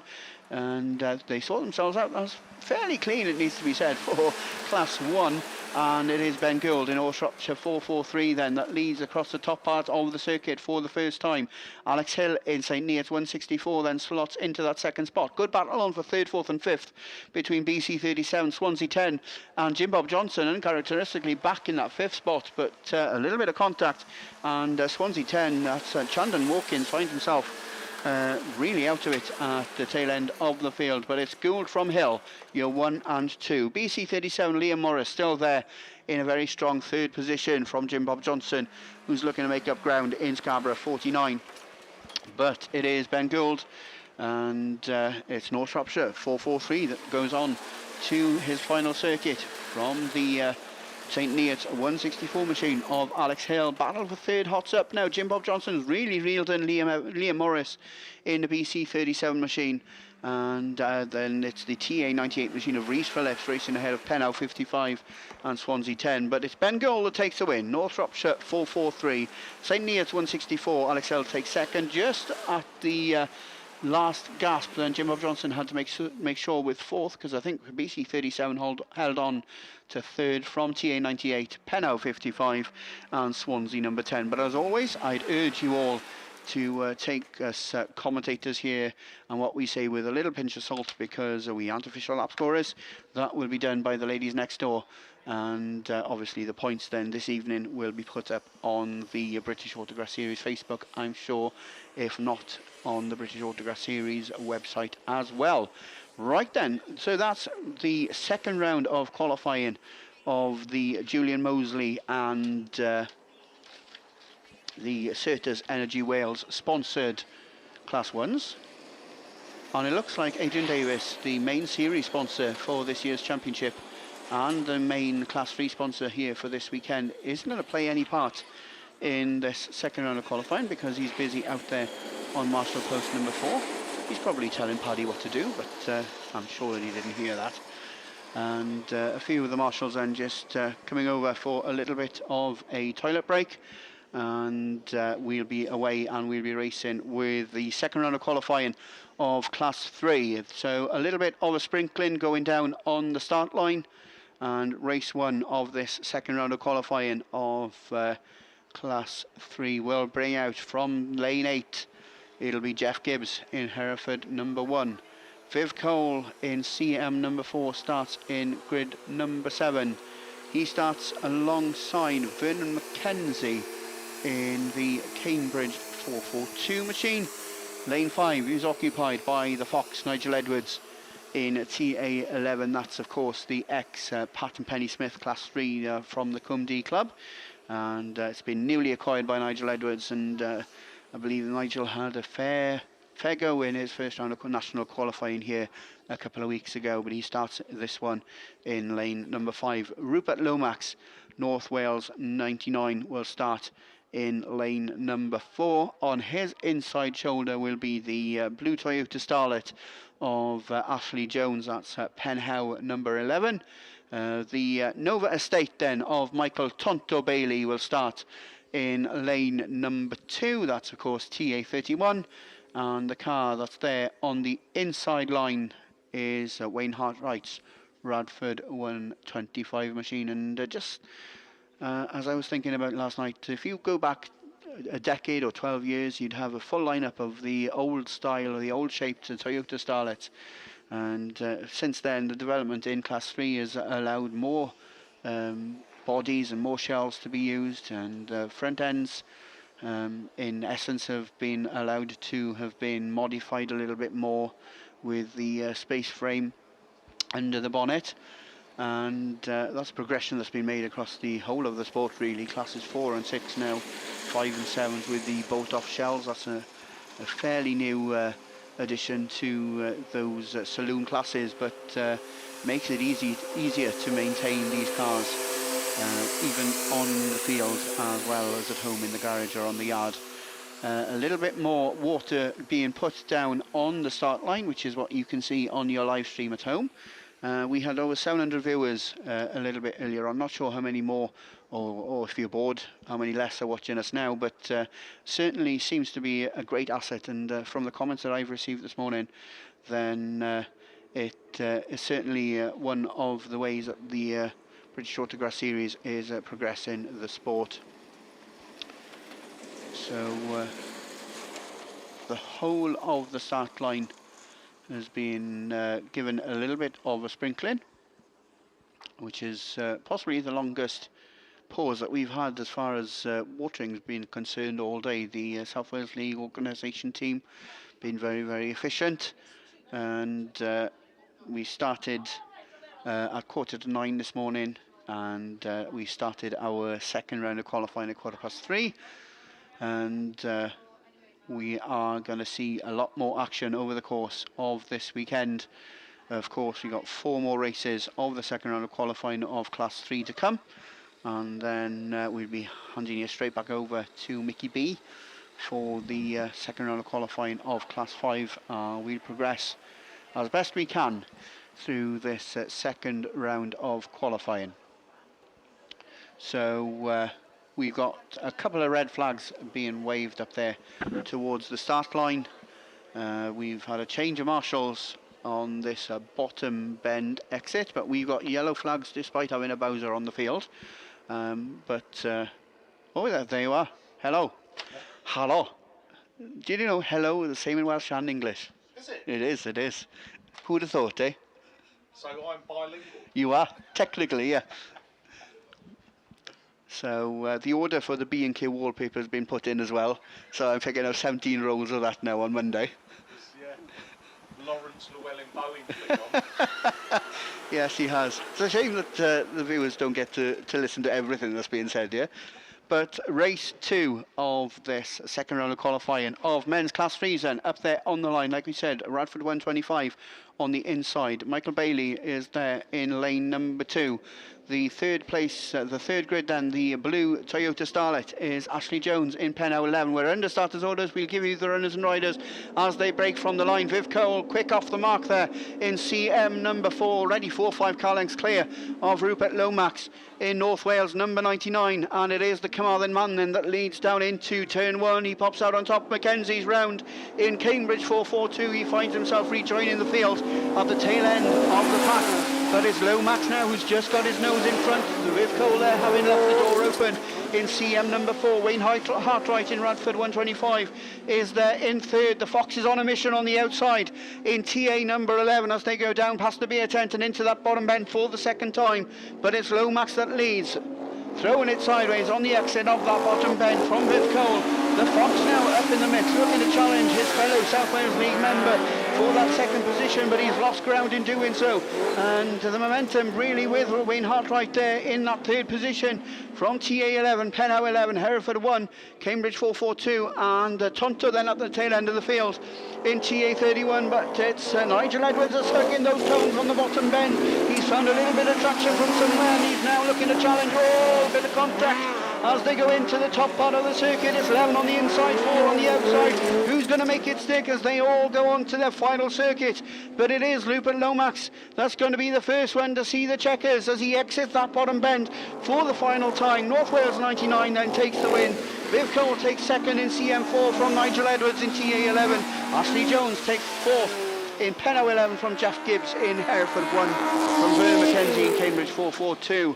And Michael Tonto Bailey then, TA 31, rounds it all out for race number 1. Ram Developments, your British Autograss Series sponsor, and he's also your sponsor here this weekend at the South Wales League of both men's and ladies classes. Right then, we look towards the line. We can see the runners and riders from race 2. We can see the stunning gold machine of IK13 Gary Wickham from the middle of the pack, but it's the Yorkshire Dales 98 machine of Ryan Power then that gets the quickest away from the line. He leads down into turn 1 for the first time. Leon Dorset's there in the black machine sliding wide, but he reclaims that second position in 293. Third place is Lidwell 9. That's Stuart Moore behind the wheel. That one, he's under some pressure on the inside from Gary Wickham in IK number 13. But it is Power then that's putting the power down on that far straight. It's Yorkshire Dales 98 that leads into the bottom part of the circuit for the second time from Leon Dorset in North Shropshire 293. Stuart Moore at low 9 still there under some pressure from IK number 13, but holding on at the end of lap number 2. Cash Yeardley, Steve 96 is there in 5th from Dave Faulkner in star 6, and Penhow 119 is John Price at the tail end of the field. But this time round they'll see that yellow flag with a black cross. Ryan Power will look to make it 2 heat wins out of 2. Yorkshire Dales 98 it is from Leon Dorset in North Shropshire 293. Stu Moore in Ludlow 9 still there in a very strong third position from Gary Wickham, but it's Power that's making his way down the far straight for the final time, passing the windmill corner. It is Yorkshire Dales 98 then that's going to take 55 points from race 2. Ryan Power takes the win from Leon Dorset in North Shropshire 293 from Ludlow 9 IK 13. 5th place is going to go to Cass Yeardley in Sturton 96 from Dave Faulkner in star 6, and John Price in Pennow 119 with a little bit of a rearranged front end there on the Micra that makes his way back to the pits after claiming that 7th position. So we got yellow flags on this side of the Castlereagh Raceway, yellow flags on the bottom bend. That means that very, very shortly we're going to be under starters orders for the third race of this second round of qualifying. Heat 2, race 3 then gets away from the line, and once again Ed Lloyd, Cumdy 85, looks to have put the power down the soonest, or he's got more under the bonnet, because it's Cumdy 85 that leads down into turn 1, sliding wide and onto the loose, but it is North Wales 72, Pete Robinson, that follows through into that second position. Scunthorpe 306 is Richard Northway, he's back on the inside line in that third position, but we've got a change of leadership, because Robinson it is now that picks up the running as they go down into turn 1 and 2. 72 it is on the inside, 85 on the outside, in the dust and eating the dirt in Cumdy 85. White Rose 71 is Steve Woodruff from Scunthorpe 306, then it's Alex Fuchsia in North Wales number 3. I hope that was pronounced correctly. Matt Booth from Dylan Hughes in TA 22, but it's last lap flag time already, and Pete Robinson looks to make it another heat win. North Shropshire 72 goes on to his final circuit from Ed Lloyd in Cumdy 85, from Steve Woodruff in White Rose 71. Oh, Ed Lloyd gets all sorts of out of shape, and that allows the White Rose machine through into that second spot, but away and gone in this one. It is the North Wales 72 machine of Pete Robinson that exits that bottom bend for the final time, throws it sideways, dashes to the line, 55 points already in the bag. Cumdy 85 takes second from, a little bit of a love nudge there from White Rose 71. Alex Fuchsia in North Wales number 3 then claims fourth from the Scunthorpe 306 machine of Rich Northway and Dylan Hughes in TA 20. It's Oshan Hughes in TA 22. So it's Oshan's first meeting in the Class 3 in TA 22. And he finds himself then at the tail end of the field. But I'm not sure if Oshan raced the qualifier or not. But certainly one of his first few meetings in the Class 3. So as we look towards the top bend then, the tyres and the cones are being adjusted, and we're going to work our way out towards the Armco then on that bottom bend. Just a little bit of a rut beginning to show there on the inside of the entry to the top part of the circuit. So just about where that marshal in the red overalls is stood, a little bit of a rut has begun to develop there, but I'm sure that the dust repellent coming on to the circuit is going to be put on that inside line to make sure that the cars are actually sliding across the rut rather than digging themselves and finding themselves into that rut. But we look to the line then as the track team continue to do their sterling work here of looking after the Castle Lloyd venue. And we can see up there Keith Kelly in Mallow 247. He starts all the way out there in grid number 7. And if you're watching the live stream now, you can see how absolutely beautiful it is here at Pendine for this weekend's first round of the British Autograss Series. And like I say, if we look towards the line, and we can see Keith Kelly in Mallow 247. We can see Mick Sumners in Radford 169. We can see Russ Tinker in York number 4. Tom Hall will be there starting in lane 4 in St Neots 12. We didn't mention Tom that much in this morning's first round of qualifying, so we'll make sure to big him up as much as we can as he progresses through his second round of qualifying. Phil Holloway in Evesham 34 starts in lane number 3. He was involved in a superb race this morning, as was Rich Lee in Scunthorpe 700 and Trevor Cusack in the Cork 25 machine. So your heat winners this morning were, if I can just find myself my own paperwork, heat winners were Pete Robinson, Ed Lloyd, Lee Almond, Keith Kelly and Ryan Power. And already we've seen Pete Robinson and Ryan Power add themselves to the names of maximum point scorers at the end of day 1 here at the South Wales League British Autograss Series round 1. And second places were picked up by Tony Goodser in Scunthorpe 307, Rich Lee in Scunthorpe 700, Cash Yeardley in Sturton 96, Phil Holloway in Evesham 34 and Martin Gould in North Shropshire 343. Unfortunately, Cash Yeardley didn't have as good a race that time in his second round of qualifying. I think he finished in about 4th or 5th spot, but still will be in the top half of the table and the points tally at the end of day 1 here at the opening round of the 2022 Ken Cams and Simpson's Race Exhaust, sponsored British Autograss Series. Like we've given you the mentions of the runners and riders that are sat up there in race number 4. And then we've got Martin Gould, Dean Guy, Gary Watson, Tony Goodser, Simon Farrar, Chris Allenson and Lee Almond coming out to play in race number 5. Oh, somebody, a little bit of a movement there, but we continue to go. And it is Keith Kelly then, Mallow 247 from the outside. That's going to lead it down for the first time into turn 1. Who's going to pop out of top of turn 2 with race control? It's going to be the same man. It's Keith Kelly in 247 that lead passes for the first time. Nick Summers in round 169, that slots into that second spot from the Tom Hall machine. St. Neots number 12, but he's left the door open, and the Cork 25 machine of Trevor Cusack claimed that third spot, but Tom Hall now looking to go right round the outside in the St. Neots 12 machine. Can he make it stick?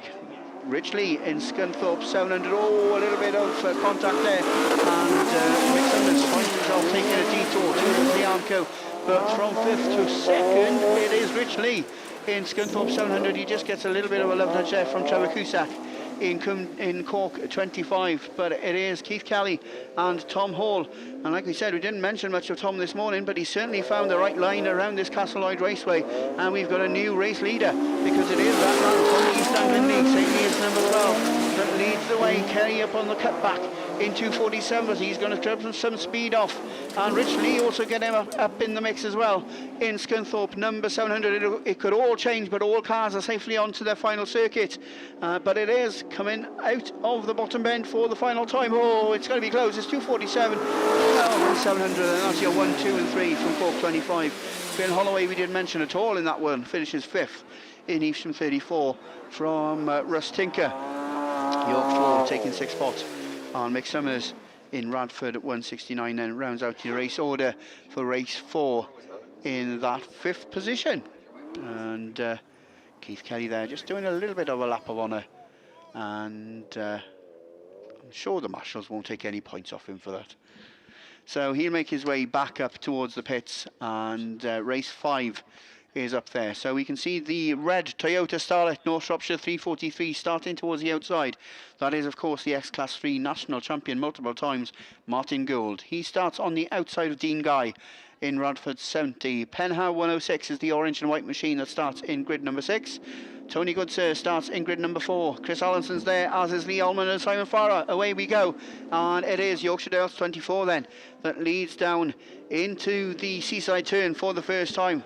That's the first time I've said that today, but it is a seaside turn, but he got it all wrong, and we have a new change of leader, because Martin Gould, the experienced man there, and the experience is shown. It's 343 that leads. Who's that on the outside? It's Chris Allenson in Yorkshire Dales 86, tries to claim that second spot for himself from Simon Farrar. Yorkshire Dales 24, he's there rounding out your top 3. Who's there in 4th? Is that the Goodser machine? Scunthorpe 307, indeed it is, and he's there claiming that 4th spot. Oh, there's contact between Gary Watson and Dean Guy in Radford 70, and that's going to probably result in a red flag, because Gary Watson can't move, and Penhow 106 faces the oncoming traffic, and unfortunately that brings out the red flags on that one. Penhow 106 then stranded with some severe damage to the front end on the driver's side, as we can see then on the screen at home. The wheel certainly out of position, and he'll probably need to rearrange the front end of that Penhow machine as well. So that brings to a close then the second round of qualifying of men's class 3. We've got the one rerun to come a little bit later on, and that's possibly going to be excluding Gary Watson in Penhow 106. That's just a totally unofficial verdict from this vantage point at the moment. As soon as we get confirmation, then obviously we'll pass that information on to you. But for now, we're going to go back to open wheel racing, and we're going to go back to, I think it's Jodie Glover's race in ladies class 8. So it's back over to Mr. Liam Williams. Yeah, cheers, Gareth. So race 4, we think this is, down there on the line. And of course, we have got 4 reruns to come your way of ladies class 8. And as I said, this one is race 4. I'm just trying to look in the holding lanes behind and see if I can see any others that are building up, but at the moment I can't. All I can see is Class 5 machinery. So race 4 then should bring out Terry Mumford in the Forest Dean 158, Jodie Glover in Scunthorpe 71, Charlene Hankey in ARC number 2, Taylor Jade Pascal in Hereford 350, and Vicky Appleton in Scarborough number 2. I think we've had a couple of exclusions in this one, so we should be running without Kelly Matthews and Abby Jade Bennett as well, unfortunately. So a bit of a depleted field. As I said, we've already lost quite a few names in the ladies class 8s today with black flags and numerous other things, because they haven't exactly been on their best behaviour. So hopefully we can get this one run through. I think this is the 3rd or 4th time maybe of attempting this one. So hopefully we get it done. Some water going down on the track whilst they make the most of this bit of downtime, whilst they clear the Pennine 106 car off the circuit. And obviously once that's out of the way, and once the water's done and settled, then we'll get ready to go racing with the Honeyborough Garage sponsored ladies class 8s. Of course, this is the first round of qualifying. We're taking it back a bit because there's always one commentator left with reruns from the first round of qualifying, and that's normally me, to be honest. So time repeating itself as usual. So as I said, 4 reruns to come your way, but a rerun of race 4 down there on the line, and hoping that we can make it a little bit further. It looks like the class 3 is now being taken off the track. The water bowser seems to be exiting, indeed it is.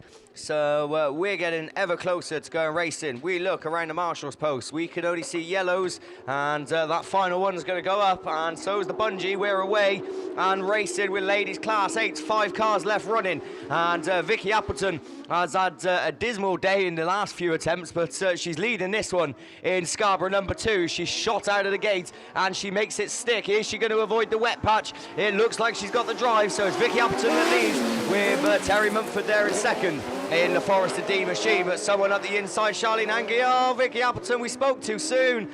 She's got it round. Terry Mumford's collected her, but they've both got it going, so that's good to see. As we look back to the front, Charlene Hankey then has been gifted the lead in ARC number 2 as she moves on to another lap, but under strong challenge from Taylor Jade Pascal, ever improving in the ladies class 8, and she's showing that now as she runs second and putting the pressure on your race leader. Jodie Glover running third in 71, Terry Mumford fourth, and Vicky Appleton fifth in Scarborough number 2. But at the front, your race leader Charlene Hankey untouched at the moment, but Taylor Jade Pascal won't give up. She will keep trying to put the pressure on and make a move up the inside or outside. 2 more laps to go. Has she got enough time to do it as they both go into that top turn? Jodie Glover in third, being reeled in maybe just a little bit by Terry Mumford in the Forester D machine, and Vicky Appleton trying to get it going in Scarborough number 2, but as I said, hasn't had the best of days so far. It seems like she's been involved in an incident in every attempt, and she finds herself at the back. But this last lap flag, Charlene Hankey now does look to be pulling away from Taylor Jade Pascal, but as I said, Jodie Glover running third. She is being reeled in, and Terry Mumford is probably going to try and make a move either on this final corner to try and get that third place position after earlier contact, so keep your eyes on that. But at the front, it's checkered flag. Charlene Hankey it is that takes the win. ARC2, Taylor J. Pascal takes second. Who's getting third? Is Glover going to hold on? Just about. Scunthorpe 71 it is from Terry Mumford, and Vicky Appleton's bad luck continues. She hits a wet patch, does a full 360 spin, but does come across the line to take 5th place points. So that's that 21 points to kickstart her BAS campaign. So I'm going to sit and wait patiently for the rest of my reruns, because I think I could see them building up at the back. But for the time being, we've got 5s for their second round of qualifying. So to take you through it, it's back over to Mickey V. Yeah, thanks, Marriott, Liam. We are off and running already, and it's a great start. James Mason got a good cracking start. Evesham 9, Charlie Holloway also up there in the mix as they bring it round. Matt Thompson, South Somerset 36 out of turn 2. Oh, Holloway's square-wheeled it and had a little bit of love tap for good measure, and it is the PhD 20. After all of that melee that says Mark Ucker, all right then, I'll take up the running, and he does. Down that opening straight he goes, down into turn 1, followed by Matt Thompson. South Somerset 36 machine coming down. James Mason, Breeden Hill 11, looks for the cutback. James Mason, can he hold on to that third place as we get Colin Hadley now making a move up into that Severn Valley 247, up into that third place as he climbs the hill and exits that start gate turn. Holloway back on the pace now, coming round the outside of Chris Winnell, and Winnell drops back a place, and Holloway's going for it now on the outside of Mason. Can he get round? He's got into the loose stuff. He's flicking up the dust as we come round. One more lap to go on this one, and oh, there's a little bit of paint swapping going on, and it's Holloway involved in it again with that Mason machine as they bring it up the hill there on the backside of Winnell, and coming round, and we've gone red. We were on the last lap, so will we take a result on that? As they're coming across, it'll be PhD 20, Mark Ucker from that Matt Thompson machine, Colin Hadley in the Severn Valley 247. Then we had Chris Winnell and James Mason, Charlie Holloway, Evesham 9, and there we go. Mr. Donovan's just getting a mention there. Sorry, Mr. Donovan, old Stevie boy in the green machine, didn't mention you. And Breeden Hill 99, Pete Cheshire, who hasn't been grinning at all to date because he's had 2 low finishes. We're listening on the radio. I'm not sure if there's anything coming through. As soon as we know, we'll let you know. But they had gone through the last lap flag, so they might take the result on that. Going into race 2 then, it's lorryinsurance.com series sponsored Class 5. And just before that, you've got some Class 5 reruns. So it's back over to Liam. Class 8 reruns, you just did the 5s. There we go then, Class 8 reruns, we're back and racing, and this is a rerun of race 5, and it looks like it's a full re-race, so everyone is back in it, so this is going to be interesting. Anyway, it is the person who got excluded originally that leads, Sue Nichols in Yorkshire Dales, number 7, takes up the running. Josie Tompkinson running in second, is she just about, she goes right round the outside of Lindsay Weir in Breeden Hill, number 1, so they top 3. Cassie Gunn runs in 4th, Claudine Barnett 5th, Ellie Hines and Shelby Ullman are the ones that rounded off, but at the front Josie Tompkinson's making her move up the inside in Scunny 52, and Sue Nichols had to back off there in Yorkshire Dales number 7, and that allowed Josie just to extend her lead a little bit as Lindsay Weir still runs in a strong 3rd place in Breeden Hill number 1, and certainly not out of it yet. Claudine Barnett still 4th, Cassie Gunn 5th, Ellie Hines 6th, and Shelby Ullman in North Wales 271 is the one at the back. Ellie Hines is going to get it round towards the tail end in Breeden Hill 14. Please get it moving, Ellie, because we want to get this race complete. She's done it, so well done to her as she pulls into the middle, but pulling away at the front is Josie Tompkinson in Scunny 52 as she comes round for another time, and this time she's going to see that last lap flag. Sue Nichols, no answer to her in second. Lindsay Weir rounds off the leading trio in Breeden Hill number 1 as she looks pretty comfortable there. Claudine Barnett behind her, Cassie Gunn in Pennine number 9, and Shelby Ullman in 271. Ellie Hines has got the car running again in Breeden Hill 14. But I think that's the order that they're going to finish in. Certainly no one touching your race leader. Josie Tompkinson fist pumps across the line as she takes 55 points. Sue Nichols 2nd, Lindsay Weir 3rd, Claudine Barnett takes 4th. Cassie Gunn comes across in 5th with Shelby Ullman in North Wales 271. And after her earlier spin, it's Ellie Hines in Breeden Hill 14. So that's another one done, and I'm not going to say a word. So race 5 complete. We're moving back, or on, whatever way you want to say, to another rerun, and this is the one that is down there on the line, race 2, I believe. It's a rerun of race 2 is down there. Alice Bevans, Hope Godfrey, Sophie Morgan, Lindsay Mullen, Ruby Emerson, Sue Herdman, and Nicole O'Brien. That's some lineup. That could be tomorrow afternoon's final. As they're away and gone, Alice Bevans gets the best of the breaks in PAC number 2, but Lindsay Mullen right round the outside. Lindsay, of course, very experienced in Class 8 racing and gets her on the cutback, but Alice has got her nose in front. It's number 2 from 37, but Lindsay fights back up the inside. What a race we already have on our hands here. Sue Erdman then slips through to third in Typhy 57. That seems strange seeing Sue race under a Typhy number, but she's running there third, as I know she's Welsh, but so used to seeing the York, but of course making the change to Typhy, Jake Erdman this year, and Sue running a very respectable third. Sophie Morgan runs fourth, but she is holding off some challenge from the rest of the pack. Ruby Emerson just moves up in 199 as they go down the far side for another time. Lindsay Mullen is holding off. Alice Bevans, she won't want to settle for second as she wants that win with 2 more laps to go. Third place is Sue Erdman, just about from Sophie Morgan in Radford 71. Ruby Emerson there, contact towards the back, but nothing too major. The race on for third. Sophie Morgan's round the outside of Sue Erdman in the Radford machine, and she occupies third with Sue relegated to fourth. It's last lap flag. Lindsay Mullen just motoring on in Yorkshire Dales 37. Alice Bevan still second. Sophie Morgan, Sue Erdman, Ruby Emerson, then Nicole O'Brien in Mallow 48.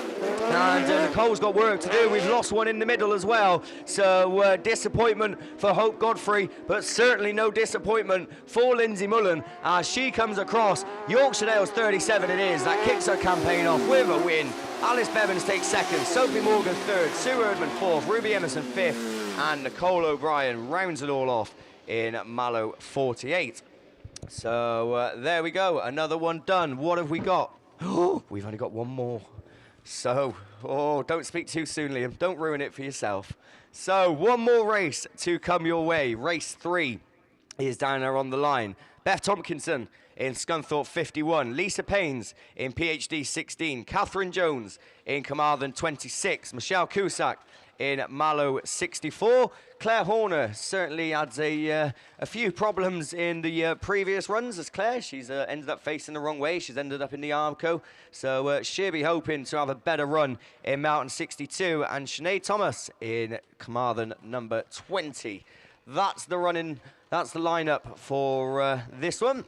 Race 3. And hopefully, fingers crossed, we can get it done and obviously complete the first round of qualifying for everything. This is, of course, the only remaining race outstanding from the first round. Then, once this is done, I think we're then on to full back to normal schedule. I think then we should be on to the 5s, 7s, and 9s, etc. So, one more to go, and then, like I said, back into the normal schedule. Class 5s obviously lined up. Mickey's got, how many has he got? 5 races of Class 5s to come your way. So Class 5s certainly seem to be one of the more popular classes over the last few years. They're a bit hit and miss. I know we've had semi-finals last year in Class 5s, which was a bit of a surprise when it happened. Then I think a few BAS rounds later, we ended up with about 30 of them. So Class 5 is one of their classes, so competitive as well. And a lot of big names in there, a lot of good drivers, and a very hard class to call in terms of winners, but most of them are, if we're being completely honest. It's obviously the same few names do pop up in the big meetings, but there's always one that can surprise you. There's certainly been a few today throughout the heats in every class where there might have been a name that you wouldn't necessarily expect to be at the front, but has shown them the way round. And of course this track is so quick, so fast, and it pretty much allows you to just put your foot down and go flat out off that straight into that first corner. It really is something spectacular, and we are obviously very happy that we're here for the first round of the British Autograss Series. And obviously, speaking of British Autograss Series, for those of you that did compete in the BAS last year and obviously done well for yourselves, of course, due to a certain thing which we're not going to mention, we did obviously have to miss out on the BAS presentation dinner at the end of the year. Of course, a staple in the Autograss fixture over the last few years. Absolutely brilliant thing to do, and obviously show our appreciation normally for the last time of the year to all the drivers that are trophy winners. As I said, obviously last year didn't happen, but thankfully we are going to have a presentation a little bit later on in that big white tent that you can all see, not quite dead opposite commentary, but over on the far side where most of you are. I'm sure a lot of you that aren't driving have already been there today, so you'll know exactly what I'm talking about. And I think, is it 8 o'clock? Did we say that it's starting, I think? So I think it's around 8 o'clock this evening where they are going to do the presentation for last year's BAST Trophy winners. So it'd be good to obviously get yourself down there after the racing and show your appreciation to a lot of the drivers that drove so well last year, and be interested to see if any familiar faces pop up again this year. Certainly in ladies class 8s, there might not be many of them left by the end of the weekend, let alone the end of the year. So we're going to hope anyway. This is the final race, race 3. Are we going to get past the first corner? That'll be the first positive if we can. Claire Horner, though, it is that leads the way. As I said, she's had dismal runs, and now she's coming out and showing them the way around. 62 it is then. Beth Tompkinson runs second in Scunny 51, and those two pretty much clear now from the rest of the pack already, as it's the Irish car there in third, Michelle Cusack in Mallow 64 from commander number 20, and then the PhD 16 of Lisa Paynes at the tail end of the field, and these lot have really spread themselves out. So I think bar any major mistakes, then this is probably going to be the way it finishes. If there is a change, it's going to be for third, as Michelle Cusack being reeled in now by the Carmarthen 20 of Sinead Thomas. And can she get close enough to mount a challenge? A couple more laps to go. Claire Horner it is, though, probably the most experienced Class 8 racer in the whole pack. In the 35 we had signed on, she's virtually won everything, and she's showing us exactly why as she goes down the far side. Good quarter of a lap lead now between herself and Beth Tompkinson, but likewise with Beth and Michelle Cusack, there's a big gap between second and third as well. Last lap flag anyway, Claire Horner it is. That moves on to her final circuit. Beth Tompkinson second still in Scunny 51. Then the race still could be on for third, as Michelle Cusack is just trying her best to hold off the challenge from Sinead Thomas in Carmarthen number 20, and she's not going to give up, but it does look like she's going to have to settle for fourth this time. As the checkered flag goes out, it's Claire Horner in Melton 62 that kicks her bass off, as she so often does, with a win. Beth Tompkinson takes second in Scunthorpe 51. Oh, I said the battle would be on for third. Michelle Cusack's overdone it, so she's out of it. Sinead Thomas comes across in third. Lisa Paynes takes fourth. And is Michelle Cusack going to get the car going to come across the line? It doesn't look like it. So, wow.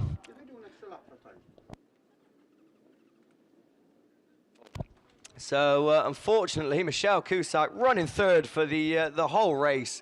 And, oh, there you go. She's got it going. So, I'd imagine she's going to get fifth place points for that. There we go. Thumbs up from the marshal. The checkered flag goes out. So, 21 points are certainly better than nothing, even if you was third for the majority of the race. But obviously 3 heats to go. She can improve.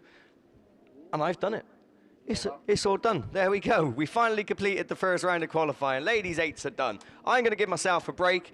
Mickey, over to you, Class 5.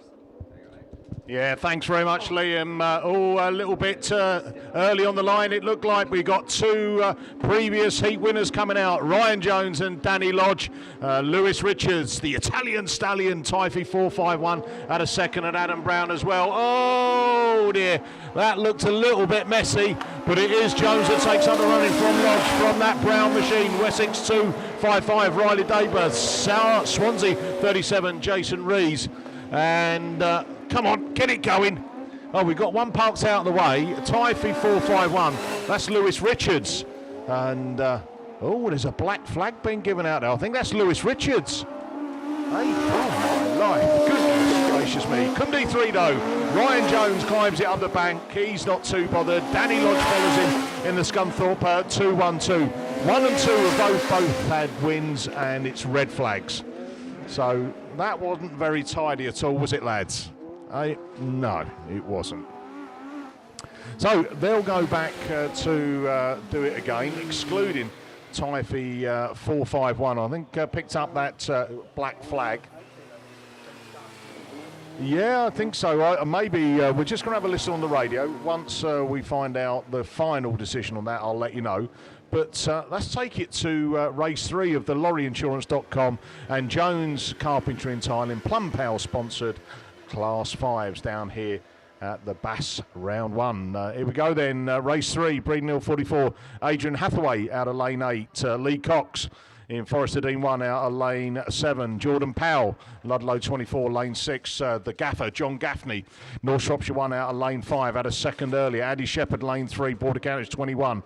Ludlow 8, Jabez Smith, who had the win, and Colin Chilvers, the man with the tash who shaved it off to make himself look younger, is the man who takes them into turn 1. Guess who's with him? Yeah, Jabez Smith. Ludlow 8, the 2 previous heat winners, are at it again. 1 and 2 they go. 3 is John Gaffney.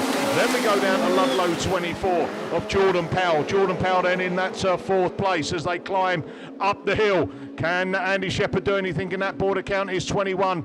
And final place is Adrian Hathaway in the Breeden Hill 44. Work to do at the back, but round we go. Down turn 2, up past commentary. Still Colin Chilvers from Jabez Smith, from John Cadney, from the Ludlow 24 machine. Still 4th place, Jordan Powell, climbing up the hill again as the Breeden Hill 44. Adrian Hathaway is just starting to drift away a little bit at the back. Andy Shepherd there, Border Counties 21. A little bit more work for him to do to get him in some bigger points. But it's last lap flag. 1 lap to go on this one. We go up turn 3. Out of Stargate turn, Colin Chilvers, Yorkshire Dales 46. From Jabez Smith, Ludlow 8. The 2 have broken away as they bring it down into turn 1. They're slowing it down as Jabez Smith nearly contact with Colin Chilvers machine. I lost my words. Colin Chilvers takes it. Jabez Smith 2nd. John Gaffney 3rd. Border Counties 21. Andy Shepherd's got in front of Ludlow 24. Jordan Powell as they take it up there. It's funny, isn't it, how you can get your words all mixed up. Adrian Hathaway across the line in that final position. So well done, Colin Chilvers. 2 wins out of 2. Hey, that's good. Jabez Smith had a win and a second. That's not a bad day's work. Race 4 then. Ian Jones, Cumdee 31, Tom Ellis, Chris Dudgay, Lawrence Baber, John Wilde, Barry Miles, Dan Godfrey.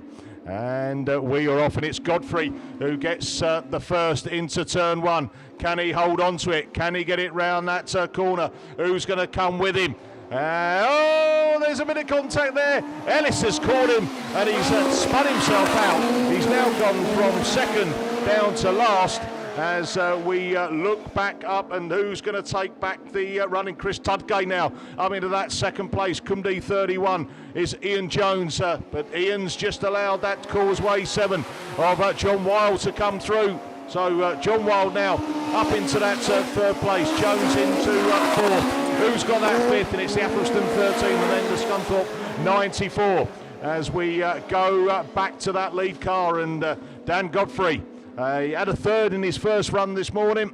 He's going to hopefully cap it with a win, because he's going to pick up the last lap flag. 1 lap to go then. Dan Godfrey, Cambridge 10 from the Wessex 15, Chris Budgate. Then it's John Wilde in a Causeway 7. He's got close and easy, climbed up the hill then.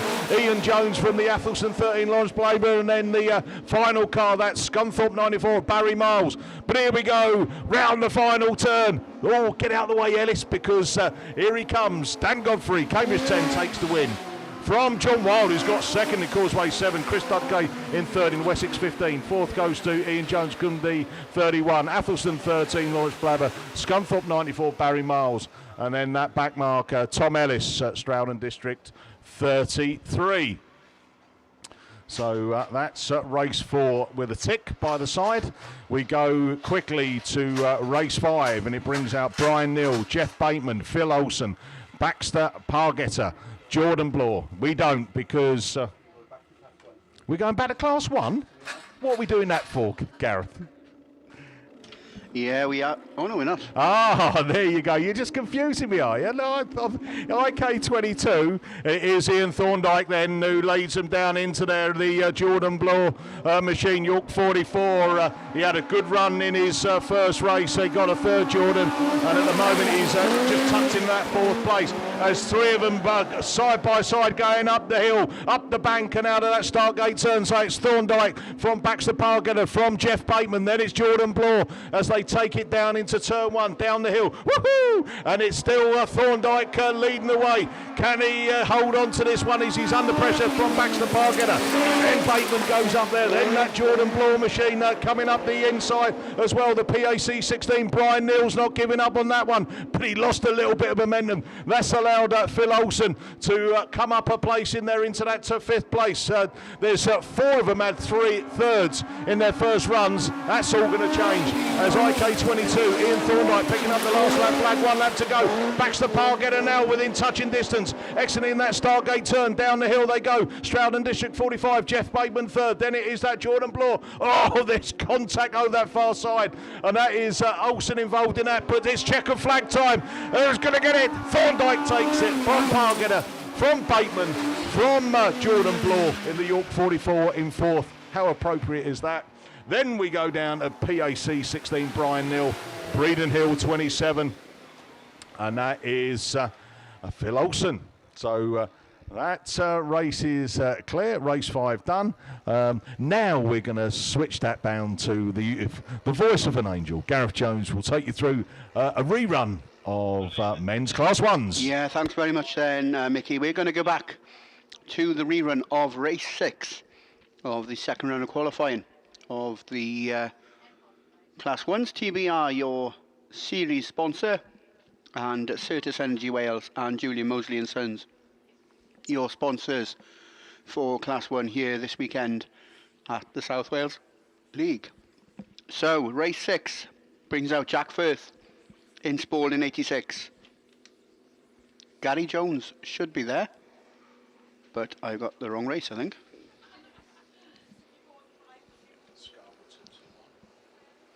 No, I was right. It was that race. Ollie Wrigglesworth, Scarborough 221, starts in lane 2. Josh Fowler starts on his inside shoulder in North Shropshire number 2. David Jones should be there in TA 18 in lane 3. Dylan Tyrrell, North Wales 6, starts in lane 4. Luke Fairhurst in ARC 304 starts in lane 5. Ross Holland in Hereford 184, he's been excluded. But Gary Jones in TA3 should be starting in lane 7, but from here it looks like there isn't anybody that's going to occupy lane 7, and Jack Firth in Spalding 86 is going to start right out there in grid number 8.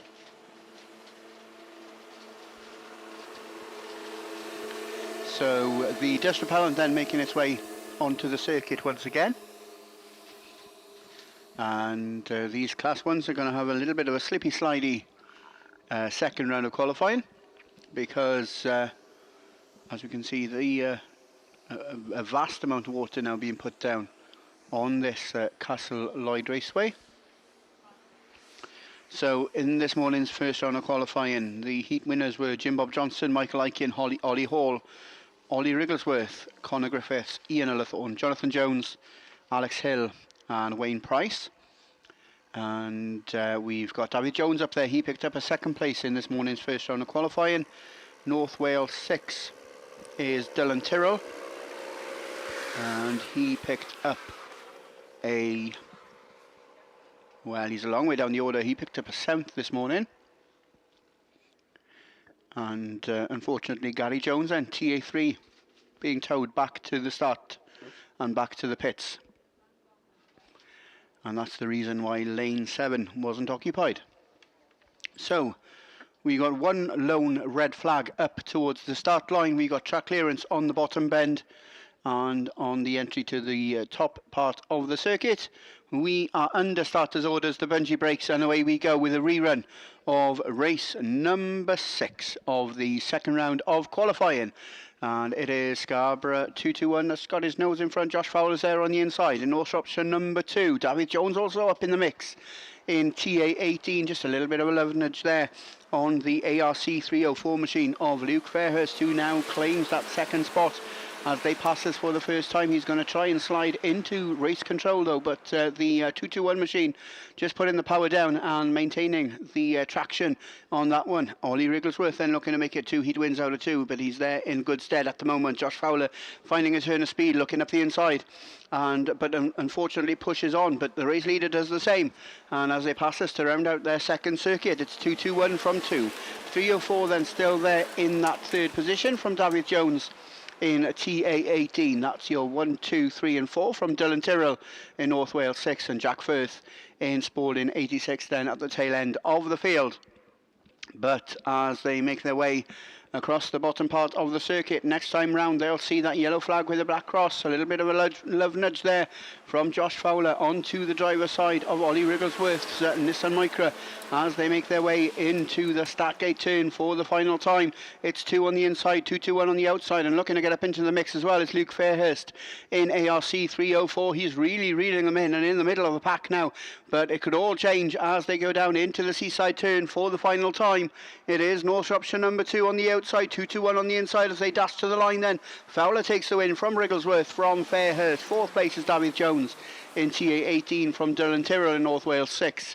Jack Firth in Yorkshire and Spalding 86 then rounds out your race order for that rerun of men's class 1 race 6, and the rerun of men's class 1 race 3 is up there on the line. This one brings out Riley Diaper in Wessex 25, Jamie Hussey in Scarborough 223, Andy Owen in North Wales 397, Ollie Hall in Scunthorpe number 1, Tom Powell in Evesham 82, Toby Chamberlain in 22F, and Tyrone Cusack in Mallow 25, and already a pretty well spread out field as they go down into that Seaside turn for the first time. Riley Diaper on the inside in Wessex 25. He did have his nose in front, but as they pass us for the first time, it's the Mallow machine. It is the Mallow 25 machine of Tyrone Cusack who had his nose in front, but North Wales 397 and Andy Owen looks to go right round the outside. Tom Power looking back on the inside of that little mini in Evesham 82, and 4th place is currently occupied by the Scarborough 223 machine.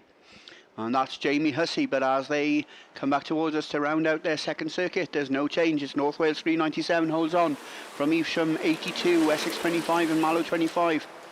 Scarborough 23, Scunthorpe 1, and Evesham 28 then at the tail end of the field. No, it's not Evesham 28 at the tail end of the field, it's 22F at the tail end of the field.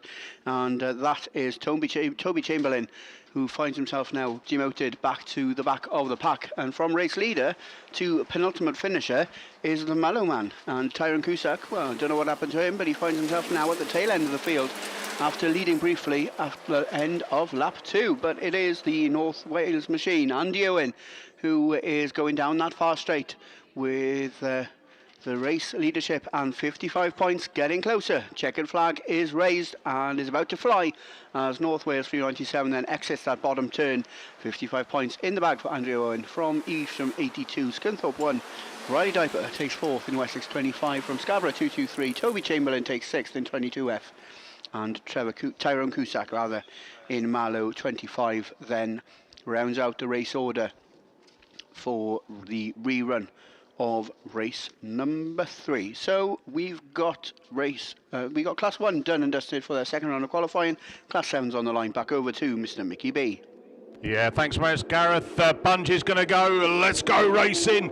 Who's coming out? Andy Jefferson's coming out of grid 2. Goldie's up there as well. But it's the Cumdy 2. Craig Bagley needs the points on this one. Popping a wheelie, though, as they come round that turn 2. Who's going to shape out of it this time? Johnson's been swallowed up by Bagley, but Johnson into that second place as they climb up the hill. The causeway once Carlo 160. Liam Roach then into second place. Oh, it's Johnson on the grass, but he's back into 5th place. Jeffson moves it up into 3rd round that turn 2. They go again. Still that Cumdy 2. Craig Bagley then from Liam Roach, from Jefferson, from Goldie, and Johnson throws it for the cut back up there. Goldie on the outside climbs up the hill. He's holding on that 4th place. Then we go down to Barrett, and then that Scunthorpe 12. Jake Lee had a win in his first one. He's at the back of the pack as they bring it round. It's last lap flag, 1 lap to go on this one. Craig Bagley then from Liam Roach, from Andy Jefferson, from Sam Gould, from Paul Johnson, Michael Barrett, and then the Jake Lee machine as they all climb up the bank, seeing the last lap flag down the opening straight into turn 1 for the final time, round turn 2. It's Cumdy 2, Craig Bagley. Is he going to take the win? Yes, he is. Bagley takes it from Liam Roach, from Andy Jefferson 3rd, 4th Sam Gould. Then it's Barrett from Johnson and Jake Lee. Well, that mixed it up a little bit, didn't it? Yeah, it did, Michael, yes. Craig Bagley came into it needing some big points, and he took the win. Well done. So let's go into race 2. We've got 3 guys who had a win. Alan Jenkins in Typhy 32, Jake Roberts, PhD 72, and Andy Holtby in Scunthorpe 61. Here we go then. Who's got the best of the start? Oh, it's another slingshot for Andy Holtby, but hold on a minute. Cameron Mills has gone with him as well. Where's Holtby gone? Oh, he's dropped down to about 6th, 7th. He's at the back. Is he, or can he cut back up? Cameron Mills takes it from that Jake Roberts machine. Then Tom Page is there as well as the Typhy 32. Alan Jenkins are climbing up the hill as they go down, and Jodie Faulkner's the one at the back, followed by Ali Ashmore as we go round the dust plume coming across the track, coming out of turn 2. But wow, hold on a minute. Oh, Holtby near enough touching the arm coat, but holds on to it with Jenkins. Bit of contact there, but still couldn't deny. We got red flags coming out. Ah, dear. That was all action, all over the place, and red flags. So, that's a shame, isn't it? Cameron Mills had a 3rd in his first heat this morning, was winning that one. He's going, oh, you're joking. Have I got to do it all over again? Well, we'll tell you about that in a minute. Jake Roberts comes across, Holtby there as well. Alan Jenkins, Ali Ashmore, Scunthorpe 383. That's Dan Johnson. All involved in a cracking race there, but I think it's going to go back to the rerun lane. Here we go then. Let's go into race 3. That brings out Andy Graney in Pennine 8. He had a 2nd. Ludlow 23, Alfie Smith had a 2nd. PAC 47, J. Rand Lewis had a 3rd. So the rest of these guys need the points as well. Ian Stevenson picked up a black flag in his first one in White Rose 20. He comes out of lane 4. Typhy 112, Steve Wilson coming out of lane 6. North Wales 35, Hugh Jones, lane 7. Mark Jenkins, Breeden Hill 106, lane 1. And Aaron Long in West Waterford 192 out of lane 3. So just looking down where we are, and it is Pagey that is a bit crumpled up down there, and they've got the fence crew down there as well, so it looks like maybe that there may be a little bit of downtime with the fence. And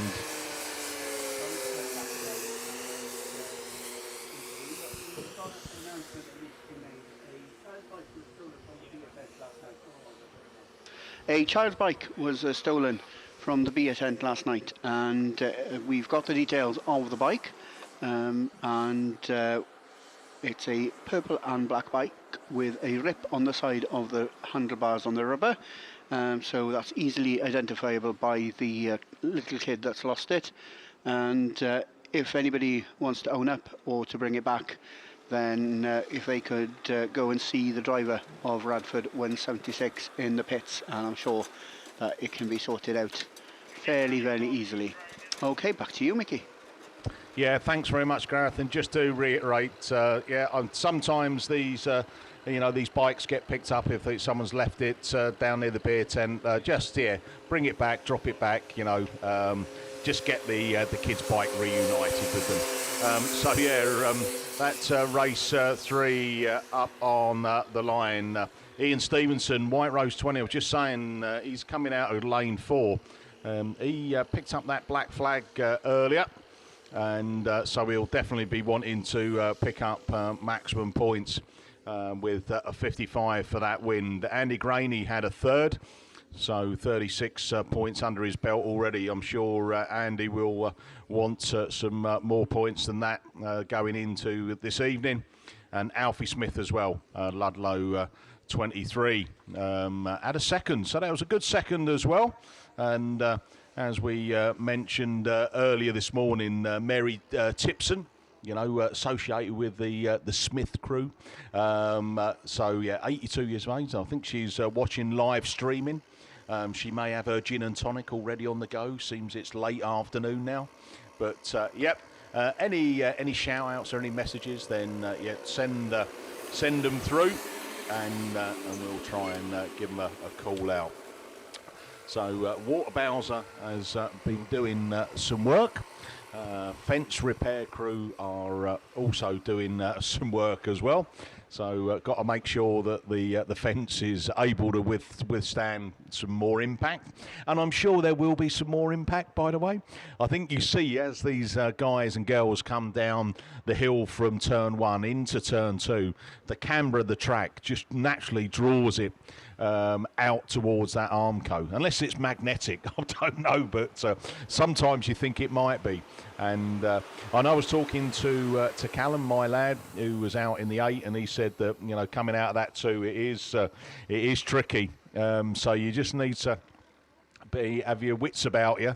But the rest of it, he said, you know, coming down this back straight, climbing the hill, out a start gate turn, and then down into 1, you know, it's pretty much full on, you know, not necessarily shut your eyes. Well, you know what the funny thing is?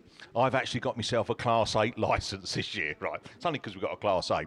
The trouble is, I can't get in the seat. So I'm obviously not going to race it, am I? Here we go then. It's race 3, bungee lifts. Let's go racing. Stevenson's got a slingshot out of it as well. Takes them down into there. The next machine to kind of show, it's Alfie Smith. Ludlow 23, so 1-2, Graney. I thought was going to pop into that 3rd place. I think he's just had a little bit of contact there. North Wales 45, 35, Hugh Jones. Climbs up the hill as well. Graney then into that 4th place as they come up the hill and round they go. J. Ran Lewis, PAC 47, is up into 5th place. And the rest need to do some work as they come round this time. Another lap under their belt. Stevenson then from Alfie Smith. From that Hugh Jones machine, Andy Graney. PAC 47, the 3-0 106. Mark Jenkins a little further place back as well. And they will have the West Watford 192. And the Typhy 112, Steve Wilson. But here we go then, last lap flag, they're getting over quick now, aren't they? Stevenson then from Alfie Smith, from Hugh Jones, but let's keep our eyes on these top 2 cars as they bring it down that opening straight for the final time. Oh, Typhy 112's got it all wrong coming out of turn 2, out of harm's way they, as we come round the final turn for the 2 lead cars.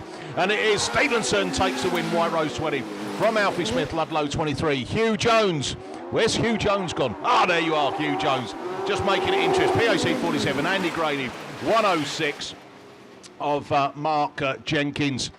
They come across. West Waterford 119, Aaron Long. And then that Typhy 112, Steve Wilson. Finishing off that race 3 of the Max Sport Series sponsored Class 7s. And our weekend sponsors for the 7s, it is Spa Motors, Mid Wales Limited. So, again, thank you to our sponsors. Race 4 then, up on the line.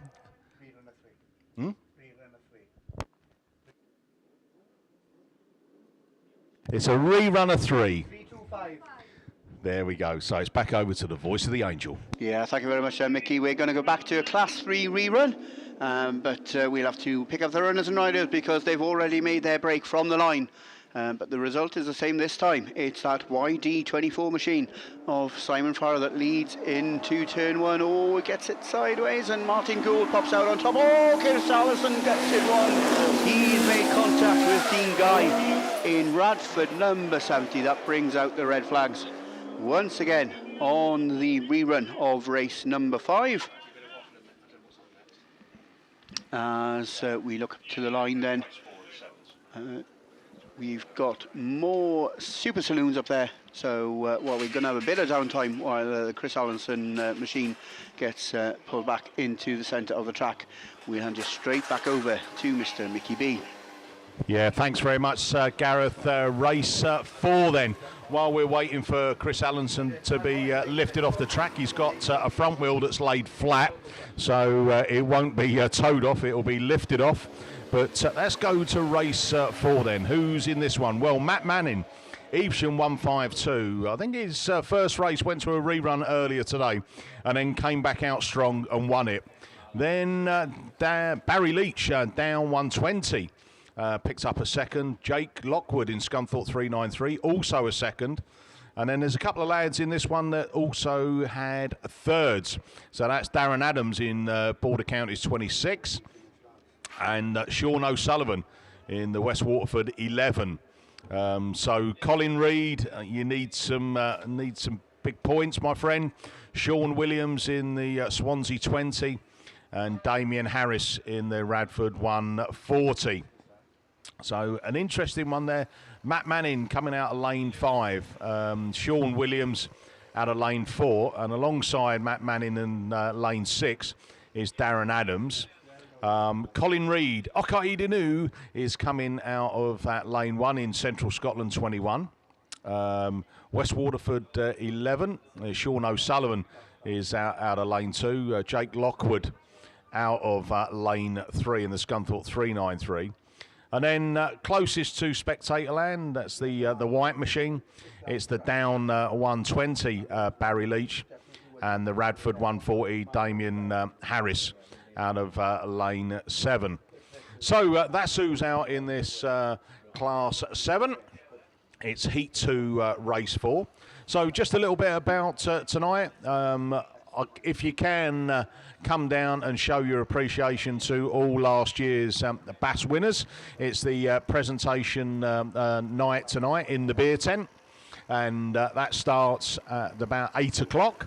So give you time to get back, get yourself freshened up, put your glad rags on, and come down and support the presentation. You might be able to have a couple of jars along the way, not too many, especially if you're driving tomorrow. Blue will be there with the old DJ mixing box and playing some cracking tunes. So after the presentation, music playing and a good chance to have a good natter with everyone and catch up on the day's racing, on who you thought was the best race of the day. What was the most exciting move? You know, what was the biggest incident? You know, we've had a couple that have ended up going over. We've had a couple of cars that have had contact, and we've had a couple that have scraped the Armco. Some of them have decided to hit it a bit harder than that, but that's what autograss racing is at this level. It's always got some kind of excitement just around the corner. You never know what's going to happen. Once that bungee lifts and the car's set off from the line, all we do know is that when the guys head down into turn 1, that is a competitive corner, isn't it? You know, if you can get round turn 1 and then generally around turn 2, we should get a race that runs its course. You know, that's the rule of thumb. But sometimes, it doesn't happen. You know, it could be that someone just overcooks it, you know, square wheels it, and then you get that my old infamous saying of a bit of bish bash boshing, and nowhere to go is the word on the street. But you know, that's why we love the sport, because it's like football as well. Do you know what? You know, when you have a referee's decision, you know, there's always debate, isn't there? Even with VAR now. And I suppose the VAR for us in Autograss is that we've got a camera room, you know, which is something over recent years has become more, prevalent in our race meeting. But even then, not every angle can pick up what it is, you know. So the marshals that make those calls on the track and refer it to the camera room for just a double check, sometimes it can still be hard. You've seen that again with the VAR in football. They don't get all the decisions right.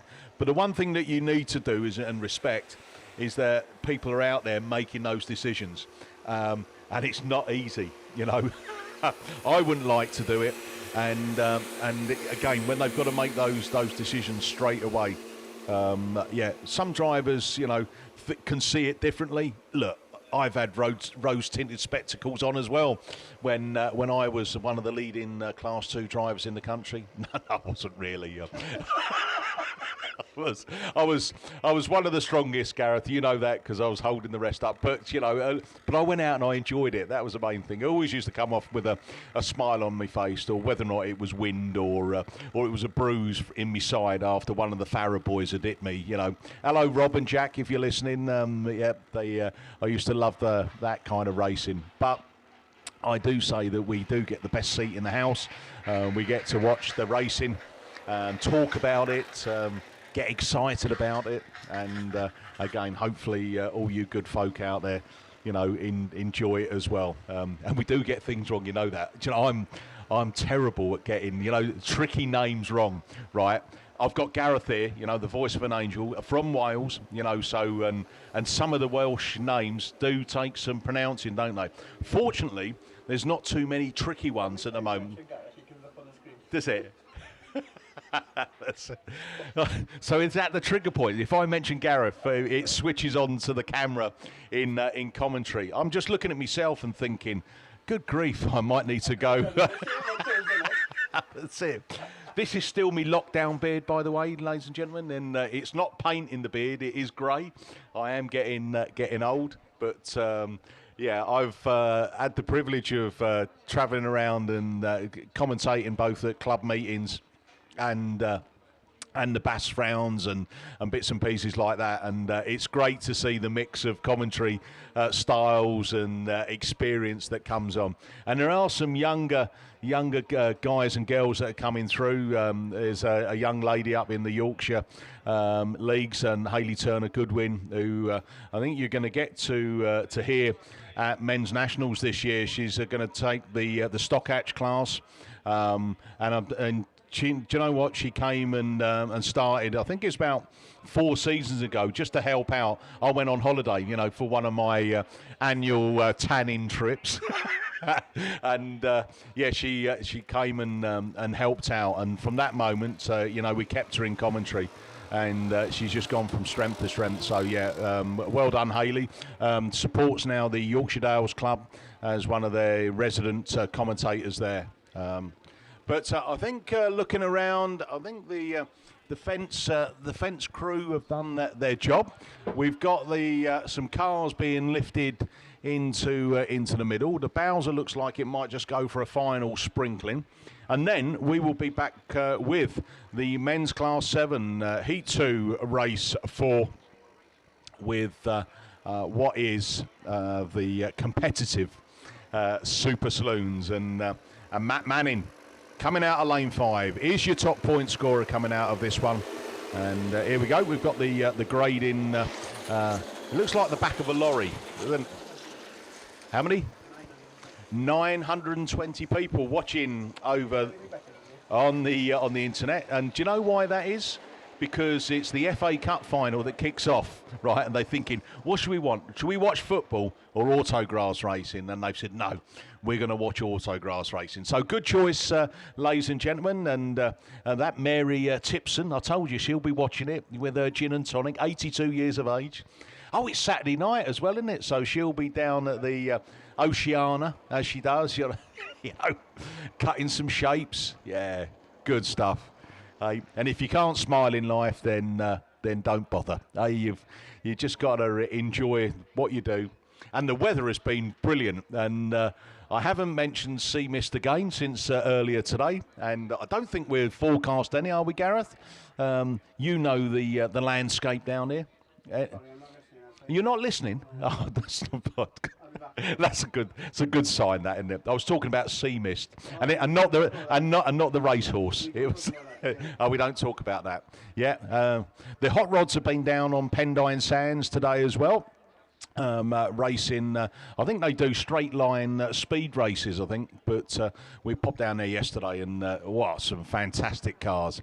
The age limit is you can't have a car older than 1942, so there might be some people around the track that it might fit in that category as well, but yeah, there's some cracking, and you can just see the hard work and dedication that goes into creating one of those cars. Pretty much like the guys in the pits. You walk around the pits and you look at the work that's gone in to getting these cars to here this weekend and to race.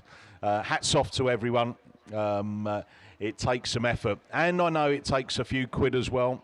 All I've said to Callum is that his inheritance has gone down dramatically since we've gone into Class 8. I thought it wasn't that expensive. I bought my first Class 2 for £700. It lasted me 4 years. I think £700 a couple of sets of tyres now, isn't it, these days? Our times change. Inflation for you. That's what it is. It's either inflation or we've got the that COVID thing that hit us for a couple of years, or we also get the fact that Russia have invaded Ukraine as well, which is not the best of things, and it's had an impact on us all, especially diesel at £1.80 a litre. I think the most we saw coming down, by the way, I don't know if anyone else saw it, I think there was a garage that was over £2 a litre for diesel. It's going to be a few quid spent on diesel this year, but you can't take it with you, can you? You can't beat weekends like this, coming down, enjoying yourself, watching your racing and enjoying it with your friends and family. Here we go then, bungee lifts, let's go racing with the Super Saloons, and who's going to take it down there? And it's Hadley that decides to go for a bit of a move down into that turn one as they go round there. Also coming round, it's the Evesham 9 machine, and the Evesham 9, and that's Holloway that takes up that running as they go through. And the reason why they've done that is they all want to get those big points. So here we go, round we go. Another lap under their belt. Holloway then from Colin Hadley from that Matt Thompson machine in the South Somerset 36 as they go around and down that far side, and still waiting for any further moves. Oh, we got a back marker there. That's Chris Winnell there in the Breeden Hill 66. So Holloway then from Hadley from Matt Thompson.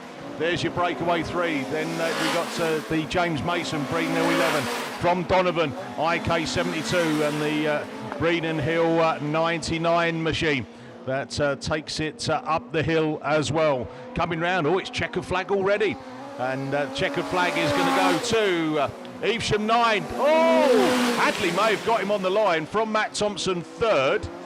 Then we go down into James Mason in their Breeden Hill 11. Then it's Steve Donovan, the IK 72, Breeden Hill 99. So, they've gone for another little trip round the track. I think you get the checker flag again there. Colin Hadley's already got it once. You don't get double points. So, and the Breeden Hill 66 also coming across. So well done there to the guys, and we're looking down. It was Hadley, yeah. Ah, right. So well done, Severn Valley 247, Colin Hadley. Only just. I know it was really close. And you know the thing that's caught me out is that is race 1 of the men's class 5s. And I had a tick against it. So where's that gone? Never mind. What can we see up on the S20? Oh, it's Colin Reid. We haven't gone reds already, have we? No, we're okay. There's it, Colin Reid then. Okaida Lewin. There you are, down 120 then. Barry Leach then who takes up that running there. Manning looking for a cut back up the inside. We've got one facing the wrong way. Can he get going? Well, West Waterford 11, Sean O'Sullivan, he's had a problem. He's now running further down the back, but down 120. Barry Leach had a second in his first race. Oh, maximum points would be good. Radford 140, Damien Harris from Matt Manning. Manning Isham 152. He was the only man who picked up maximum points in his first run. He's running 3rd at the moment as he exits that Stargate turn. Coming down the hill, they do. Jake Lockwood, Scunthorpe 393 in 4th. Then we drop back down into Colin Reid, Central Scotland 21. But down 120 it is then. Picking up the last lap flag, and Radford 140. Damien Harris has a little cheeky look up the inside, can't get the grip. Barry Leach still holds on to it then from Damien Harris from Jake Lockwood's made it up into that 3rd place. Manny's dropped down into 4th as they come round the final turn. Checker flag at the ready. Who's going to get it? Barry Leach down 120. Radford 140, Damien Harris. Then we go down into Jake Lockwood, Scunthorpe 393. He has a third to add to his second. Then it's Matt Manning. Then it's Okaidinu, Colin Reid. West Waterford 11, and that's Sean O'Sullivan as they come through. And who else didn't we get? Border Counties, I think 26 as well. So that is race 4 done and dusted. Race 5 up on the line. Archie Bentley, Border Counties 7, coming out of lane 2. He had a second in his first run. The rest of these guys need probably some bigger points, 4th or below that they've had. And that is Phil Barleyman, Jack Houlihan, Liam Evans, Matt Richards, Gareth Roberts, Lewis Woodruff. So all could do with maximum points or second, and see what happens tomorrow. Here we go then. And it is Archie Bentley's got another flying start. But can he get it turned in? And can he exit in that lead as he's got company, a bit of contact with him as well. And it's red flags. Red flags, just as Liam Evans there was taking the lead. Red flags. And Barleyman was following him in second place. I think Lewis Woodruff was up in the third. But yeah, it went quickly on red flags. We'll listen over the radio to see if there is any exclusions or what the cause of the stoppage was. And as soon as we get that, we'll let you know. Which means that we drop now into the final race of the men's Class 7s. It will be race 6. Border Counties 66, Tom Lewis. Mark Evans, Kerry Pope, Richard Rees, Clive Williams, Penny Smith, Simon Hawthorne. NW 76. Right, so Gareth Roberts, NW 76, excluded from that last race. Here we go then. We are off and running. Simon Hawthorne got a good flying start as well. Radford 176. Tom Lewis, Border County 66. And Tom Lewis, he says, come on, let's go for it. Just put your foot down on the accelerator and wow, he whizzes past us in that first place. Up the hill he goes there. Simon Hawthorne, no, not again. Red flags again. So there's a problem on board somewhere. There's someone up on the line, isn't there? Yeah, so...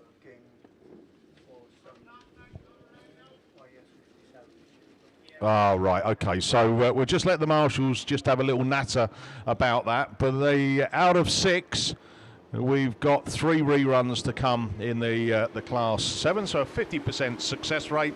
I know one man who will go one better than that, and it has YS57, Mark Evans excluded from that rerun.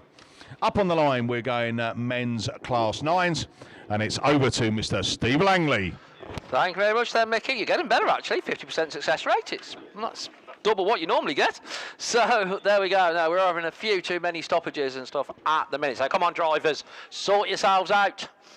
Right, men's Class 9 heat winners. We got 5 races, so 5 heats first time round.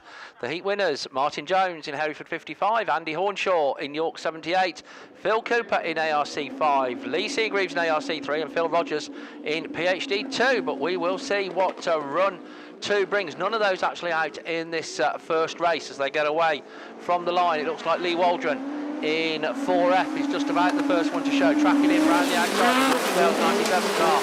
Sean Power at the wheel of that one as they climb the bank for the first time, running 3 3/4 laps, of course, in this second round of qualifying. Ridian Evans in TA84 it is that's in that 3rd place slot, as already they come back round towards us. These Class 9s absolutely eating up this Castle Lloyd Raceway, running at 4th. Atherton 12, Laura Blaver at the wheel of that one. Pennine 5. Jason Richardson runs next ahead of Mark Barker in Evesham 26.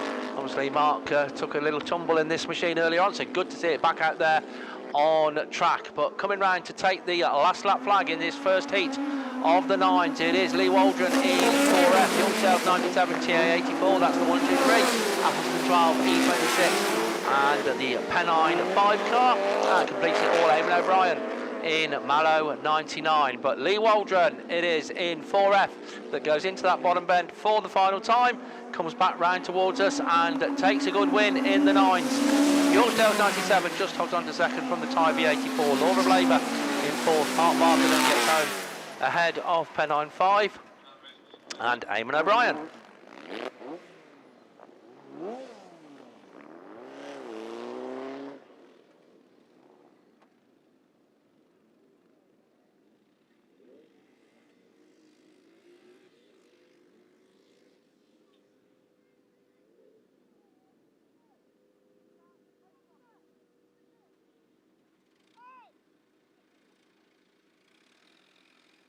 So race 2, second round of qualifying of the Class 9s. Thomas Lloyd in TA 42, Will Brown in TA 120, Raymond Rees, car that is up for sale if you fancy yourself a competitive and not silly money priced PAC 6. Sam Pinches should be there in Radford 35, Jimmy Smith in Ludlow 80, Scott Aldridge in Stroud 27, and Joe Pipe in North Shropshire 10. So once again, none of the heat winners from the first time out come out in this one. So they are concertinaing up a little bit for one of the later races. But you shall have to wait and see. Who did what? Scott Aldridge picked up a 3rd last time round in Stroud 27. Joe Pipe was probably one of the hard luck stories, finished 5th on the standings, but was running a lot higher than that through most of the race. Jimmy Smith had a good 2nd in Ludlow 80. Sam Pinches was 4th in Radford 35. And the Tybee 42 of Thomas Lloyd, unfortunately, was a non-finisher last time round, so he'll certainly be hoping for a better run this time round, as indeed will TA 120 Will Brown and the PAC 6 car of Raymond Rees. Just having a look down, he finished in 5th, so plenty to play for in this second race, second round of qualifying of the Class 9s. So a little bit of water going down. Don't forget, drivers, those of you that are old hands at Kent Cams and Simpson Race Exhaust British Autograss Series will know this. You need to sign on when you've completed your second run tonight. And let's be realistic, we're probably not going to get to the end of the complete second runs tonight. Even if we don't get through to the end of the second runs, you will still need to sign on tonight. There will be no signing on in the morning for tomorrow's racing. So you need to sign on as soon as you've completed your heat or when we get to the end of racing. And race permutations, etc. are drawn overnight and, well, worked out late this evening. So there will be no signing on in the morning, just so you know. So a good even spread of water going round this Castle Lloyd Raceway. The sun very much broken through now, so the weather forecast absolutely spot on just for once. And it does change very quickly around this part of the world, doesn't it? Because it was, those of you that were here yesterday, it was quite windy and blustery and chilly yesterday, but glorious sunshine today. So let's have a look at what we think the weather forecast is going to be, because there is an old wives' tale that says if the sheep are lying down, in Mickey Barker's world, then if the sheep are lying down, it's going to rain. No, the sheep aren't lying down. Guess what's back though, Oh, there we go. Right in the distance, we can see some cows, I have to admit. So there we go. And they're standing up. So we're not going to get any rain from that either. We can see the monks out on the island, and all is good. Right, and all is very good, because we've got Class 9s out there on the track, so stop me wittering on. As they go round that top corner for the first time, we can see Scott Aldridge in Stroud 27 in about that second place slot, because the race leader is Ludlow 80. Jimmy Smith brings the field past us for the first time and climbs the bank round the start line turn. TA 120 Will Brown then having a few problems on that first corner, and finds himself having a few problems now on the top corner, but no such problems for Jimmy Smith as Lud 80 comes round. Scott Aldridge still runs second in Stroud 27, Sam Pinches in Radford 35, it is in third. Joe Pipe runs fourth in North Shropshire 10, then Raymond Rees in the PAC 6 car. Can't see we've got Thomas Lloyd out there in TA 42. But things getting closer at the head of affairs. Right on the outside, trying to make a move is Scott Aldridge, and then goes for the cutback. but Jimmy Smith having none of it. Lud 80, your race leader, straight 27. Sam Pinches getting much closer now in terms of battling at least for the second place. All the main cars now are on to the final circuit. Our race leader goes down that far side into the beer tent end for the final time. But I think it is going to be a victory for Jimmy Smith as Ludlow 80 comes round, takes the win. Scott Aldridge right there with him in second, but has to settle for second. Sam Pinches in third, Joe Pike, North Shropshire 10. In fourth, Raymond Rees. It's a car that's up for sale. He's probably added a few bob to its value with that in PAC 6 as he comes across the line, and coming round to successfully complete will be Will Brown in Thai V20. Mickey B has microphone in hand. Yeah, so thanks, Steve. We got a Class 5 rerun just been slotted in between the Class 9s. So Class 5, lorryinsurance.com and Jones Carpentry and Tiling and Plum Pal are weekend sponsors. But it does bring out race 2. So this is where it's excluding the Italian stallion, Lewis Richards, Typhoon 451, black flag. So he's not back out in it. But it does bring back out the 2 previous heat winners from this morning. Ryan Jones, Cum D3 out of lane 3. Right alongside him, coming out of lane 2, is Danny Lodge in the Scunthorpe 212. Patrick Daly, West Waterford 188. Riley Diaper and Wessex 255 and Mallow 184, Adam Brown. So there we go, and it is Lodgy that's going to lead them in there. And guess who's with him? Yeah, Ryan Jones. That's why they've already accumulated 55 points each. But something's going to have to give on this one as they bring it past commentary. So Jones from Lodge now. So a swap and change already, Ryan Jones. And again, Lodgy says, no, I want it back. And he cups back up the inside, coming down the hill. What's going to happen this time? And Jones, he's shaping up for the cut back up the inside of Lodgy. Lodgy's going wide and looking for the extra grip and that power as they come past commentary. Lodge from Jones, from Adam Brown, coming into that third place as they bring it up the hill there. The West Waterford machine just struggling with a little bit of grip there, and that is the Patrick Daly machine. As they come down past commentary again, it's going to be last lap flag. One more lap to go on this one. Lodge then from Jones, from Brown, from that 188 of Patrick Daly. Then the Wessex 255, Riley Diaper there, coming up the hill on his own. Billy Lowe, mates. It's all right, you're going to get 5th place points, but it's checker flag, and it's going to be that Scunthorpe 212. Danny Lodge takes the points. 2 wins out of 2. Second is Kundi 3.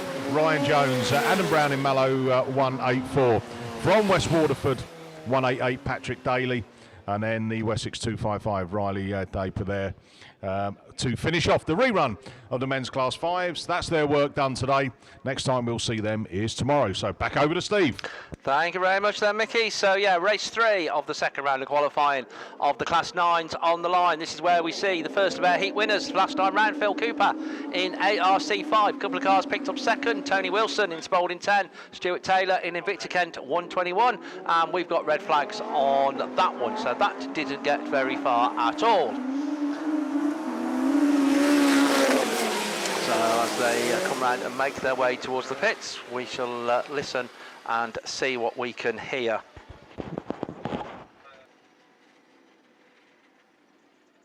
On the radio, and man to my right, Mickey B, has it glued to his ear. Right, but race 3 gets the dreaded double R by the side of it. Commentator speak for rerun. Hey, we're not that sophisticated in here. Right, race 4 then. Where have all the heat winners gone from first run? You've been asking yourselves. You possibly haven't, but perhaps you should have been, because I can tell you 3 of them are out in race 4. Phil Rogers in PhD 2, Martin Jones in Hereford 55, and Andy Hornshaw in York 78. They're joined by Dave Palmer, current national champion, who picked up a second in ARC 31, Aidan Llewellyn in PhD 9, who picked up a third, and with a bit more to do, but more than capable, Alwyn Pitt in Hereford 17, and Alan Roberts in North Wales 4. So those are the cars that we've got out there in this one as they go around that bottom bend for the first time and come back towards us. It is that man Rogers, PhD 2, has the lead from Andy Hornshaw in second place in York 78, climbing the bank for the first time. and already Phil Rogers has opened up quite an advantage, certainly over somebody of the calibre of Andy Hornshaw, as they come back round towards us the halfway stage. A couple of laps gone, a couple of laps to go. Phil Rogers it is, leads the way. Andy Hornshaw runs second, Dave Palmer, ARC 31.8, Llewellyn PhD 9, Wells 4, and Martin Jones a bit further, in fact a lot further down the field this time round in Hereford 55, racing just ahead of Alwyn Pitt in Hereford 17, but nobody racing ahead of Phil Rogers as PhD 2 comes round once again. Another lap successfully completed. Andy Hornshaw, York 78, ARC 31, PhD 9. So all the cars then onto their final circuit. And it is PhD 2. Phil Rogers, though, that's going to come round and take his second win of the afternoon, and very convincing it was too, it has to be said. Andy Hornshaw ends the day on a first and a second, and that's not bad. ARC 31 is in third, Aidan Llewellyn fourth, North Wales 4, then Alan Roberts finishing just ahead of the 55 machine of Martin Jones, and Alwyn Pitt completes it all in Hereford 17. So that was race 4. Race 5 on the line. In lane 6, Andy Pipe in North Shropshire 205. Sam Middleton in Trent 9. Lee Seagreaves in ARC 3. Nick Williams in Mountain 60. Russ Addyman in York 6. And Gavin Pittman in South Somerset 81. Those are the cars that we're expecting. I have a feeling we might be minus Russ Addyman. I think they've gone and broken, probably terminally for the weekend, the York 6 machine. So it certainly wasn't out in the ladies for the second run, for the first run. So can't see it on the start line from where I'm looking. There does seem to be a gap between Nick Williams in Mountain 60 and Gavin Pittman in South Somerset 81. So it might be one short in this one. One heat winner from the first round of qualifying, Lee Seagreaves in ARC 3. Best of the other point scorers, Sam Middleton in Trent 9. Sam picked up a third in run 1. So another top 3 finish will set him very well with the numbers we have signed on for Class 9. I say much increased over previous years, but still does mean we are just looking for the top 8 to go straight through to tomorrow's Class 9 final, the first final of the 2022 season for the Kent Cams and Simpson Race Exhaust British Autograss Series. Just another mention, if you're enjoying the streaming, then big thank you to Beresford Engineering, sponsors of the BAStv streaming. So big thank you to GB and everybody associated with that.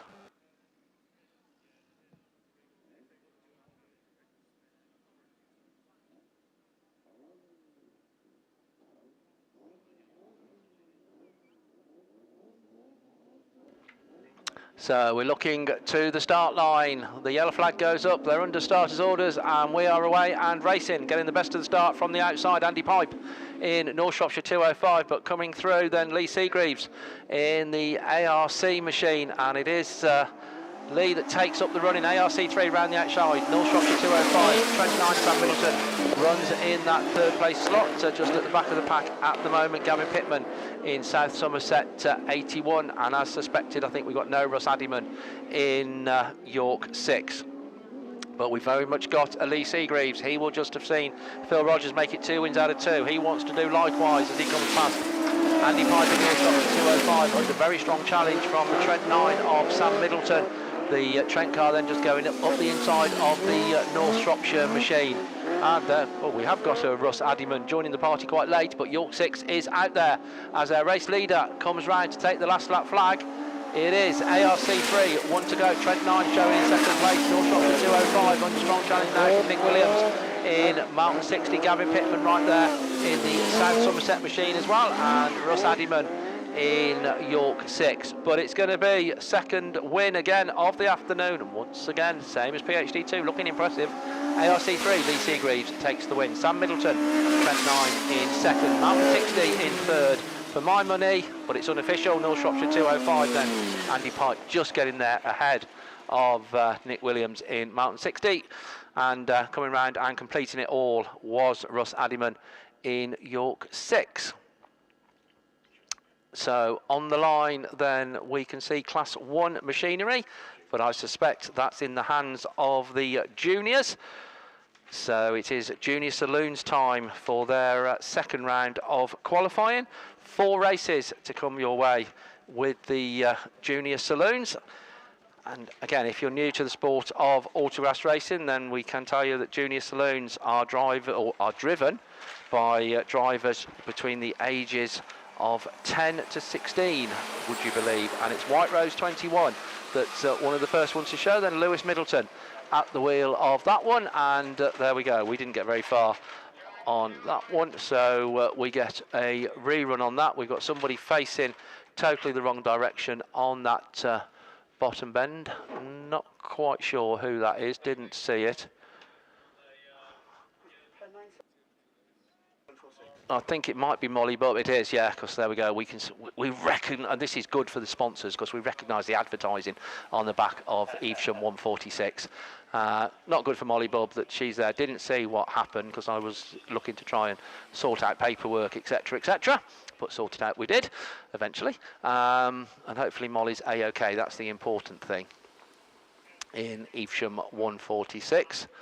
And the rest of them will make their way back to the pits. The ambulance just coming out, hopefully for purely precautionary purposes.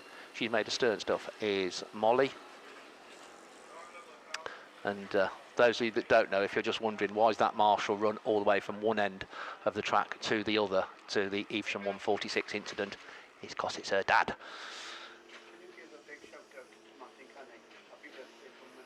There we go. We've been asked, can we give a big shout out to Martin Canning? Happy birthday for Monday. So currently sat waiting in the garden in Evesham.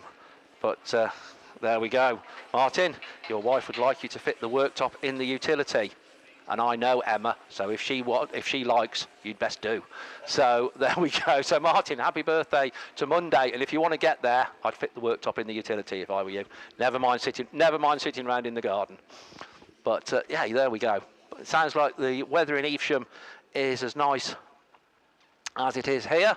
So that's very, very good. As I say, we're having a look round the local scenery as we always do here. Gareth hasn't got his mic on, so there we go. I was going to have a conversation with Gareth. I was going to speak to you about the island, absolutely. So yes, are the monks still over there? Keeping an eye on you good people here in South Wales? Yeah, I do believe so. I think there are more good people on the mainland than there are on the island, possibly, but that's a different matter. But yeah, the monks, is it, what's the name of the island? I've forgotten now. Goldie Island, isn't it? Yeah. Mick the Monk on Goldie Island. Yeah, you see, one of our lap scorers who's next door. And if she comes in here, then she's... Yeah, there we go. If you come here, we can get you on screen, Nicola. So, there we go. Nicola knows a lot about religion and stuff. So, yeah, we have to drag her to race meetings from Sunday services. So, yeah. See, that's Nicola, one of our lap scorers. And what have you done to your race car as well?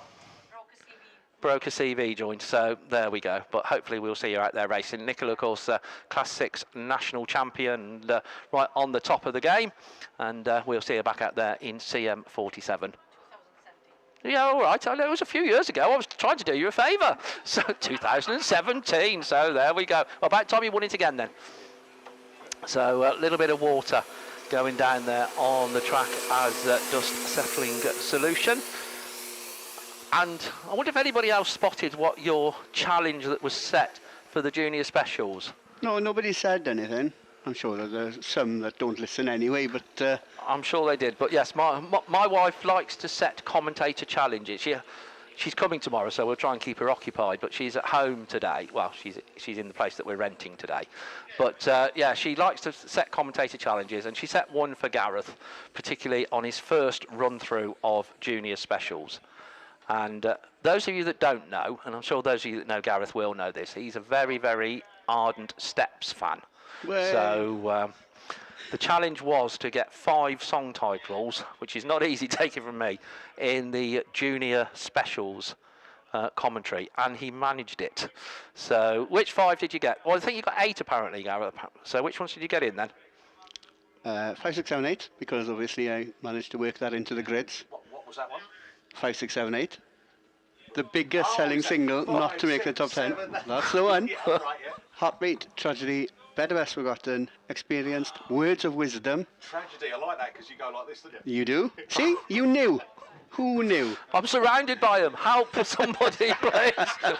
This seemed a good idea at the time. Let's get back racing, is it? So yeah, please, let's get back racing quick. I've got steps in stereo from these two in my ears. So come on, somebody rescue me. No, it's all good. So, who's going to be watching the Eurovision Song Contest? It's the Eurovision Song Contest tonight then as well, I think, isn't it? While we're on the subject of music. Well, it's reasonably close, isn't it, to music? But no, you're not going to have the chance to watch it because you're going to be in the beer tent. Listening and hopefully there for the, well, having a good time because Alan Bluck running all the entertainment tonight in the beer tent, as he does at a lot of the big Autograss meetings. So he knows all you lot, he knows what you like, so it always guaranteed a good night. And coupled along with that, then we will have the presentation for the 2021 British Autograss Series. Won't we, Mr. Jones? Tim. So there we go. So yes, unfortunately you're going to have to listen to at least two of us, possibly even more of us, if we can rope anybody else in to do it. So yeah, it's going to be, those of you that have attended the BAS presentation, we're going to obviously make it fun, enjoyable, genuinely show our appreciation to the drivers that have won trophies. But yeah, it's going to be a bit different in the beer tent. I bet you not so many of the ladies dress up like they do for the normal BAS do, but we shall see. I've got my three-piece in the car ready to change into. So I'm going to do my bit. So ladies and gents, then feel free. But no, we'll be good. Kick-off time for the presentation. We think hopefully we'll be around about 8 o'clock-ish. It does depend on racing and what time we finish racing, but we will certainly let you know and give you plenty of time to get yourself across there and join in the festivities. What I will say, and genuinely, is you need to get across there, show your appreciation to the drivers, but you need to see these trophies. They are, if I do say so myself, something a little bit special, something a little bit different from normal Autograss type trophies. Hopefully they're going to be liked, and we'll have a good time, as I say, showing appreciation for the efforts of people through 2021 as they start to put that effort again into 2022. Here at round one and other venues that we are visiting. I think some of them, if not all of them, mentioned earlier. We're going to the Ovals at Lions Hall, home, of course, of Cumdee. We're going to North Shropshire, and those of you that went to the inaugural North Shropshire BAS round won't need me to tell you how good it is there. So looking forward to that one for round three. We're going down to the Wiltshire League and Gossington Bridge, and the Stroud Club, long-time supporters and promoted many British Autograss series, and another good venue. Lots of changes to the last time we were there. Good venue, easy to find, just fall off the M5 basically. So even if you're coming down from the north, it's not a million miles away. And the whole series then is going to be rounded off at the Border Counties venue. But lots of racing to go before we get there, not least of which race 2 of the juniors here at round 1 of the British Autograss Series, and it's the Tivy 15 car then, I think was a heat winner last time round. Estin Jones at the wheel of that one, looking to make it 2 out of 2. Young man that didn't have much luck last time was the Tivy 7 car of Will Evans. He's looking to make up for that and climbs the bank as the race leader as they go down that far side. It is a Tivy 1-2 though. It's 7 from 15. Tucked into that third place slot is Jack Brown in the Mallow 182. He's being challenged around the outside as the little Mini goes through on the inside in this battle for the lead. Tivy 15 on the outside, everything to play for, 182. Tivy 5, Jack Owens runs in fourth, then the Pennine 17 car of Elise Jones, and Invicta Kent 430, Jay Jones at the wheel of that one, and PhD 5, Isabella Hitchcock completes it all. But down that far side, Will Evans it is in Tivy 7, having a much better run in this second round of qualifying as the last lap flag goes out already. Tivy 15 on course for at least a first and a second, and that's not a bad day's work at all. Jack Brown still runs third in Mallow 182. And Jack Owens in Tivy 15, it is in fourth. A little bit more spread out now as they go down that far side. But Will Evans doing what he needed to do. As I say, didn't have the best of runs first time round. He needed lots of points in the bag from this heat, and you can't do better than 55 because you can't do better than win the race, and that's what he's done. Tivy 15 in second, Mallow 182 in third, Tivy 5, Jack Owens in fourth, Pennine 17 in fifth, just ahead of Jay Jones in IK 430, and Isabella Hitchcock in PhD 5.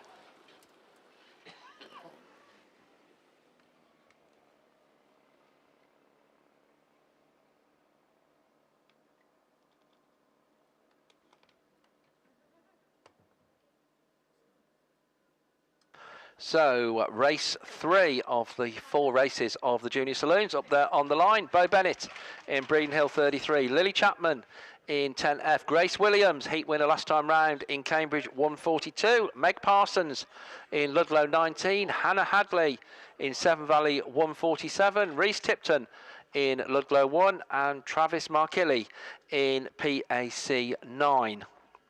So those are the cars that we are expecting in this this third run of the second round of qualifying. Just looking around the track and waiting for track clearance. I think we have it, and we are good to go. So we're back up and racing with more Junior Saloon action. And one of the first ones to show that we can pick out, Reese Tipton in the Ludlow 1, but just on there outside, Bo Bennett in Breeden Hill 33. Right on the outside then is the Cambridge 142 of Grace Williams, looking to cut back and come up through the middle of the 2 minutes, and that's exactly what she does do. Cambridge 142 then. Grace Williams takes up the run in. Bo Bennett in Breeden Hill 33 in second place under hard challenge from Reese Tipton in Ludlow 1.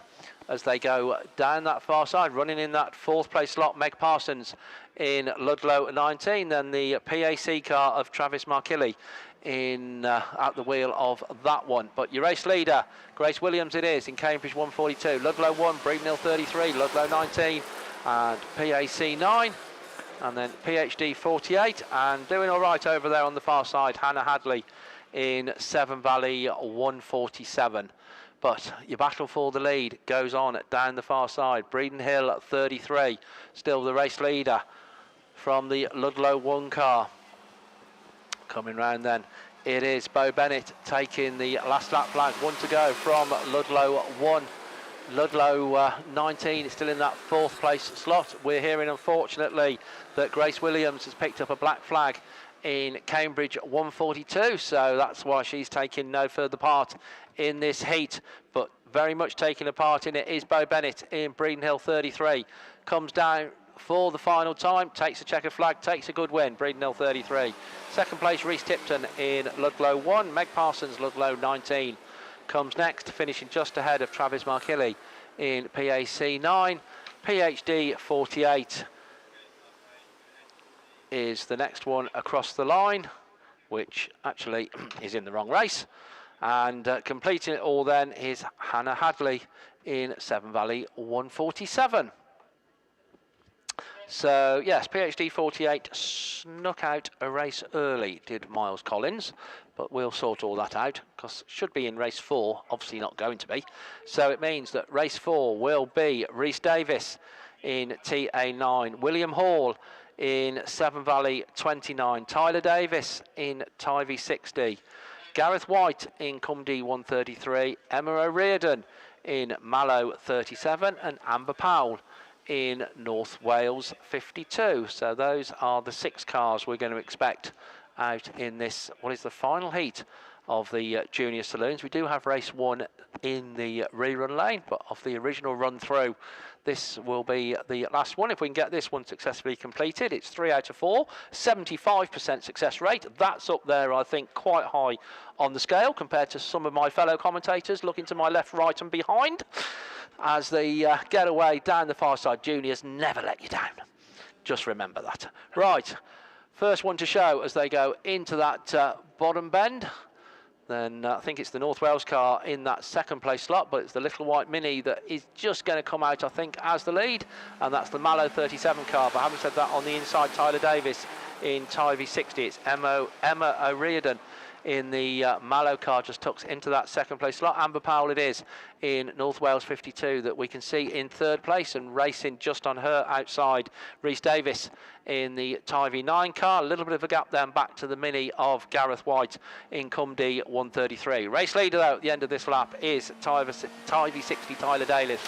Mallow 37, Tivy 9, North Wales 52, Cumdy 133, and then Severn Valley 29 doing all right, William Hall at the wheel of Severn Valley 29. The black cross on the back of that car saying that very new to the sport is Severn Valley 29, and he's keeping it very much on the straight and narrow and getting the car back safe and sound, and that's all you need to do in your first races. Tivy 60 it is. Tyler Davis though, a lot more experienced as a junior and leading the way. Tivy 9, Rhys Davis in that second place slot. Emma still runs third in Mallow 37 as the checkered flag gets made ready, and it's going to be TA 60 that's going to come round, take the checkered flag and take the maximum points. Just drifts a little wide on that last bend, but no problems. TA 9 then, Rhys Davis in second. Third goes to Mallow 37. Amber Powell fourth in North Wales 52. Gareth White in Cumdy 133, and completing all safe and sound, William Hall in Severn Valley 29. So that was the very well behaved, no problems given juniors. And looking up to the line, then we have a class which will be equally well behaved and don't give any grief to anybody, marshals, commentators or anybody else. We know them and love them as Class 7s.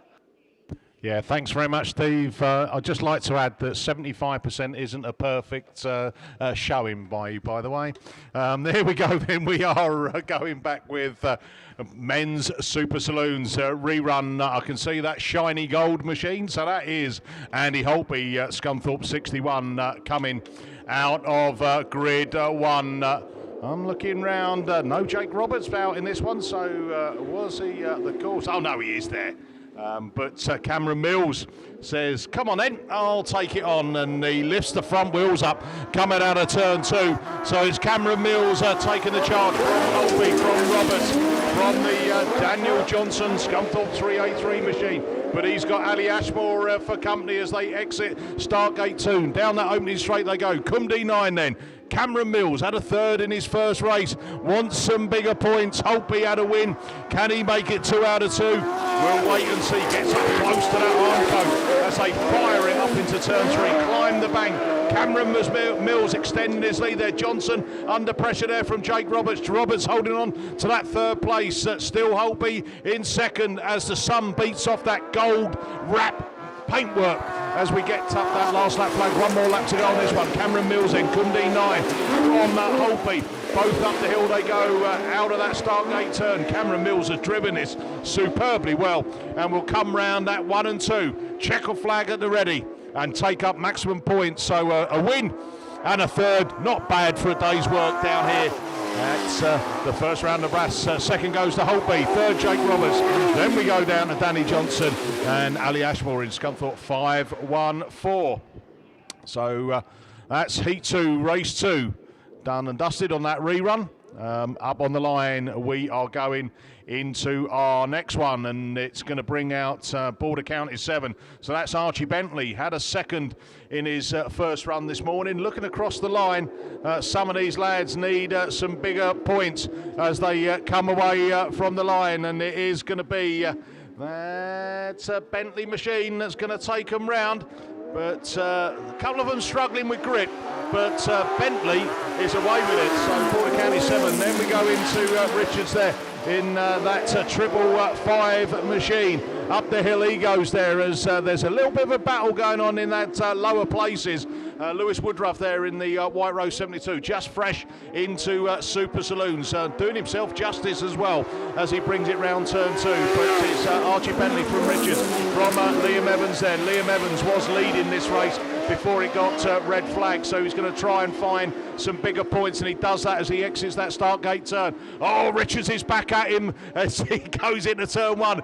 Can he get the grip to make it stick? Liam Evans cuts back up the inside, but Archie Bentley picks up the last lap back from Evans, from Richards, from Barleyman in 4th place as they bring it up there, and Woodruff there still trying to get on that charge as they bring it down that opening straight again for the final time. Round turn 1 and 2. Wow, what a win. Border County 7. Archie Bentley takes the win. From Liam Evans, North Shropshire 120, then Matt Richards in Evesham 555. Phil Barlowman in the Pennine 23 machine across the line. And we then look down at the Lewis Woodruff last, and then the final place, or the penultimate place, with Jack Julian in the 358. So, hey, we're doing better on these reruns. Hey, maybe we should have 7-car grids more often. I'm only joking. It's Class 3s. Over to the voice of an angel. Yeah, thank you then. We're back with the third rerun of your men's Class 3s down into that all-important first turn then. It is Simon Farrar in Yorkshire Dales 24 that leads the way, but he's left the door open and looking for a gap to the inside is Martin Gould in North Shropshire 343, and at the moment he's got that race control under his belt, because it is the North Shropshire machine then that leads down that far straight for the second time of asking. Simon Farrar still in that second position in Yorkshire Dales 24, just pushing on ever so slightly. That allows Lee Almond in North Wales 27 to reel him in, and he's going to be sniffing the gap on the inside now as the three are away and gone from the Tony Goodser Sprinthal 307 machine. But there's no change. It is Mr. Gould that leads the way down into that seaside turn for the third time. North Shropshire 343 is there in that first position from Simon Farrar in Yorkshire Dales 24. He's losing a bit of momentum, but it's not enough for Lee Almond to make an impression, or is it? And on the apex of that turn, 27 just had his nose in front, but he's been demoted back to third. But this time round, they'll see those checkered flags flying, and it's going to be 55 points in the bag from round 2 of qualifying. Martin Gould, North Shropshire 343, takes the win from Simon Farrar in Yorkshire Dales 24. Lee Almond takes third in North Wales 27, and rounding out your second round of qualifying of men's Class 3s, Tony Goodser in Scunthorpe 307. As we look to the line then, we're going to go back to the Super Saloons. We're going to go back to the Super Mickey B. Thank you very much. The voice of an angel, Gareth there. He's going to do a sing-song later, and it's race 6 then. So this is the final one of the Super Saloons. If we can get through this one, that means we've done 2 heats today, and we are off. And a slingshot there from Simon Hawthorne in Radford 176. But as I say that, Tom Lewis, he's done what he did last time. He just went like a bat out of hell, eh? Bit of meatloaf. And he's up and running up into the hill he climbs, followed by that Simon Hawthorne machine, the Spalding 82. Kerry Pope runs into that third place, and then the PAC 700 Richard Rees into 4. So 4 running in this one, and my money's on it being finished as Border County 66 Tom Lewis. I think someone's obviously got close to the Armco, because I had a ooh from Gareth, oh, is it got an engine gone? Oh no, I think that's the second engine today that's gone. We've got 3 left running in this one, and picking up the last lap flag it is Border County 66. Tom Lewis then from Simon Hawthorne in Radford 176, and then PAC 700 Richard Rees. So starting to spread themselves out, and you wouldn't get any open bets on this one now, because it's going to finish in first place. Border County 66, Tom Lewis takes the win. Oh, lifted his wheels off the ground as well. Show off. Radford 176, second, Simon Hawthorne. And at third place goes to PAC 700, Richard Rees. And that means that Spalding 82, Kerry Pope, it could have been an expensive weekend if that engine has gone. So that is 5s and 7s done and dusted. That's now me 100% complete, Steve. I do believe you've got one rerun to come. You probably won't hear me again now for the rest of the afternoon, because I think we will be not getting round to the ladies. So over to Steve Langley. Thank you very much then, Mickey B. Right, men's Class 2 coming up for their second round of qualifying. 7 races coming your way for that.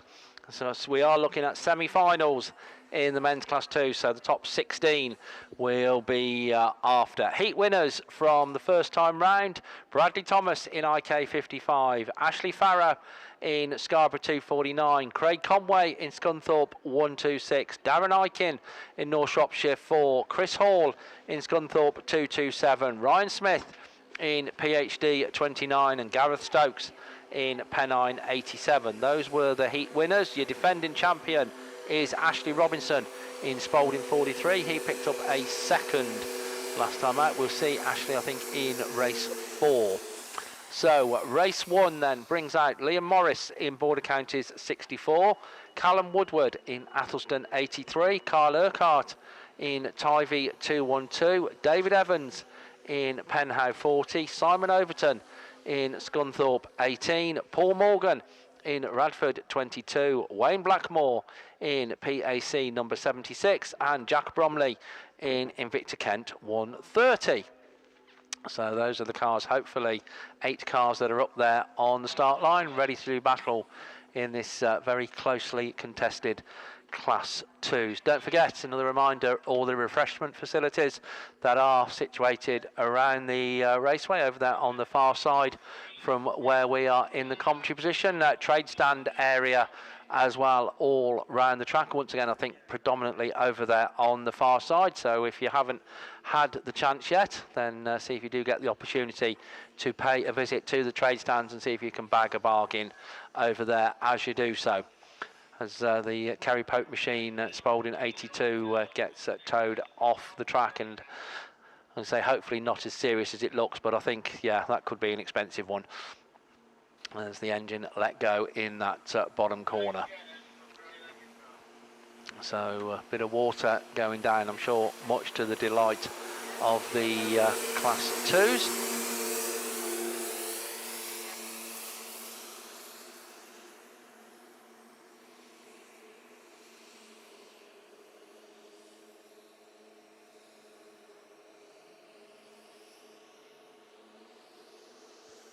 Right, we do have an important announcement then, folks, just before we do go racing. We've got a little girl that has misplaced herself, so she's got a bit lost, and obviously, as I'm sure you can appreciate, we and her family very much would like to find her very quickly. Her name is Sienna. She's a 3-year-old girl, blonde curly hair. She's wearing grey leggings, not quite sure about top, but grey leggings, blonde curly hair, Sienna, 3-year-old girl. So if you can see anybody that matches that description anywhere near to you, I said I'm sure she knows where she is, and she, I'm sure, is absolutely fine. But yeah, I'm sure you can appreciate the family would like to very quickly be reunited with it. So if you can see her round anywhere in the area that you're in, if you can take her to any official, it'll be anybody sort of like in a jacket, or to pits control, race control, or anywhere official, then we can get her reunited with her family ASAP, which obviously is absolutely what we would like to do. So Sienna, if you hear me, and I'm sure you know who you are and perhaps where you are, if you can get yourself to somebody with a nice coloured coat on, that would be really good. But yeah, let's get Sienna reunited with her family, please, ASAP. Thank you very much. So the water cart, once again, a good dose going out. And looking round the track, then I think we might just about be there with that. And I say 7 heats of the Class 2s coming your way. Once again, another reminder, but we don't want anybody to miss out. Don't forget, you do have to sign on this evening, either when you've completed your second round of qualifying or when we get to the end of racing. If you haven't had your second runs today, then you will certainly get them tomorrow, along with all of your third runs. But we do need you to sign on for tomorrow's racing tonight. So, water cart makes its way off the track. We look round. The yellow flag will go up on Marshall Post 1. We're underway then, and away from the line. There you go. And trying to pick them out down that far side. Then it's the Tivy car I think of Carl Urquhart we can pick out in second place, 2-1-2, but round the outside as the race leader, it is the Penhouse 40 car of David Evans. On the inside, Jack Bromley then in Victor Kent, 130 goes through in that second place slot. The Athelston machine of Callum Woodward in third place. Scunthorpe 18 coming up through the field. Simon Overty at the wheel of Scunthorpe 18 and coming right through on the inside and up into second place as the race leader comes past us once again. That race leader, David Evans in Penhouse 40, Scunthorpe 18, IK 130, Tybee 212. Athelston 83, that's the leading contenders in this one. Just at the back of that group is Paul Morgan in Radford 22. Having said that, Paul improves the position down the far side at the expense of Wayne Blackmore in PAC 76, but the one that can't improve a position at the moment is Penhouse 40 as David Evans comes round, had a third last time round, looking to add 55 and a heat win to that total.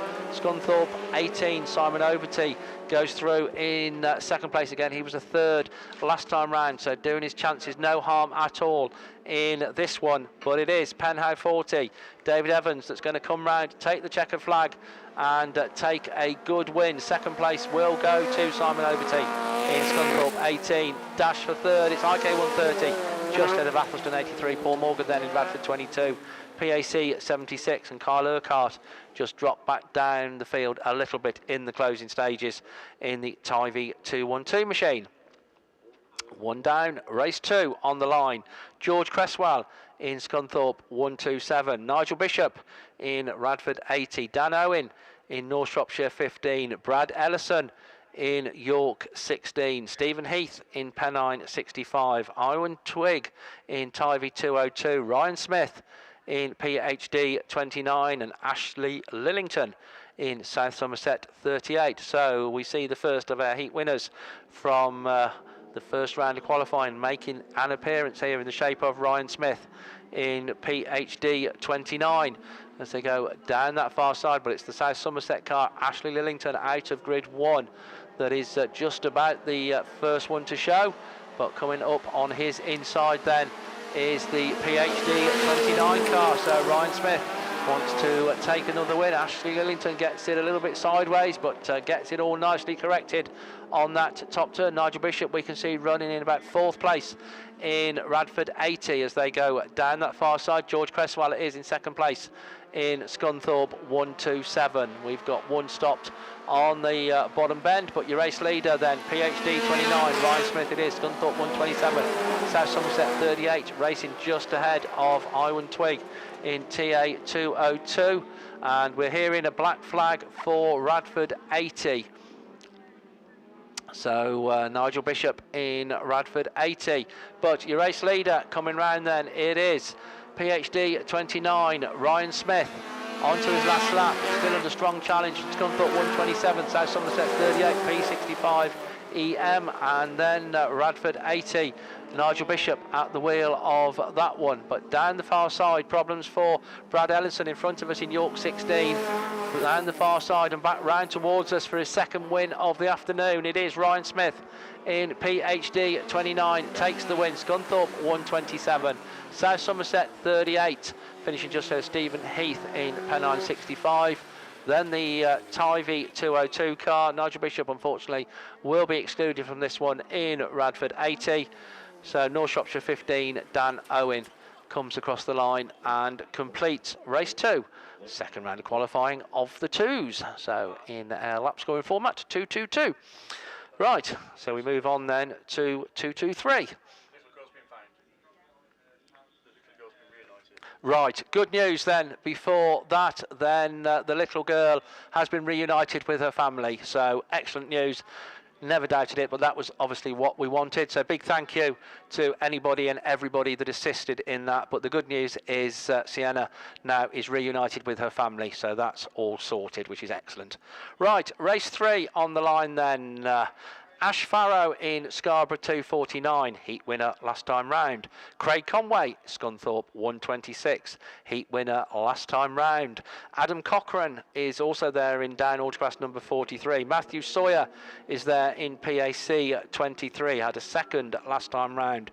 Chris Hall, Scunthorpe 227, heat winner last time round. Ricky Houlihan in Mallow 2 and Michael Collins in PhD 79. So this one, based on the first round of qualifying, could be a bit close. Scarborough 249 though it is. Ashley Farrow, that is the first one to show as they go up the bank and down the far side for the first time. Then on the inside, trying to pick out exactly who that is, might be the PAC car of Matthew Sawyer looking to come through in PAC 23.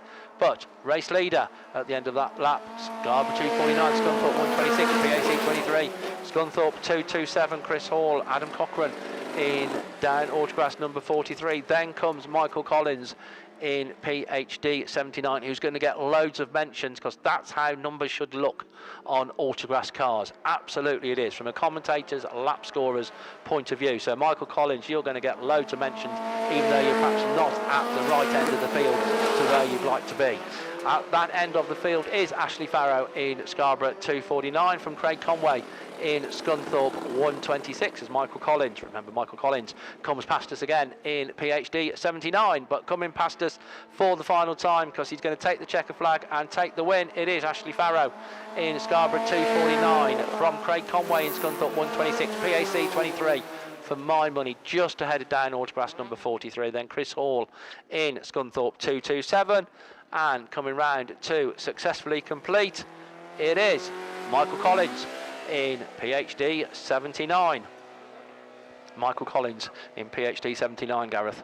So, yes.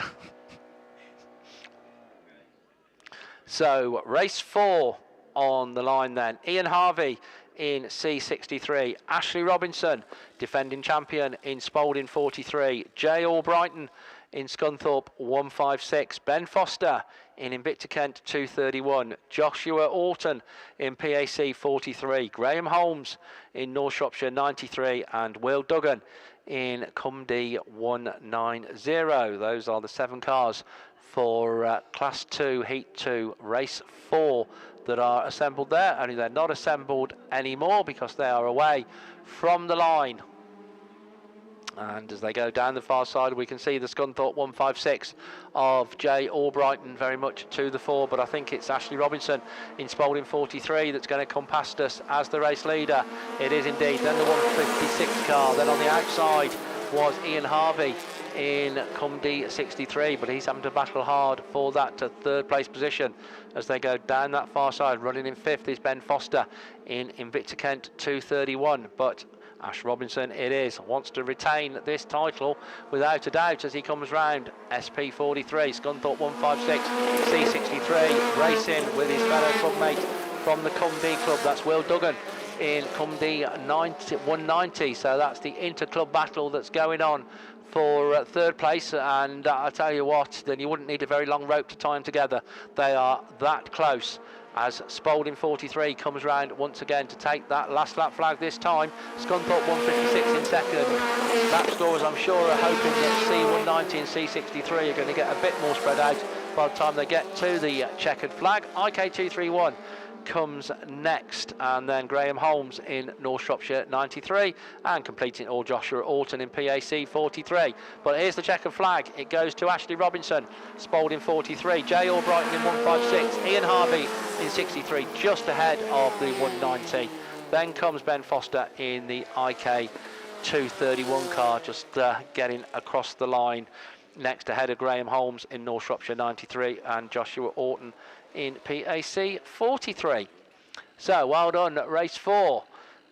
Keep up the good work. Race 5. So the mantle now is being taken up by Samuel Doddridge in 515F, Aled Evans in Tivy 38, Shane Sproul in North Shropshire 391, Andrew Wild in North Wales 171, Simon Chadburn in White Rose 70, JD Farrer in Scarborough 17, and Shane Jenkins in Radford 205. Those again 7 cars that we're looking up there for. No heat winners, I think, from the first round of qualifying, so everything to play for from this septet of cars as they go down the far side. It's Shane Jenkins inside grid position, trying to make it count in Radford 205. JD Farrow, though, looking to come through on his inside now in Scarborough 17, as they're about 3 abreast as they come past us. It's the Scarborough car that's the first one to show. Radford 205, Samuel Doddridge in 515F looks to go up through on the inside there on that top bend in that battle for second place.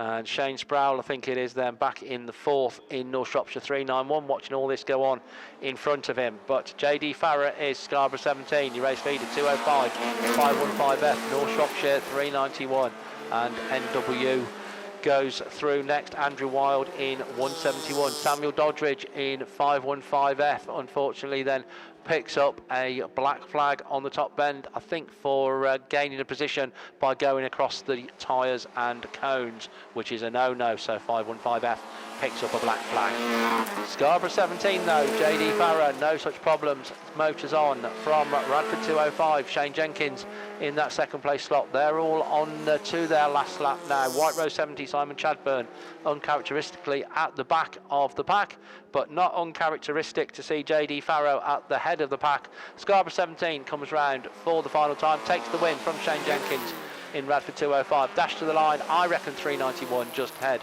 of 171, 3rd and 4th respectively. Aled Evans then in Tivy 38, and completing it all is Simon Chadburn in White Rose 70. Race 5 successfully completed. Race 6, second round of qualifying of Class 2s. Up there on the line, Ollie Stevens in Ludd 15, Darren Aikin in North Shropshire 4, Dieter Demau in Athelston 99, Jordan Hancock in Athelston 48, Adam Pickerskill in Scunthorpe 109, Gareth Stokes in Pennine 87, and Rich Owen in North Wales 1. So race winners from last time round starting to make a bit of an appearance. Gareth Stokes in Pennine 87 is out in this one. I think, Steve, it could be a Class 9 rerun, perhaps? Ah, there we go. Right. There's me looking at my paperwork and not at the start line. So fortunately, Tim was, because you will have spotted these aren't Class 2s, they are Class 9s. So it is the Class 9 rerun. So this is a rerun of Class 9 Heat 2, Race 3. Coming away from the line. And it's Phil Cooper, I think, on the inside that we can see.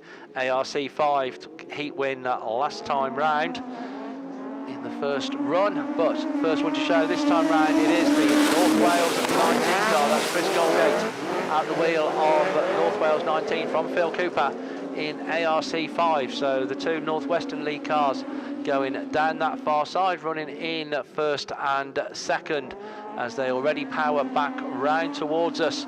In that third place slot on a bit of a wide line, but he's still there, is Matty Jones in Swansea 8. He's just racing ahead of Stuart Taylor.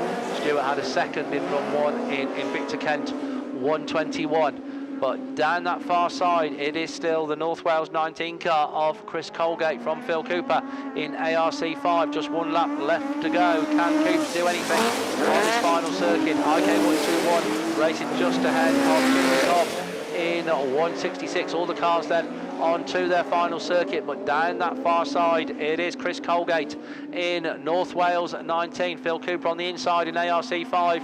It's going to be to dash to the line. It's going to be Colgate that takes it. Phil Cooper second in ARC5. Stuart Taylor third in 121. Kieran Cobb fourth in 166. Matty Jones in Swansea 8 then comes across the line ahead of Jenny Shepherd in South Somerset 22. So that completes the Class 9s for their second round of qualifying, and we can switch back to the Class 2s and race 6. And once again, they're going to get a little bit of water. It's going out there on the track, as I was saying earlier, to just keep the dust down and keep the racing surface as smooth as we possibly can. It does take some punishment across a weekend such as this. So just to remind you then, Ollie Stevens in Lud 15, Darren Aiken in North Shropshire 4, Dieter Demal in Athelston 99, Jordan Hancock in Athelston 48, Scunthorpe 109, which is Adam Pickersgill. Gareth Stokes should be there in Pennine 87, and last but by no means least, coming out of lane 1 will be Rich Owen in North Wales 1.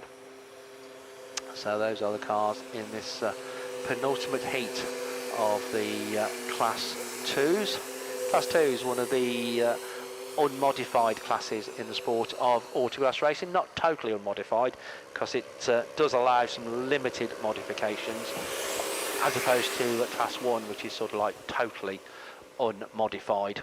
That's about as technical as I get. I don't do technical in any shape or form, as any of the people here will do. We should have somebody like Tim doing the technical side, because he actually races. You do technical, Mr. Jones, because you race. So Tim, of course, pilots a Class 6. Gareth, of course, used to race a Class 9, so does technical as well as everything else. So there we go. And I know nothing. People say to me, why don't you race? Because I don't understand at all. So I have my little automatic road going vehicle, put it into drive and it goes forward, and that's all I need to know. And I still get into enough trouble with that. So there we go. Yes, work couldn't believe it when I handed it back after 3 years. Quite how many dents were in it. I don't know how they got there either, but there we go. I know who I would blame, but I won't in case she's listening on the live stream. So water going down once again all over the track. So that's the way to absolutely do it. So there won't be any favouritism for any of the lines up there on the top part of that circuit. If you have got forthcoming race meetings or anything that you want plugged, then yeah, more than happy to do that, and we can tell you what's coming up. So when you're racing back down in this part of the world, let's see, poor old Gareth has taken his headphones off. Fortnight tomorrow, says Gareth, he thinks. So I'm sure if Gareth thinks it's going to be, so there we go. Fortnight tomorrow. So yeah, so there we go. Racing here once again. So if you want to come, won't be quite as big as this weekend, but if you want to come and have a good day's autograss racing once again on this superb venue, then yeah, 2 weeks tomorrow is the time to head back here and once again enjoy the hospitality of the South Wales Autograss League. Lots of racing all up and down the country: England, Scotland, Ireland, Wales, Northern Ireland and Southern Ireland. If you want all the details, then the National Autograss website is the place to aim for. They are the governing body of National Autograss Racing. Have a look on their website. We'll give you all the fixtures. Right, but we are back racing with race 6 of the Class 2s. And it's the Ludlow 15 car of Ollie Stevens that's the first one to go into that bottom bend, and is the first one to come back round towards us. In that second place is the Pennine 87, Gareth Stokes at the wheel of that one. North Wales 1, Rich Owen having a much better run this time round and goes through now into second place. Dieter Demal just the back marker in Athelston 99, but Ollie Stevens it is in Ludlow 15 down the far side at a third in run 1. So yeah, a good heat win will certainly set him well for the top 16, which is what they need to aim for. North Wales 1, Scunthorpe 109 now racing ahead of Pennine 87. It's Adam Pickersgill in that Scunthorpe 109 machine. North Shropshire 4 we can see tucked into 5th place. Darren Aiken at the wheel of that, racing just ahead of Jordan Hancock in Athelston 48. But your race leader coming round once again, Ollie Stevens it is in Ludlow 15 onto his last lap.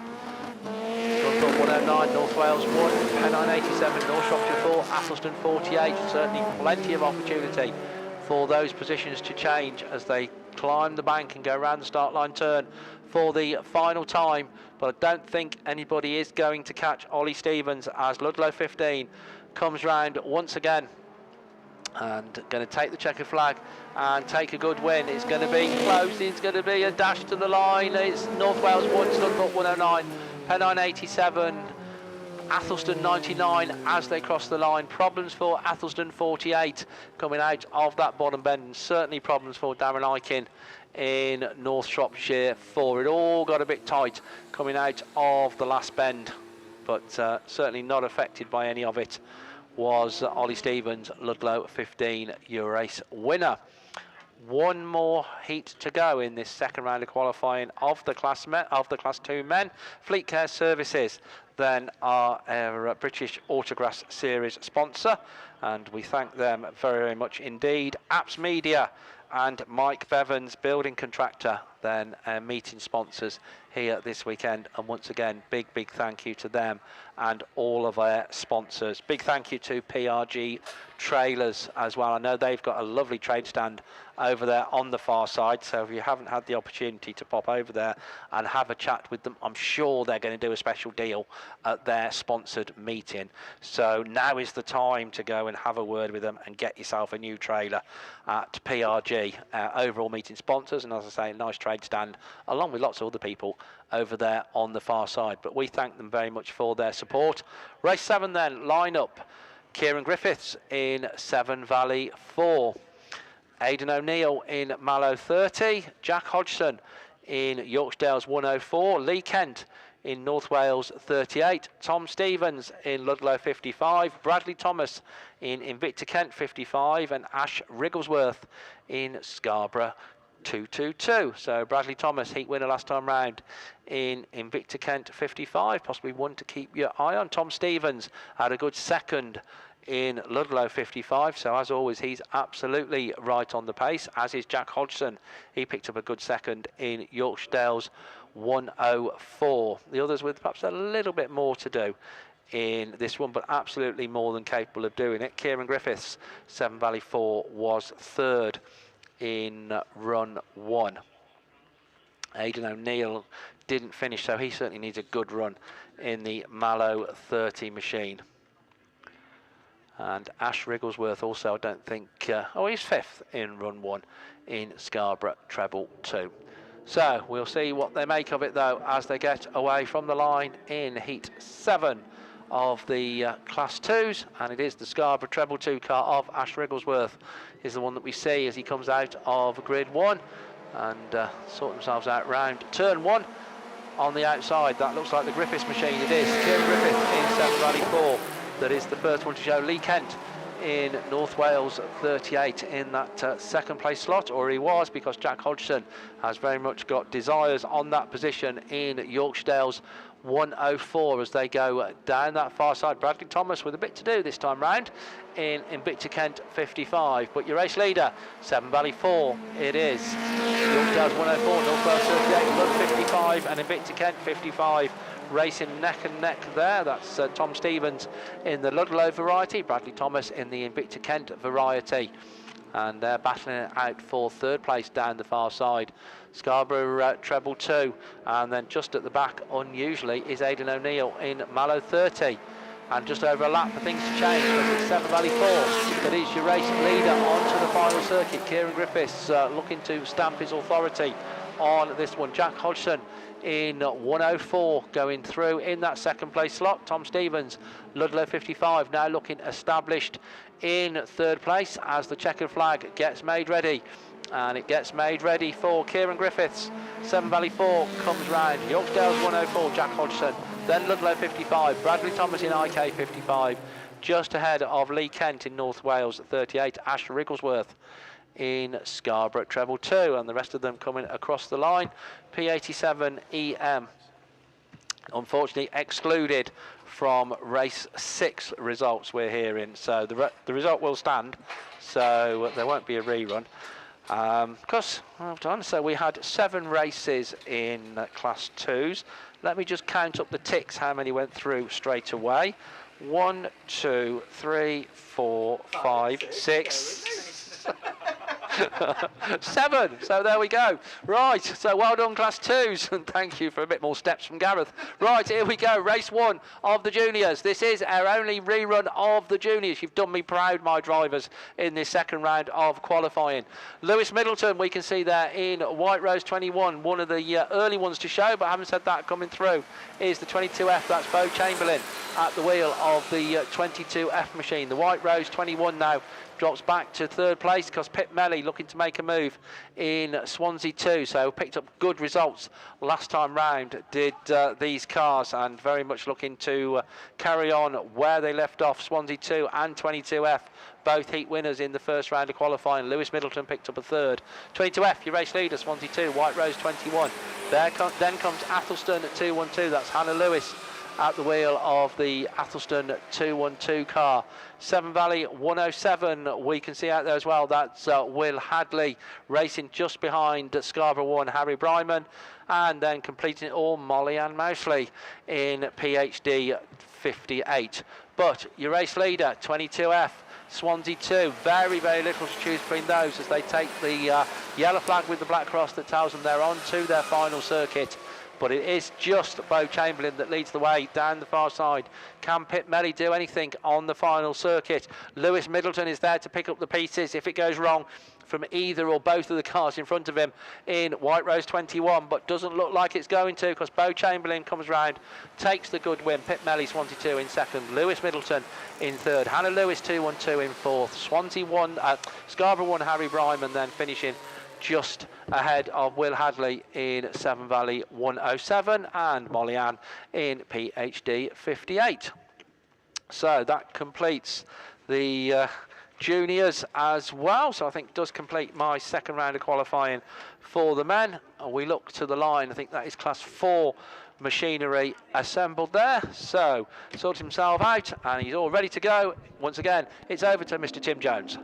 Thank you, Steve. Yeah, so here we go then. Heat 2 of men's Class 4 away from the line. No time to tell you who's done what and where as they get away from the line and head into turn 1 and turn 2. Rob Lancaster it is, though, that picks up the running and comes past us for the first time as your race leader. Mikey Jones took a 3rd rather from the first round of qualifying, so we're looking to get more points as they go down that far side. Tony Hawkins having a good run. He's up to that 3rd place in Severn Valley at 23, just ahead of Ashley Littlewich in North Shropshire 112, but nobody's ahead of Rob Lancaster. He's your race leader, Radford 47, 831.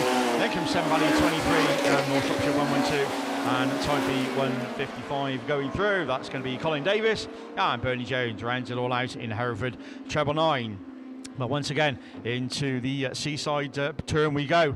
It's Rob Lancaster, Radford 47. That's going to bring him round with one more lap to go. This time, Mikey Jones, though, chasing hard in Hereford 31. Then Tony Hawkins in Severn Valley 23. Ashley Littlewich in North Shropshire 112. Then we go to the Typhy machine, Colin Davis in Typhy 155. And Bernie Jones rounds it all out in Hereford 99. So Rob Lancaster it is then in Radford 47, needs a win, and that's what he's going to get as a checker flag then comes out. Radford 47 takes the win. Mike Jones, Hereford 31, then comes Tony Hawkins in Severn Valley 23, Ashley Littlewich in North Shropshire 112, then Colin Davis in Typhy 155, and completing it all then, Bernie Jones in Hereford treble 9. So, all good stuff from race 1 of men's Class 4, as ever, moving ever swiftly on to race 2. Race 2 then brings out Jamie Williams in Melton 58, Otis Williams in Typhy 13, Ross Fisher in Panow number 1, Aidan Murphy in CW 146, Adam Henley in York treble 7, and the first round heat winner, Dean Smith in PAC 40. So Adam Henley then takes the 2nd from the first round of qualifying this morning. So it is Otis Williams in Typhy 13, but it's your current champ then that leads the way then. York treble 7 into the first bend we go. Dean Smith, as you expect, up with him. Oh, there's contact. Henley gone sideways. There's all cars going everywhere. And Ross Fisher then picks up the running in Penow number 1. Henley then recovers back to 2nd in York treble 7 as they go up the hill and down the far side with the Causeway machine running in 3rd. Then it's the PAC 40 machine.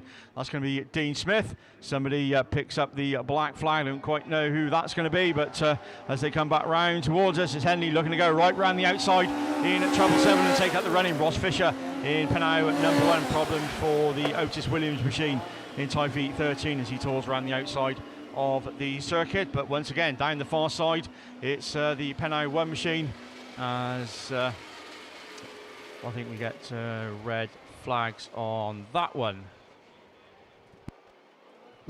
So we'll see what the marshals say about that one. So somebody obviously may be excluded, but we'll let you know as soon as we know.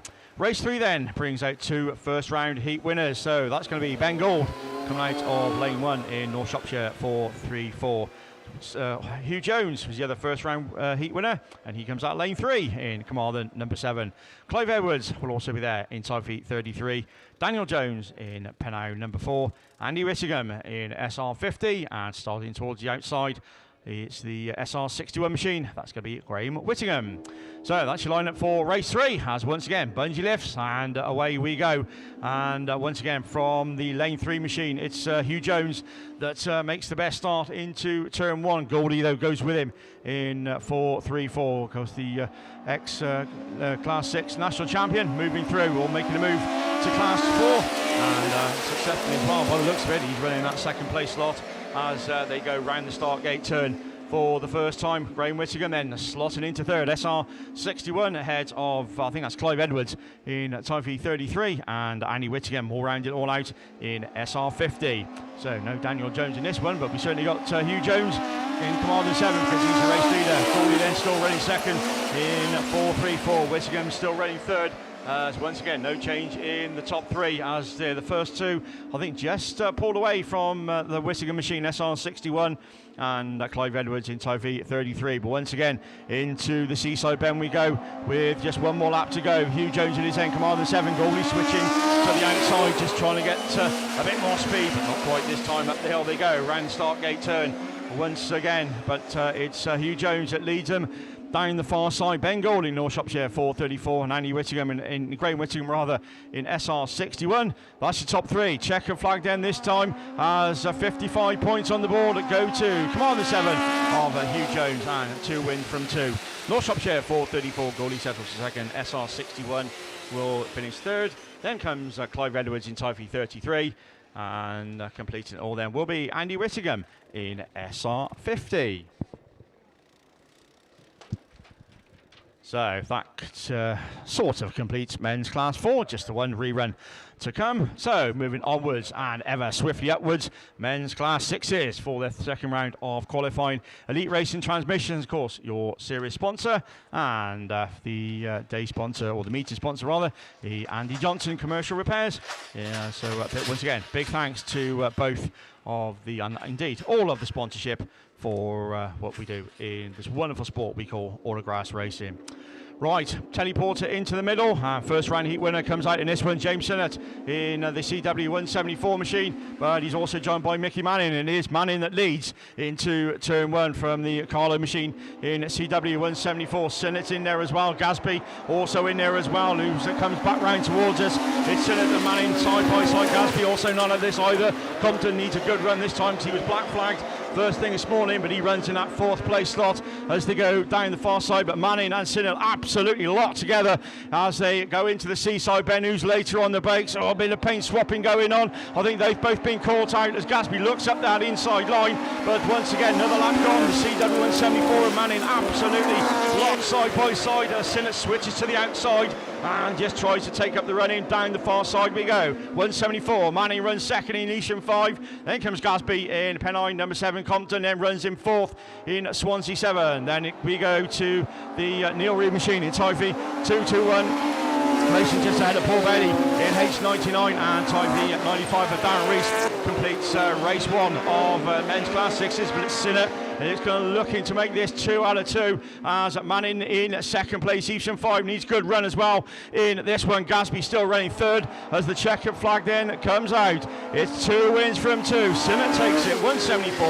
Evesham 5, then comes Ben Gasby in Pennine 7. Neil Compton in Swansea 7. from Type 221 of Neil Reid, Paul Bailey in H99, and completing it all then will be Darren Rees in Type 95. So, good stuff, and well done to Jameson at 2 wins then out of 2. You can do no better at the end of day 1 in a British Autograss series round, and that's not bad for a day's work. Right, moving on, let's see what race 2 brings, as race 2 brings out Stu Thompson in White Rose 3, Aaron Smith in SR71, Kai Williams in Typhe 121, Richard Jones in Cumdy 279. Then we go to Andrew Lewis in PhD 85, Glyn Bailey, Adrian Lewis and Bryn Jones round out race 2. Away we go, and it is indeed from the inside grid. It's the pickup that takes up the running. That's going to be the Glyn Bailey machine in Scunny 33, but somebody on the outside is Thompson in White Rose 3 then that comes through to take up the running. As Tomo then leads them around the start gate turn for the first time. Bailey runs second. Who's on in third? That's going to be Aaron Smith. Took a third this morning in SR71. As or somebody facing the wrong way as we go down the far side. Richard Jones running fourth in Cumdy 279. As it was indeed Kai Williams in Type 121 that was in trouble, but he's got it going again. And on his way he goes. But Tomo still leading the way. Bailey switching to the outside in Scunny 33 as they go down that far side ahead of Aaron Smith, who still runs in third in SR71. And we got red flags on that one. So I think it was Adrian Lewis that's in trouble over the bottom part of the circuit in PAC 7. So that's going to have to go to a rerun, and I think we're going to need some recovery for poor Adrian in PAC number 7. So once again, back to the Ream lane they will go, and as the Bowser comes onto the circuit, let's see what we've got in race 3. So race 3 then this brings out 2 first round heat winners, Darren Bryan and Dalt Thomas, Scarborough 41 and Carmarthen 8 respectively, and they will be joined by Ollie Hadley in Seven Valley 701, Andy Russell in IK 64, Simon Mills in LM 46, and last but by no means least, always quick, Darren Thomas in Typhe 66. So that's your lineup for race 3. Just as the teleporter is recovering the stranded machine of Adrian Lewis, and once again Bowser's on to the circuit. As I say, our big thanks to Elite Racing Transmissions for their sponsor of the series, of the all the rounds that we do, and Andy Johnson, Commercial Vehicle Repairs, for their sponsorship of the meeting. Andy, of course, will be out in which race is Andy in? Race 4. So the Scarborough 16 machine then took a second in first round of qualifying, so you're looking to make another second or even go better. But once again, he'll have a hot competition, as it is indeed right the way through Class 6s, and indeed all the classes as we get to the sharp end of the meeting. But of course in Class 6s, just a straight 8 car final. So I need some good results, big points from all the heats to get yourself into that final tomorrow afternoon. So more Bowser work going on the Seaside bend. As I say, the track looking absolutely spot on once again, and all credit to the South Wales team for putting on what has been so far an absolutely stunning meeting.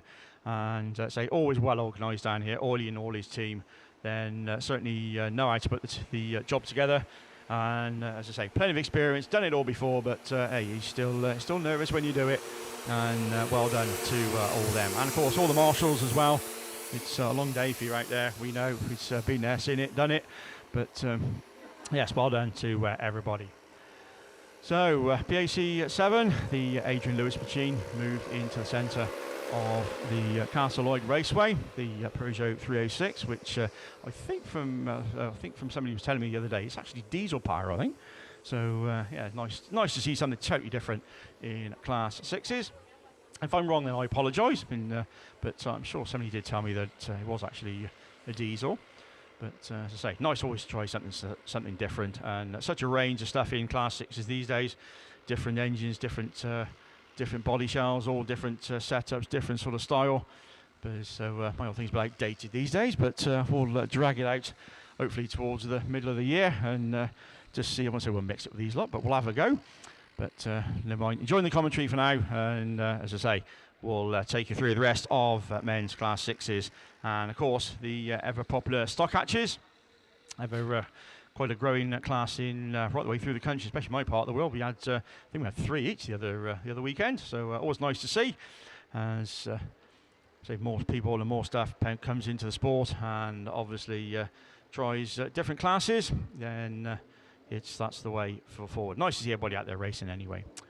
So Bowser's done, and off the circuit we go. We're going with the race 3 of men's Class 6 here. So Darren, Bryan, Hadley, Russell, Mills, Pipe, Thomas, and Thomas. Away we go, and it is one of the Thomases, but it's Dalton Thomas that leads the way. Your current your ex-national champion and current point scorer leader in Carmarthen, number 8, but he's got somebody for company. I think that's Darren Bryan in Scarborough 41, the national champion, looking to go right round the outside in 41, and does so take some running, but Dolt fighting back though on that inside line. Good racing from Class 6s. Millsy then looking through on that inside line at LM46 ahead of Darren Thomas in Typhy 66, but once again slowing it down round the seaside bend we go. It is Dalton Thomas in Carmarthen, number 8, that still leads. Bryan still right there with him in Scarborough 41. Then comes the other Thomas. That's going to be Darren Thomas, Typhy 66, Millsy in LM46. Then comes Andy Russell in IK 64 in that third, fourth, fifth place slot, racing just ahead of Tom Pipe in North Shropshire 5, and Ollie Hadley rounds it all out in Severn Valley 701. But Dolt it is just going to bring him round with one more to go. Oh, contact. Andy Russell straight inside of Millsy in LM46. Also somebody else involved as well. But we're on to the last lap. We keep running as Dalton Thomas leads him up the far side and down the start straight for the final time. Darren Bryan in Scarborough 41 in that second place slot. Then we go to Andy Russell, who's still going IK 64 as the checker flag then comes out. So Dalton Thomas it is, 2 wins from 2. Carmarthen 8 it is, Scarborough 41 takes second. Then comes Andy Russell in IK 64. Then comes Darren Thomas in Typhy 66. Ollie Hadley in 701 as Tom Pipe gets to go in North Shropshire 5. And no finish for Simon Mills in LM 46. So that's the provisional result as we saw it. As I say, everything we say is as ever provisional. So once it's confirmed and once we know anything, we will let you know. Race 4 then. Race 4 brings out Marlin James in Carmarthen 11, Dean Robertson in YS 41. Your meeting sponsor, Andy Johnson in the ever quick little Suzuki Swift in Scarborough 16. Marlin Jamesy, who's also there in Yorkshire Dales 10. Michael Keogh in Cumdy 433. Adrian Brown in PAC 37.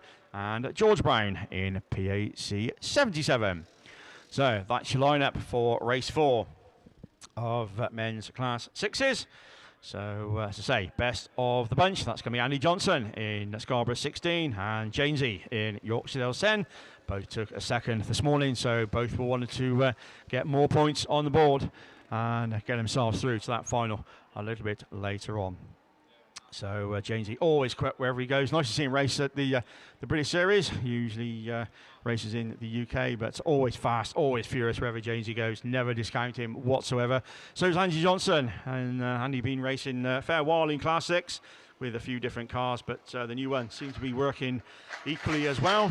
Marlin James, of course, the ever popular chassis builder from down this part of the world, and I'll say most or a lot of these 6s these days are MTJ race chassis, and that's your man that's responsible, and Marlin James in the absolutely stunning Lupo that he races. But away we go then. We'll see them as they leave the line, and it is indeed Marlin James that leads the way. Carmarthen 11 into the first turn. Johnson goes deep into turn 1 in Scarborough 16 as Jamesy gets mixed up as well in Yorkshire Dales 10. A bit of paint swapping going on, but Johnson leads. Scarborough 16 from Michael Keogh, who's found some good speed in Cumdy 433. It's the Brown machine on the outside. That's going to be PAC 37, Adrian Brown, as we get red flags then on that one.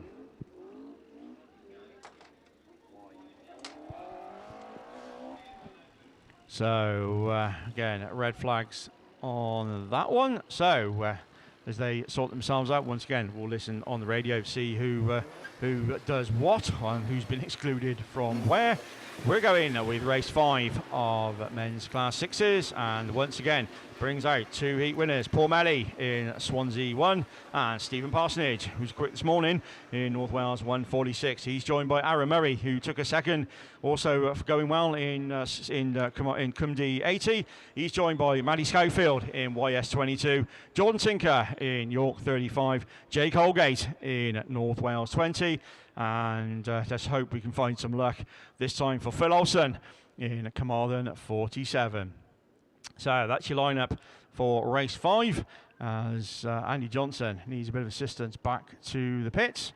So no doubt they'll get that sorted and back on song. But for now, he's towed off the track into the middle.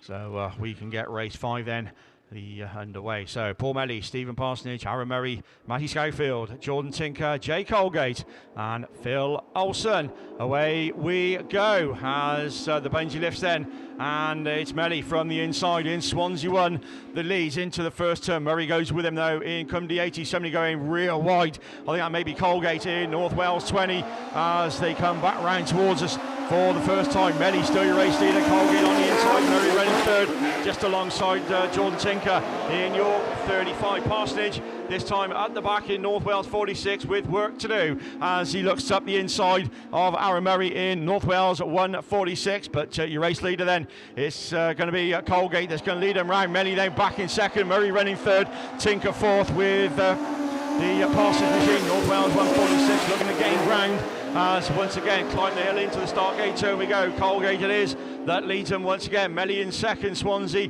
number 1. Then comes Jordan Tinker in York 34. Murray again switching to the outside in Cumdy 80, and Stephen Parsonage still with work to do in North Wales 146. 1 lap to go. This time Jake Colgate, North Wales 20, Swansea 1. Murray still running third, but he's coming under a strong challenge from York 35 of Jordan Tinker and Stephen Parsonage in North Wales 146. No answer to them at the moment, but Colgate is getting away. North Wales 20 it is then. That's going to bring him round. Checkered flag then at the ready. 55 points on the board and a race win. North Wales 20 will take it. Swansea 1, York 35. Then comes Aaron Murray in Cumdy 80, and not to be this time for Stephen Parsonage in North Wales 146.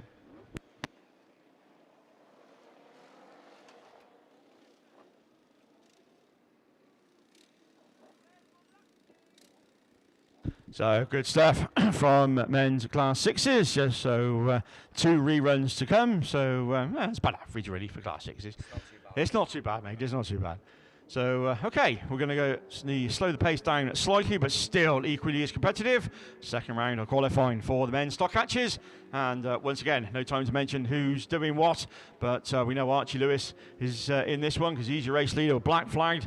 First time, so needs some good points in this one as he drifts wide. Has South Somerset 8 also looking to move through. Justin Hardy in that second place slot. Alan Hawkins in Forest 20 then slots into that fourth place slot.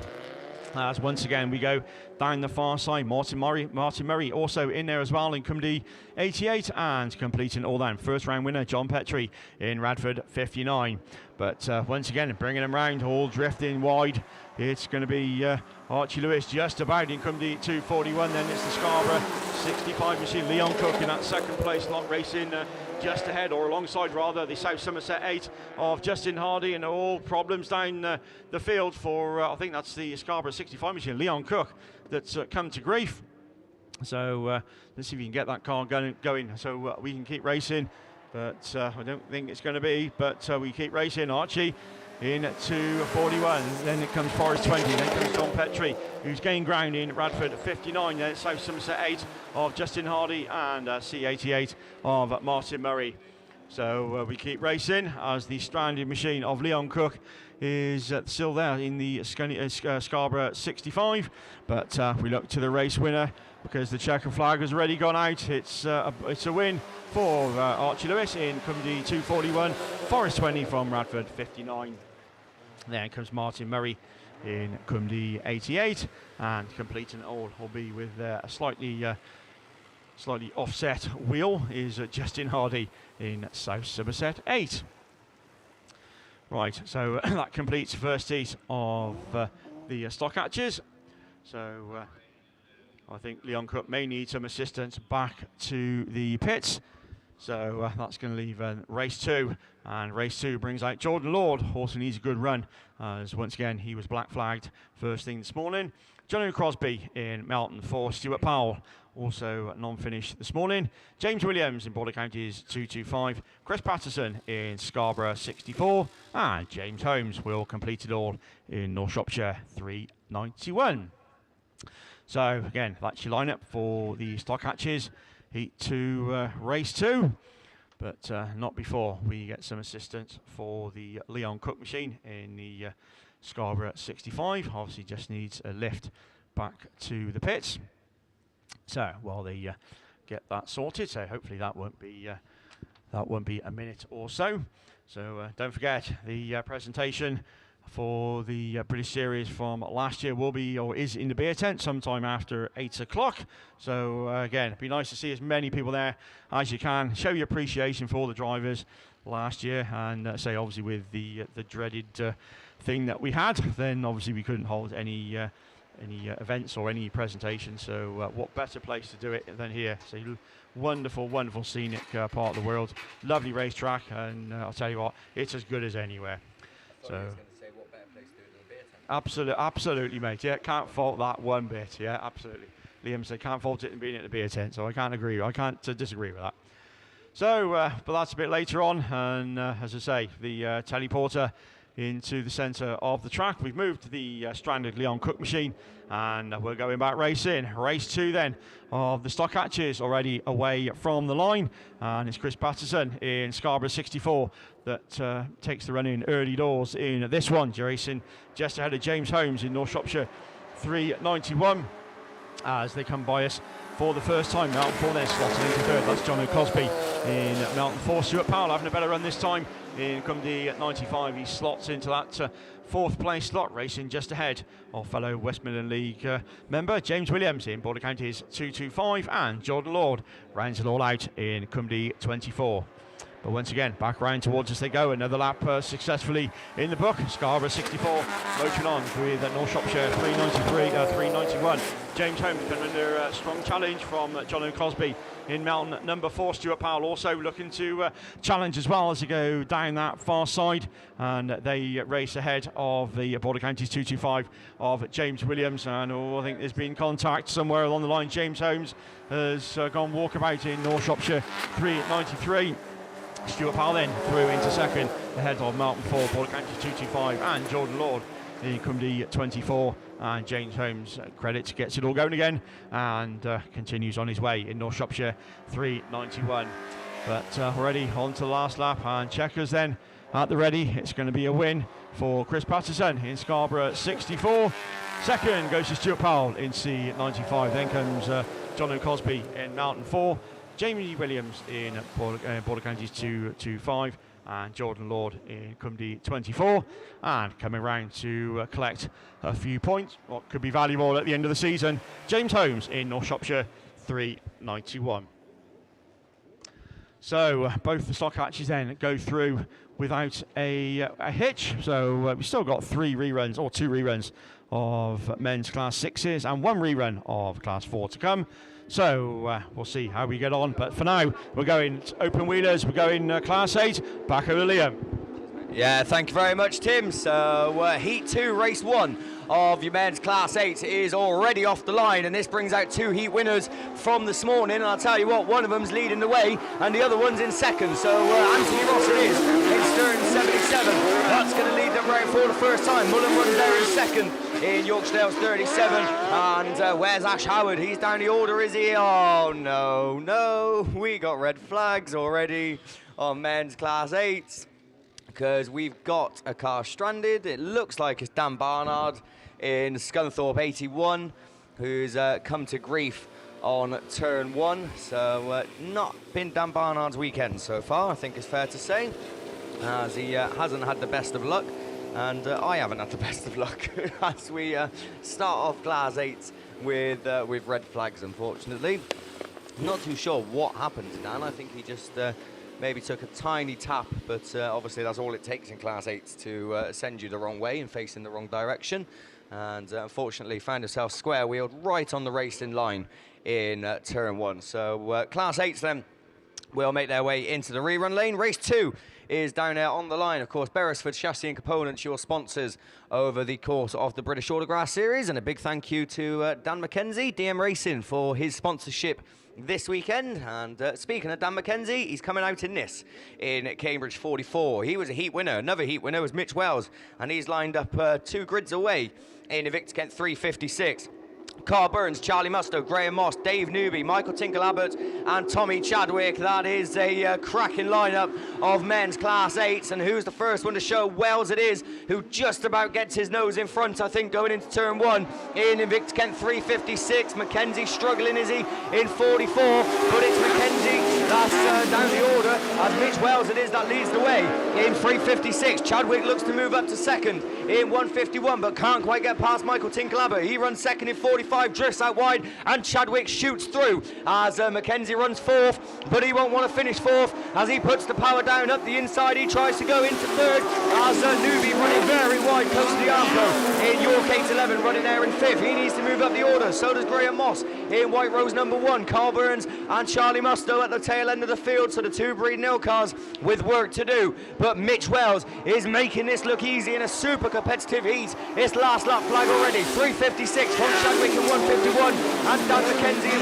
44. There you 1, 2 and 3. Abbott runs there in 4th but leaves the door open, and Newby seizes his opportunity but can't quite make it stick as they go down the far side into that bottom turn for the final time. As checkered flag, Mitch Wells 2 wins out of 2 at the end of day 1. He'll take that happily. Chadwick 2nd, McKenzie 3rd, Newby 4th, Michael Tinkle-Abbott 5th, Graham Moss takes 6th from Carl Burns in Breed Nil 18 and Charlie Musto in Breed Nil 23.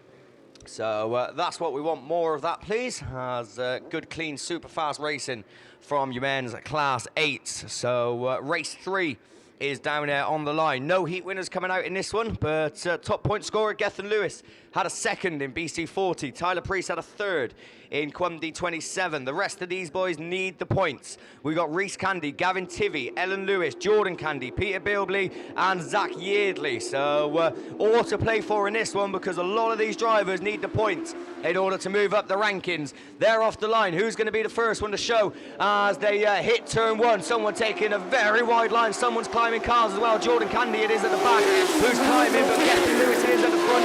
Who's leading? He had a 2nd. He's looking to round that off now with a win. Tyler Priest is running with him in 2nd as those 2 look to pull away already from the rest of the pack. Zach Yeardley running in 3rd in the Sturton machine, but at the front it looks like we can have a change of race leader. Oh, Tyler Priest has overcooked it, and that's his challenge done as your race leader now moves on. It's Gethin Lewis who's absolutely clear with 2 laps to go. Zach Yeardley runs 2nd, Tyler Priest running in 3rd, but as I said, work to do.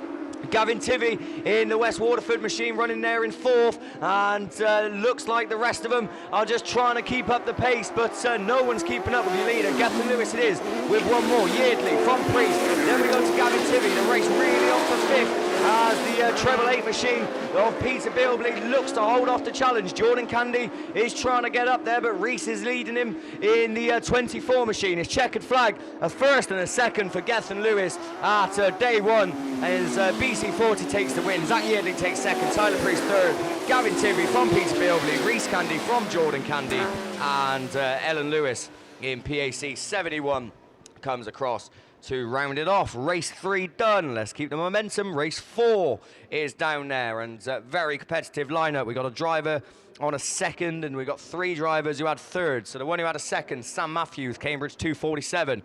James Heselton, Tim Russell, and Jake Harden all had a 3rd in their first round of qualifying.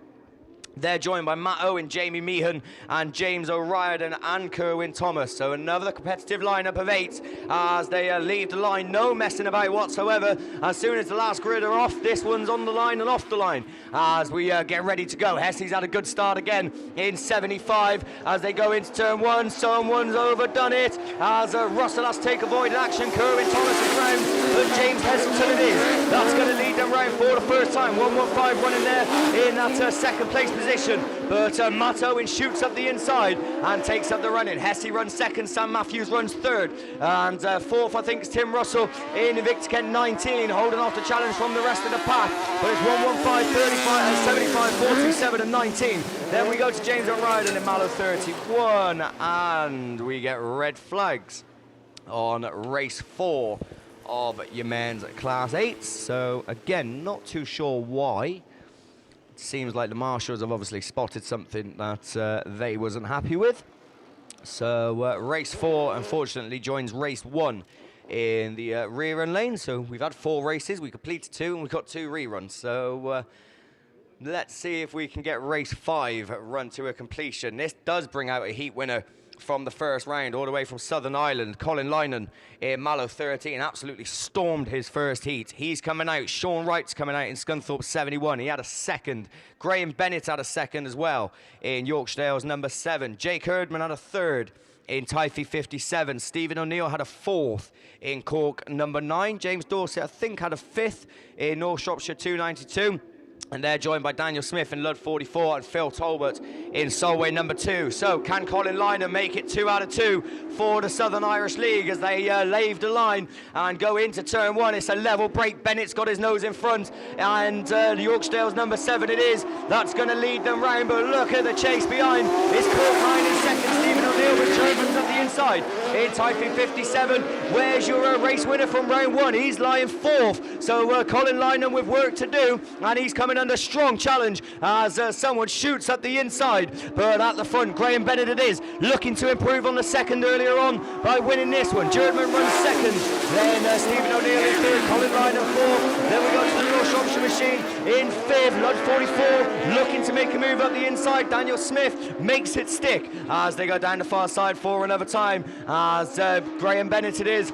With one more lap to go, Yorkshire Dales number 7, is anyone going to catch him? Jake Herdman is coming under strong challenge from Stephen O'Neill in Cork number 9, and Colin Lynon is also there. The race really on for 5th between Dorset and Smith, but Dorset gets it wrong and Sean Wright moves through. Sean Wright goes through 2 of them, up the inside then the outside, and moves through to 5th, but it's checkered flag. Graham Bennett it is that takes the win. Jerdman takes 2nd, Stephen O'Neill from Colin Lynon in 3rd and 4th. Sean Wright takes 5th. Then we go to Lud 44, James Dorsett in 292 and Phil Talbot in Solway number 2. So good stuff from Class 8. Race 5 complete. As I said, big thank you to Beresford Chassis and Components and DM Racing for their sponsorships. Race 6 doesn't bring out any heat winners, so a lot of these drivers need points to get into that top 16. Matt Bishop had a 4th, Callum Barker had a 3rd. We'll pick the rest up as they leave the line. Bishop looks quick from the inside in the Ayton Sodbury machine. He leads him into turn 1, but someone's going right round the outside. Someone's very heavy on the brakes as well, but whoever was on that outside line's made it stick is Wes Hathaway in Breednell number 1 as he pops out in front and takes up the run. In second is Matt Bishop. Chris Dance, I think, running 3rd. He's got it round. Barker avoids him. Oh, but the other ones don't, as there's a 3-car pile up towards the back. They're stranded on the straight. We all know what that means. Red flags once again on men's Class 8. So the boys slow it down as we get yet another stoppage in that one, as I think it was Chris Dance who got it all wrong in Radford 62. Then he was collected. I know one of the people who collected him was Harry Liversidge in Yorkshire Dales 90. And if I had to hazard a guess, I'd say the other one might be Phil Taplin in Leewood 51. But all the drivers are okay. 2 of them have made it back into the pits. And the other one is, I think, going to need a little bit of assistance in order to make it back. I think there might be a wheel off on the machine over on the far side. So obviously while we've got the downtime, there is going to be some watering done and a little bit of track maintenance to help keep this track in tip-top condition. And just looking at the time, what is it now? It's 10 to 7, there we go. So of course we've got men's 8s and 10s to go. I know we've got a couple of reruns, then junior specials and ladies. I do believe that they are going to try and get as much done as possible. So hats off to obviously everyone involved, and hopefully they can get as much done as possible. Of course, plenty of things still to come, lots of racing still to come, and obviously the BAS presentation a little bit later on as well. And like I said, certainly lots to come, and obviously a whole day's racing tomorrow as well. The important stuff tomorrow, the third round of heats and the finals. Of course, 24 finals to come your way. Is it 24? 12 men's classes. I think ladies, stock hatches and S600s have been mixed with other classes, so that's 22 and 2 juniors. So yeah, 24 finals to come your way tomorrow. And of course, this is what it's all about. You have to qualify throughout the heats, gain as many points as possible in order to get yourself in that final, or in Class 8's case, to get yourself in the semi-final. Of course, looking for the top 16 out of the Class 8s, because I believe there was something like 78 signed on this morning. So that 78 has to be whittled down into the top 16, and of course 2 semi-finals tomorrow afternoon. So tell you what, I think I said earlier about the 2 semi-finals you get in Class 8s. They could both be their own individual finals, and there's probably still another 8 odd drivers that miss out, unfortunately, because of the points. One bad run really does hinder your weekend in Class 8s, just due to the sheer amount of numbers that there are. So anything really lower than a 5th throughout the heats could harper your way of getting into that semi-final. And there's certainly been BAS rounds where I've seen points and it's been like 2 wins and a 4th in order to get in just to the top 16, and you think, wow, that's 2 wins and a 4th will get you into most finals in any other class, but with Class 8s it is very tight. So these boys obviously going to be trying as hard as they can to get as many points as possible in this heat. Mitch Wells, of course, has done that. He's got the maximum 110 points after the end of day 1, and no one in race 7 is going to join him because we haven't got any heat winners. But what we have got is Rich Cooper, James Bowe, Ashley Hutchins, Troy Pritchard, Tyler Heath, Bayard, Jay Thompson, Killian Cusack and Matt Middleton. So still a very strong lineup, and a few of these need the points, a few had seconds and thirds, so it'll be interesting to see who does what. Middleton's quick out of the gate though in South Somerset 88, takes that wide line, misses all the water and shoots away from the rest of the pack. So Middleton it is, that's going to lead them round for the first time. And who's there in second? I think it's Killian Cusack in the Mallow 64 machine, so a strong showing for the Irish in this one as he runs there in second. Third's Rich Cooper. Then we go to the North Wales machine, who sits in just behind him. Jay Thompson though could come under challenge from James Bowe in the Pennine number 9 machine. He runs there in 5th. He needs to improve on that in order to get his points up. Tyler Heath followed by the C34 and Ashley Hutchins in PhD number 12. But just look at your race leader as he goes down that far side. A second in the first round of qualifying, but he's certainly not going to get second in this if he keeps this up, as he is flying away more and more onto his final lap already, and the rest of the pack can do nothing but chase and battle amongst themselves. And it's the Mallow machine still there in second of Killian Cusack, but Cooper's looking for a way through in Evesham number 2, looking more and more menacing as the laps go on. He's looking around the outside, he's got the speed, but can he get it in tight for the corner as all this goes on? Your race leaders, your race winner, Matt Middleton it is, that takes a very convincing win. Cooper is going to take second from Cusack in third. North Wales number 18, Pennine 9 of the James Bowe machine, and Tyler Heath Bayard was the next one across from Troy Pritchard in Quam D34.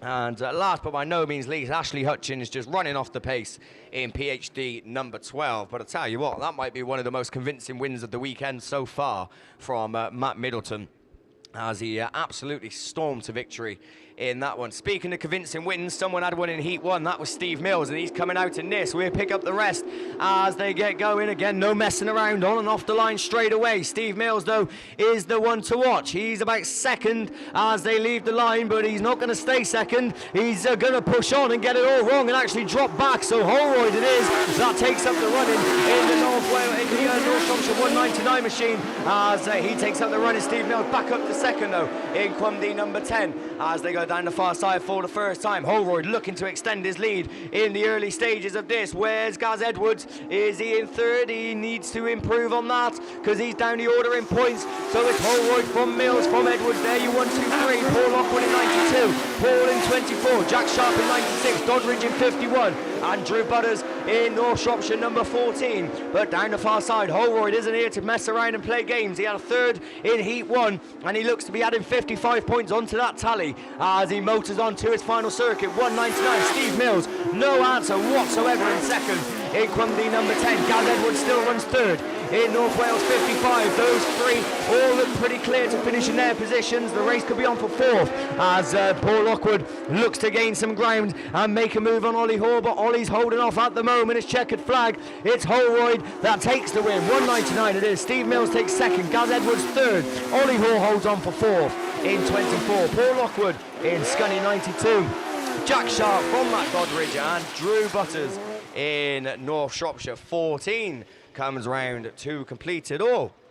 Two more races scheduled in your men's Class 8. And I tell you what, this one brings out two heat winners from the first round of qualifying. Chris Pope in Spalding at number 8 and Bryn Powell in Ludlow number 4. Both of those drivers sit on 55 points after the first round of qualifying, but something's got to give as they go into Heat 2, and it doesn't stop there. Kenneth Cashel in West Waterford 78, he had a second.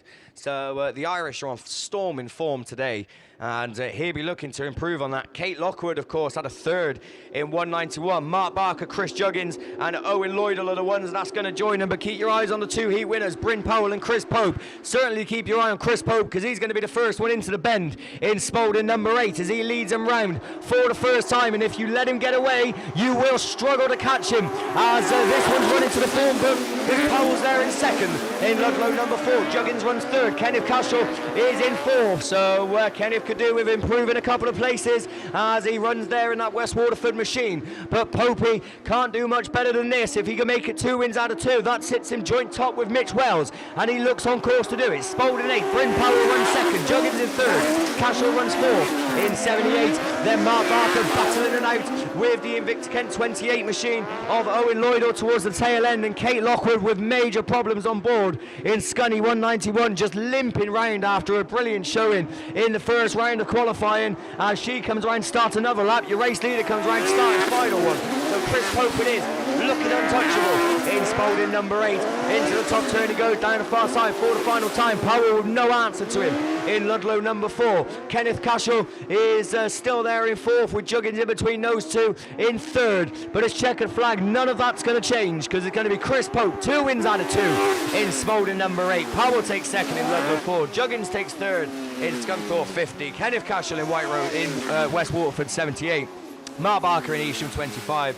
Owen Lloydell in Invicta Kent 28, and big disappointment for Kate Lockwood in Scunny 191, who limps across the line. They could be very valuable points in the long run, but I'm sure she'll be absolutely gutted with that after a strong third place in Heat 1. So one race remaining in your men's Class 8. Race 10 also brings out 2 heat winners. Russ Shepherd in South Somerset 3 and Tom Lewis in Border Counties 55. So not just 2 heat winners, but probably the 2 most reckless heat winners you can imagine. So those 2 are down there. We'll get the rest as they leave the line. Where's Tom Lewis in the start? He's about 4th, but Russ has had a better start in South Somerset number 3, and it's those 2 that are going to lead them into turn 1. Shepherd, though it is, with his nose in front. Lewis running on that outside line in 55, runs second.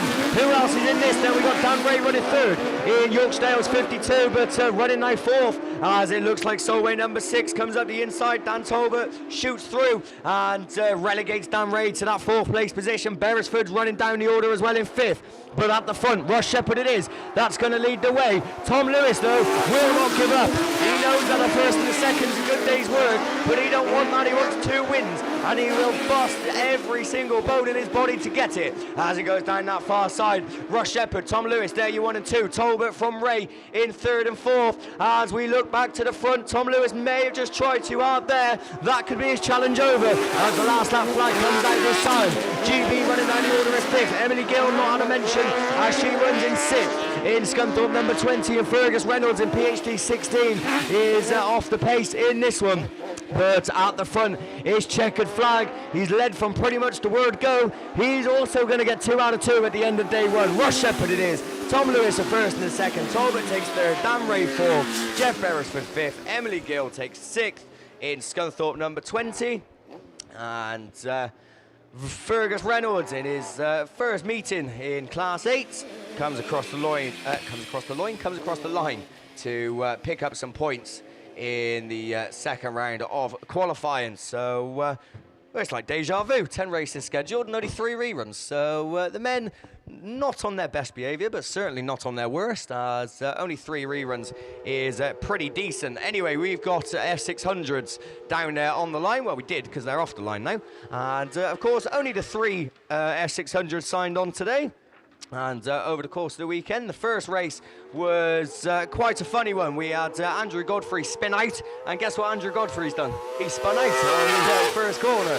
So it looks like it is deja vu, because the last heat winner of this one was Trevor Frost, and Trevor Frost is the one that leads the way down the far side. Jamie Smith in Yorkshire 103 sits there in that second place position, and once again Andrew Godfrey doing pirouettes and donuts on the top corner. It was this bottom corner he was doing it on earlier, but he's decided to change his mind and show off to the fans at the top instead. Anyway, Trevor Frost it is that moves on to another lap down the far side once again. Jamie Smith in second in Yorkshire 103. Of course, all 3 of these will be in the final tomorrow, but are still racing for BAS points, which could make a big difference at the end of the season. Of course, bigger trophies, bigger prizes, but for that you need bigger points, and Trevor Frost can't get much bigger than 2 wins out of 2, which is looking like it's going to be the case in the White Rose 400 machine as he goes down the far side for another time, for the final time. In fact, last lap flag goes out then to Andrew Godfrey.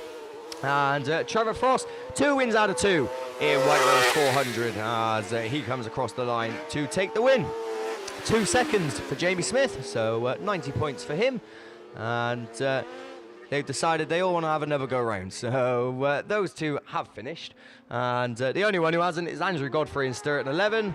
But he's going to come across, and it's 2/3 for Andrew as well. As that one pretty much run into the form book, and virtually a rinse and repeat of the first round of qualifying, with Andrew Frost winning, Jamie Smith second, and Andrew Godfrey in third. So that concludes me for a short while, because we are going rerun mode, and it looks like we've got a Class 4 and a Stock Hatch rerun down there on the line. So that can mean only one thing. It's over to Tim. Thank you, Liam. Yeah, so on we go then. Men's Class 4 for their rerun. So this is the one outstanding, or the only outstanding rerun we got. So that's going to be race 2.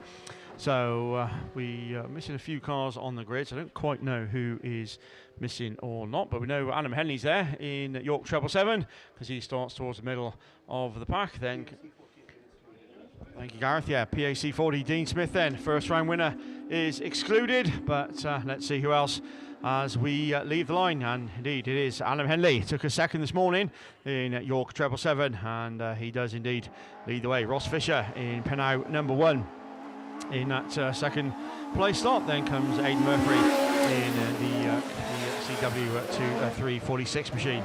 So we're going without Jamie Williams and Otis Williams as well. But we're not going without Adam Henley because he's your clear race leader. So took a second this morning, and looking to hopefully bag another load of points as he comes back round towards us. 777 is your race leader. Ross Fisher in Penau number 1, and Aidan Murphy in the CW 346 machine in that third place slot. So once again, it is Adam Henley in York 777. That's going to bring him round with one more lap to go. The former Class 4 champ and current Class 4 champ, I can say as well. York 777 from Ross Fisher in Penau number 1. And back to the Irish machine. That's the CW 346 of Aidan Murphy. But everybody on to the last lap then, and is indeed Alan Henley that's going to bring him round. A first and a second will do very nicely after day 1, and as he takes the race win ahead of Ross Fisher in Penau number 1, and completing all then will be the CW 346 of Aidan Murphy. So that completes the outstanding rerun, and it does indeed complete men's Class 4 for their second round of qualifying. So we're staying in rerun mode because we're going to Class 6s, and as we look towards the line, this is the rerun of race 2, because as they leave the line we can see Tomo in white rose 3 and the Glyn Bailey machine in Scunny 33 that go 1 and 2 into the first bend. Somebody tucking up that inside. I think that's Aaron Smith in SR71, but just losing out as he comes down to turn 2, and it is indeed Richard Jones that's found the line and just slots himself into second place slot. But Tomo it is in white rose number 3 that leads down that far side ahead of the Richard Jones machine, the ex-Bengal machine, of course, for all you eagle-eyed people. And 279 it is that leads the way. Glyn Bailey in Scunny 33 now runs in third ahead of SR71 of Aaron Smith. And the last 2 cars we've got PhD 85, that's going to be the Andrew Lewis and Kai Williams in Type V 121. But once again, Tomo into turn 1 we go. Bailey then looking to go a bit deeper into turn 1. Richard Jones then tucking in also as well. But Tomo it is, once again leads him round 1 to go. Bailey on the outside, so does Richard Jones. Follows the same line, then comes Aaron Smith in the SR71 machine. But Tomo then has got company, he's got Glyn Bailey right next to him, side by side into turn 1. It's going to be a dash to line as a checker flag then is made ready, or Richard Jones it is though that tucks up the inside because they've both gone wide, but it's Glyn Bailey that takes it from Richard Jones at 279. Tomo with white rose 3 from the SR71 of Aaron Smith. Then comes Type V 121 of Kai Williams, and completing it all will be Andy Lewis in PhD 85. Right, that's one of the outstanding reruns done. We'll have to wait for the other rerun, which of course is race 4. But for now, we're going back to open wheelers, and I think this is the rerun of Class 10. So if it is, and to take you through who's there and who isn't, it's back over to Liam Williams. Yeah, that says a... Oh, sorry, Steve. That says a lot about me when Tim says it's a rerun of Class 10. We haven't even done Class 10s yet, but he's so used to saying I've got a rerun that it's just become natural habit now.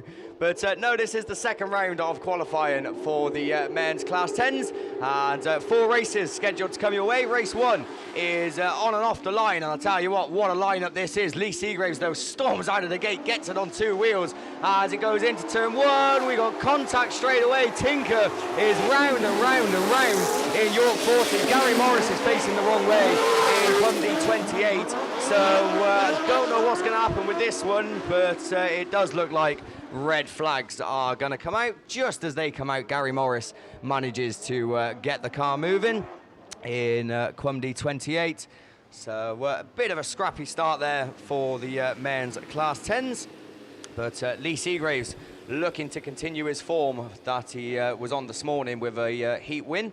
So, unfortunately, that will go into the rerun lane. Now we have a rerun, as men's Class 8s are down there on the line. This is a rerun of race 1 coming out. This is the one that brings out your 2 heat winners, Anthony Ross and Ash Howard in PhD 21. So, obviously, 2 heat winners, only one can go unbeaten, or can someone else spring a surprise and throw in a win for themselves. Connor Jones had a 3rd in North Wales 115. Daz Mullen, of course, is down there as well. He had a 2nd in Yorkdale 37. So all 4 of those drivers will be looking to continue their form and keep their points high to get into that top 16. They're joined by Shane Smith in Cwmdy number 8. Wes Green is down there as well in Scarborough 3. Spencer Mills in Ludlow 5, and Dan Barnard in Scunny 181. We're away with the rerun of Class 8, and it's going to be Rossi that leads him into turn 1. Mullen's running with him. Oh, we got 1 car on 2 wheels, but comes back down as we look to the front. It's Rossi that leads the way as Ash Howard absolutely throws the car sideways in 3rd in PhD 21. But it's the heat winner from this morning, Anthony Ross, that leads the way. Mullen running in 2nd in the Yorkdales machine as Ash Howard runs 3rd. Wes Green runs 4th in Scarborough number 3. Daz Mullen lifting the front end up,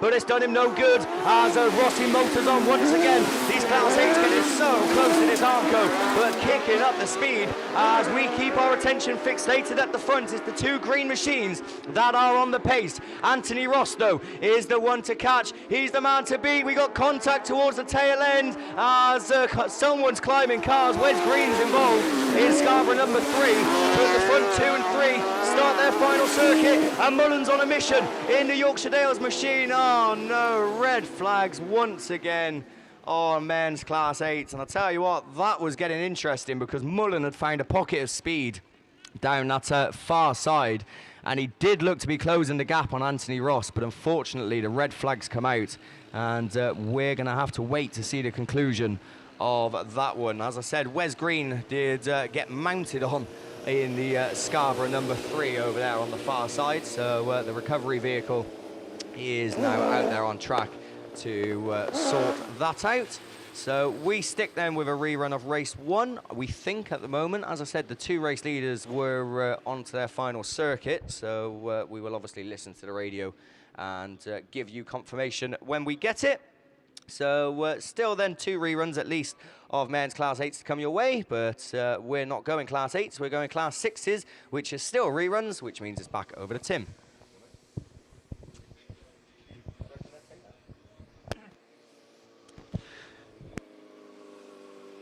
Yes, thank you, Liam.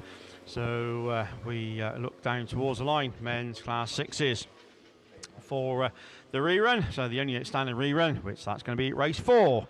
So again, Andy Johnson is Vehicle Repairs is your very kind sponsor, and we saw Andy being towed off the track after his first go at race 4. But I must admit, can't see him from here. So hopefully they got that car sorted and back out onto the line, but as I say, can't quite see his car from here. Let's see, that's him on the far side, but we'll pick him up no doubt as they leave the line. Other people then should be there, should be Marlon James in command at 11, Dean Robinson in YS 41, Marlon James in Yorkshire Dales 10. I don't think Jamesy is down, and just have confirmation that Marlon James is actually excluded from this one.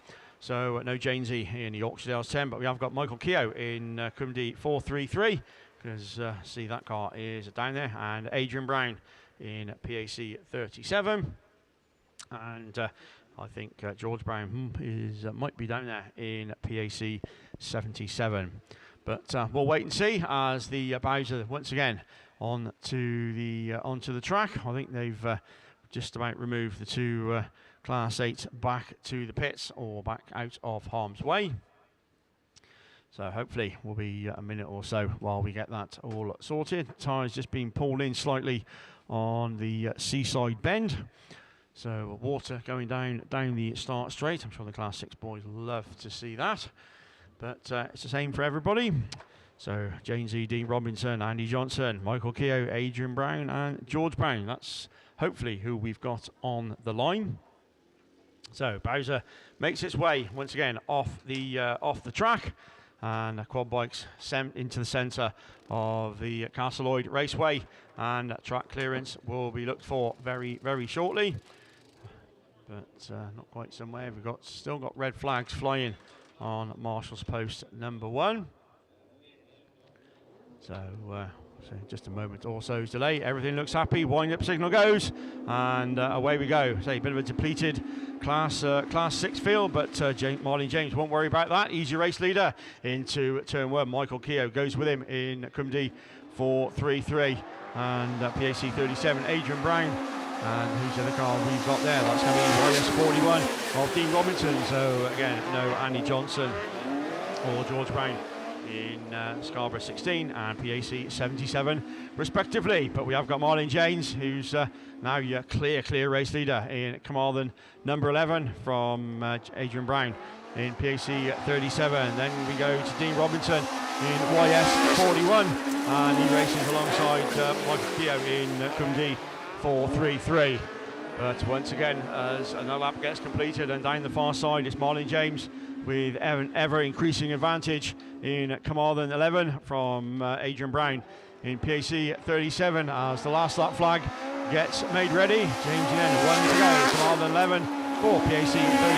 Adrian Brown, then comes Steve Robinson back in with Michael Keogh for that third and fourth respectively. Michael on that inside line then. Robinson in 41 as they go down that far side, but switching back to the leader. It's a good win, 55 points on the board for Carmarthen 11. Marnie James takes the win from second place. Then we'll go to, he's gone and broke it on the last lap. That's Adrian Brown. So Michael Keogh takes second place. Dean Robinson third, and poor old Adrian Brown will come across the line and pick up a few points in PAC at 37. So it looks like a dry shaft went, or CV went, or something as he went into the bottom bend. So I'm sure, hopefully, nothing serious. They'll get that sorted, and the very familiar machine, PAC 37, Adrian Brown, will get that car sorted and back on the line for tomorrow. Right, that completes 4s and 6s. So next time we'll see them is tomorrow for their third round of qualifying. But we're going back to open wheelers. So to tell you what it is, who's where with who, is back over to Liam. Yeah, thank you, Tim. So men's class 10s it is then down there on the line. And I believe this is race 2, which is down there and ready to go. So race 2 brings out Paul Harris in Carmarthen number 2, Phil Peake in Yorkshire 63, Thomas Rees in PAC 39, Chester Payne in YD 31, Mark Pascal in Hereford 250, Ben Herdman in Radford 207, and Kerwin Thomas in Carmarthen 29. So that should be the runners and riders. I think Ben Herdman is back out after his rollover earlier on, and it's a messy start, and it could be a very messy finish, but looks like they're going to continue as Chester Payne then it is in YD 31. That's going to lead them round for the first time, but he's got the two Welsh machines behind him, and it looks like it's Kerwin Thomas that shoots through into second in the Carmarthen 29 machine. Thomas Rees, though, is fighting back in PAC 39. Mark Pascal had a second in Heat 1, and he's gone from fourth to second in one move in Hereford 250, but having to fight back. Your race leader, though, goes out wide, pushes on, and Chester Payne leaves the door open. Can he get it closed? Yes, he can, as they go down the far side. Mark Pascal up to second and looking to make a challenge for the lead, as your race leader just trying to hold on as much as he possibly can. Chester Payne it is, kept a tighter line throughout that bend, and it's just this top corner, he just seems to be pushing on, and that's allowing Mark Pascal to close the gap. He just can't quite find the move up the inside in Hereford 250. Thomas Rees is by no means out of this race either in PAC 39. He's running third and certainly in the mix, but he hasn't got enough time. Oh, Mark Pascal, well, did he take that? Thomas Rees took third, Kerwin Thomas took fourth.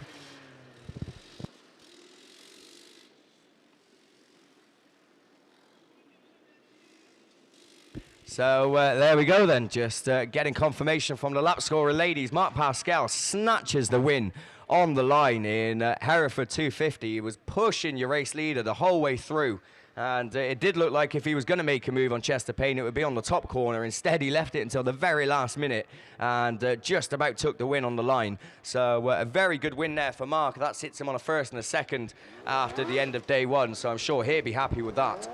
As there was a tangle up at the end, Paul Harris and Ben Herdman causing chaos with each other, and they're going to make their way into the pits. So we got race 3 down there on the line. This brings out heat winner Andy Hornshaw in York number 7. He was absolutely flying around this circuit in the 9 and the 10 this morning. I think he took a second in his 9, so looking to improve on that with the 10. Rhys Griffiths is down there, Luke Bennett, Mark Jones, Darren Grasby, Alex Fretwell and Nigel Beard. But you watch Hornshaw out to that gate as he comes through the middle and accelerates into that first place position. Who's running with him? Bennett it is just behind him, but Beard's on the inside. Bennett gets a little bit of understeer, but manages to recoup it, but it is going to be Hornshaw that leads them round for the first time. York number 7, Bennett runs second, Beard runs third. There you 1, 2 and 3 as they go down the far side. Problems for Rhys Griffiths in the Radford 202. He had a second earlier on, but well off the pace here, and he's playing catch up with the rest of the pack. Hornshaw's gone out wide, and that's allowed Bennett to move through in North Wales 62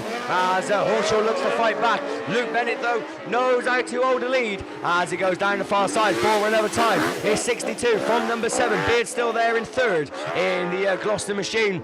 Alex Fretwell and Mark Jones, the other two behind, just not quite keeping on the same pace. This last lap flag, Andy Hornshaw is just under a lap to try and make a move, but Luke Bennett is not going to budge in North Wales 62 as they go down the far side for the final time. Rhys Griffith starts his final circuit in Radford 202, but is Bennett going to hold on? It looks like he is. North Wales 62 it is. That comes across the line, takes the win. Hornshaw has to set up second, Beer takes third. Grasby comes across in fourth in Evesham 122. Then we go to Alex Fretwell in Pennine at 152. And as I said, big problems for Rhys Griffiths. A second in Heat 1, but finishing right at the tail end of the order in this one. So Rhys will obviously be hoping for a good result tomorrow. He's going to need it if he wants to get into that top 8 of your men's Class 10s. Race 4 then, down there on the line, brings out the final heat winner from the first round of qualifying, Liam Evans in North Shropshire number 3. He was on 3 wheels the whole way around this track. Oh, it's a messy start. That brings that red flag straight away. We got 2 cars over on the far side. I think 1 parked up in the Armco. We're left with 4 running. Slow it down, boys, as they come past, as they eventually do see the red flags. So that was very scrappy, to say the least, wasn't it? So Terry Burbridge was involved in Sturton 41, and the other one was Chris Ellis in South Somerset number 6. And they just got tangled up immediately as they left the line. And I think Terry Burbridge ended up hitting into the Armco over on the far side. Chris Ellis has managed to get his car going, so he's going to make his own way into the pits. I think they are just going to check the fence as well and make sure that it wasn't too much of a heavy hit. The forklift truck is out there just in case. So 2 reruns then scheduled for your men's Class 10s. We've got, we think, 2 for your men's Class 8 as well. But that does conclude the men, I think, for the time being, apart from the few reruns that are outstanding, because we look to the line, we've got Class 1 machinery down there and ready to go. It's ladies' Class 1s, and it's over to Gareth.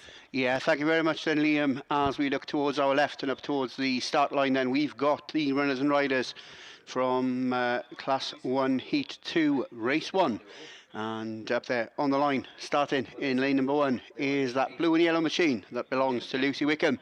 Penhow 27 is going to make a challenge for another race win, as she picked up 55 points this morning, and she's there in that first grid. On her outside shoulder, Emily Polly in Cambridge 136. Charlie Prittijon didn't finish her race this morning in Penhow 66, and from this vantage point it looks like P66 won't be starting in this one either.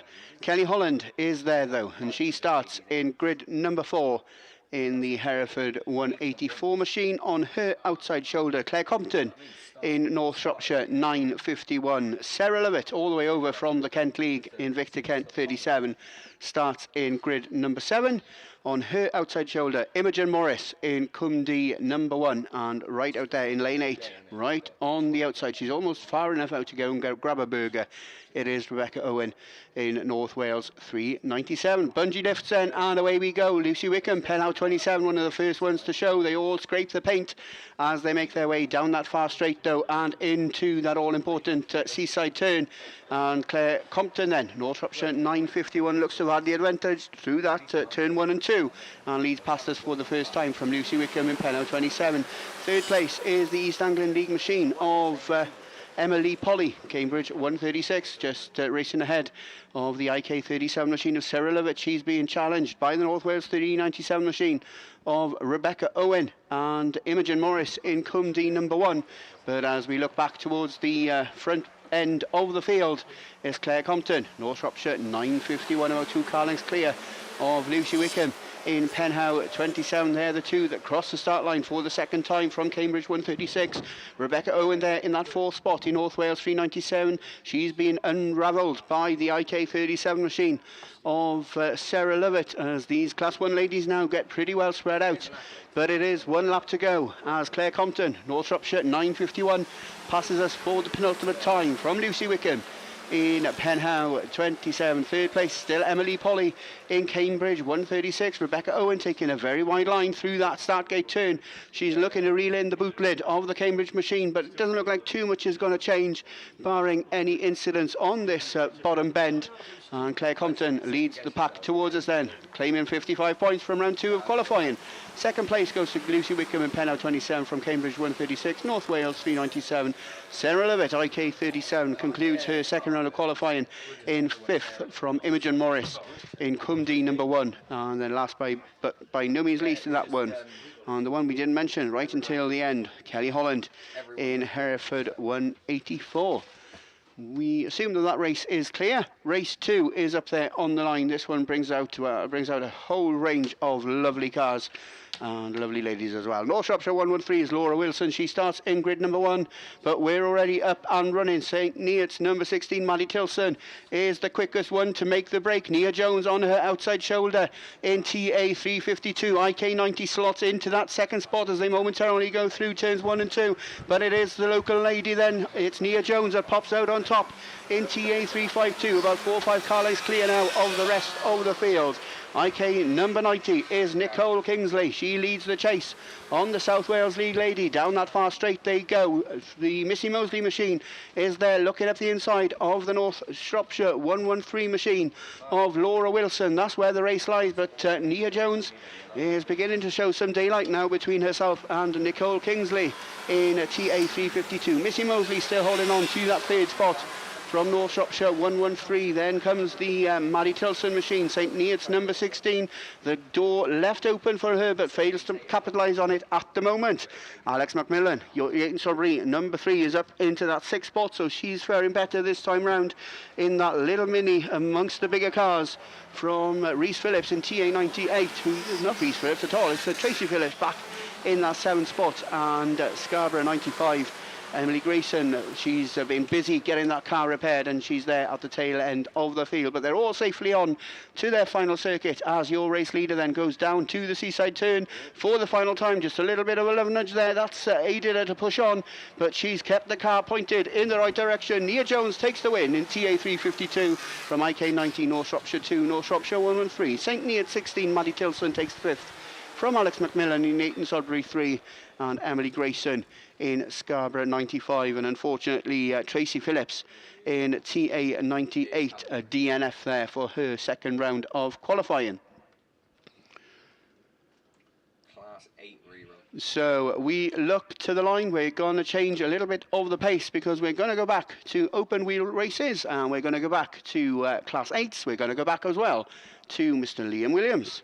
Yeah, cheers, Gareth. So this is a rerun of your men's Class 8s, Beresford Chassis and Components and DM Racing, your sponsors. This is a rerun of race 6 down there on the line. So this is the one that brings out Matt Bishop in Yaton Sudbury 73, Chris Dance, Radford 62, Callum Barker, Scarborough 50, Aaron Cavigan, Yorkdale's 5, Phil Taplin, Leewood 51, Kenny Smith in Stratton District 41, Harry Liversidge in Yorkdale's 90, and Wes Hathaway in Breeden Hill number 1. So just about got him off in time, and Wes Hathaway it is that has the best of the breaks. Oh, someone's climbing cars round the outside line, but it's Wes Hathaway looking to improve on his first heat. Oh, someone smashed into the Armco. Callum Barker hits the back. No, he doesn't, because he's there. It's all drama at the back. Leewood 51 it is that found himself piling straight into the fence on the seaside turn, and someone went straight into the back. It was a green car, so I'm going to say it was Aaron Cavigan. Harry Liversidge even in Yorkdale's 90. It's got his back towards us, so I can't see, but judging from the colour scheme, there we go. So Gareth's quick to look at the TV, and Harry Liversidge it is that piled into the back. It was quite a heavy hit, you have to say, for Phil Taplin as he come out the corner, took the wide line, tried to cut back in, and I think we just got blocked off and ended up going straight head on into the Armco. So he is out of the car. He does seem okay. No need for the medical crew, but certainly more damage done to the car and to the Armco than to the drivers. But hey, Armco and cars can be fixed, and drivers' health obviously can't. So looks like we are going to have a bit of downtime now, with a bit of fence repair probably about to take place. and the forklift truck out there to move the 2 cars off the circuit. So, like I said, main thing is that both drivers are A-OK. We have got more reruns by the looks of things down there on the line. So I'm going to take a guess and say that that's probably another Class 8 rerun, which is down there. And if I had to hazard a guess, I'd probably say that could be a rerun of race 4. There we go, it is race 4, just as I said it. So, oh, well, it's no good thinking it. We need to know for certain.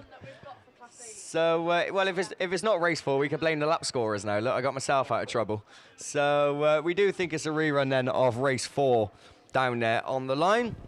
So still 2 reruns then to come your way in men's Class 8s. Obviously, there was one that we was a little bit up in the air about with Anthony Ross and Ash Howard. We didn't know if it did stand or not. It was on the last lap, but I understand that it has. So Anthony Ross would have won that in Sturton 77. I think Mullen was running second in Yorkshire 37, and Ash Howard was third, if my memory serves me correct. So that one is complete.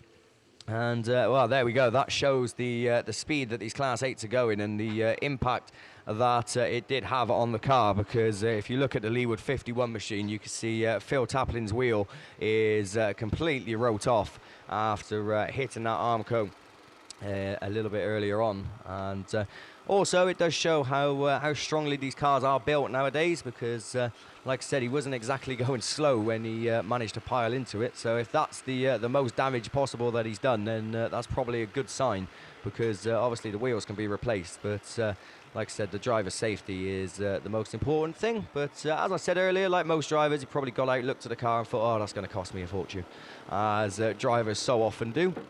But that is going to be taken in to the pits, and I highly doubt we'll be seeing him back out in the rerun a little bit later on. Whether it will be later on or whether it will be in the morning remains to be seen, as like I said, they are cracking on, trying to get as much done as possible.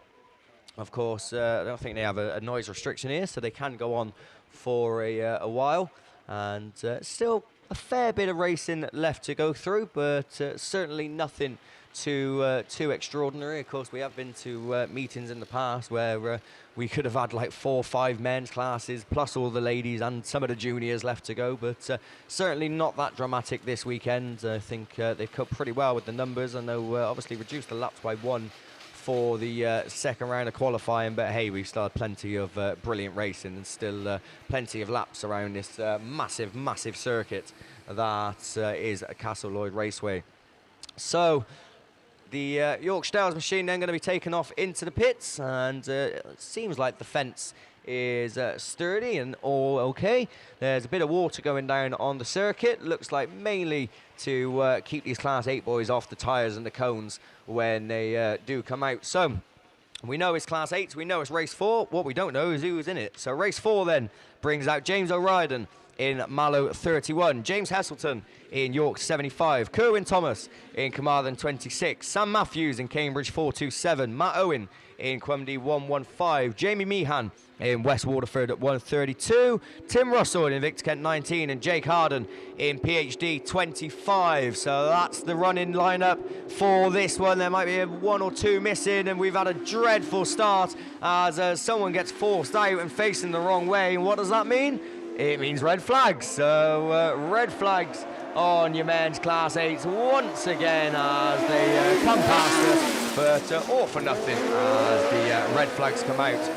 So that one is another one that unfortunately isn't going to come to a completion anytime soon, as that is going to make its way into the rerun lane. Like I said, with regards to reruns, not too sure whether we will be seeing them today or whether it will be tomorrow. We're not too sure. Obviously, Class 8s do have semi-finals, so normally with semi-finals that means the running order tends to swap about to obviously get the points tallied up ready for the semis throughout the day. So not too sure what's going to happen with that. We will wait and see. But aside from reruns, we've got ladies Class 1s back down there on the line, and Gareth's got 2 ticks next to the first 2 races, so can he make it another 2 Class 1s? Over to Gareth. Yeah, thank you very much, Liam. We'll try our best, that's for sure. Race 3 is up there on the line But not for long, because on cue the bungee brakes, the yellow flags are shown, and we're away, and we're racing. TA2 then is the Laurie Davis machine, and she's quick off the mark. She's going to be the one that leads down into the seaside turn for the first time. Scunthorpe number 1 is Taylor Jade Pascal. She slots into that second position, and she looks for a gap up on the inside of the TA2 machine. BC37 is the car that's currently sat in that third spot. That's Samantha Morris behind the wheel of that one. But it's Scunthorpe number 1 now. That's got clear daylight between herself and Laurie Davis. It's Taylor Jade from Laurie, and then the Samantha Morris machine that rounds out your 1, 2 and 3. Seven Valley 147. Rachel Hadley sits in that 4th position, racing just ahead of Stacey Mills in Leewood 146. Evesham 177 is Hannah Moriarty. She's back there in that 6th spot, racing ahead of Laurie Fionn Jones and Fiona Thomas at the tail end of the field. But it is Scunthorpe number 1 then, Taylor Jade Pascal. That's going to see that yellow flag with a black cross. That means if a red flag comes out now, the result will stand. That's another tick next to race 3. Scunthorpe number 1 it is. TA number 2 still holds on to that 2nd spot from BC 37 and Seven Valley 147. Stacey Mills back in that 5th position in Leewood 146 from Fiona Thomas, who's reeling in on the boot lid of that little Dayglow Pink Mini in TA16 with Evesham 177 and North Wales 6 at the tail end of the field. But there's no change and clear daylight, about quarter of a lap between Taylor J. Pascal, who takes the win, and Laurie Davis, who takes 2nd in TA2. BC37 is Samantha Morris. She takes 3rd from Rachel Hadley in Seven Valley 147. Fiona Thomas claims 5th on the last lap in TA16 from Stacey Mills in Leewood 146. 7th across the line is Hannah Moriarty in Evesham 177. And at the tail end of the field, rounding out race 3, Laurie Fionn Jones in North Wales number 6. So that's race 3 done and dusted. Yellow flags already being shown on the bottom part of the circuit. That means that race 4 eagerly waiting up there on the start line. This one brings out Ellen Burton in TA4. That's that blue machine right on the double Armco. But the bungee breaks and we're away racing. Heat 2 race 4 gets away from the line. 296 of the St. Neots variety is Victoria Tilson, and she leads down that far straight. Oh, Ellen Burton's facing oncoming traffic in TA4, gets collected by the Scunthorpe 2 and 3 machine of Emily Lodge, and that's going to bring out red flags on race number 4 of this second round of qualifying of the TBR sponsored ladies class 1s. So that's going to be rerun. How many ticks was that, did you say, Gary? So 75% success rate. So I think I'm matching everybody else at the moment. You do better than me, I'll give you that. I think you're in Steve Langley's camp there, 75%. So 50% at one stage. There we are. Yeah, after 3 races. Well, my lady's 8, so I was 0. So we look towards the line. Ellen Burton then in TA4 just gets unstuck down there on the exit of the seaside turn. I'm not sure whether the car needs a tow back to the pits or whether she's okay, but as we look to the line, we're going to move onwards and upwards to the second round of qualifying of ladies class 3s, and class 3 sponsored throughout the year and throughout the meeting here this weekend by Ram Developments. And the owner of the TA1 machine that's sat up there on the line is the proprietor of Ram Developments, Adrian Davis. He's been out in the middle of the track for the majority of the afternoon, and I'm sure he is making sure that the TA1 machine of Naomi Davis, that's going to start this one out there in grid number 7, is up to perform in peak performance. Ellen Burton's TA4 class 1 then makes her way back to the pits under her own steam. We await any confirmation on exclusions from that one, but the TA4 machine got a big dent in that passenger door, and we might see her in the rerun. Once we get confirmation of any exclusions, then we will relay that message on to you. We're going to go then with Class 3 Heat 2 Race 1, bringing out Donna Cole in CM number 4. She's going to start in grid number 8. She's on the bite point in the Carmarthen 4 machine, because that car, certainly from this vantage point, is rolling. TA1 is Naomi Davis. She's going to start in lane number 7 on her inside shoulder. Jade Russell in Yorkshire Dales 86. Becky Shaw starts in lane number 4. And Gemma Fullard, an absentee in Bradford number 70. But it's very, very evenly matched as they go down the first straight. Jade Russell just missing the start, it seems, in Yorkshire Dales 86. Donna Brown is round in CM4, so already Jade Russell makes up a position, but it's Becky Shaw in BC Treble 1 that leads past us for the first time from the TA1 machine of Naomi Davis. She's there leading the chase on the early race leader. Jade Russell back in that third spot in Yorkshire Dales 86, and at the tail end of the field is Donna Brown in the Carmarthen number 4 machine, but Becky Shaw's drifted very wide. That's allowed TA1 to reel in on the boot lid of that Toyota Starlet, sponsored by L&S Cars Gloucester, but it is the BC Treble 1 machine that holds on. Naomi's left the door open for Jade Russell in Yorkshire Dales 86, but she reclaims that second position as they make their way down that far straight, but 86 fights back up on the inside. Is she going to overcook it? TA Treble 1 tries to get back on the cutback, but pushes on ever so slightly, but it's Becky Shaw that moves on to her final circuit. BC Treble 1 leads from Wiley 86, but TA1's not giving up the fight yet. It's Jade on the outside, Naomi on the inside. Who's going to make it stick as they make it down that far straight with half a circuit to go? But one thing is for sure, it is Becky Shaw that's going to take the win. BC Treble 1 then, 55 points, maximum points at the end of day one. Jade Russell takes second in Yorkshire Dales 86. Naomi Davis takes third in TA1, and Donna Brown takes fourth in CM number 4. Just another reminder then for all drivers that are going to participate in tomorrow's race action. You all need to sign on within 30 minutes of racing finishing tonight. So anybody that wants to race tomorrow needs to sign on today, regardless of whether they've got the rerun or not. Race 2 of Ladies Class 3 is up there on the line. Leanne Hushker is not there, but up on the line were Catherine Bainan, Erin Almond, Becky Smith and Claire Horner, and it is Becky Smith that just about has her nose in front as they go down into the seaside turn in North Shropshire. 3:43. Claire Horner's there on the brakes, she's on the cutback, and Yorkshire Dales 24 is the car that climbs the bank for the first time in full race control. Becky Smith cuts back on the inside as they pass the start line in North Shropshire. 3:43. That's your 1 and 2 as they make it down that far straight and past the beer tent. I'm sure there are a few merry ones in there by now, but it is 24 that continues to lead from 3:43. Erin Almond in North Wales. 27 pushes on. That allows the Catherine Bainan machine to reel her in Carmarthen number 3, but no change at the back end of the field. No change either at the front end, because it is still Becky Smith in North Shropshire 3:43 that continues to lead from the Claire Horner machine.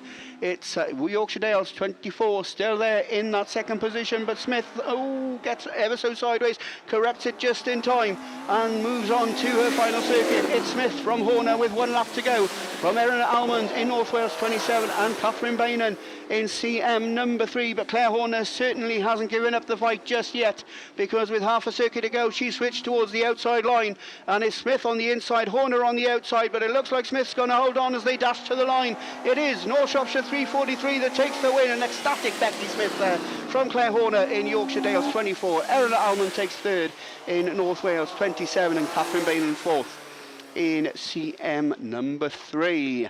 That rounds out your Ladies Class 3 action for today, sponsored by Ram Developments here this weekend and all season. We've got Ladies Class 5s up there on the line. It's the ladies' man that's returned to the commentary point. It's Mickey B. We didn't expect to hear me again today, but here I am. We are off and running. And it is Sarah Chilvers, the daughter of the man who had the attachment shaved off to make himself look younger, takes it into turn 1 at the Rhiannon Smith, South Somerset 36, going wide. And it's paid off for her. Oh, there's a bit of contact there with Sarah Chilvers. Sarah Bateman into that third place as they climb the hill. Up they go.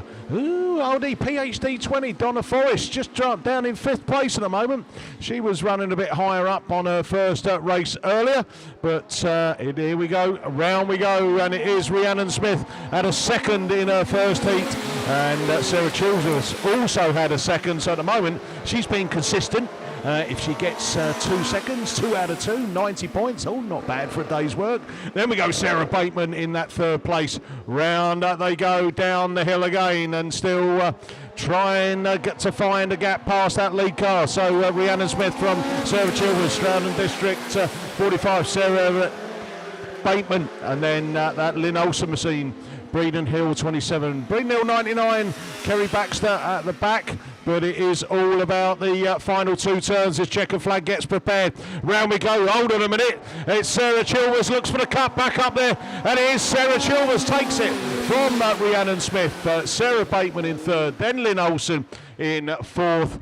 And that final car to come across in the lorryinsurance.com series sponsored ladies class 5s is that Kerry Baxter machine. Jones Carpentry and Tiling and Plum Pal are weekend sponsors. So that one is done. I've got one more race of the ladies class 5s.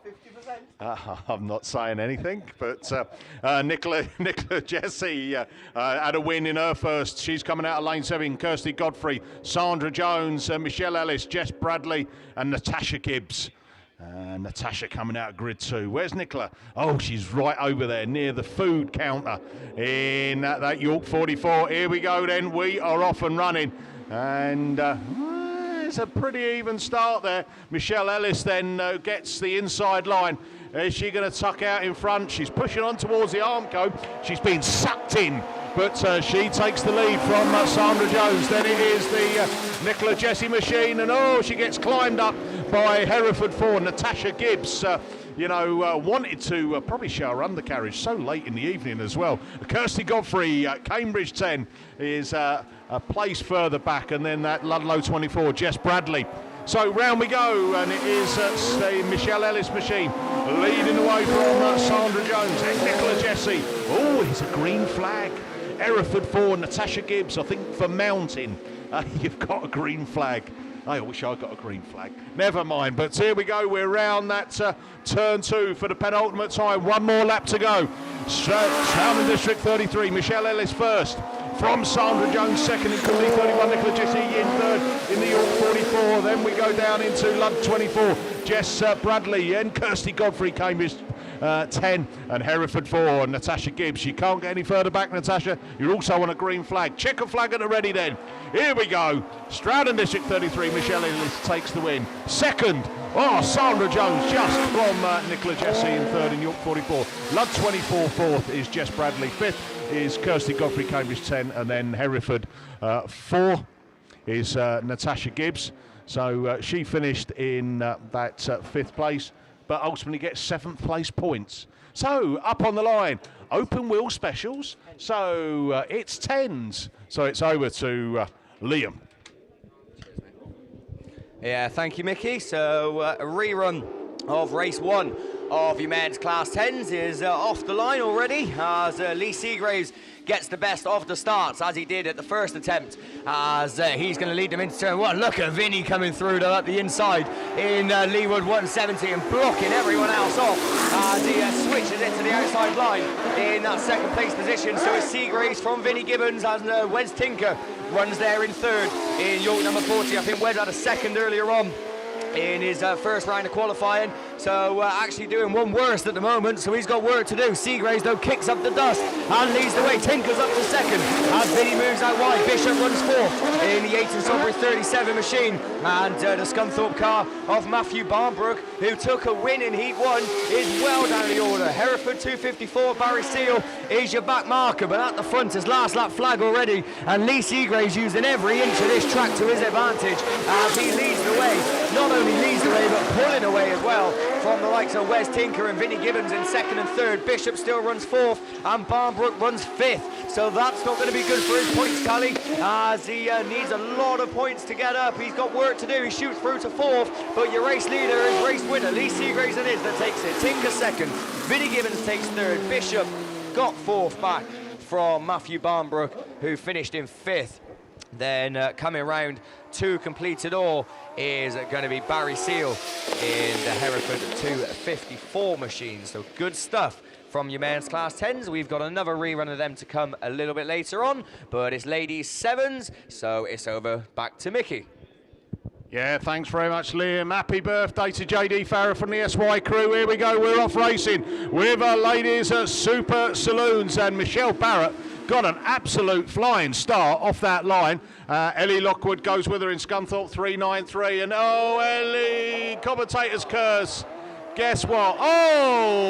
Bish bash bosh. That's going to come some dosh. Oh dear. That was a bit Lionel, wasn't it? A little bit. Messy. Yeah. It's so. I think the girls would be all right, by the way. They're all tough, hard nuts, aren't they, really, for the ladies to go out in super saloons.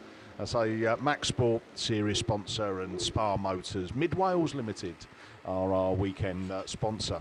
So, yeah, there was 1, 2, 3, I think 4 actually were involved in the incident. 3 have parked up, by the way. There you go. There's Michelle Barrett. She's okay. There's nothing wrong with her. And Shamel Clayton there in the Spalding 31. Julie Hawthorne Fernie in that Radford 176. I had to stop then the question because I always get her name. You're starting to pronounce it more correctly. Am I? Ah, thank you very much. Quite nailed on, but it's a lot better than what it was. The next thing I'll be talking Welsh, won't I? And you probably make more sense than what you do now, to be honest. Do you know when you're in Wales, is those signposts turn all funny? It's like, what does that mean? I mean, that's not on my sat nav. There's no vowels in there either, is there? Aye? There's, You've got 9 vowels. have you? It was. Why 9?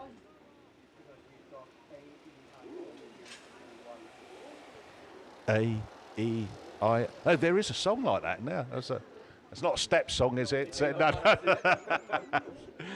There we go. There. Look at that. Cumdy 22. Kelly Murray there. It was straight when it came down here this weekend. It's slightly different now. Look at that. We're already up and running. And off we go. Samantha Graney then in that Pennine 8 leads them into turn 1, turn 2. Oh, a little bit of climbing again at the back. Come on, girls, keep it clean. Oh!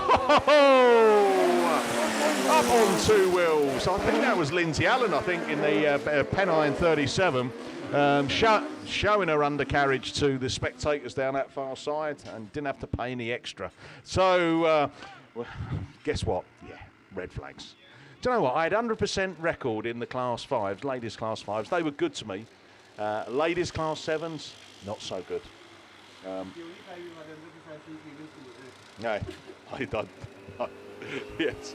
100%, I don't even know what that is, you know. Well, I always think, right, you don't necessarily want to be 100%, you know, because there's always room for improvement. Yeah, that's it, you know. You know, unless you're Steve Langley, because, you know, Steve is, he is top of the class, isn't he, really, you know.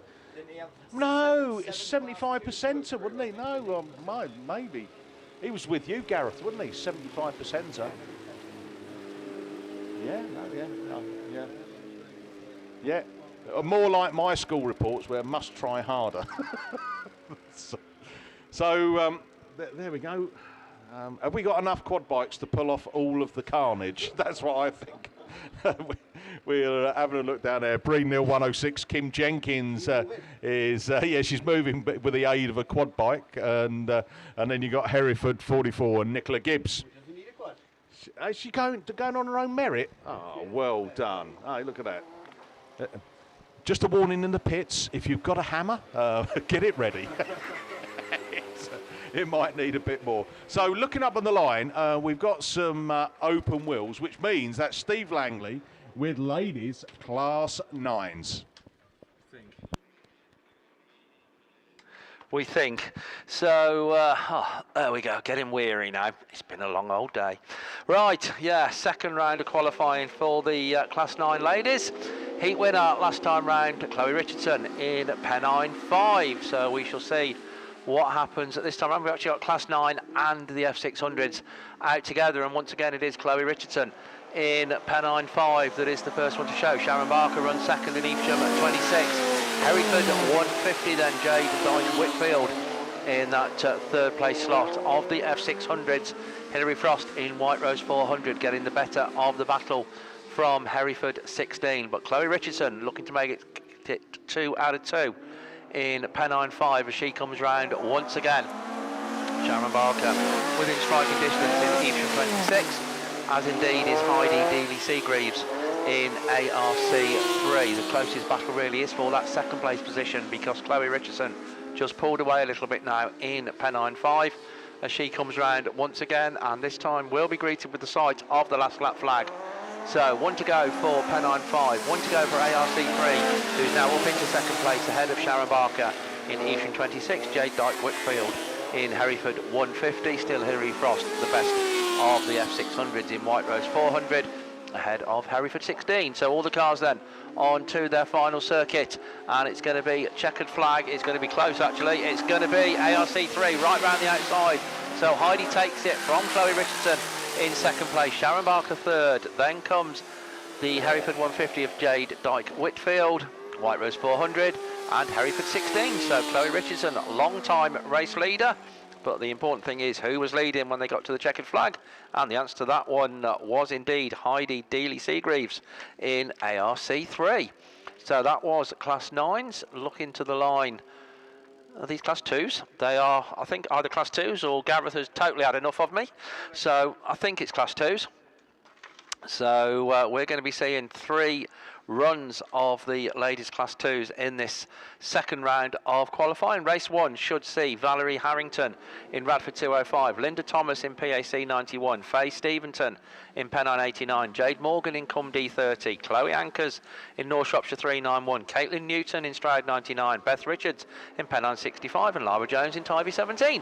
So those are the cars, and here are the cars coming past us, and it is the Pennine 65 car of Beth Richards that is the first one to show as they climb the bank for the first time. Chloe Ankers, North Shropshire 391, and uncharacteristically Linda Thomas in PAC 91, the ones at the back of the pack, but leading the way it is the Pennine 65 car of Beth Richards coming round once again. Right on her tail though in that second place slot is the Cum D30 car of Jade Morgan, Tivy 17, Lara Jones well within striking distance. These three just pulled away a little bit from the three-way battle that's going on for 4th, 5th and 6th as they go down that. Oh no, problems over on the far side for Beth Richards in Pennine 65, so tips it over going down that far straight and just into that beer tent bend, and as always the red flags come out with that one.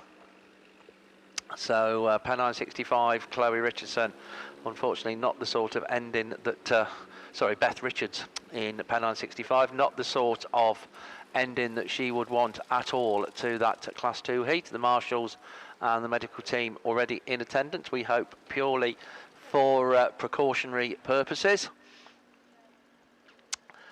I tell you what, we've kept mentioning the live streaming. If you want to send us a message on, I tell you what, what's Gareth doing? Message from Sal, 594 viewers. So there we go. Right, well, I tell you what, what's the best place to put it? The BAS Facebook page, I suppose, or something. Anybody been with us right since? It was about 25 past 8 this morning, wasn't it, Gareth, when we had our initial start and then we got told off for being too premature. But yeah, it's been the way of the day, really. So there we go. Right, yeah, go on then. Send us a message. If you've been with us right since 25 past 8, because you've done nearly 12 hours with us, and that's good going listening to us. I mean, no, that's good going. So yeah, hopefully we've kept you, as I said earlier, we were aiming to do informed and, dare I say, to a little bit entertained. So I bet lots of people are switching off now, or they will at 8 o'clock. Eurovision Song Contest starts at 8 o'clock. And I think even with the efforts of Mickey B to my right, Gareth to my left, I am not quite sure that we can contend with that. But he's about to have a go. Well, no, all I was going to say, how many points are we going to get tonight? Nil point. He could be the best singer in the world. We're not going to get any points at all. Gareth, I reckon you should get out there next time. Come on. You and Lewis together. The voice of an angel. As a serious question, right? When did you realise you could actually sing? What age did you think, actually, I can hold a note here? You need to put your microphone on. I know it's been a long day, but come on, we need an... I'll tell you where my defining moment was. I was about 9 at school, and I was in the school choir. I had a lovely voice, and then, you know what happens? Things move, and I got a bit deeper. You went from baritone to bass, did you? Because it's all about the bass. I can actually answer this. I could actually answer this as well. I discovered that I could sing when I became 60. I'm currently only 58, so you live in hope, don't you? But yeah. Everybody can sing, and there's a place for everyone in a choir. That's a little word of wisdom there from Gareth Jones for today. Do you know what? I've just got all emotional because after all these years of leaving school from 9, I could have still carried on my career. Is that what you're saying? You've finally been accepted, Ricky. Making the tea after, Yeah, Tim's just saying he was making the tea, and I was going to say mine's putting the chairs out, I think, or something like that. I very much appreciate what you're saying, Gareth, but you have a word with Sally, and she will pass word on my singing ability or lack thereof. Yeah, don't worry, I was photocopying in school as well. I wasn't singing in school. Oh, you're a mimer, are you?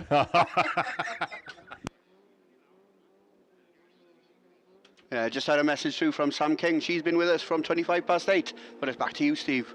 There we go. Good on you, Sam. I thought it was quiet here if you're listening at home, so that explains it. No, good to hear from you, Sam. Hope everything is A-OK in your world. Absolutely. Right, ladies, Class 2, Race 2.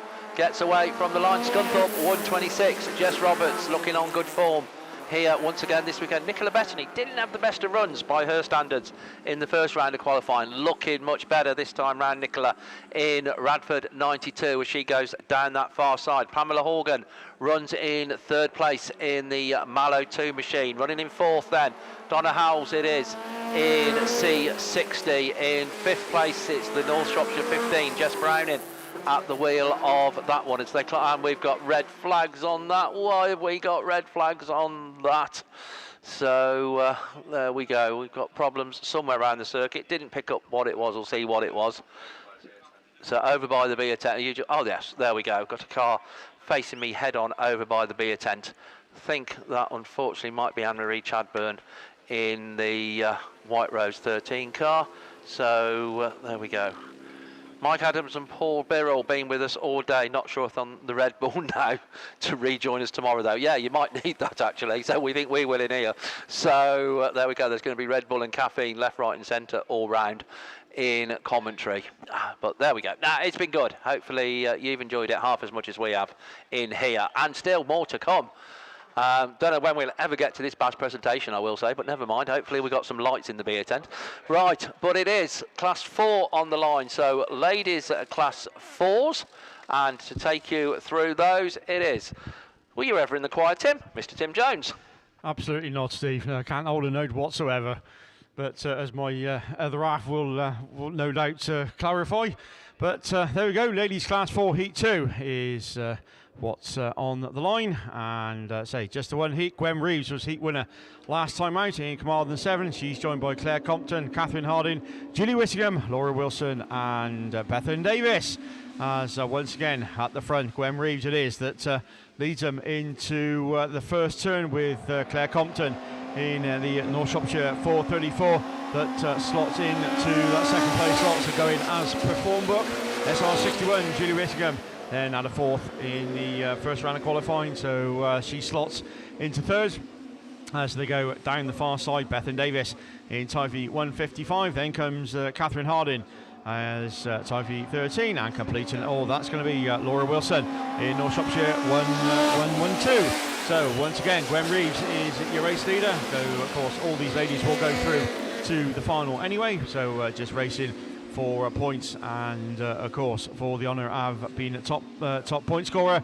And at the minute, Gwen Reeves is looking to do just that as she comes back round towards us with just one lap to go, and looking to make it 2 wins from 2. But Claire Compton in that second place slot, having the first run in the Class 4 machinery, and in that second place slot then she goes. North Shropshire 434 ahead of SR61 Julie Whittingham, then comes Bethan Davis, Catherine Harding and Laura Wilson respectively. But there we go, there's your winner, 2 from 2. Gwen Reeves, Carmarthen 7 takes the win, and North Shropshire 434 Claire Compton takes second. Julie Whittingham takes third in SR61 ahead of Bethan Davis in Typhy 155, Catherine Harding in Typhy 133.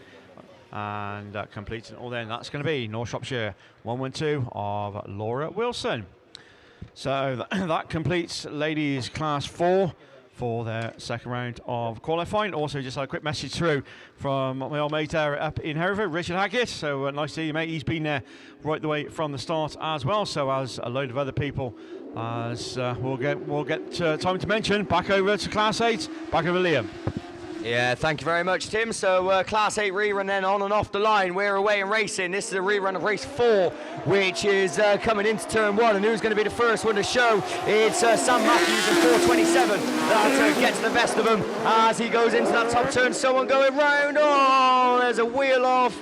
That's not going to get moved. That's going to be stopped as red flags come out once again on your men's Class 8, and Sam Matthews just now seeing the red flags and coming to a standstill. Matthew Owen is the one unfortunately stranded on the top turn with the wheel off, and yes, not exactly what we wanted to happen with your men's Class 8s. Of course, we have got 2 reruns scheduled to come your way, and not doing too well in terms of commentary today. And speaking of commentary, fellow commentator, not been with us for a while. We've not seen him in a few years rather.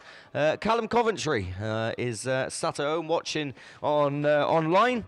And Callum said that he's been there since 8 o'clock this morning watching the racing. So it's 8:05 now. So does he mean 8 o'clock this evening or 8 o'clock this morning? Because you've either done 12 hours or you've done 5 minutes, Callum. So which one was it? But if it is 8 o'clock this morning, then well done for bearing with us and watching it. And obviously wish you was here. I'm sure you wished that you was here as well. You're probably glad that you're not commentating, because it would have been a very long day for you if you was in here. It's turning into Shaun of the Dead, I think, the 4 of us in here at the moment. So I don't know if I've got any left. I've got a Class 8 rerun still to come, but I don't know if we're going to be seeing that. We've got 6s on the line, but just before we do go racing, we've got a bit of downtime. So everyone else that's watching online then, Jenny Jones, Aaron McGrath, Emily Moore, Wayne and Lucy Poole, and Sandra Llewellyn apparently have all been with us since the beginning. So a big shout out to them. Not long left. Ladies 6s, over to Tim.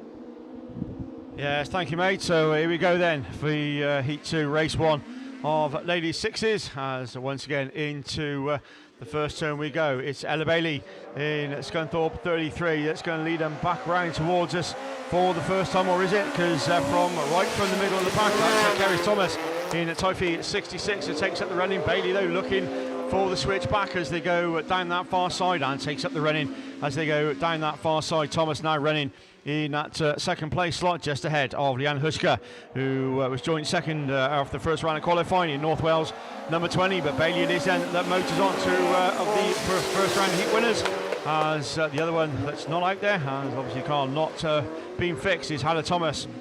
Hey, to Scarborough 16, Ella Bailey looking to make it 2 from 2 as once again into the seaside bend we go. Thomas running second in Toffee 66, but pushes awfully wide as the North Wales 20 machine Huska looks to go through on that inside line. Also watch out for Zara Sutton as well in SR 71 as she goes round the start gate turn, trying to carry more speed, and down the far side we goes. But a country mile ahead is Ella Bailey in Scunny 33, and it is indeed the checker flag goes out. It's 2 wins from 2.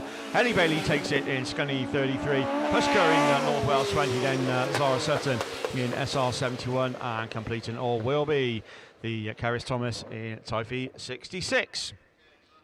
Right, that completes race 1. Race 2 then. Hopefully we'll bring out Angela Evans in North Shropshire 219, Alice Evans in PAC 77, Nicola Olsen in Carmarthen 47, Leanne Lewis in Swansea number 1, and hopefully the one lone little stock hatch, that's Jess Singer in South Somerset 26. So, who did what in the first round of qualifying? Angela Evans sitting joint second after the first round of qualifying. Nicola sits joint fourth, as hopefully they got the car fixed and sorted as we leave the line. A bit of a depleted lineup, so we're going without Angela Evans or Alice Evans in 219 and 77 respectively, but we are going with Nicola Olsen in Carmarthen 47. So let's hope the car holds together as she motors on. Carmarthen 47, Swansea 1. And the one lone stock hatch Jess Singer in South Somerset 26. So once again down the far side we go. The Carmarthen 47 machine that's already pulling out a fair gap ahead of Leanne Lewis in Swansea 1, and Jess Singer will complete it all in South Somerset 26. But Nicola Olsen, once again, past commentary she goes. Another lap successfully completed as she goes down the far side with a fair old race lead ahead of Leanne Lewis in Swansea 1 and Jess Singer in South Somerset 26. But come on, Nicola, 1 to go as she pedals it on. CM47 on to last lap then she goes. Swansea 1 in Leanne Lewis in that second place slot, and Jess Singer still going and starts her final circuit as well in South Somerset 26. But with just one more corner to go, Carmarthen 47 it is then. Nicola Olsen that's going to come out of the seaside bend and take 55 points, a race win, and CM47 it is that takes the win from Swansea 1 of Leanne Lewis, and completing all then will be Jess Singer in South Somerset 26. Right, that completes ladies class 6s for their first round of qualifying. We'll see them hopefully tomorrow. So looking down towards the line, what's his name? So we're going with the 8 rerun. So back over to Liam. Yeah, thank you, Tim. I believe this could well be the last race of the day, and it is a men's class 8 rerun of race 6, and we're away and gone already. Wes Hathaway is the first one to show, with Matt Bishop there in second, Callum Barker running with him in third. Oh, someone's round, I think it's Aaron Cavaghan. Someone's in the fence as well, as I think that's the Yorkshire Dales 90 machine who was involved the first time with the melee. But at the front, Wes Hathaway it is, looking to improve on his dismal result in Heat 1. He leads as Matt Bishop runs there in second. Callum Barker staying consistent, a third in Heat 1, and that's where he's running in this one as well, as these three are away and gone from the Yorkshire Dales 90 machine of Harry Liversidge and Aaron Cavaghan in Yorkshire Dales number 5, as your race leader just about being reeled in maybe by Matt Bishop in Yayton Sodbury 73, but he's got little over a lap to try and make a challenge, because the last lap flag is out this time. It's Hathaway that leads them from Bishop in second, Callum Barker all on his lonesome in third with no one around. Aaron Cavaghan's facing the wrong way at the back as the 90 machine comes past us, but it's going to be checkered flag into the bottom corner for the final time, not just this race but I think for the day, and the last race win of the day is going to go to Wes Hathaway in Breedon Hill 1. Matt Bishop takes second in Yayton Sodbury 73. Then we go to Callum Barker in Scarborough number 50, who comes across in third, and Yorkshire Dales 90 is the next one across of Harry Liversidge. Aaron Cavaghan in Yorkshire Dales number 5 comes across to complete it all, and this is exactly why you shouldn't believe anything that I say, and don't take anything I say seriously, because I said I think this is the last race of the day. I was talking utter rubbish. It's not. There's more cars down there on the line, and Gareth is next to me. He thinks these are junior specials that are lining up and ready to go. I've still got, what have I got? 2 reruns, I think, still to come your way. So no doubt they will throw the Class 10 rerun in the mix with the junior specials just to confuse us that little bit more. But it is junior specials, and it's over to Gareth. Yeah, thank you very much then, Liam. We're going to go with the second round of qualifying of the junior specials. Your series sponsor for junior specials, Diggett Plant Hire, and race 1 is up there on the line. This one is going to bring out, all the way out there in grid number 8 is Kirsten Bartlett in South Somerset number 2. Jessie Jones in Swansea number 6 is going to start in grid number 5. The car that's just been pulled forward there is the Scunthorpe number 17 machine of Archie Carter, and I think we're going to go with the Finn Emerson machine in grid number 4. Sturton 717 is Alfie Ross starting in grid number 5. Grid number 2 is occupied by Dara Sheehy in West Waterford 989. And Josh Mason in Breedon Hill number 10 starts in grid number 1. Archie Carter, though, Scunthorpe 17 is the first one to show from Finn Emerson. Scunthorpe 197 slots into that second spot as they go down through the seaside turn for that first time. Kirsten Bartlett in South Somerset 2 makes it a 3-way battle on the inside line in the Southern League machine, but just popping out on top is the Scunthorpe 17 machine. Now, ignore the graphics on your screen if you're watching at home, because this isn't a rerun. This is Heat 2, Race 1. But it is Archie Carter in Scunthorpe, number 17, that leads the way, about 5-6 car lengths clear of the South Somerset 2 machine of Kirsten Bartlett. Third place is Dara Sheehy in West Waterford, 9.89. He rounds out your top 3 ahead of Finn Emerson in Scunthorpe, 197. And fifth place is occupied by Alfie Ross in Sturton, 717 rather. And then towards the tail end of the field, Breeden Hill 10 and Swansea number 6. But there's no change at the head of affairs, and it is the Archie Carter machine that moves on to his final circuit in Scunthorpe, number 17, South Somerset 2, still there in second place. The third place man then coming under pressure now from Finn Emerson in Scunthorpe, 197. There you're 1, 2, 3 and 4 as they make their way down into the seaside turn for the final time. But picking up the win, Archie Carter in Scunthorpe 17. Thumbs up there from Thomas in the middle of the track. From South Somerset number 2, Scunthorpe 197, West Waterford 989, Sturton 717. Jesse Jones takes 7th in Swansea number 6. And concluding it all for race number 1, Josh Mason in Breeden Hill number 10. Race 2 is up there on the line. This one brings out Tom Cosgrove in ARC 25 from lane number 2. Troy Holtby, Scunthorpe 161, is going to start in grid number 3. Aaron Richardson in Pennine number 1 starts in lane number 4. And on the outside of him is Owen Bradford in BC number 116. Tilly Clark in Radford 210 starts in grid number 6. Sean Bradford, BC 117, started in grid number 7, and Ellie Brown in CM 49, the one that started all the way out there in grid number 8. But they make their way towards us then for the first time, and it is the Hopeby machine that leads the way. It's Scunthorpe 161 side by side with the second place machine that's in that second spot is one of the Bradford machines. I think it's BC 116.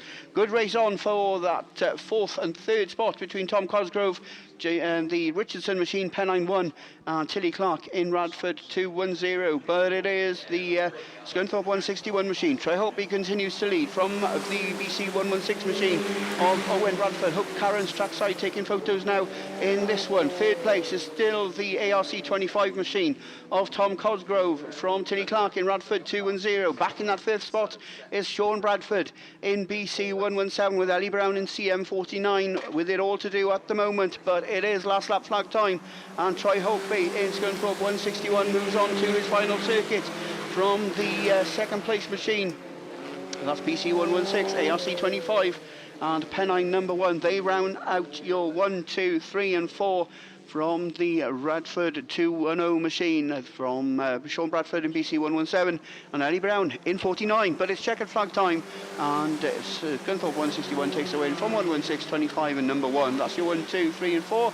Radford 210 finishes ahead of the BC 117 machine, and Ellie Brown in CM 49 rounds it all out for race number 2.